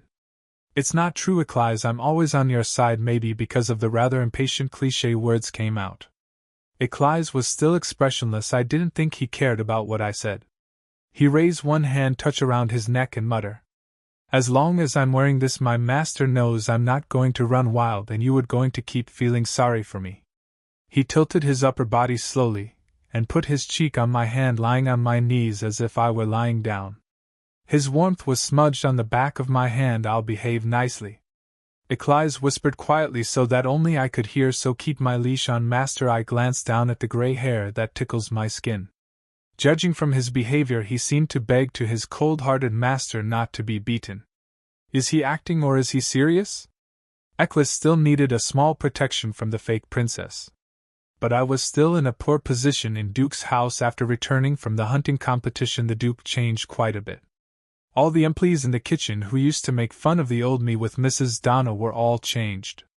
I also heard that all the groups who had openly harassed Eccles had been fired. The gifts and interest I occasionally throw will soon solidify to him in the ranks and positions of the knights. On an unexpected word by Eccles, the beating heart gradually calmed down. My mind got cold. I pulled out one hand he had laid on. Soon I put it on his head and gently swept it down. At the same time, "System, would you like to check the favorability of Eccles?" 6 million gold, fame 200 only. Yeah, late answer came out of my mouth. System checked the favorability of Eclipse by charging 6 million gold, funds 88 million gold, affinity 86%. I glanced my eyes at the favorability above his head. What if it's acting again? It didn't matter at all now if you liked it. "I'll give you anything you want, and since I can't sleep I will drop down this chapter. I might drop also other chapters if I wake up early today." Finally I sent Eccles back to his quarters because he didn't want to take out the choker. "Have you come, miss?" the butler welcomed me. "What's going on, butler?" I was puzzled because before I met Eccles I had a long conversation with him. "There's an urgent news for you." Suddenly, "What kind of news?" "I told you to turn down all invitations." After passing the umbrella and shawl to Emily, I went to the desk and sat down. Perhaps because of the Queen's hunt at the hunting competition, invitations have been flooding in these days. The butler recommended me to attend a party held at a prestigious family, about 1 or 2, but I ordered him to use it as a fuel for fire because I couldn't afford to deal with a second Kellen. That, the butler replied with a slight hesitation to my question. It was a letter from the royal messenger, so I couldn't handle it in my own way. The imperial palace. When I looked to the butler with a puzzled eyes, he exclaimed something with an embarrassed face. Luxurious letter envelope engraved with a glittering yellow dragon. There was a sudden sense of déjà vu. I'm sure it's gonna be. Oh, my lady has been very active at the hunting competition, so I guess we've been invited from the palace. Unaware of all the story from the hunting competition, Emily glistened her eyes and uttered terrible words. I breathed a deep sigh. It's here, it's here. After getting out of the palace like running away, I turned down all the invitations party and locked myself in the house. It was because I thought it would go into the ears of the prince, even if I said nothing. I thought I'd be able to move on because there wasn't much response. "Give it to me." With a deep sigh I received the letter from the butler. Then I opened the envelope with a paper knife, took out the contents, and started reading them. Dear Lady Penelope Eckhart, no, should I say beloved now, with all due respect, my lady. There's been a lot out of the last conversation we had when I woke up. The court made a big fuss about it, and put me in a very awkward position. In the meantime, I've been busy trying to sort it up, and I send a letter now. I think you and me need to have a serious conversation again. What do you think? Please come to the Imperial Palace as soon as possible, otherwise you'll regret it. Callisto Regulus crazy. I crumbled the paper as if it was my first letter. Did he want to meet with you again? Miss the butler asked with a worried look on my screen. Tell me what's going on. My mouth felt hurts with a sigh to replace the answer. Butler seemed to understand and became accustomed. I turned my head with a gloomy face. The prince, who was dumped by me while still having feelings of love and affection for each other, now I was not sure whether he would believe in other excuses anymore. Should I just said that I called him in the forest separately to confess? But it's too late now to regret what I said to the judge. Moreover, if I said it that way, it could have led to a more serious situation. You were still in love with me. Why are you pretending to not? Without realizing, I shuddered when I remembered what he might have said to me. Okay, what would you do if I didn't even arrive in here? I thought so and started squeezing my head to find out a way to not to go to the palace. No one was hurt, so now there was no excuse for being injured. I can't say I'm seriously ill. In the morning I asked the butler for help because I didn't have a good excuse to think of. What reason would be good this time, sir, to be unable to move for a long time? Just like Duke with thick bones, he immediately became troubled without answered. And suddenly he came up with a very good answer. Just say that Miss overdid it in the hunting competition and got a lot of muscle aches. That's nice. I won't be able to take a step forward for the time being.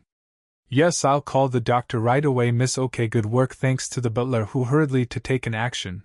The illness was quickly completed. Okay, I can use this to stay inside the mansion. I smiled a satisfied smile when the preparation was done successfully. The butler hurriedly out of my room.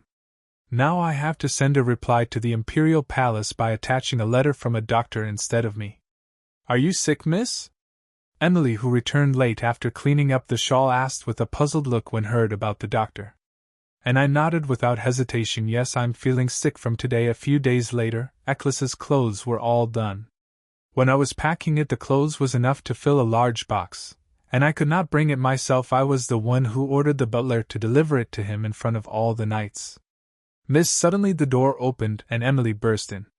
Miss, you have to get out of here. Emily, I'm having an important conversation with the butler. It's not courteous now, that's not the problem, Emily shouted, not as usual, even in my cold voice. Outside now there is the Crown Prince. What, the Crown Prince has come, and now in front of the mansion? At that time in front of the mansion there was a splendid golden carriage engraved with the yellow dragon. A man came down leisurely, fluttering his brilliant golden hair like gold plated on the surface of the carriage. Hello, Duke. Callisto greeted the Duke, who is standing in front of the mansion. Did you come to meet me? I don't know what to do with this. The Duke, who ran out in surprise when he was informed that a carriage with an emblem of the royal family had arrived in front of the gate, greeted the prince with reluctance. Look, Your Highness, have you come all the way to this shabby place without any further contact? This is a place that I'll visit often in the future. Is there any need to me to give a notice first? I'm disappointed. The Duke's face was distorted by the prince's unexpected words. What is that? Nice to meet you, Duke. Or should I call you father-in-law? In private, Duke's mouth was wide open either way. The Crown Prince shamelessly looked around for someone, but I can't see my ex-lover who shared feelings of love with me. She haven't finished dressing up yet? Then he naturally walked through the front door. All the employees out there, including the Duke, were shocked and nearly snap out of it. Your Highness, the Duke comes into his senses and hurriedly blocked the Crown Prince. What kind of mess this is, and where are you going to go, Crown Prince? No matter how much you say in this case. Well, now first let's go to reception room and talk. Duke, are you going to leave your guest outside the mansion? The Crown Prince pushed the Duke's back and tried to move into the mansion like water aflows.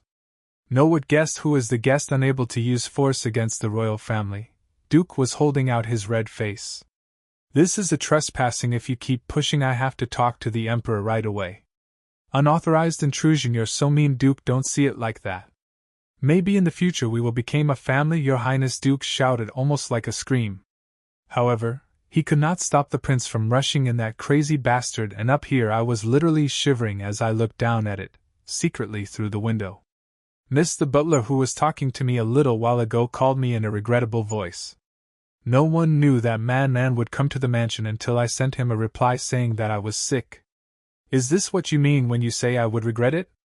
Only I shuddered with my fists clenched and cried and called Emily for preparation. Emily, yes, go get another maid's wood. I clenched my teeth when I saw her tilting her head.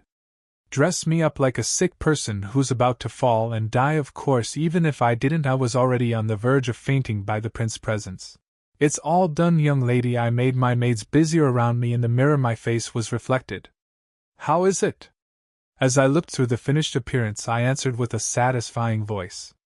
I think I should puff up and fall soon. No, are you kidding? Oh no, it's a compliment.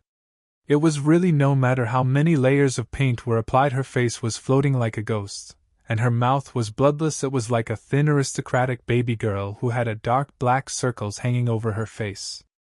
I like it when I was looking into the mirror and laughing. Knock knock, lady, it's Fennel. Butler knocked on his visit. At that moment I got up from the vanity and ran to bed. This is because the prince perhaps couldn't stand it, and wanted to come into my room following the butler. I covered my blanket all the way to the neck, and once coughed big I opened my mouth. Yes, come in. The dying voice came out quite naturally after some time. The door was opened with my face as a result. Fortunately, only the butler entered the room. I looked back at the butler, and there is no presence of other human beings, and I went back to a safe state. How did it go? The butler who came to the bed paused for a moment, breathing, and he looked at me with a strange face. I opened my eyes. Short time. You've changed to someone I don't expect, miss. It looks like someone just jumped out of the hall. Are you sick? At the satisfied answer I smiled very hard. The butler was once again surprised. By the way, what happened? Is he gone? My face was thick with powder, and my face was cold. I wanted to wash it off quickly. After failing to do something, the butler put on solemn look. The Duke allowed the Crown Prince to meet you. What? I opened my mouth wide. I stammered for a while, and I asked back, I'm having a hard time to move around. I've already said that the Crown Prince said he's going to visit you, and so I have to rush into your room. He said what? The Duke stopped him from coming on, just the two of us in your room, and so I finally reached a compromise by telling you this instead. I have good news instead. Considering lady's physical condition, it'll take 30 minutes. That's good news? I was thrilled and made my mouth open even if I didn't have to. I firmly believed that the Duke would be the first shield. However, the Duke, I believed, betrayed me. Haha, I laughed, and thought, X is good. I need to meet the prince. I left the room wearing a white pajama and a cardigan. It was to give the Crown Prince a guilty conscience in a single dress. Bad guy, why should you chase the sick person and make a fuss? Of course he has that kind of conscience. I don't know if I can do it. As soon as I opened the back door, I slowed down and acted in a grumbling manner and took a step toward the place. Maybe it's been raining all day. It's been a long time since the clear autumn sunshine was blue and high. Looking at the clear sky and the beautiful sponsorship of the writer behind it, I was relieved from the long chapter. Yes, you're not going to come to my house to kill me. Of course, even if he's a crazy guy who doesn't have anything to stop, he won't go that far. In addition, I had insurance before, and I told you not to kill me no matter what. If you're going to reward me, please give me this, okay? I remembered the promises of the past. I moved with a lighter mind. Where are you? I could see a big back of a man from far away. In the middle of the forest, heading to the Hayes field, where yellow flowers of unknown names even dance up to the waist. As if he noticed my presence right away, even though it was quite a long distance, he turned around and looked at me. Well, my one and only lover of the past, you are finally here. Even in a bright daylight, the brilliant hair that seemed to have been splattered with gold thinly did not lose its light. But as of now, the beautiful hair has not caught my eyes. Siren. What are you staring at so stupid? Why have you fallen in love with me? I stared blankly over the head at the astonishment of his mouthing. What the hell is this? The red iris staring at me, the blinking favor like a siren, seemed so ominous at the affinity bar. Now I wasn't feeling any better. Now, at the end of the hunting contest episode, I decided that I had escaped a lot from the dead ending due to the prince. What is it? But when I saw that ominous red color, I suddenly got scared. Are you saying the darker the color, the more dangerous it is? Then what's the dark red color of Eclis? Anxiety quickly eroded the tip of my chin. I couldn't even reach out to him, so I just stood up without an answer, and the prince had a puzzled face. My lady, were you really sick? He narrowed the distance in an instant. It's really pale in color. A guy who had been shoved up to his nose suddenly bowed down and pushed my face. And he's touching my face, isn't it? Why are you doing this? I started to recoil and shouted back. It occurred to me that I was dressed to look sick, no matter how hard it seems. If you look closely, you have to find an awkward place.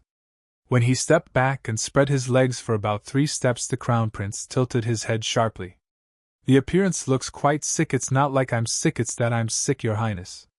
I thought you didn't want to see me again, so I thought you lied. I was immediately spotted as a liar, and I hurriedly pressed down my trembling heart.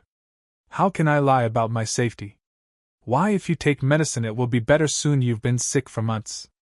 I was speechless because of the past. After a moment of silence, I bowed my head and turned the subject into greetings.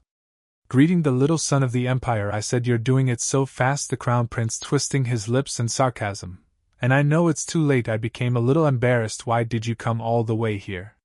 What's going on? I asked him. He looked up. Did you know, my lady, if there are humans who can't do anything good in social life these days? And they're talking about me and the lady. You were on the eve of the hunting competition. Of course it's true that I made some lies at the court, but I haven't had that mess crazy. It's worth the prince to chase after her. What kind of bastard had been spreading such nonsense was inevitable. At that time a voice suddenly resonated in my head. Maybe not. Maybe it will help you leave out on the rumors. No way. I hurriedly shook my thoughts in the fire. No matter how ignorant I am, Reynold wouldn't answer for me and wouldn't have talked about that bullshit. It was just at that moment when I opened my mouth to make an excuse.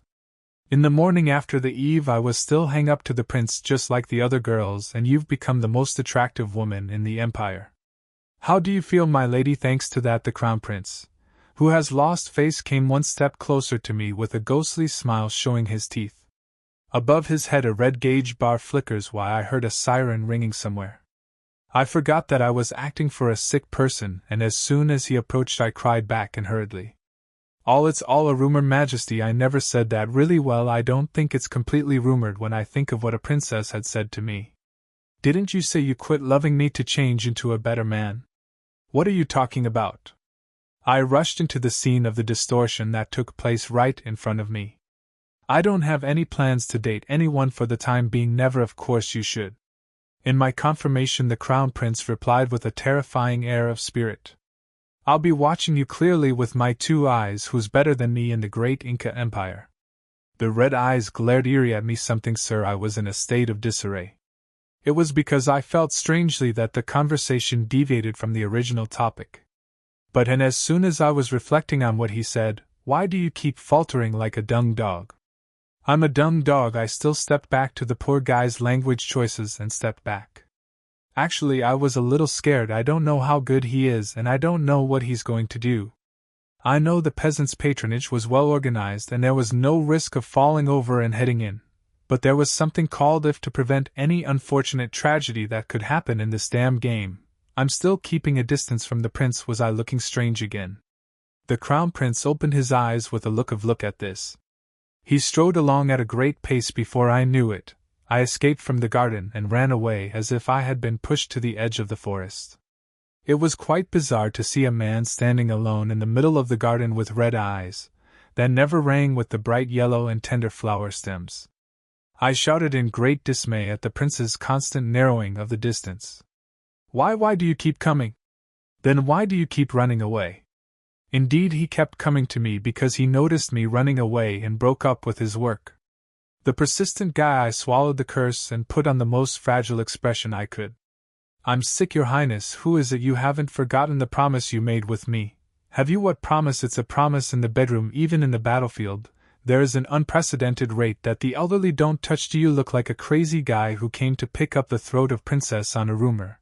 Upon silence, the prince fervently hardened her face. He suddenly opened his arms and revealed his waist. Now, I didn't bring the knife. I was a little surprised. I came here almost like an alter ego enough to come to the banquet hall, and he really came without a long sword. He looked at his empty waist and muttered timidly, because it is not always possible to threaten a person with a knife. I'm not like anyone who turns my words over and over again in a few weeks. I don't know why I'm making this excuse. Did he throw it? Somehow he got suspicious and said, awesome. He was caught inside and expressed his fighting spirit to refute. Have you never had a record? I lost my intention to refute. I am sorry for your work at the courtroom, Your Highness. I said because I was guilty of sin, so I changed my excuses to avoid Marquis Ellen's conspiracy. I really can't help it. Did you say sorry? I was so dumbfounded when I got the report I didn't get angry. I'm sorry. I made a pure apology for changing the words before he got angry beyond the unpleasant. When he finally opened his eyes after being poisoned, he was rejected by Princess, who said she liked me. How ridiculous would it be? Yes, it's proof that you've moved quite far away from the dead end just because you didn't bring your knife. I tried to think positively, looking dimly at the gauge bar, the ominous favor of the man who stopped blinking. What the hell are you doing with that look on your face? If anyone sees me, they will think I'm after someone who's really sick. When they saw me, they laughed and said, did you misunderstand me? Wasn't it? I saw him again with fresh eyes. The prince, such as that, dazzled his eyes. I sent you a letter asking you to meet because it gave you both the results and the message. That threat? No, the letter, that's what you meant. Well, are you dissatisfied with my letter? Oh no. To me, who is quick to deny the crown prince. Take something out of one's arms and cross it. Here, take this. I blinked, looking down at what he had handed me. A faded brown paper was tied with a red ribbon. What is this? It's a map of Balda that you dug out of the skull. The magic scroll we used to get out of the cave. Magic scroll. The palace wizards looked at their hands, so they were a little bit more ate. I restored it perfectly. I opened my eyes wide, looking again. The remains of the seeker were rotten because of the remains of the ashes. I couldn't figure out why the prince gave me this, meaning why did you give this to me? Because you have excavated, it's yours. Callisto replied to my question. You seem to be interested in archaeology. I sent the material related to Balta through the servant, so let's check it out. After finishing his talk, he avoided looking awkwardly. I was in a strange mood. Callisto didn't seem to really come and kill me. Besides, it is also giving unexpected gifts. At first my heart was throbbing. I'm in a hurry for a while, and the scrolls he passed. And looked down at the scroll. What are you doing? Don't you want to get it? In the end, when the prince, who had not been able to wait, was impatiently pushing the scroll, I had to stand up and accept it. Can I have this? It's yours. Elle made a copy of it for research, so don't be mad. He said casually, whether he really meant to give it to me. The remark made me feel at ease. By the way, did you keep it a secret that you studied archaeology to the Duke? I came to deliver to him, and he said you didn't, but I couldn't believe it. Then the prince asked as if he had thought of it. I couldn't answer back. It's not even Penelope, and Duke won't even know what she's interested in. Thank you for the gift, Your Grace. I am purely grateful. Instead of answering, come on. This time a white paper bag popped out. What is this? Take it for now. I was overwhelmed by the fluttering envelope, so I received it as well, because I thought it would be something else related to historical sites. Unfortunately, I can't cut off the neck of Marquis Ellen, Princess. But instead of explaining the gift, Carl Ristos slanted out of the blue. That means the old man has been cleared of charges. What a loud noise broke out unknowingly at the news of the poor assassination. The Marquis Ellen was obviously a force in for his assassination. I went through all the bad quests, but why? I asked back with a face that became serious in an instant. Why the Marquis cut off his tail by putting all the blame on the insane Baron Tullet. I had a short reply that flashed across the Crown Prince's words. The assassin's assassination as a reward for the quest. The vouchers were not for Marquis Ellen. Well then, does everything go as it is? That's too much. How hard it was to pass the story, but it couldn't have been. Don't be so sad, said the Crown Prince as if comforting. I can't believe what I hear. Poetry. I looked at him with a flash of wire. Callisto had a slightly awkward look on his face, but I've made sure of the princess. Revenge. Revenge, yes, I cut the heads of the 7 noblemen who put you on the judge's bench. The man uttered the words and gritted his teeth and grinned his teeth. My eyes were stunned. You cut their throat because he seemed so cruel as to boast. But on the other hand, he calmly conveys the results. You look like you already knew it. It was Callisto, not me, who should be sorry, to the point where I couldn't catch Marquis Ellen. But he added hurriedly, as if he were concerned that I would be upset. A member of the White Artist Heline was killed in an assassination. He was admitted to be involved, forfeiting his property and degenerating into a slave. The execution was avoided because this member of the family was not directly involved. The Countess Heline? It was a long time ago. After checking out my better look, Callisto stared at me with strange eyes. Then, with the chin on the white envelope I was holding, I finally confided about the identity of the gift. That's one of the properties of the confiscated Heline family. Do you remember last year when you were banned from the hunt? The so-called mad chimpanzee with the crossbow incident. Yes, of course I remember that. I answered in a quivering voice. I didn't do it myself, but there wasn't a big blow. However, I felt uncomfortable with the words and actions of the man who said, "She is a crazy chimpanzee with a crossbow." But the idea didn't last long. Your father handed the diamond mine over to Count Heline and agreed to make sure you weren't imprisoned. The diamond mine? And then his words caught my ears. I don't know that there is such a situation. That's what you're holding right now, diamond mine possession. The Crown Prince lifted his head proudly, looking at me in dismay. I blankly lowered the line of poetry along his chin. The white envelope that was handed over thoughtlessly felt as heavy as a bolt from the blue. I reinvestigation the case at that time, and the Crown Prince spat out in an indifferent tone. Reinvestigation? Yeah, I was wondering why you went so crazy last year. I didn't do anything, but I felt weird at the naked eye of a nailed man in the process of robbing Count Heline. Count Dordia also robbed her a few times. She blew it easily. The Countess of Dordia. Yes, you came after Heline at the court, and testified, the Crown Prince added, nodding his head. I heard that the herd originally took turns hosting tea parties at every hunting competition. Last year's organizer was Heline, and this year it was Dordia. No wonder. I wondered why you invited me to a tea party without a single acquaintance. The tactile woman must have been involved in last year's incident. Why did you crawl to the party again when you knew? Asked the Crown Prince with a puzzled look. You're crawling. I walked on 2 feet, you son of a bitch. How could I know that they were the same? Suddenly the injustice soared, but it was hard pressed down. It was questionable enough from the Crown Prince's point of view. The hunting competition happened once a year. I thought something had changed. I equivocated, and the Crown Prince was really surprised. He looked back at me like he was. I'm a pacifist, and I'm not the only villain in the world. And I'm the one who pulled my sword right away because I'm a bit offended like anyone else. The crossbow will be shot instead. There was nothing more to say to him, so he was divided. Penelope, the hell out of. Actually, I was only aware of last year's events roughly, but I didn't know them deeply. But well, isn't it obvious? It's a bit of a surprise that the Duke agreed to give the diamond mine to Heline. But I didn't want to expose what I had before I possessed, and put the shame on me. But the prince has to say I opened it up and moved last year's events in detail. I heard that Heline had bought guards and placed them near Tifataijang to get you into trouble. Did you know that? I didn't know what Tifataijang is, but I guess it's hunting competition field. But I opened my eyes wide. I can't believe you bought a guard for me. It's a real gong. A gong. Why didn't it happen this time? Was lifted, but immediately convinced. Even after suffering from this situation last year, I didn't expect the princess to participate again. As soon as I had no idea, and the Crown Prince followed. And give me a handful of mosquitoes and the tea that goes with you. They all laughed at me. And I gave tea with a handful of mosquitoes and mocked them together as a tea to go with you. What mosquitoes? I swallowed a sound that almost popped out. It's like what I've been through in person. It's a big deal if you act like you've never heard of it before. No, mosquitoes were too much. Come to think of it, I also went through a hunting competition. The stinky yellow tea that Mrs. Dordia recommended to drink. It's a shame I almost got stuck.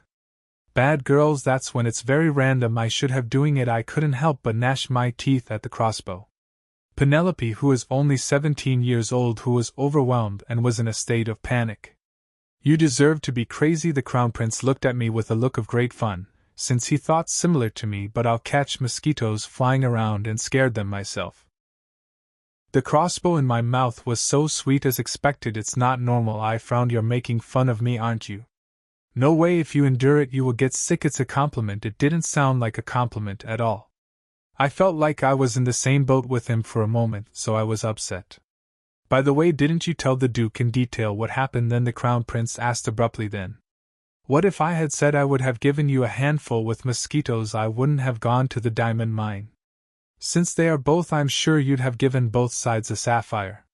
Callisto seemed to be asking a few questions, not sarcastically. I'm speechless. It was a scene that didn't come out in the game because I don't know how Penelope acted at that time. Wasn't she really told the Duke? But when I came up with the crazy option of hard mode, Penelope was more than willing to say. I'm sure they'd be in a mess saying how dare they give me a handful with mosquitoes. But I decided to believe Penelope would have just been caught with a good hostess and made no excuse like a fool. If I told the Duke and nothing changed, isn't that too miserable? I don't think he would believe me. I replied to the Crown Prince's question much later. Before I knew it, I was stroking my cheek with one hand. When I came to my senses at the prince's meaningless gaze, I lowered my hand with a shy face. You were the majority, and I was alone. He shrugged his shoulders and pretended nothing was wrong. I thought Callisto would be ridiculed and sarcastic at my words. He'd pick up the corners of his mouth and twist it up, was like I expected. Your father deserves to know, but he didn't mock me unexpectedly as good as our emperor. Callisto smiled with a fierce spirit, but strangely enough the face looked grim. I didn't want to go through another heart-wrenching freak, so I hurriedly changed the subject. But why would you give this to me? I said, holding a white envelope. It's my father's original, it's in my hand. And it's my heart, whomever it's given to, replied Callisto with a sullen retort. It meant that he had no intention of returning it to the Duke. I hesitated for a moment, and gave him the mine. However, it's too much for me. I'll thank you for scrolling. I couldn't get it. What a piece of cake. Isn't that the price of the shame, disgrace, and tears Penelope experienced last year? It was something I couldn't just give. When I tried to return the white envelope, Callisto wriggled his eyebrows. What's wrong with you? What? What's wrong with me? You said you like to be fancy. You hold it until you get tired of them. The prince was making a mysterious face when I said I don't know. The conversation in the cave flashed past my ear. It'd be nice if someone looked rich. I like jewelry, gold, of course. My face stiffened after remembering dark history. You don't want to kill me, but accept the nonsense, and thank you. It's a reward for saving the life of the Crown Prince. At that moment the Crown Prince suddenly approached and grabbed my hand. System check. Callisto favorites. Are you sure you want to confirm 2 million gold? Fame 200. An unexpected contact floated a white square window over his head. The moment I stared blankly at it, the white envelope that he had held out for return was grasped by the back of my hand with force so that it could be tightened. Receive it. Smile sweetly. Don't look as sullen as if you've chewed dog poop every time we meet. Dog poop. I backed away, disgusted by his vulgar way of speaking. I didn't want to, but when I had the chance I wanted to check his favorability. But it was then. Except for the Crown Prince and me, there was a subtle sign of silence in the patronage. I felt it. I turned my head reflexively. A dense forest bordering on the road to the smokestack. Between the white trees, the back of someone who was disappearing quickly after I caught sight of him. It was strangely familiar. A little murmur leaked out as if I were talking to myself. I didn't see it in detail, but it was clear that I had seen gray hair. Why is Isekai here too? He should be training by now. Has not been raised to meet me. I tilt my head because I think I saw it wrong. Are you a working employee? What? At the sound of the prince's question I came to my senses. Turning his head forward again, Callisto was limping through the empty forest with his red eyes glazed. I guess so. His gaze slowly returned to me when he was hurried to speak in an insignificant voice. But princess, he called me with a curious face, still clenched my hand. These days learning a play is the basic skill of a nobleman. Yeah, what kind of play? Suddenly I realized that the prince was still holding my hand.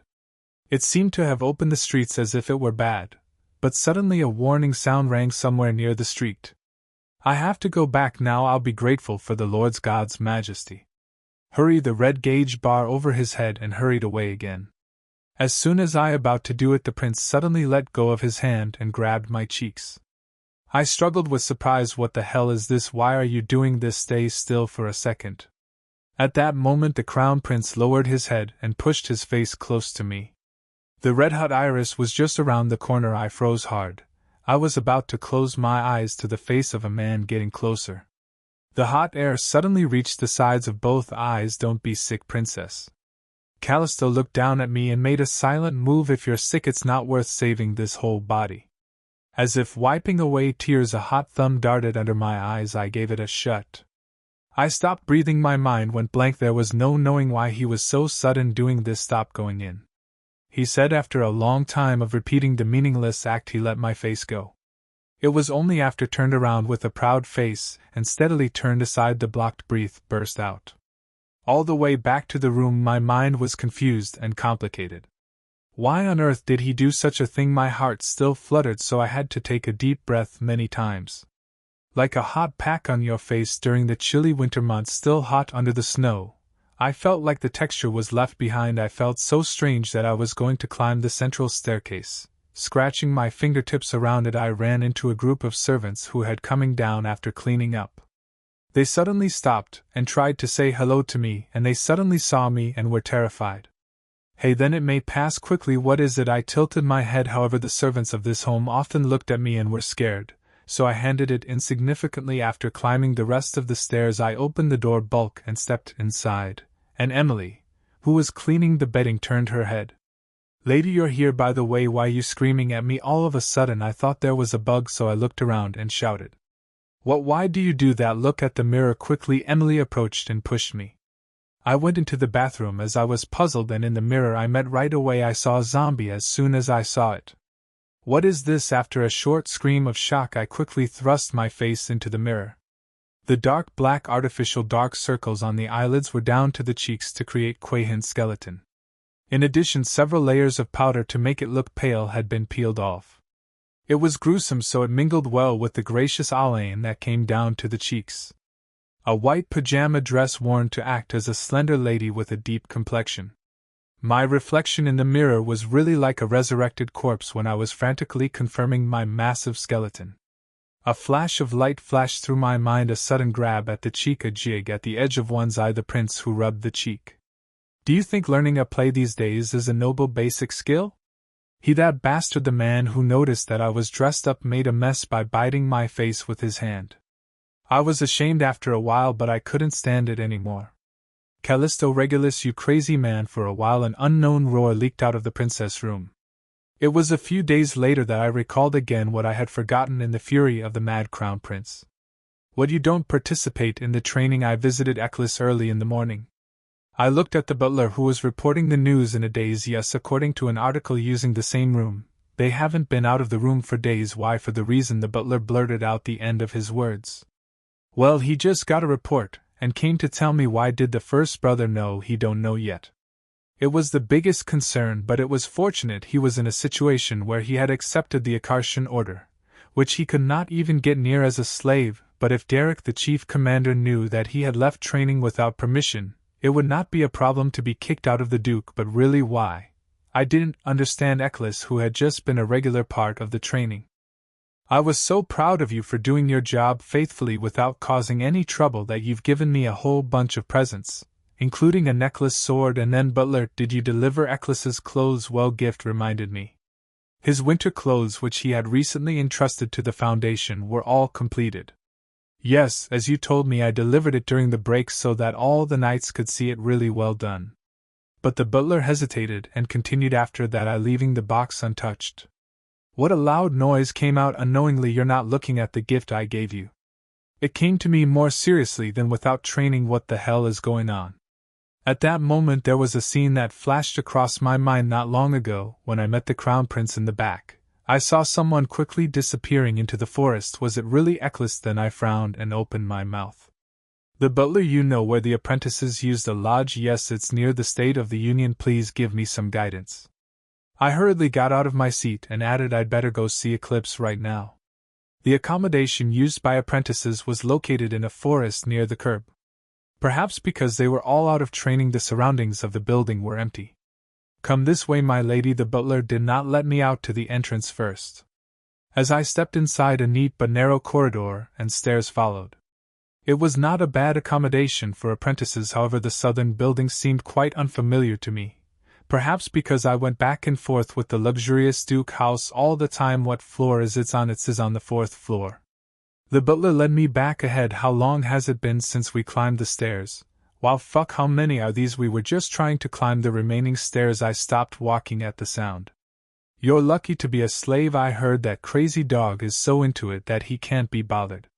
Last time she bought you a couple of pieces of weapons. 4 or 6 people were having a low-level conversation while training, perhaps because they were playing hooky. It was the story of me and Eklis. No matter what Hey, what have you been blessed with? An even paddle? Yeah, I heard the babies wait for you at night. It must be hard for him to please the crazy dog. Perhaps I never dreamed that there would be a party down there. But I burst into laughter at the last one's words. I could feel the butler glancing back at me with a white face. I passed them calmly and climbed the stairs in front of a door not far from the stairs. Four scumbags were giggling at thick furry clothes surrounding a big box. Those were the gifts I gave to Eklis. If you're so envious, you guys should also make the grounds for your looks. Such poor looks must be hard to please a prostitute. Laughter was cut off by the extraordinary remark. What the eyes of the men who found me were wide open. It's always time to talk excitedly, and your predictable reactions were boring. You were already born that way, so you're wrong. I tilted my head sideways and asked in a boring voice. Then you want me to help you fix your face with magic? Just say it. Who would say anything about a crazy dog biting you in the face, princess? Did you hear that, butler? I scurriedly smiled back at the butler who came up behind me. Remember these faces and take responsibility, and send them to my first brother with every word they say. This is the result of the thunderstorm you created. Note, go baby girl. So yeah, I'm a little bit bored. I'ma drop this for y'all. Enjoy. Yes, lady. The butler bent his waist down with a stiff face. Gee, butler Indiana, the face of a deacon who almost fell flat in front of me. The knights opened their mouths. Soon they realized the seriousness of the situation, and they came rushing to the scene. You're mistaken, we were like, no, the big guys are wooing all at once because of the approach. The hallway was filled in an instant. As I tried to move directly to the room of Eklis, I frowned arrogantly. The butler, who was quick to notice me, hurriedly blocked my way. Stand back, which is safe. Butler, that's not what we said. One of them tried to excuse the butler, but it was blocked by the butler, who shook his head in silence. Only then did they change course and look back at me. Please, princess, I'll explain everything. Everyone, get out. I urged you to look at the man who was blocking the front with a cold eye. It smells disgusting, and I don't want to talk to you. Move, miss. Why? Do you want me to strangle you in public like that guy from the smoke field last time? Surely the best evil woman in the game was right. Penelope had something to discourage people. A man who was distracted by the words she gave with a smile stepped back in dismay. After hesitating, they quickly stepped back and moved in turn. I'm kicking myself in the middle of the hall. Because I was staring at the gift box which had been messed up by them, and then I soon gave a scowl to the butler. He jabbed at the door where Eklis was staying. Hey Eklis, it's me, butler. Would you mind opening your door for me to talk to you? The butler knocked on the door several times. It was silent when the door did not open. After a few jabbed, the butler returned my face with a perplexed look. I think it's in there, but shall I bring the iron, miss? I thought for a moment, and soon shook my head. It's kind of picky, but it was a disaster in many ways. If Eklis, who saw her in the forest of sponsorship. I passed the butler, and stood at the door of the tightly closed room. Then lightly raised my hand and knock, knock, knock. It's me. Eklis, open the door for me, please. Still the door showed no sign of opening, even though I stepped out myself. I opened my mouth again after a brief interval. I'm here because I'm worried. Should I just go back if you don't like it? If there was no response this time, I was really going to go back. If I forced myself to open the door, I might lose his favor. After waiting for a while, I turned my back. It was the moment. I heard a small hint over the thin, crude door. Gains and losses. The door, which seemed unlikely to open forever, slowly opened. At the sound of it, he paused and turned back again, only a cheek wide of the open door. The inside was dark, as if the curtains were closed in broad daylight. I turned my head toward the butler again. Before you guys take a good lead to my older brother and stop working, how could you go alone? The butler hardened his face as if concerned. No matter how low a slave is, how can a noblewoman be left alone in a place where men live? Don't worry, I don't mean to be around for a long time. Then I'll come back to the bar and wait for you in front of the building. Sure, thank you. I gave a slight nod and the butler went away. After that, the butler hurried down the stairs. I reached out and opened the door after the butler had completely disappeared. At the sound of a rusty hinge, the door opened a little more. As expected, the curtains were closed, and the interior was dark. But the old curtains had holes all over them through which sunlight shot through them. Thanks to this, it was easy to identify the surroundings. I stood on the door frame for a moment, and glanced my eyes to check inside. Only the table connecting the two beds was placed in a small space. Thanks to that, it was not difficult to find a sulky man. Eklis, I whispered to him, and took a grain of salt into the room. The quilt on the bed by the window rose as I approached it. I hesitated because near the bed where he lay, flowers were scattered all over the table and on the floor. Perhaps because of them being half withered, the room smelled fragrant and stale. I sat on the edge of the bed trying hard to avoid the flowers. Then I'll gently lay my hands on the bulging blanket and talk to Eklis. The master is here, won't you show her your face? As expected, I was worried that there was no answer coming back. I gently waved my hand on the blanket. Are you sick? Eklis, Eclipse, wearing a blanket back to his head, did not budge. You couldn't even participate in the training because you couldn't talk and you were sick alone. In a flash I jumped out of my seat. I'll call in a doctor. Wait a moment. I tried to get out of the hurry. A feeble touch holding the hem of a garment fell and I stopped walking, looking back at the bedside again. The arms that had slipped out of the bed between the covers held tightly to the end of the skirt. Don't go, just stay by my side, master, my baby. Eklis, a voice leaked from the quilt as if to hold something back. Has he ever said something so weak? When I looked down at the hem of my skirt, I sat on his bed again. Even though I said I would not go, did not know if his hands would fall off her skirt. I stretched out my hand, and this time not on the blanket, but slightly overlapped the back of the hand of Eklis holding me. It was to check if there was a fever. System. Eklis, favorability. Are you sure you want to confirm? 8 million gold fame 200. As soon as he held his hand, a white square window immediately rose into the air. I wanted to check his favorability, but I just quit because I couldn't see the gauge bar because it was covered by a blanket. Fortunately, I could feel the warmth under my hands as if it was like a cold. You don't go out for training. I was worried. I uttered a soft voice because Eklis didn't look very happy. Fortunately, response came immediately this time. Are you sure you're worried about me? But it wasn't positive like a habit. You're not trying to appease me. The sharp voice made my eyes wide open. Looking for something to say for a moment, I gently patted his hand on the back and said, if I hadn't worried I wouldn't have come all the way here myself. Eklis, that day you didn't come right after you saw me. As expected, it wasn't wrong that day. I opened my mouth to make excuses and thought hard about what had offended Eklis. I couldn't come right away because I had some work to do. Did you come to see me? After he uttered the words, I could see a little why he was sulky. You're upset because I've been with the Crown Prince for a long time. Anyway, I'm in favor of you now. I was in the middle of a love simulation game. The last time I saw him was 86%, so Eklis had some affection for me. What do you mean? I was a little surprised at the belated realization. I've never thought deeply about what he thinks of me rationally, because I've been in a hurry to raise my favor. Then does the dark red color mean affection? I looked up the color of Eklis' gauge bar and looked at his head, said hurriedly, recalling that the gap was too long. If I had known, I should have put everything aside and come in a month. A sweet voice popped out as intended because I had to release the sulky man right now. I was annoyed because I couldn't put the gift box in the room. Then Eclipse murmured something out of the blue. I, wondering, soon noticed what he was saying. The box was also large as it contained several large winter clothes that I had given outside. So you can put a box in a small room. It meant that there was no such thing because you like the humidity that I'm happy to receive. I wanted to say thank you. The words of Eklis were rather mixed up as he murmured as if he were telling something. He slowly pulled down his covered blanket, an old curtain leaking in. Under the dim light a fine whitish face was revealed, like a wax figure. At the same time he popped out his hand that he had hidden under the blanket. I can only give you this half-withered flowers, always dark with brown ends. They were woven round and shaped like a small flower crown. Then what the flower was, I remembered. A few days ago, when it was drizzling, it was the white field flower I saw with Eklis in the glass greenhouse. I looked up again and looked at the face of the complete delucker. At that moment, all the accidents came to a standstill. I opened my mouth blankly because I couldn't believe what I was seeing now. Because of what Eklis was going to give me as a flower crown or a gift. Who is that? What did you get? And laughed so brightly because the gray eyes are soakingly wet. First time passion swirled in the grayish-brown pupil that was encountered. Glitters rolled down his cheeks.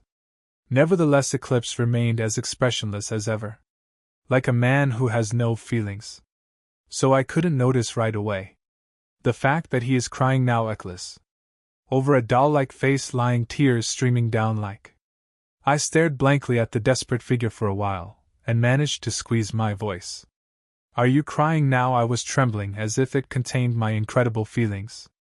Without a breath, Eclipse just stared at me in tears and didn't answer. But above his head, clear dark red, Eclipse's favorability gauge bars began to sparkle dangerously. My heart sank. I raised my hand reflexively and put it on his cheek. Don't cry, Eclipse, why are you crying? I wiped the tears with my thumb as if it were a wet stream and soothed his tears like an old child. And at the same time, million gold of the system window, which is still floating. I chose it soon, checking for favor next to the gauge bar turned into figures. Favorite 84%, what is it? I took a sharp breath at the vivid white numbers. Why 84%? My head suddenly became frantic. The last time I checked in the glass greenhouse it was definitely 86%. I was clearly remembering it. By the way, the favorability of Eclipse was low for the first time. Please tell me. At that time he opened his mouth looking at me, who had been wiping away tears. Who's that man? The sound of a stifled voice came to my senses. He is the Crown Prince. I couldn't stop worrying about the facts. Then Eclipse's pupil shook once. The Crown Prince, yes. His unwavering face in tears, curiously shrank at the moment. I knew right away why he was doing it. The Crown Prince was the main culprit who destroyed his homeland. He stopped by the Duke Mansion because he had something to tell me. I got it. What did he come to deliver?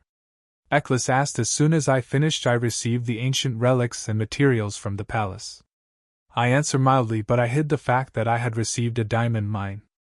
Because it didn't do any good. But for a reasonable reason, I added. I could have asked for one thing I wanted as a prize for winning the competition.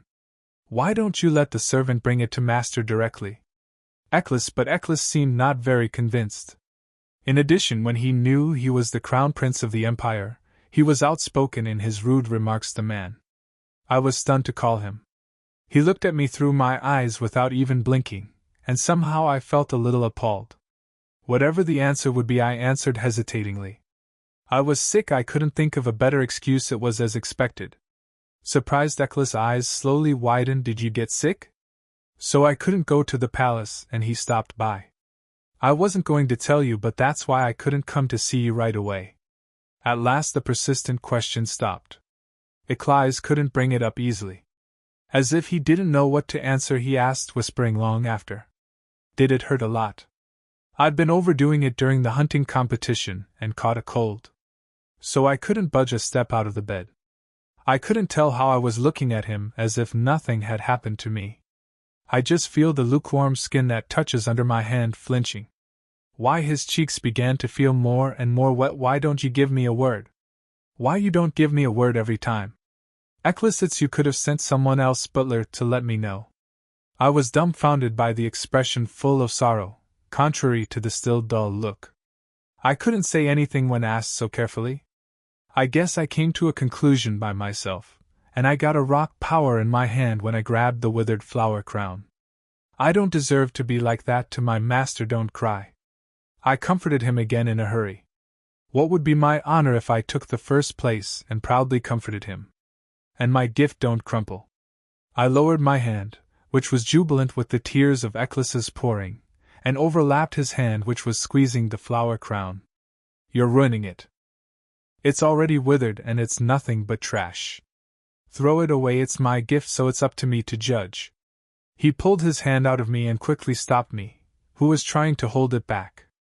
Then he forced out his tightly grasped finger. Actually, I really don't want him to give it to me, and if he wants to shake me off, he can beat me. But he let loose his strength in his hands as if he were giving me a grudging defeat. Acting cute, looks a little relieved. I was relieved inside. Soon enough I succeeded in taking the white flower pots out of his grasp. How hard I held it! Already half of it was crushed and worn out. If the flower stalk wasn't a little bit stronger, it'd be all snapped off. It'd have reached the point where you have to throw it away.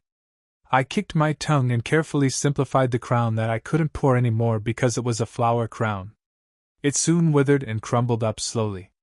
How is it? Does it suit me? With a wreath made by Eclipse on my head, I looked back at him with the brightest smile I could. Passed by the Crown Prince and laughed. All because he recalled his sightings. Eclipse has been looking at me without saying anything for a while. Why not pretty? I asked, tilting my head. Eclipse shook his head slowly after quite a long time. No, too, it's so beautiful, my master. He murmured to himself as if he were speaking to himself. I had the illusion that my tears made my wet, jet-colored eyes seem to have become a mess. I tried to check it again, but the shiny dark red-colored gauge bar caught my eye. It's a compliment, so it won't fall any further. Recalling the favorable sentiment that had fallen by 2%, I folded my eyes and laughed. That's a good thing, thanks. Did I tell you it was my favorite flower? I asked calmly, pretending I didn't remember, and the head of Eccles, who had been heard all along, dropped. He did not answer, but I could see this slight redness under his eyes. I opened my mouth with a deeper smile than before. I've got a present, so I'll have to return your favor. Do you need anything else? He shook his head when I asked. Out of the blue, he tried to establish an uneasy position within the knights, appealing to them to frequently find him. But today's eclipse, I want to be your one and only knight. He asked for something out of the blue. What does that mean? In an unexpected answer, I examined Eclipse. I was distracted by his crying. So you've been wearing it all along, even when you sleep? I didn't know that even in my personal space I would have pieces of the statue I gave around my neck. Looking at the fancy necklace contrasting with shabby clothes, I spoke a little later. You're already my knight, it's the one and only knight. If not, why would I give you all the silver necklace? I said vaguely, as if courting, and laughed again.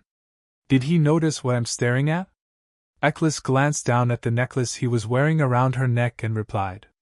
Actually, I don't need this, master. You don't have to give any more. What I was taken aback by the remark. When I handed him the necklace, he kissed it, and his favor rose sharply. So far, every generous amount of financial support under the guise of gifts has gone up. I was very pleased with it. Eclipse, of course, thought so did I, but now his whining is I'm not sure. Doesn't he seem to have forced them to bear them? Then what do you want? Am I missing something? The anxiety of favor quickly bit me.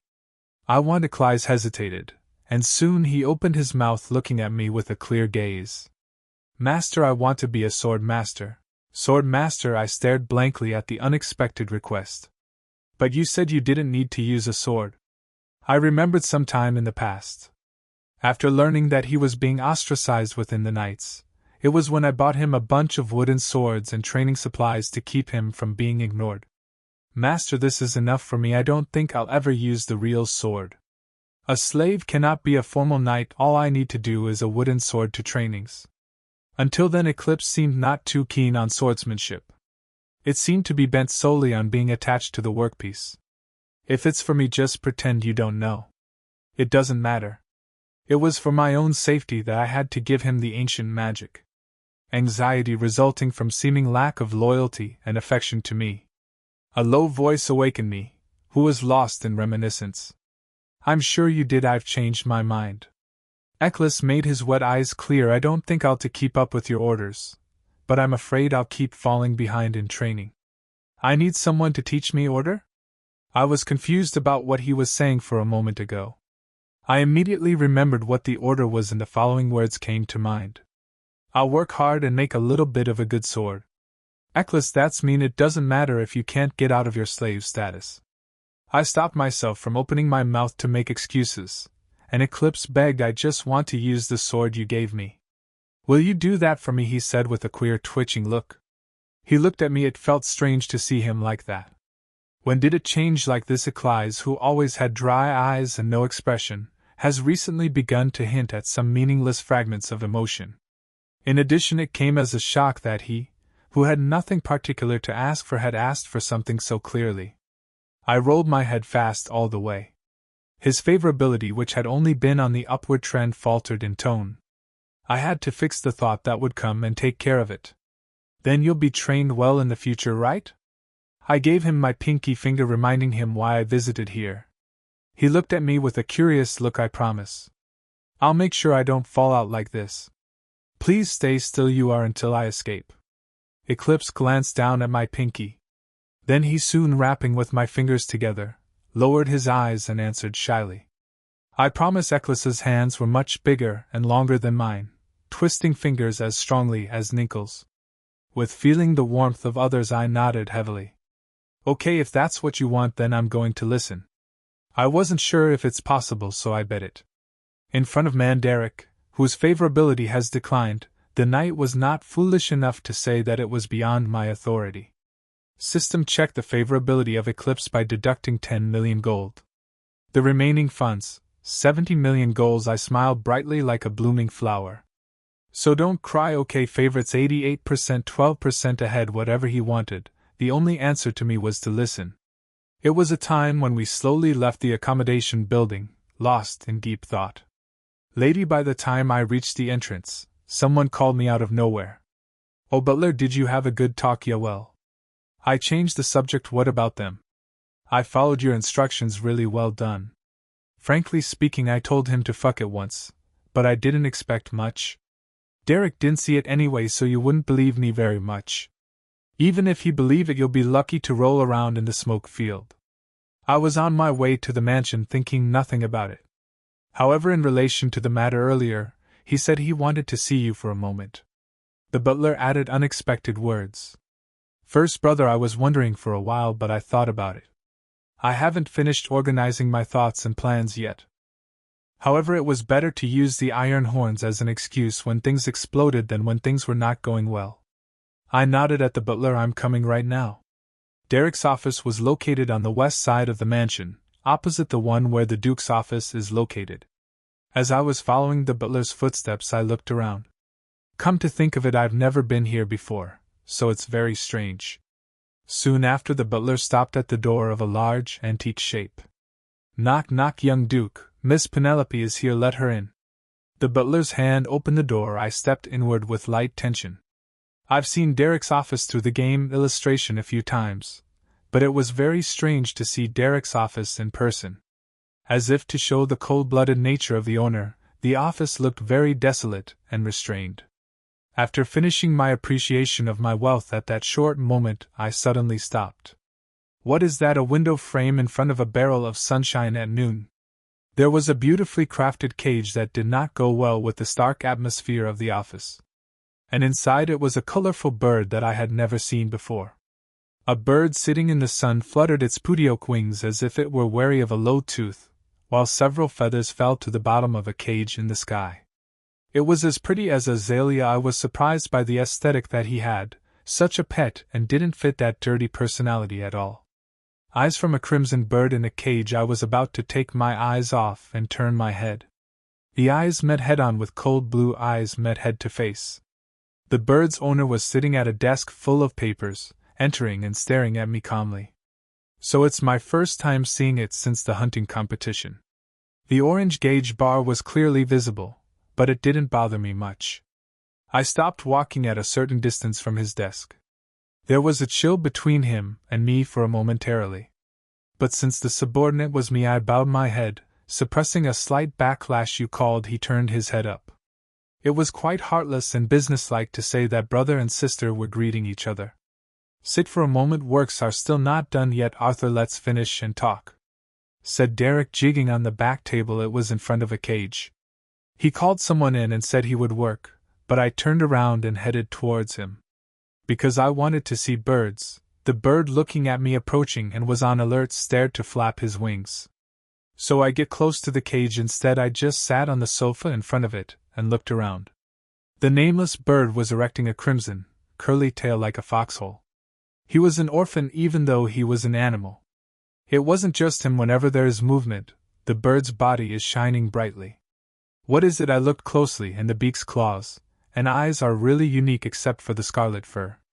It looked like something. It is reflected in the sunlight like a diamond and glows in a colorful way.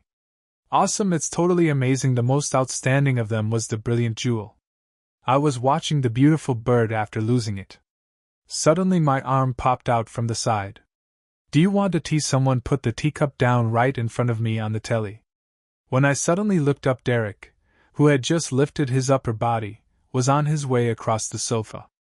No, which was given out of courtesy. I immediately refused. Because I didn't just come here to have a tea with him. Derek, sitting opposite, paused at my answer. And soon, with an indifferent nod, he tilted the kettle in his glass. The reddish liquid was steaming, whether it was made by hand or prepared all the time. put the teapot down, and he said bluntly, "There was another problem with the knights." Yes, I nodded without delay. As you may have heard from the butler, I didn't pick on that far-off quarrel. I'll see you separately. I am not blessed. It seemed like an excuse, so don't talk too much. But I had to go through all my faults once already. In addition to achieve the desired purpose, one had to get a good preoccupation. So I forced myself to open my mouth. And it seemed like he was in training without permission. I wanted to tell you in advance that this run happened because it might be misinterpreted later. It's done, but Derek suddenly raised his hand and cut me off. And then what punishment do you want? Punishment, yes, Derek said casually, nodding his head. I thought you were saying bad things about myself because I didn't leave the training without permission. Tell me what you're the most you want. I looked at him with a curious look. When did you start caring about me? Of course, if it were Rio Penelope, I might have gone wild saying heal them right away. But I didn't mean to. It was an anecdote that might be repeated again. Besides, today I'm just trying to make an opportunity out of it. Is my opinion important? Just leave it. What? It's not a big deal to talk about. Something that I didn't have a good reputation for. As I shrugged and answered, Derek's expression hardened. He kept silent for a while, then opened his mouth heavily. You must have heard the news that Mark was fired the other day. Yes, I heard. I nodded roughly. I added, I'm sorry for all of that. If I try, it doesn't change the attitude of the knights. Of course, that's also because I didn't behave properly. Derek shut his mouth again. At that moment I had the illusion that the blue eyes that were directed at me seemed to have shaken. I don't think so, I told the purpose straight away, not caring. The knight's punishment is fine. Instead, I have a favor to ask you. What? Please attach a swordsman to Eccles. What? A deep bone was engraved in his forehead, perhaps an unexpected remark. Slavery can't be a knight, I'm sure you know that much. Even if he can't be a formal knight, the color of the name is my escort, but after the training. You can't let it go down. Yes, your escort suddenly put down the teacup he was holding. I thought we needed to talk about the slave's treatment. What kind of treatment? Now stop playing with puns, and pick up the official knight and keep it by your side, yeah. In the first division we have selected some of the good guys. I was dumbfounded by the sudden reversal of the topic. What's all of a sudden escort? Derek spoke without hesitation, as if he had informed us of the facts that had already. I'll send you their personal information through the butler. Wait a minute, young Duke. I immediately regained my senses and stopped him from speaking. What do you mean a pun? There's only one Eclipse as my escort. He looked very displeased to see if he was offended by the suspension. I think you've been over-rewarded for the help you received from the slave at the festival. What reward? What you wear is also a subject of slavery. Didn't you all condone it? I lost my words and looked at him. It was a shock to me that my desperation to Eclipse to survive seemed like a cow's nest in his eyes. In the end, I mean to make Eclipse an escort, and it didn't even work from the beginning. Derek softened his voice as he watched me harden my lips.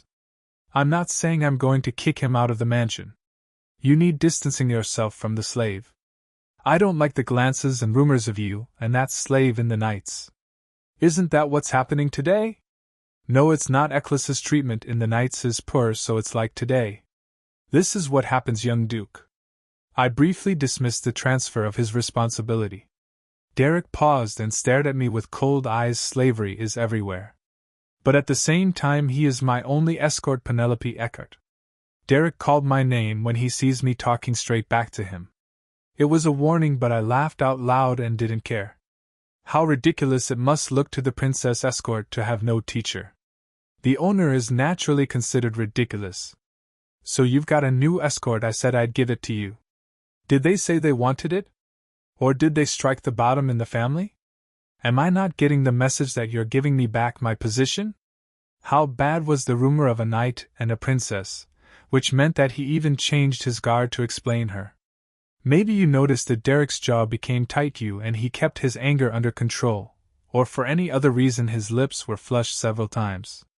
Soon he gave a deep-seated voice, not that, Penelope. An unexpected answer leaked out of the tightly coupled teeth. Not that, but I just decided you need several guards of yours after the trial. You could be the target of Marquis Ellen. I almost fell for what he said. I managed to get myself together.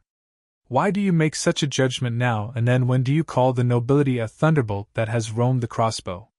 If I were Penelope, I would have already died when I ran into an assassin. Penelope, who had only one escort and one maid, was destined to die several times in a hunting competition in the first place. Then do as I say. I hold back the rising emotions. I once again demanded. I don't need a knight who ignores me. If you're so worried about me, please put a sword on Eccles' head and let him serve as a proper escort, not just in name. You'll do that right? Derek didn't turn me down like a knife until now. Including today, I was asking for the poor hospitality in the mansion I've been in. I was always treated only as a child by Duke, and I was treated unfairly even though I hadn't had a serious accident recently. I didn't ask for it to be improved separately. To prepare for a time when you really need something like today. It wasn't long before Derek took a deep sigh. Managed to let something go. I got it. I'm relieved at the same time. I felt more miserable in the situation where even the treatment of employees that I had received had to be used. But there's something you should know. You can't put the knights in the family as teachers like any other silk stamp. At that time, Derek pointed out the problem with a sound that looked pretty messy. Now he is a slave to the Empire. He came from a defeated country. Teaching swordsmanship to enemies is a disgrace to the imperial law. Then if he stabs even a guard, and it could lead to rebellion. Rebellion, my eyes glared. Because it was a realistic wall that I had never thought of. How was it in the game? I recalled. It didn't come out in detail, but in the game, the Duke brought Eclipse in. Did he take such risks and appreciate his ability? I felt bitter in my mouth. The Duke brought him to the game. He might have honed his sword more easily than he is now, but I didn't regret stealing him. He saved me from the gutter because I knew how valuable the position was. So let's look for the right person from the outside. Derek's voice suddenly awakened the idea of a temporary award. For now, make sure you're satisfied with it. Thank you, young Duke. I thanked him a little later. I didn't know it would be such a tricky process. It was amazing that the man came this far to give it to me. When he achieved his goal, young Duke, who was standing on the edge, softened up. Thanks to this, I was able to wear an awkward smile around my mouth as a token of gratitude. At that moment, the blue eyes that I encountered flinched finely. At the same time, above his head, the orange blinks. While staring up at it blankly, somewhere clear sounds broke the silence. When I turned my head, a crimson bird was flapping its wings again, wary of me. The bird tilted its head left and right like an owl. Whenever that happened, the jewel sparkled in 5 colors. Why don't you go see it up close? I was struck by a sudden voice. He turned his eyes to look at my face. It's not on guard. It's amazing that it's have the same color as you. Do you recognize me? I was surprised, and he turned his head up. I turned to the bird again. I don't think I'm being wary. The bird flapping its wings one more time. He seemed to be acting cute, asking me to look at him. The window frame with the cage was right in front of the sofa for the yes. Having been curious about the strange bird's appearance for a while, I stood up and approached the cage without refusing. When it saw myself getting closer, the bird tilted its head from side to side with a clear sound. As Derek said, it really seemed to me that I was puzzled by the similarity between my hair color and his fur. The state of the Exchequer considers Flapapinho a messenger of God.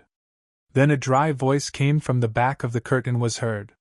Before I knew it, Derek, who stood up following me, walked up and stood beside me. Is the bird's name Flapapinho? Yes. I suddenly felt a sense of déjà vu. It's definitely a bird I've never seen before. But it was a familiar name. Where did I hear that? At the moment of reflection, in the original state of the Exchequer, it is regarded as a national treasure, and the king has given a special tribute to commemorate this hunting competition. There was a scene where Derek's words flashed through my mind. Rare animal that he caught in a hunting contest. I remember seeing something dark red hanging among the hounds.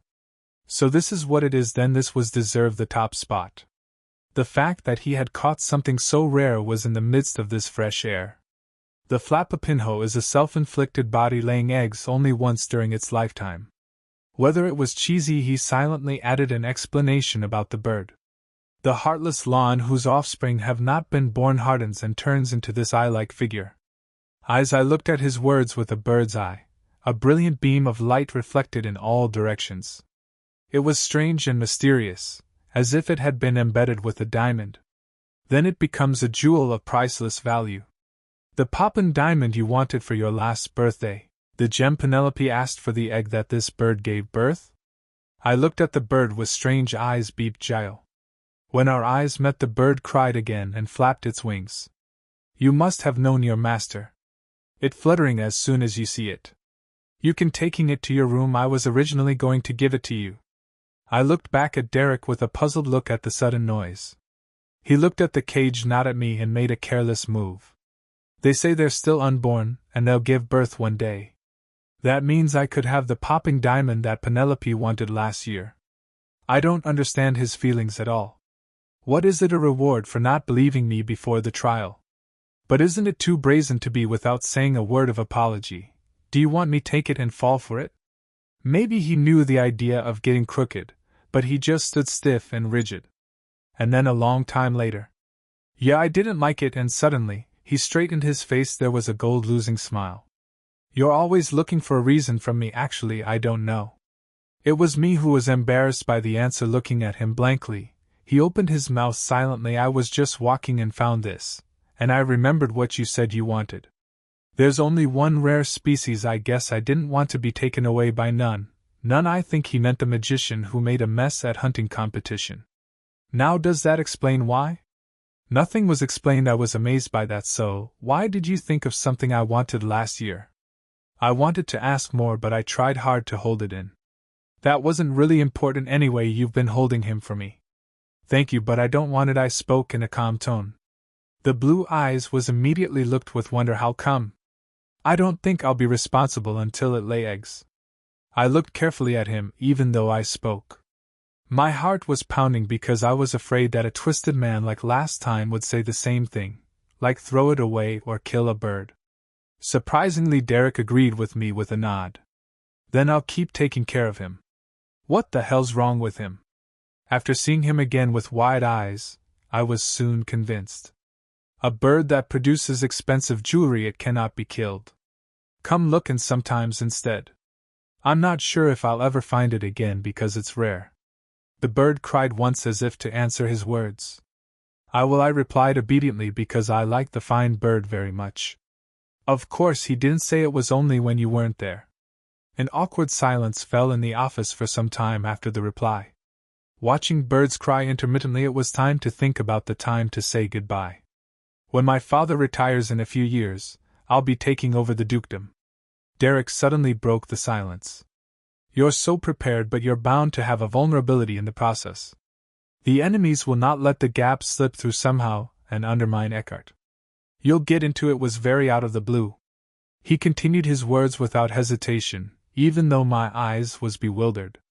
I have to control and prepare for all that in the future, as I have done so far.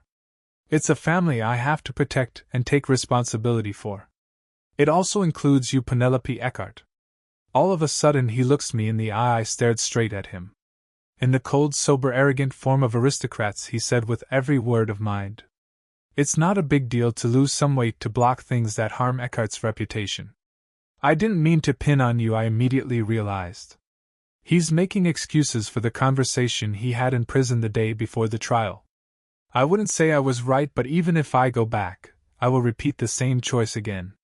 Because it was the best thing to get rid of the slander of the aristocratic assassin who has put you on the false accuse. The blue eyes blazed with unknown passions. It was similar to when I looked at himself, who was making a statement on my own at the court. But I admit that I was hasty. From now on I will listen to you and act with prudently. Because I think you can carry out your will without using evil anymore. He finished by saying you have changed and will not do it again. I could understand through my head as he said, he was soon to lead the great Duke, and every moment, it is all that we have to make a reasonable judgment.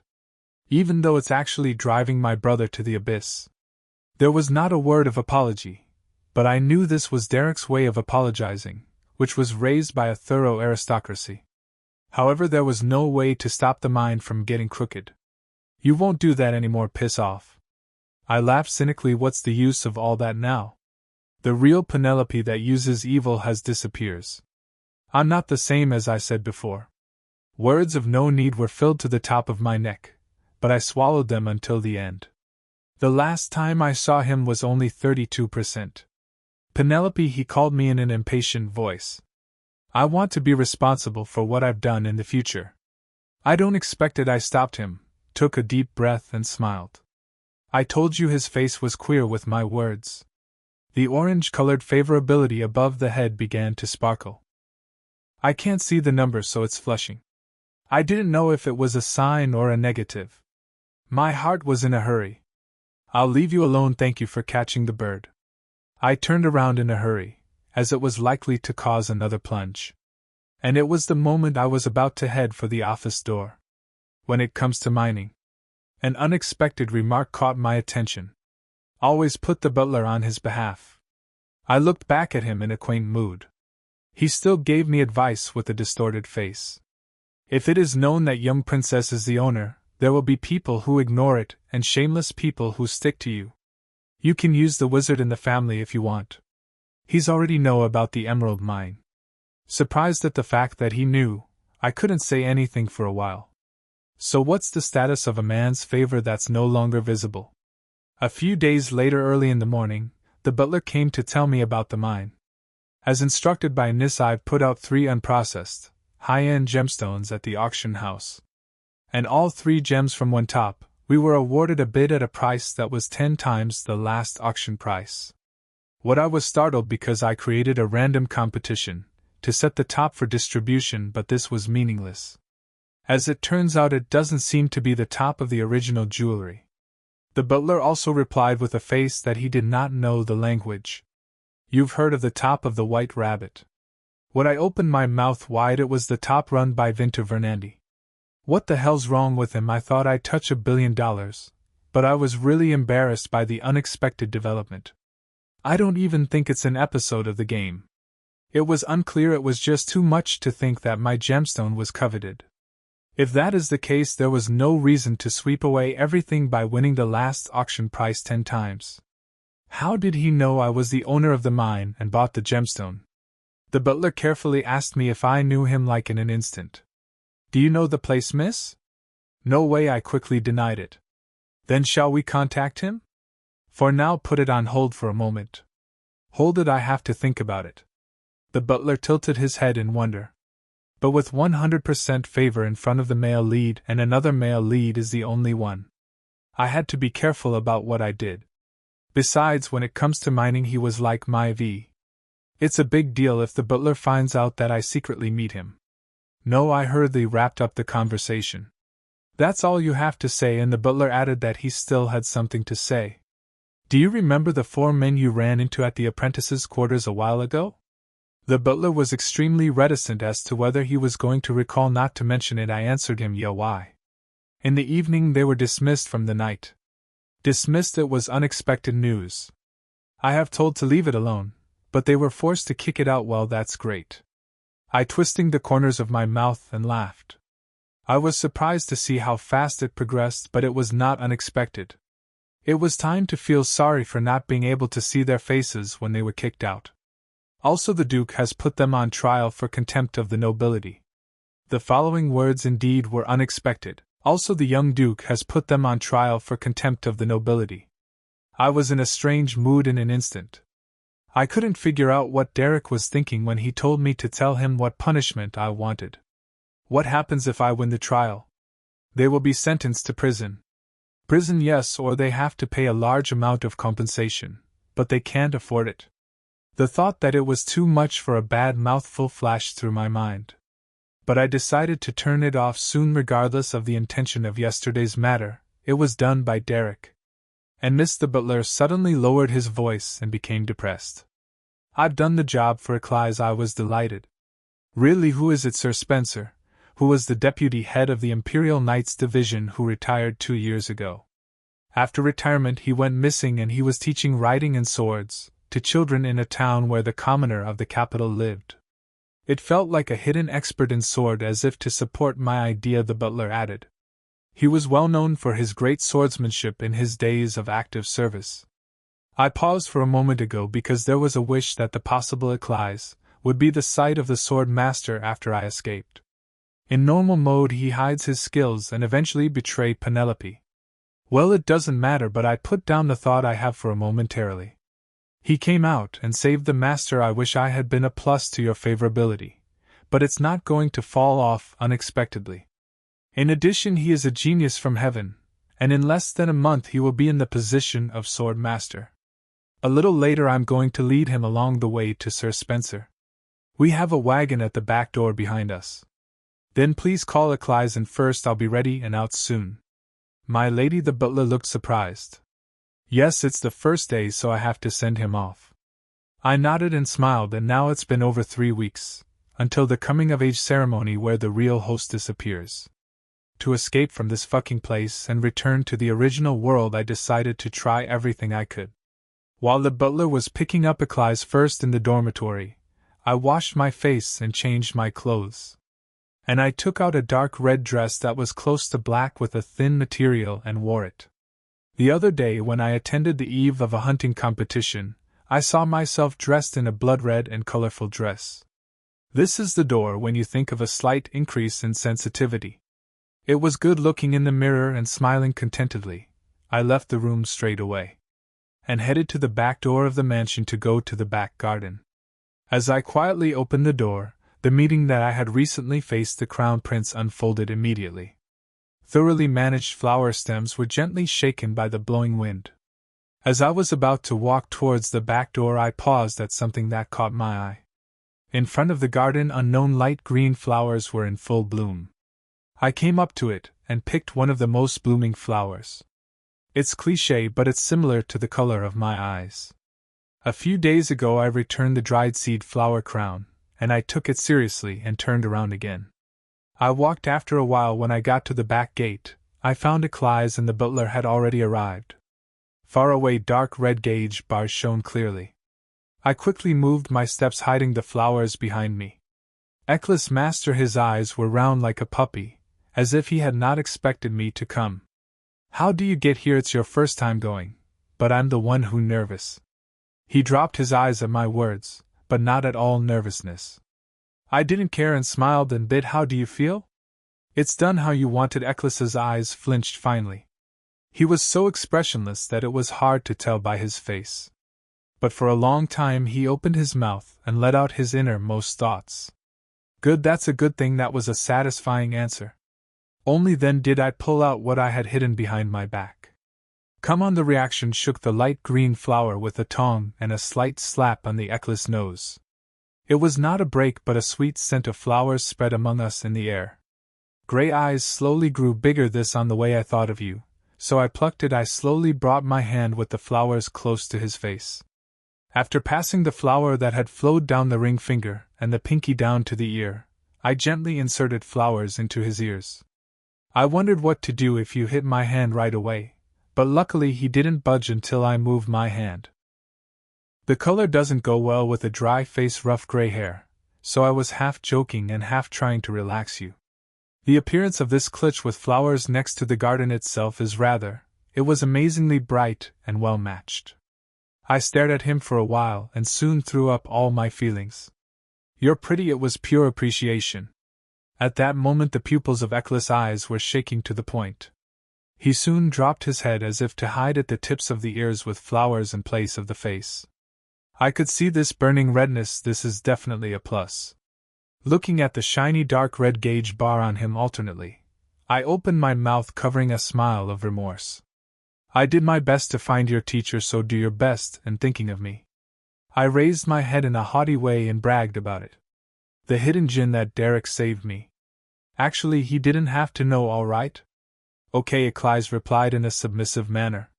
Soon he lifted the head he was hiding on and, I will do my best to be a proud knight to my master, he said, looking at me with eyes full of unknown emotions. I fell into a daze. For a moment it occurred to me that his gray-colored eyes seemed to be much darker than usual. I think we'll have to go now, lady.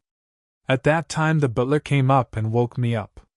I'll go. Come on, follow the housekeeper, Eclise. I smiled awkwardly and beckoned Eclise. He stared at me for moments at the urging of the butler and turned slowly. The dark red gauge bar moves away. Standing still in the position until they disappeared out of the rear gate, I came to my senses a moment later. Oh, good feelings! I realized I hadn't been able to check his favorability all of a sudden. For some reason it felt as if a storm had hit and disappeared for a moment. Back in my room I sat in front of my desk thinking about the news from the butler this morning. Vinter Vernandi, when I think about it, it's been a long time since I saw him. In fact, it was good to meet them at least once. I wondered what color had changed over his head, and there was Phil Yoga to find out if he had contacted her, as it was only a short time before she appeared. Tap tap, I mumbled, tapping my finger on the desk. Is the top contract excuse the best way to meet? But not the emerald mine wasn't mine. That's because Butler already acted as an agent for me, so I shouldn't have come forward to own it. There was no need to announce that. I opened the bottom of the desk drawer and pulled out a white envelope. But something inside the drawer came out with the envelope. I opened my eyes wide, a white handkerchief shaped like a rabbit. After the trial, Vinter used magic to show it. I put what Emily gave me in the drawer and I forgot. I remembered something that had happened. I took out the rabbit carefully with the white envelope so that it wouldn't come loose. So I guess I'll have to return this too. I looked at the two alternately. My torn mind became firm. I have to go see a vacant lot in a short period of time. That's how I got up from my seat. Come on. I had to lie down in bed quickly. It was because I had a lack of sleep because I saw the butler and Eccles who visited early in the morning. It was just as soon as I was about to take a walk with my body that was sinking. Suddenly the closed window next to the bookshelf burst open, and a tremendous gust of wind began to blow. What, man, I can't even open my eyes. I fluttered my arms frantically in this rush. I was so busy that I could not feel the sense of déjà vu that I had already experienced it once. After a while the wind subsided like a lie. It was then. From somewhere the thick voice of a man with a loud noise began to flow out. A supportive job, a contract to get a job. I panted around out of spirits. What kind of bastard? And soon found. Come to the top, come on please. A rabbit made from handkerchief on my desk is talking with its head curiously raised. The sound of the rabbit's voice was suddenly cut off after a word that seemed to inform where the message was from. I watched the handkerchief for a while, fearing that a husky voice would keep coming out. But nothing was added. The room was quickly silenced. Alas, that's when I realized that my body was hardened by shock. It's flinched and moved. Why do you deliver in this crazy way? Can't you send a message in a normal way? It was when I was moaning, sweeping down my startled chest. With a sudden light in front of me, I've received a suspicious invitation from System.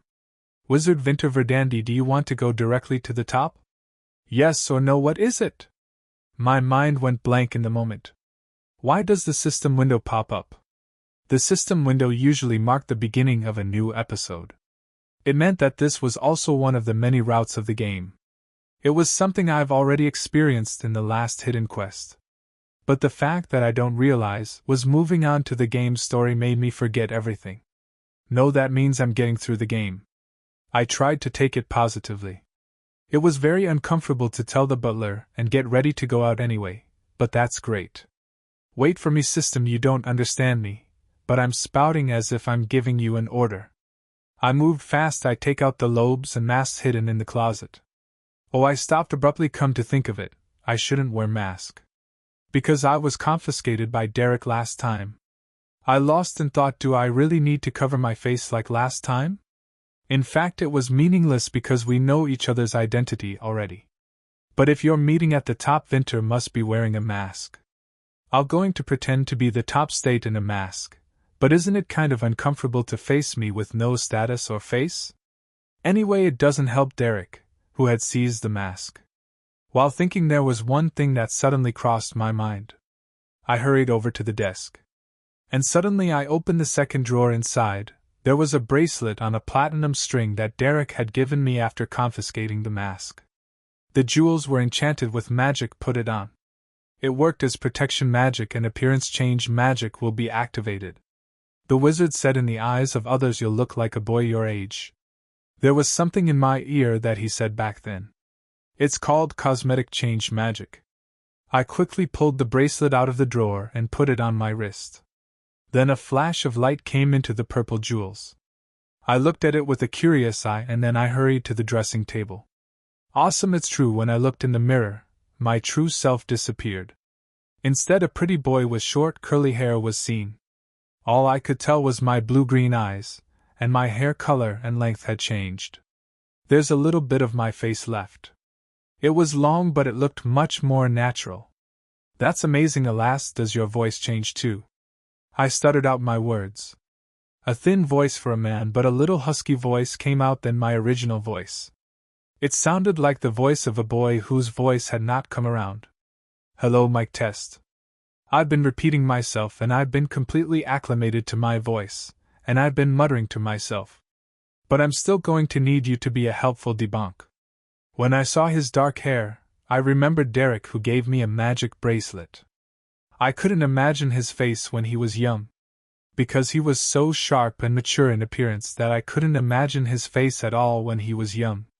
Thinking of Derek as teenager, I suddenly realized that what I was wearing a dress. The boy's appearance did not match the white dress. Fortunately, I had a changed appearance and a very resonant suit. It's a suit that was set up during a hunting competition. After changing into a gray jacket, shorts, and semi-stocking, it really looked like a boy. You look like a rich boy going to pick up a pretty girl. I was smiling in the mirror and I didn't forget the rabbit-shaped handkerchief and white envelope I put on my desk and said, "Let's go. Instead of a pretty lady, let's go get some pretty wizards." When I opened my eyes with a bright light, I stood in front of the shabby building. Straight up the stairs and stood at the familiar old door. As I was about to knock, I remembered that the door opened to that temple the other day. So I grabbed the doorknob and turned it around. The door didn't open. I was embarrassed and knocked the doorknob a few more times. "What is it? Where did it go? Who are you?" It was the moment a cool voice rang out from behind. I turned back in surprise. A tall man in a white rabbit mask was pointing at me with a child in a lion mask. "No, you said he was a secret wizard. Why do you always take out the cane first?" He was stuttering and looking alternately at the round swarms of light at the end. The top of the head suddenly caught my eye. The vivid purple gauge bar blinked fast. "Who's hanging around in front of someone else's business?" He snapped coldly at me, staring blankly. "I don't requests with people your age. Please go back. I'm a client who's been told by the rabbit." I came to my senses and I answered quickly, just in case the sense of arc would plummet again. And I added it awkwardly. I just spoke informally. Luckily for my answer, his purple gauge bar stopped blinking. A chilly wind swept through the empty gull throat. Soon the rabbit mask slowly lowered the cane that was pointing at me and opened its mouth. It's a substitute with a voice full of bewilderment. Vinter, who was talking to me, soon turned his head to the lion mask beside him. "Put it off, he's a guest." The lion put down his little hand without a reply, and put his cane in his arms with a quick gesture. It was a well-trained. Last time I was very glad to see how he helped me during the incident. I wanted to pretend to know, but I quit because I don't think I'll be recognized anyway. "Let's go inside and talk." The empty space, which put the cane in his arms, lifted one finger. An iron clatter at the same time. Behind my back the tightly locked door opened. "Come on in." The vacant lot, which came up the stairs, entrusted me in a courteous manner. I don't know why, but I felt there was a lot of clutter in his dark blue eyes looking down at me. I entered without care. His once-in-a-lifetime office remained the same without a single change. "Sit down." I sat down on the sofa at his second command. And then he came in, and when he went in, he left the boy outside and closed the door. Shut down. When I looked at it with a curious look, he gave me an answer casually. "We're going in through the back door." He took off his coat and sat across from me on the hook. And as before, I beckoned as if I were calling someone. The cupboard door on the wall opened into the temple and the kettle and teacup flew in. The boiling kettle is cold on its own. "In a daze over of somebody's appearance. I was just coming back from work because you came right away last time," said Vinter suddenly. "I didn't know you'd come so soon." So his dark blue eyes stared at me. It was something I heard somewhere. At the same time that idea resembles this, I suddenly forgot. One fact came to mind: I didn't know that clients would visit so soon because they would usually come a day or two after receiving a call. The arrogant aristocrats here used to have a grown-up custom. Oh shit, I'm here again, and I'm running like a horse. My face turned red. Embarrassed, I uttered anything with a cough. You'd better take care of it quickly without delay. I really said nothing. When I belatedly attached the ruler, I saw the rabbit's eyes bend through the hole on the side. Just say the same side. Vinter tried to hide his smiling voice and gave me consideration. As long as I'm here anyway, I'm only a top shareholder, should I? I accepted the consideration without hesitation. It wasn't because I was embarrassed at all.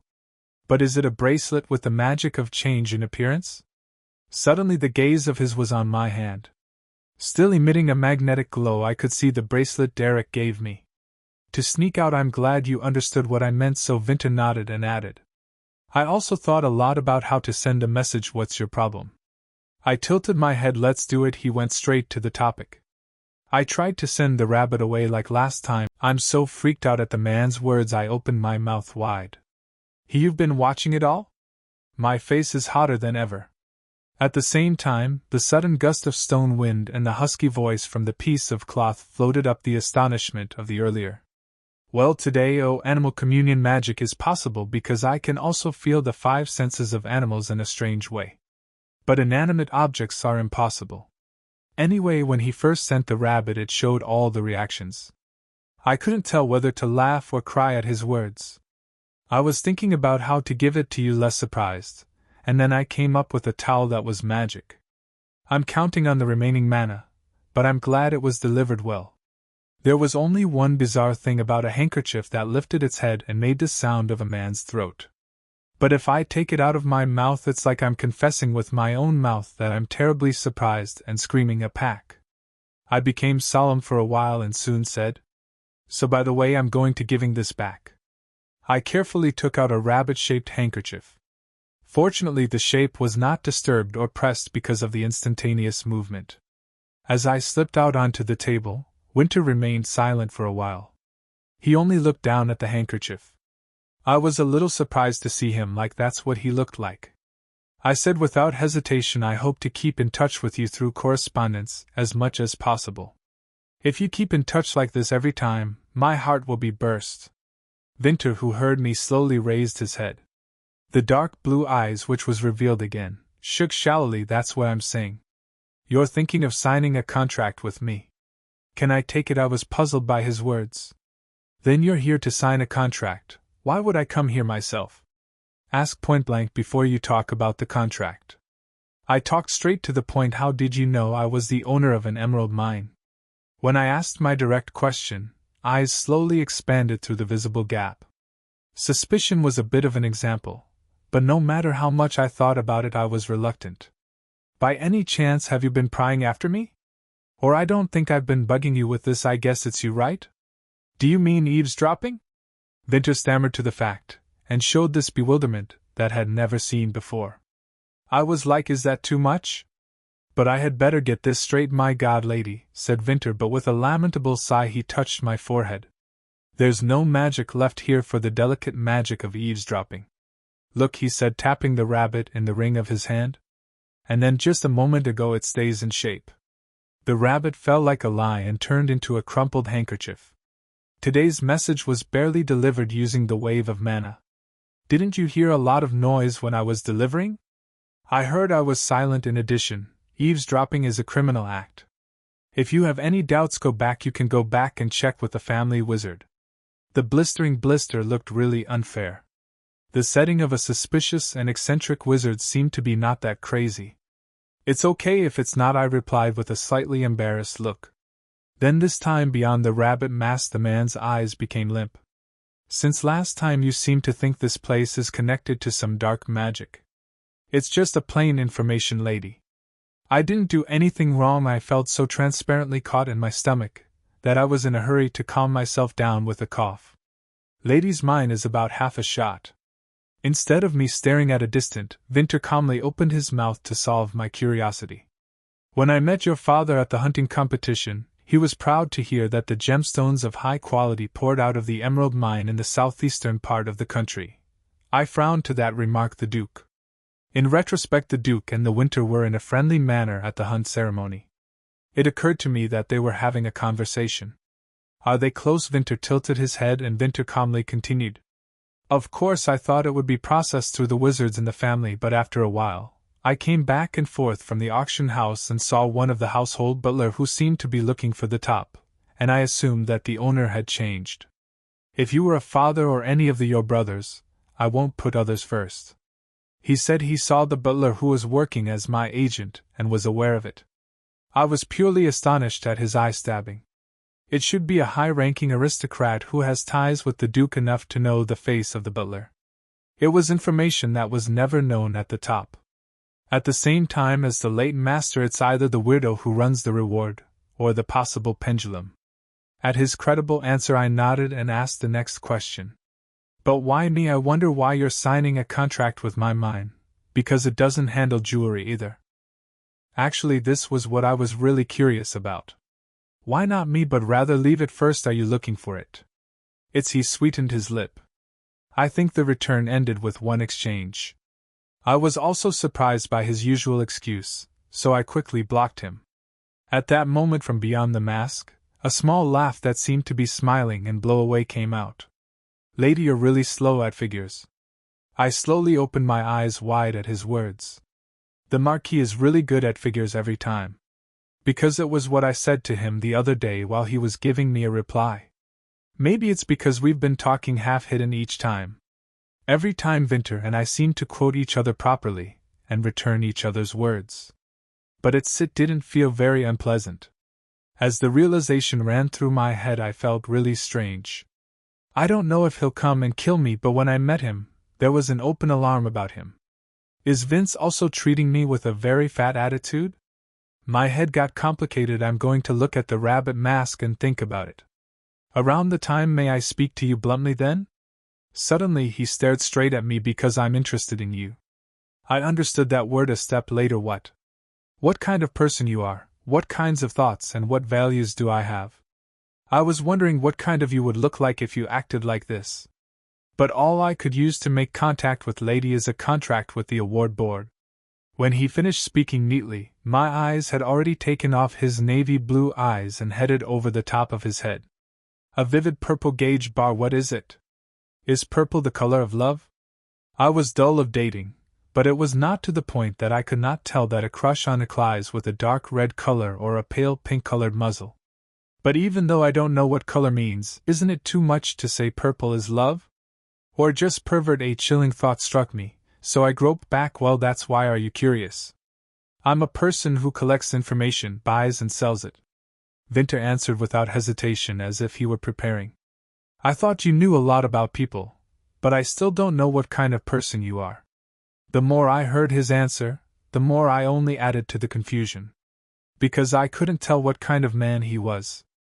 I asked with a face that I couldn't understand. What if you find out? Is there anything different? Maybe not. It was an ambiguous answer. He added that it was very soon. Wizard men are curious people. I'm not picky about water to satisfy that curiosity. Even if it's not this top contract, I heard that you would not be picky to find out how I was picked up. I frowned. Is it a threat I propose? The tail of the eyes bent obnoxiously. I burst out laughing with astonishment.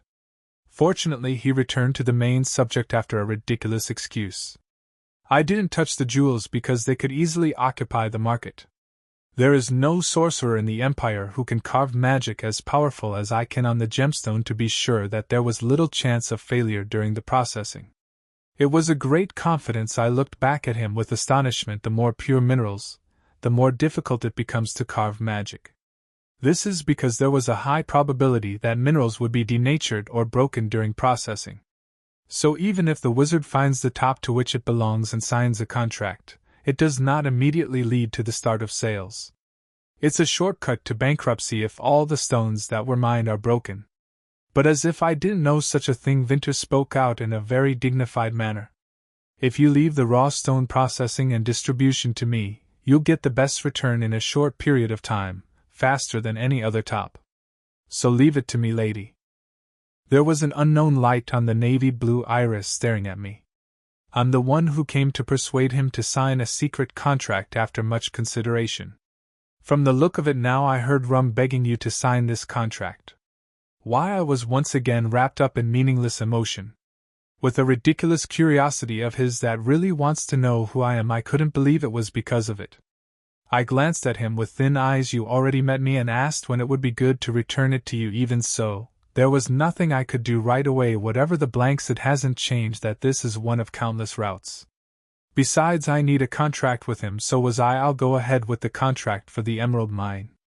I pushed my doubts and answered his proposal in a gentle manner. Then I suddenly felt unfair and twisted my mouth. You've already scared the auction house so that you can't even sign with another top anyway. Haha, I was awkward when his eyes fell on me. A smile fell on me. But you should talk to the butler about it. That's not what I saw. I drew a straight line. I came here today without sending a butler, not a contract for an emerald mine, but a personal request. Vinter looked at me with curious eyes. I took out what I had brought from my arms and put it on the table. This is my own diamond mine, I said, shoving the white envelope toward him. The eyes of the empty space visible through the crevice of the mask were filled with surprise this time. Diamond, I've been thinking about how to roll this. I've been working on the whole process of distribution, processing and sales, starting with mining. I need a wire agent. I'd like you to sign a separate contract for this with me. He looked at the white envelope I had put out with a hint of bewilderment. While talking about emeralds, the diamonds suddenly popped out, and he deserved to confuse, but no matter how much I think about it, this was the best way. Now that Derek knows about emerald, the mine could not be regarded as my intact private property. The butler was the one who managed the books. I'm not a luxury, but if you repeat a situation where a lot of money suddenly breaks down in the air, you'll notice that it's weird right away. Duke, secretly accumulate my slush funds, and at the same time, I'd publicly intertwine with Vinter, who is going to know when to replace a princess. The person in close relationship in the contract. He won't be as hard on fake princess as he is in normal mode. Without knowing my calculations, Vinter's sight soon quenched and calmly asked, looking perplexed, "What should I do about the family gods?" "No one in the family knows that I have this," I answered with a slight death of my voice. As much as he said he had a lot of knowledge and doubts, I decided to take advantage of it in reversely. "You know my place in the house too." I stretched out my hand and crouched the end of the white envelope.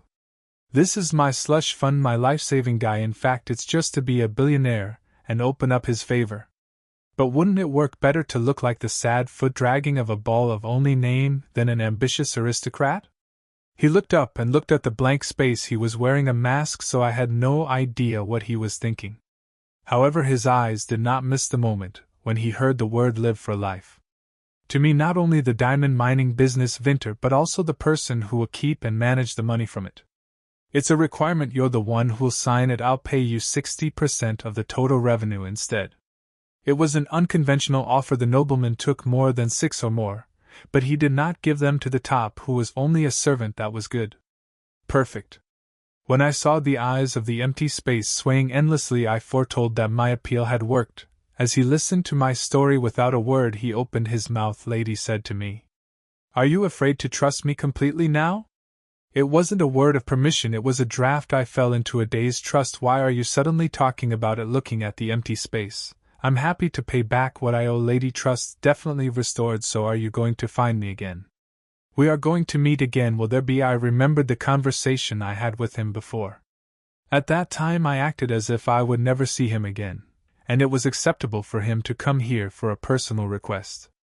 You have a good memory. Did you still remember that, and care? But sadly, between him and me, there will never be a build-up of trust. How did you trust a man who might bring her here and mess me? The strange feelings I had heard for a moment slowly subsided, and finally dried up. There was nothing I could trust, not only in Vinter but also in this game. But I couldn't speak so plainly, so I grinned and put myself in moderation. "It's more like trusting the Marquis than you.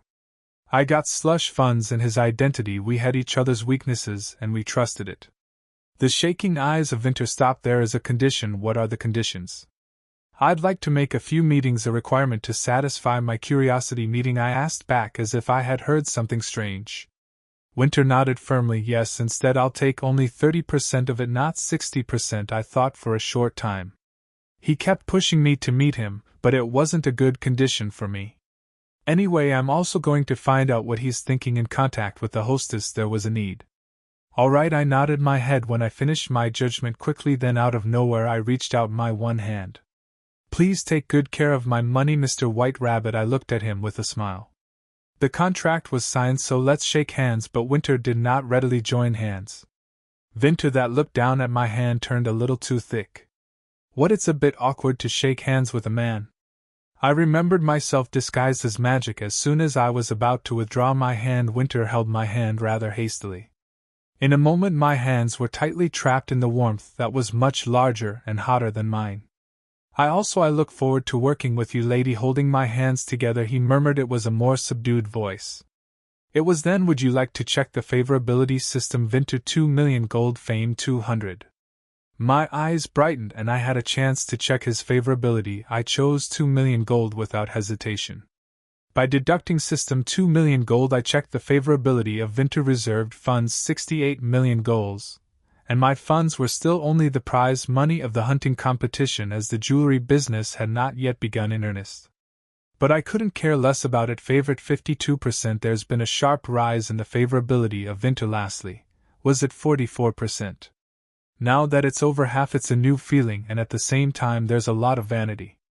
Less than a month is left before the appearance of a normal mode hostess. The favor in hard states, except for Eclise, perhaps the province, has just lost 1 or 2 people to half. Compared to the normal mode, which rose 10 to 15% in one episode, it was the level of difficulty that made me shudder. If I were really playing on my cell phone, I'd be so upset that I'd end the game and delete it. I managed to hold back the power of flinching into my hand. This was a reality for me, so I couldn't shut down or stop the game. No, you've come this far without dying. By the time I was comforted, the white writing on the speck of the empty space changed again to favorability. I realized until then that he was holding my hand tight. I'd like you to stop now. He let go of his hand, glancing downwards with a vague face. The contract should be made by my side and sent in secret by letter.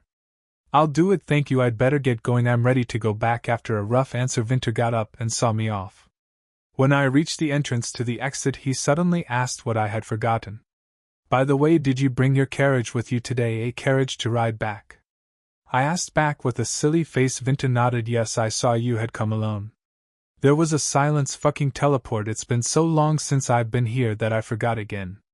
I'll add another request. After all, I had no choice but to pretend nothing was wrong with my blushing face, and to pretend that I was going to take me to Hamilton Street. This time a low laugh rang out clearly. I had to fan my face with my hand. The contract and letter mentioned by Winter arrived the following day. The sun was good. After a long time I came out with a book. I was just about to read a few pages sitting under a tree that I was always sitting and reading. From somewhere the white butterflies sat on the floor, hovering around 1 or 2. Originally there were many butterflies flying around the garden, so I didn't notice it at first. Aware of something strange, it was when a group of butterflies gathered in one place.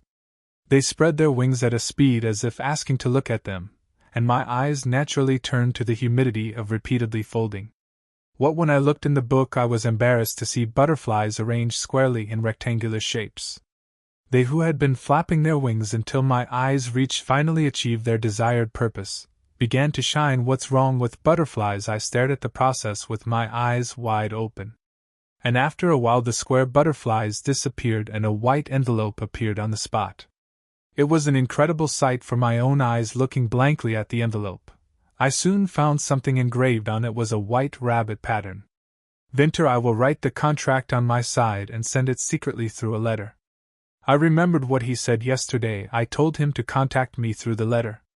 Unexpected you use this method rather than the bunny with a manly voice. This was much better. I immediately picked up the envelope on the floor and got up from my seat. After returning to the room in a hurry, I sat in front of my desk and ripped off the envelope with a paper knife.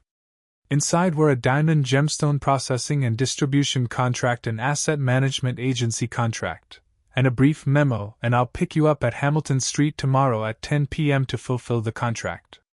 Will you take the contract with you? Then implementing the contract. As I tilted my head, I soon realized what it was by reading the genealogy. It was a meeting condition. He offered to identify me as soon as you sign the contract. You've got to carry it out. I looked at the memo with a cold eye for a moment, and soon muttered a sigh. Okay, let's think of it as a day with man.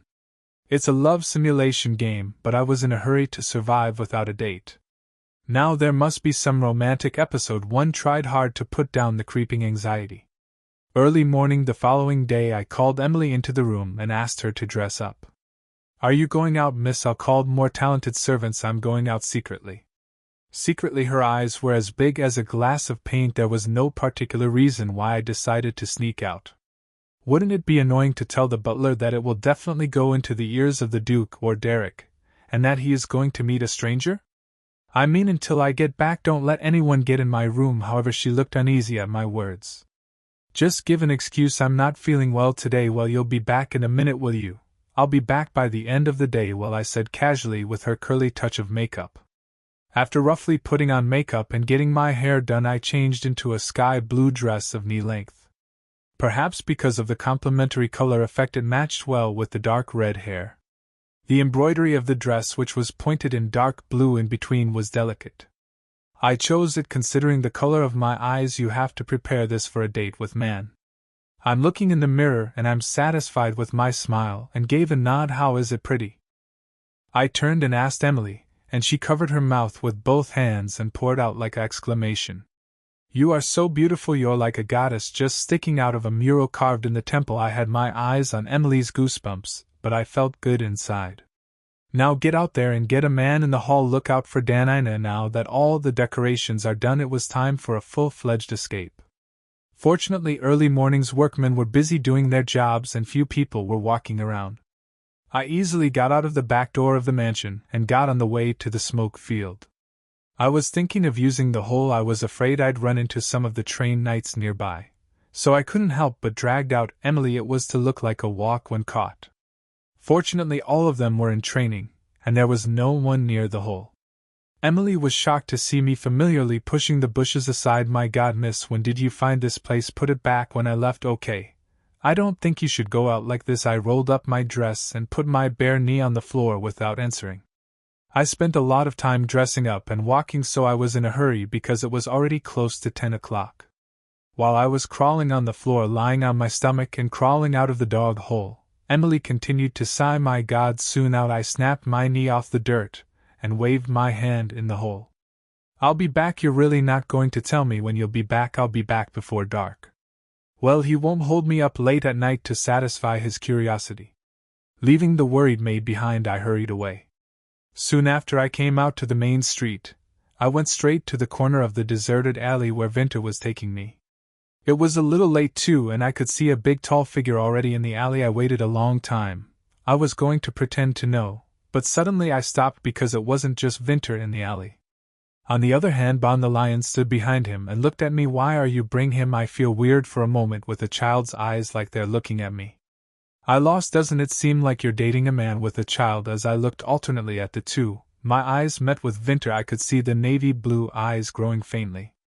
Why didn't you come in disguise today? He asked with a look of embarrassment. I asked back in embarrassment. Should I have come in disguise? You did it last time, so I thought you'd do it again. Weren't you asking me out? There was a quiet silence in the alley. It was Hidugger Lim of a young child who broke it. Hick, it's not a date, it's a date, shouted the lion's mask as if teasing. I am still dumbfounded. Where were we going? We're going to hand out the bread, said the lion child happily. It was the moment a white square window flashed before my eyes. System main quest: the whereabouts of the lost children. First slum with the wizard. Would you like to proceed with the quest? Compensation plus 5% favorability of Winter fame 50. Accept, refuse, volunteer. I doubted my ears. With my eyes wide open, I am repeating the writing of the system window one more time, and Winter had an awkward expression as to whether he had misrepresented me. I'm sorry, I couldn't tell you in advance. Of course I know you'll wear pants. There was no room for embarrassment for mistaking it as a date alone. At the same time, the letters in the system window changed.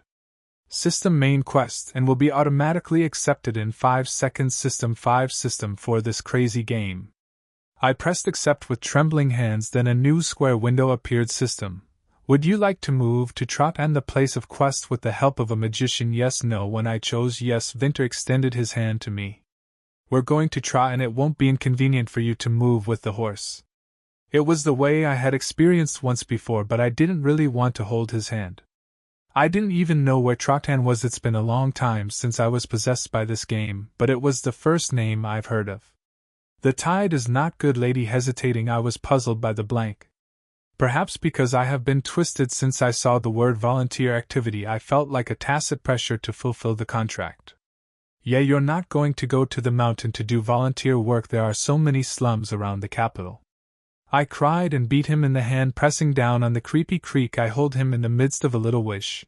The lion came up and grabbed my empty hand by ratio trot, and with the spell of grotesque pronunciations, the white light in front of my eyes flashed, shoot me, slapped me. When we opened our eyes again, we stood on the seagulls, flying by the seagulls. Where the hell is this place? I looked around with blurry eyes. A little while ago it was in the neat corner of the capital, but now lighthouses and sailing ships were seen around. It was a maddening experience.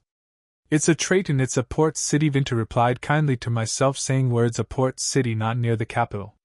It's the front line of the Eastern Empire. I couldn't quite understand, so I asked again. Why do we have to come so far? Because the damage caused by the war here is the most severe. I'm focusing on it. So why are you doing it with me when you're with me, you bastard? I've got words that fill my throat, toughly swallowed. I see. First of all, this was not the fault of Vinter. The system ordered it. I followed him with so much solace. We climbed the bank and walked toward a village far away. The village, which was getting closer and closer, looked devastated at a glance. Half-cracked buildings and roads, no one wandering around in the midst of a busy time of fishing. The village was like an abandoned place. It was a little scary to see that it was so different from the fancy capital behind the end of the war. Was hard. A scary and horrible life. Well, no matter how powerful a country is, it can't be fine. But what I'm scared about is the fact that this whole thing is too realistic. Normal mode is the dream of a poor woman. I was only shown the capital city life full of hope. These details were not described. Why did the background of the episode in hard mode so gloomy? It was when I was looking around, swallowing a deep sigh. You're the noble lady who came back then, right? The lion who stood by me quietly and walked suddenly whispered. I opened my eyes in amazement, then watched the boy walking ahead and killed my voice. How did you know? Speech and voice. I remembered. You are quite sharp, are you? The child laughed at my compliment, gleaming a smile I couldn't make at that time. I said with a wide mouth, thank you for back then. I'm still alive thanks to you, really. If the lion's mask didn't come out and back me up before the cane shot by Winter, I would have died of a slump in favor. When I say thank you, the lion eyes were bent to the fullest and his eyes were sullen. I got in big trouble with my teacher after Auntie left. Auntie, do you see me as an old lady? I was angry at the prettily decorated title. Then what do I call you? Call me Penelope, it's my name. I'm Rayon. I named it after a lion. I like lions the most among animals. Yes, Rayon. I nodded and satisfied. Back to the original topic. Why were you scolded? Is it because you take me in? Yes, but they complimented me on my discovery. Thanks to Mrs. Penelope. Good for you. Perhaps because he was still young, the conversation rambled. Still, I smiled calmly, listening to the child. And since then my teacher were very upset. Why? He lost faith by pointing his cane at the person who helped me. I looked at the back of the empty space where I had been walking first with fresh eyes. I could see a purple favorability gauge bar floating above his head. Is it guilt then? Rayon whispered again as he tilted his head. On the day Miss Penelope came back, and then he was happy. Really, as soon as Penelope got there he planned where to start volunteering. I frowned at the words added. After all, I had no intention of dating him. Come to think of it, you almost did volunteer work when you were in normal mode, except for meeting at the ball. The service was in contact with the hostess. It was when I was staring at his back of the head with distraught eyes.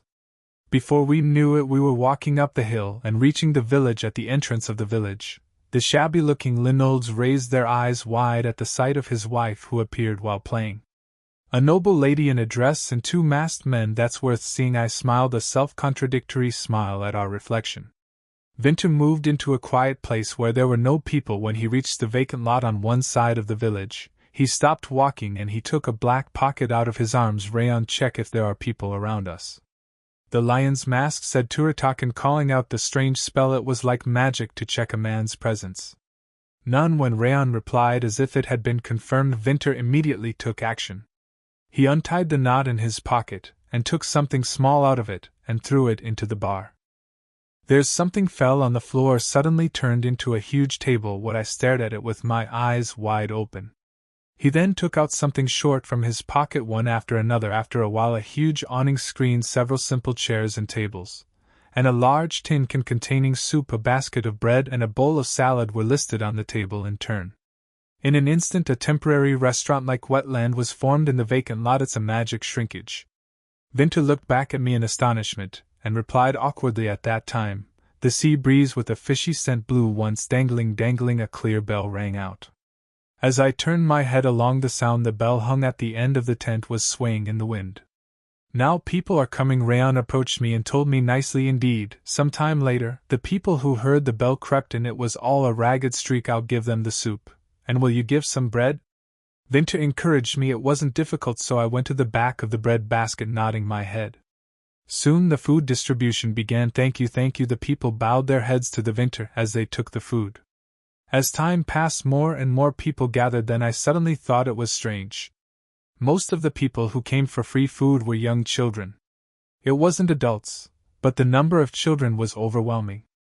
I took advantage of the diminishing number of people for a moment, and asked the Vinter aloud, "Why are the majority of the children coming for food?" He looked back at me with a little surprise, but soon gave me an answer. There were orphans by bombing. I lost my parents overnight. Nice families don't come for free meals as a disgrace to the British Empire.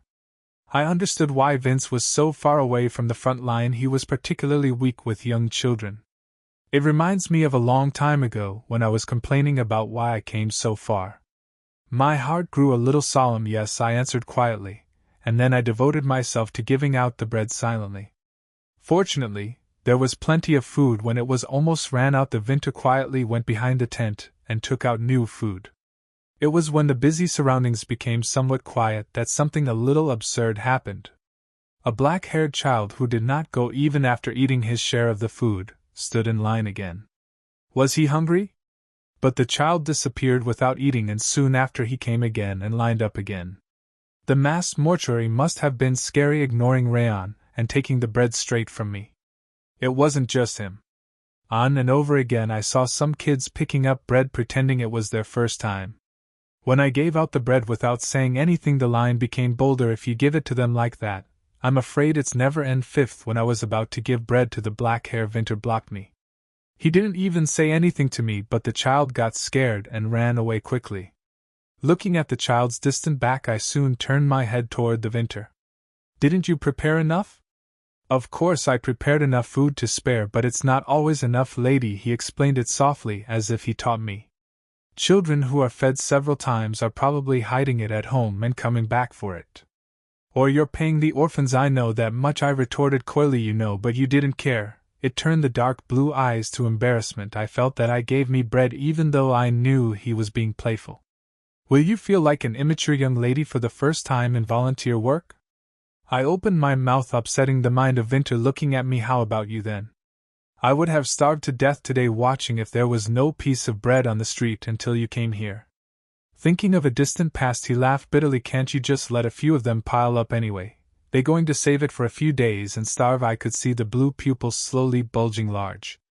Like a man who never expected me to say this, run sound someone I know. After a moment's sweet lip he replied, you told me to grab those kids and eat as much as they want. You've met the mistress. I met him to find out, but I was shocked again. He has already done volunteer work with Yoju. So what am I going to do now? I expected it. It's a game story. When I was really sure that Vinter might meet Yvonne and bring her back soon, I was suddenly scared. I'm telling you, it's a life-threatening situation. Unlike me, who felt it, he stared at me with unknowable emotions and spoke calmly. If you don't want to take it away from the stronger children, eat as much as you can. That was true. But it was poverty with minimal food in the house. Just because you eat a lot today doesn't mean you're not hungry tomorrow. Waking up from the thought, I shrugged and answered insignificantly, and if you overeat while starving for a few days, you'll get sick. Haven't you experienced it? When I saw the pupil of the empty space exposed through the gap, I could see a vivid emotion and disappeared. You say it as if you've experienced it. Well, what do you think? I squeezed out a smile that wouldn't come out, and now I've predicted what Vinter might think. Is the woman who became the only princess of the empire one morning from the common people not happy about her calling for poverty? Or is she praying for a real princess who gives rum to the angel even in a poor environment? Let's go around and find out who I am today. It's not fun if I tell you everything. It didn't matter now why he dragged me to volunteer work. The game is already on track in my mind. Winter Verdandi was painted with a red X over the wall. We moved when the meal was almost over because there is still one more place to share. Are you all right? Perhaps because of my sassy attire, Winter continued to look sorry. It's all right. I could only say that I was okay because I had my own mistake. Besides, I was really sick because I was just giving out this bread without thinking about anything about it. We traversed the winding alleyway and moved to the end of the village. The more you get to the outskirts, the more buildings, the more roads, fewer and fewer people went. And at the end of the village finally reached a wide plain on a cliff facing the sea. A shabby shanty house rather than a building was built in a huddle. As I passed by, I was shocked by the worse conditions than the war-torn village. Where the hell are we? The townspeople's forced to use mana. It's where the people who own it live. Those with mana? So are you saying the magistrate? No, they are literally easygoing people who lack qualifications and learning to be called wizards. After the bombing, I brought in a crystal ball to check the mana and did a major test. That made me feel more like I was falling into a mystery. It was already known that the Empire would unknowingly reject wizards. But isn't it too much to put more rich people in a difficult situation altogether? Why do you go so far? You're the same Inca Empire? I asked with a frown. There's a war, but it's not easy to restore Trotan because of the periodic attacks of Layla. Layla, new country? Yes, their aim is to get rid of all the wizards from the world, so the Trotan people think these people are the cause of the problem. I think it's a long-standing conflict, and I can feel a certain emotion in the voice of Winter. I was still not convinced. Why aren't they sending soldiers? Don't you have a long lord? The remnants of the new kingdom who lost their place in the war hide in the Archina Islands, and then use magic to attack. Well, it's hard to approach the area because the waves are so strong and the canyons are so many. It's a dilemma. He finished talking and pulled something out of his arms. Then he came a step closer to me and bowed down. What? When the rabbit went without a moment to back down, it came close to me, and my neck felt heavy. It's an ancient relic, he answered, and at the same time my eyes lit up. System Hidden Quest and Relics of Ancient Magistrate complete. You have confirmed the trust of System Wizard. As a reward, Winter's favorability plus 3% was obtained. The purple gauge bar above Winter had blinked as if the favorable sentiment was rising. I doubted my eyes when I saw a system window that suddenly opened. When there's a toxic substance nearby, the color changes. In particular, the more you shiver, the more dangerous it is, so avoid your seat immediately. Winter explained what he gave me. I asked in a dazed voice. Why do you give it to me? Why not to the real hostess? The fear of preparing for a situation that may not be known. He answered my question right away. It wasn't the direction I wanted. Unlike the place where we were serving, this place is a little dangerous for outsiders. There might be remnants of the new Layla kingdom. If you are thirsty, do not drink a sip of news water. Winter uses a solemn tone of caution. Thank you, I'll be careful. I still nodded my head with a puzzled look. The rabbit mask still closed his eyes, which appeared to be the crevice folded beautifully. This place has a small population, so I'm afraid I can give it out quickly and go back to the capital. With a welcome remark, for the first time in a while he stretched out his waist, which he had bent. Soon he repeated what he did in the previous village. He took out his pocket, and took out all the shrinkage from it. The difference was that it was easy to write magic in front of those who possessed mana. I could quickly realize that he was doing it on purpose to give hope to frustrated people. After a long time, people came up with a bucket of slow dancing chore.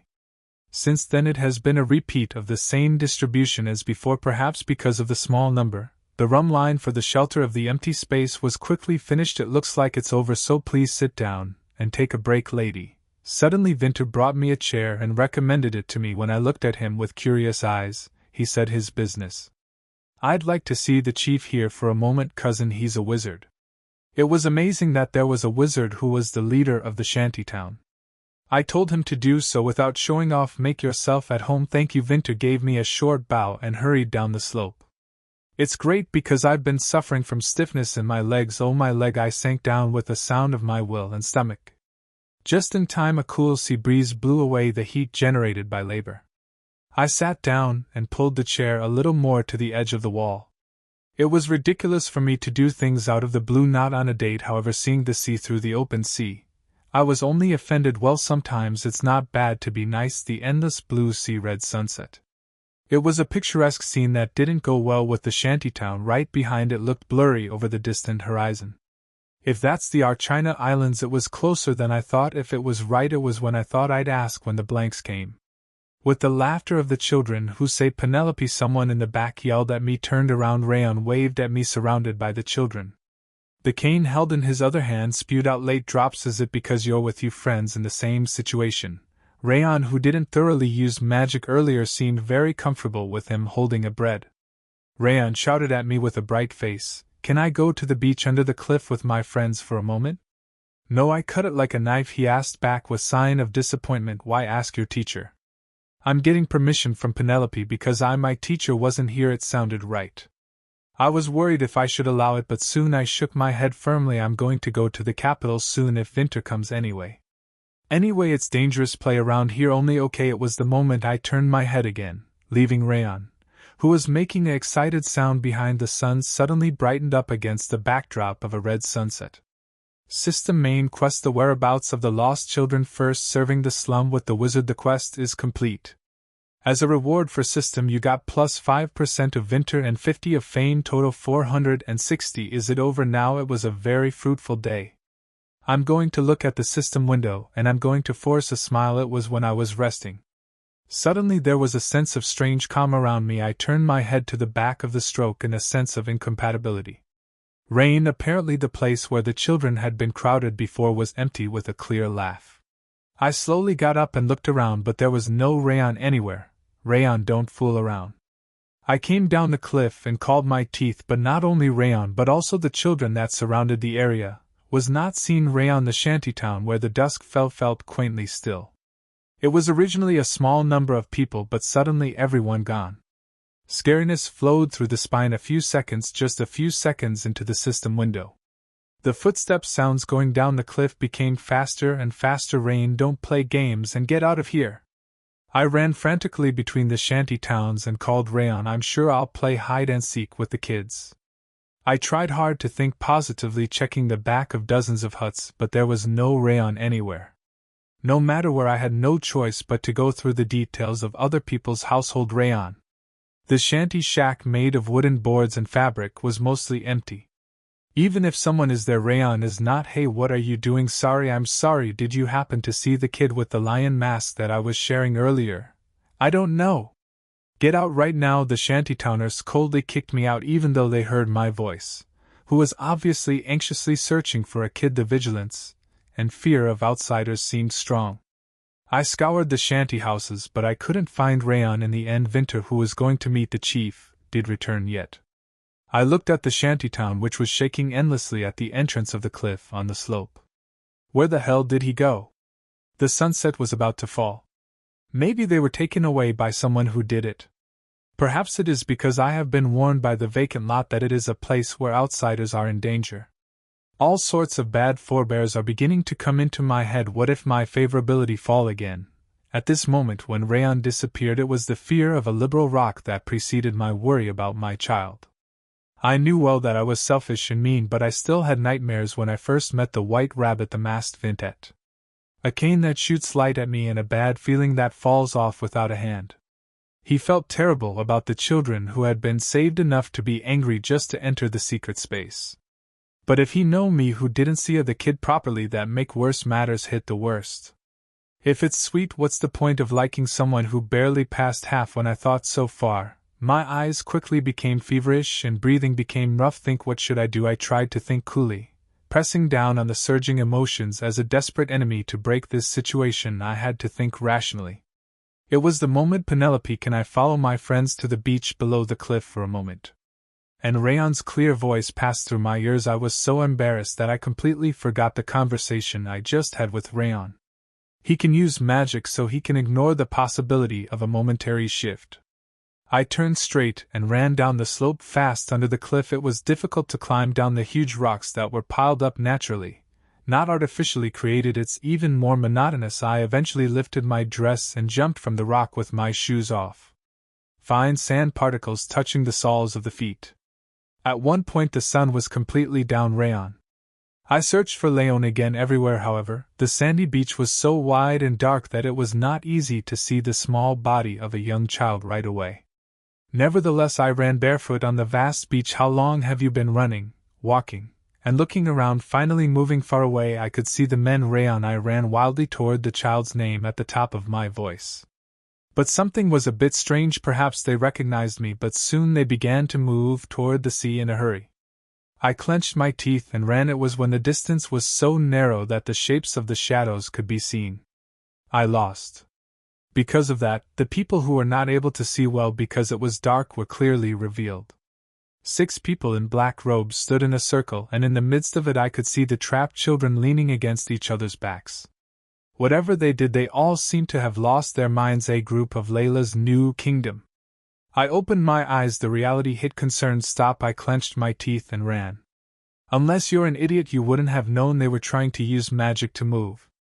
The blue light gradually rose around them, and at their feet an unknown pattern was quickly carved. I was running like hell, but I wonder if I can get there before they teleport. Even if I did, I didn't know if I could stop them by myself. What should I do? It was the moment. All the blue beams that burst out of them came to my mind. A square window brightened. System: a sudden quest has been made. You'll stop the evil forces trying to kidnap children by chanting magic spells. Compensation plus 3% of Winter's favor and plus 50 fame. Except I couldn't feel anything wrong with the development. I beat accept madly, and immediately the writing in the square window changed. System: use your magic against the evil forces. Magic order: Thunder Pyram, Thunder Pyram. I shouted the last spell quickly. It was the moment there was a flash in the sky. And with a tremendous roar, the light of several streams is right over their heads. It's down. The round robe went out in all directions to the Thunder Pyram. The rapidly spreading blue light went out, and they groaned and crawled on the floor. What? Why is it so powerful? I stared blankly at the scene, stopping running for a moment. At this rate, I thought I could deal with 6 people. Then one of the guys who was lying on the floor wriggled and pointed at me. That girl, get rid of her first. Thunder Pyram. A flash of light struck over him again. Without even screaming, he hit his face on the sandy beach of the city. Above it came a pungent smoke. I shuddered at the terrible sight. It must hurt so bad.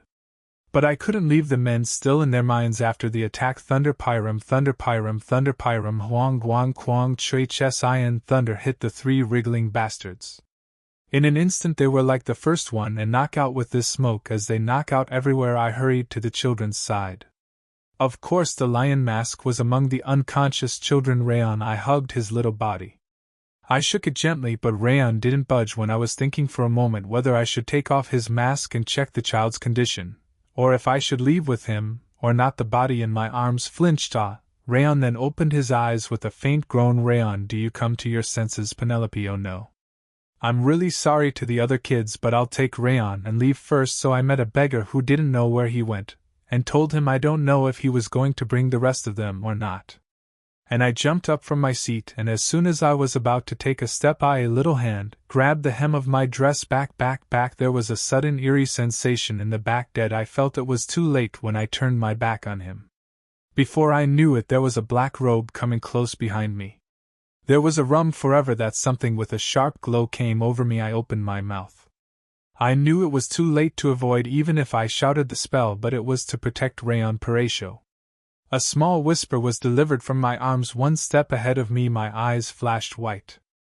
When I opened my eyes again, there was a completely different place in front of me. Not the beach where there was a fierce battle. I was sitting on the wall of a temple with a shantytown like a lie, on a chair that was looking at the scenery. The child, who had been holding him in his arms until just now, and the blade of the knife that was getting closer to me disappeared. This is I am looking around with a face of great confusion. It suddenly occurred to me that Rayon whispered a small spell just before he was hit by the kidnapper's blade. It was like the spell I shouted in the alley when I came to trot, and it's a mobile spell.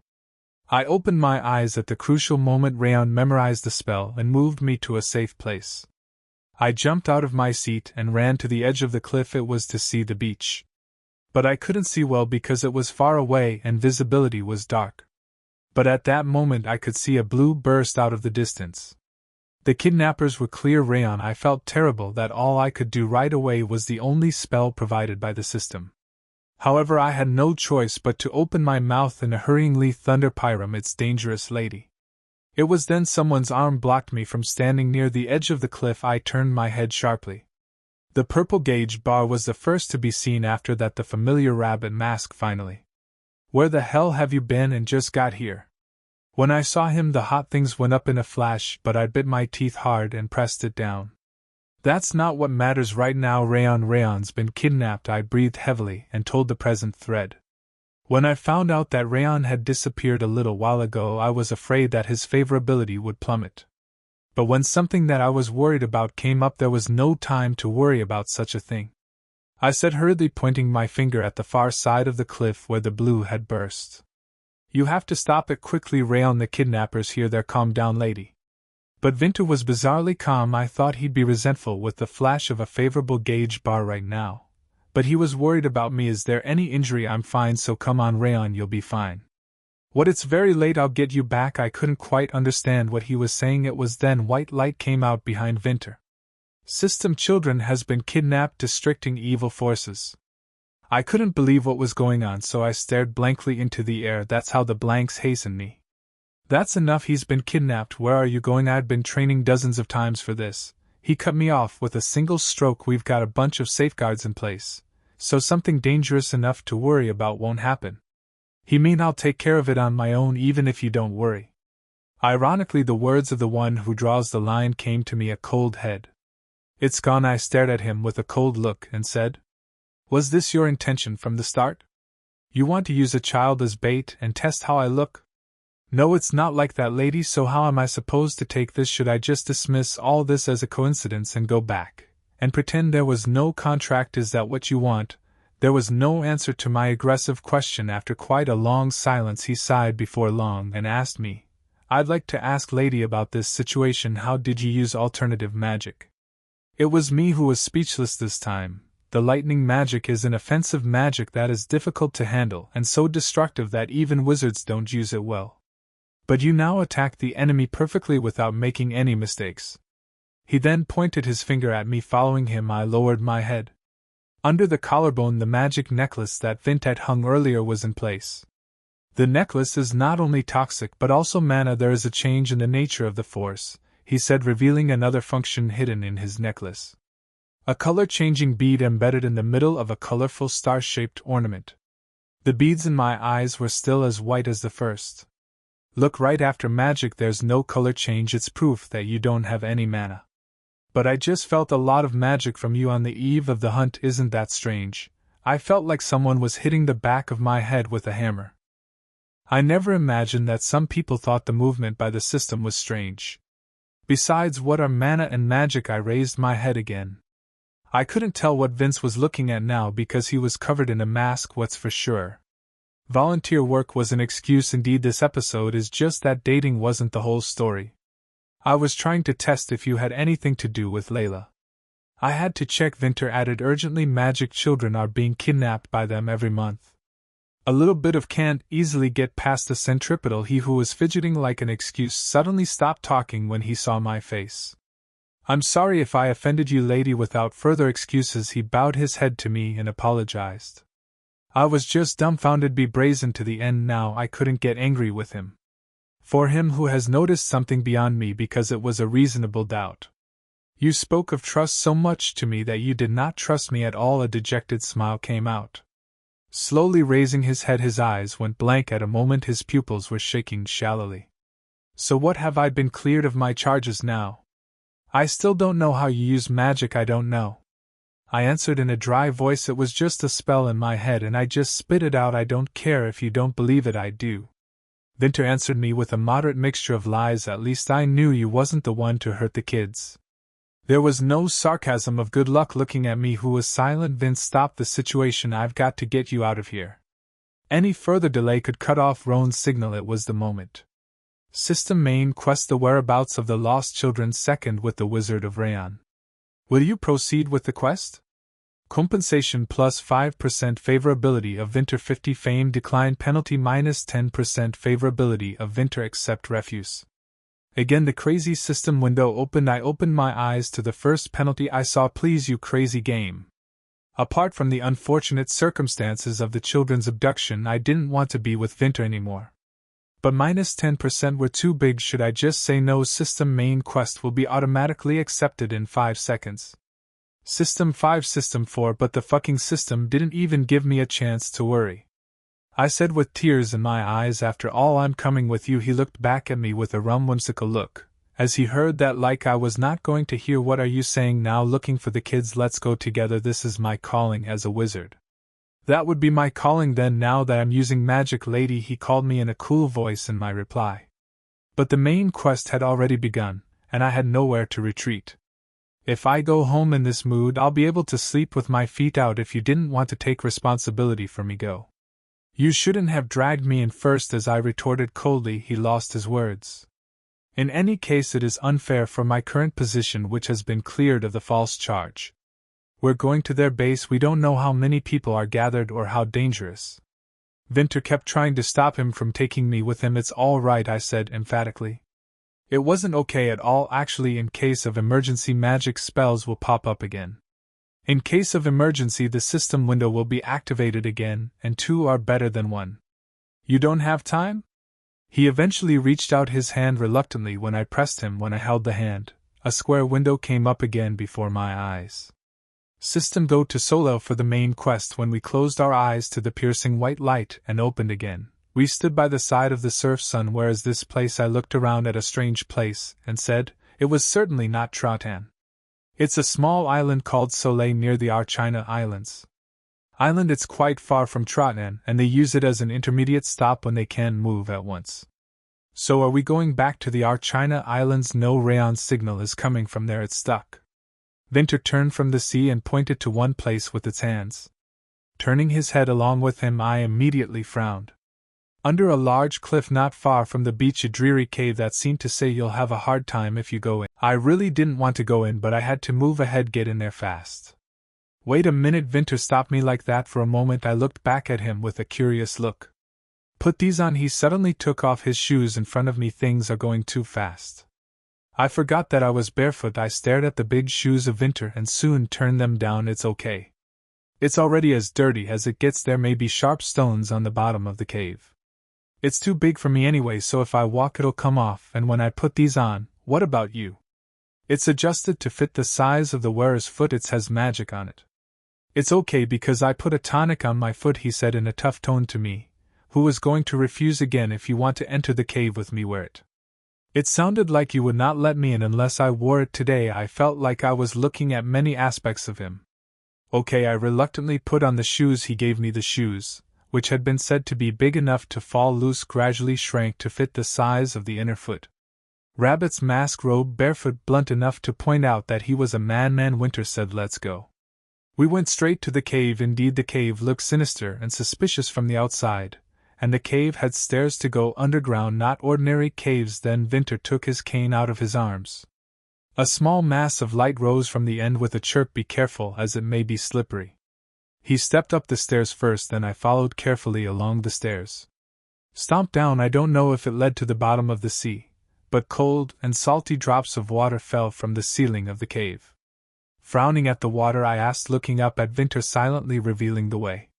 We don't have time, so please explain the operation briefly. Winter glanced back at me. His eyes were stained with embarrassment for a moment. No other operation has been set up, I asked back in bewilderment. What? The kidnapping of Rayon to pursue the base of the remnants of the new country is something we've planned for a long time. But I didn't expect them to show up today and kidnap all the other children. You're testing me, that's why you came all the way here. A new realization came again, and then I narrowed my forehead to a sudden thought. In the meantime, you're thinking of taking me to the capital. I know it sounds like an excuse. Blanket hesitated and opened his mouth. I also had no circumstance, lady. What do you mean? They came out of nowhere, and I've already used magic to save the children. I have confirmed that you have nothing to do with the purpose, but I regret bringing you to here. I opened my eyes wide and looked up at Winter. He was like he was expecting everything. He looked as calm as he did at that moment. The only thing I could think of was getting you back to where you were. But he didn't seem at all calm, confessing behind it he turned his head and made eye contact with me. You don't understand me like this, I won't ask for your understanding. Lady, I can't understand myself either. His always clear eyes were bloodshot. Obsessively suspicious of everything, wary of all sides, he seemed a little tired, crazy. I breathed a deep sigh at his words. It made me so angry that I was suspected of being the remnant of the Layla Hingdam. But there must be every bit of panic and concern for the children at the sudden raid. Why are the remnants of Layla kidnapping them? I put aside my personal feelings and decided to focus on the immediate problems. Vinter replied to the change topic after a brief silence. They're using children's mana to use magic. You said that they have no magic, but how are they using magic now? The remnants are just followers of Layla, and no one has the power of Layla. They steal mana to get rid of the wizards. They steal mana? That's how you transform and manipulate mana. On the eve of the hunt, I frowned. What the hell is their ultimate goal? Getting rid of all the wizards from this world? And without wizards, they're trying to resurrect Layla in the world resurrection. How the hell do you resurrect an imaginary god? As an atheist, I felt their argument was nothing but groundless, but Vinter let out a heavy sigh. Layla is not a god. Then what? An ancient minority of people with magical powers. Ancient. If wizards use magic as a medium of mana and nature, they use up their lives and have similar powers. But they burn out their own lives. People hated it, so they started using my power to extort other people's lives. It was ancient Balta that they built to accumulate this power and seize the world. I heard that Balta was founded by wizards, I muttered with a confused face. The Crown Prince also knew that the oppression of wizards began from the footstroke, but what Vinter said was completely different. When he saw me unable to get a feel, he added heavily. The moment the Layla were sealed by ancient wizards, history was transformed by their curse. Curses. All the sorceresses who stopped them from taking over the world and sealed them in Valta were forgotten. Because of the curse, the descendants of those wizards were ostracized by people and said. I was shocked by the new information. If this is true, isn't it true that the magistrates, including the Vinter, are really fighting an uphill battle? Is there always such sophisticated settings in hard mode? I could feel the chills of unknown reasons in the story. It was then Vinter suddenly stopped walking. The stairs were cut off. Before I knew it, down the stairs a deep, dark cave path followed. I could see that we almost had arrived and that there was a rare door lamp hanging. A cool, fishy wind blew over there. It was much brighter than the stairs that were completely dark, but felt much more dangerous and ominous. It was a Vinter that moved first. I followed him into the aisle with no time to prepare my mind. Moving at a hasty pace, the empty space spouted out. I have to stop everything they do, lady, a voice of desperation as if pleading. I asked carefully because I felt a sense of incompatibility with the mission of Vinter, which did not come out of normal mode. What happens when Layla resurrects? Even the wizards that fight Layla that had been sealed to the removed world when released, the end of the world will come. It was then suddenly all the lights hanging in the cave went out. The darkness of the Sakaman has come. What's going on, boo? Give me a light. I was taken aback and looked for Vinter, but it was strange. In a flash, he took out his cane and turned on the light, but there was no news. Hey. I swiveled around to the place where Vinter had just been, but I couldn't see an inch ahead. I stammered out my hand towards the darkness, reaching the fingertips. It was a cold, bumpy wall, not an arm of Vinter. I was suddenly scared. Vinter, I found the empty place, breathing in a sharp breath. I panicked and didn't even notice his original identity in my mouth. Vinter, the moment I looked around in the darkness. The bottom lighted up. I hurriedly lowered my head to the sudden light, then I opened my eyes. The necklace, a bright yellow glow was coming out of the necklace that Vinter hung for me. The necklace can detect not only toxicity but also changes in properties caused by mana. The more you shiver, the more dangerous it is, so avoid your seat immediately. His voice, which was explaining about the necklace, crossed my mind. Then it was the moment when he said it was dangerous. Lady, I could hear a faint voice calling me from the other side of the rock. Vinter, are you all right? Where are you? I think I'm trapped. They doubled the cave structure. Vinter's voice is very far away. It was as small as it could be heard. Because of him, I listened with all my strength to the wall, clinging to the wall. Well, what then? Just go straight ahead. I'll find a way. That just a little while. Suddenly the voice of Vinter fell off. Hey. I was terrified and called him wildly. After a while his voice was heard again with bad news.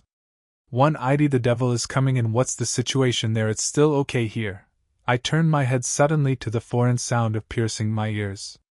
A grotesque sound was heard from beyond the darkness. I froze hard on the spot. Lady Winter called me in a hurry. At the same time, sounds rang out closer than before. The devil is here too. It was the moment I was about to inform him that the devil appeared here, too, in a quiver.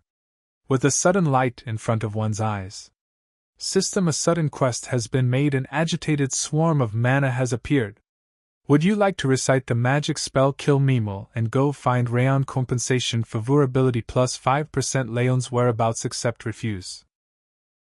What surprised you the most in this video? We'd love to hear your thoughts. Thank you for watching. If you enjoyed this, please like, share, and subscribe. Hit the bell for updates.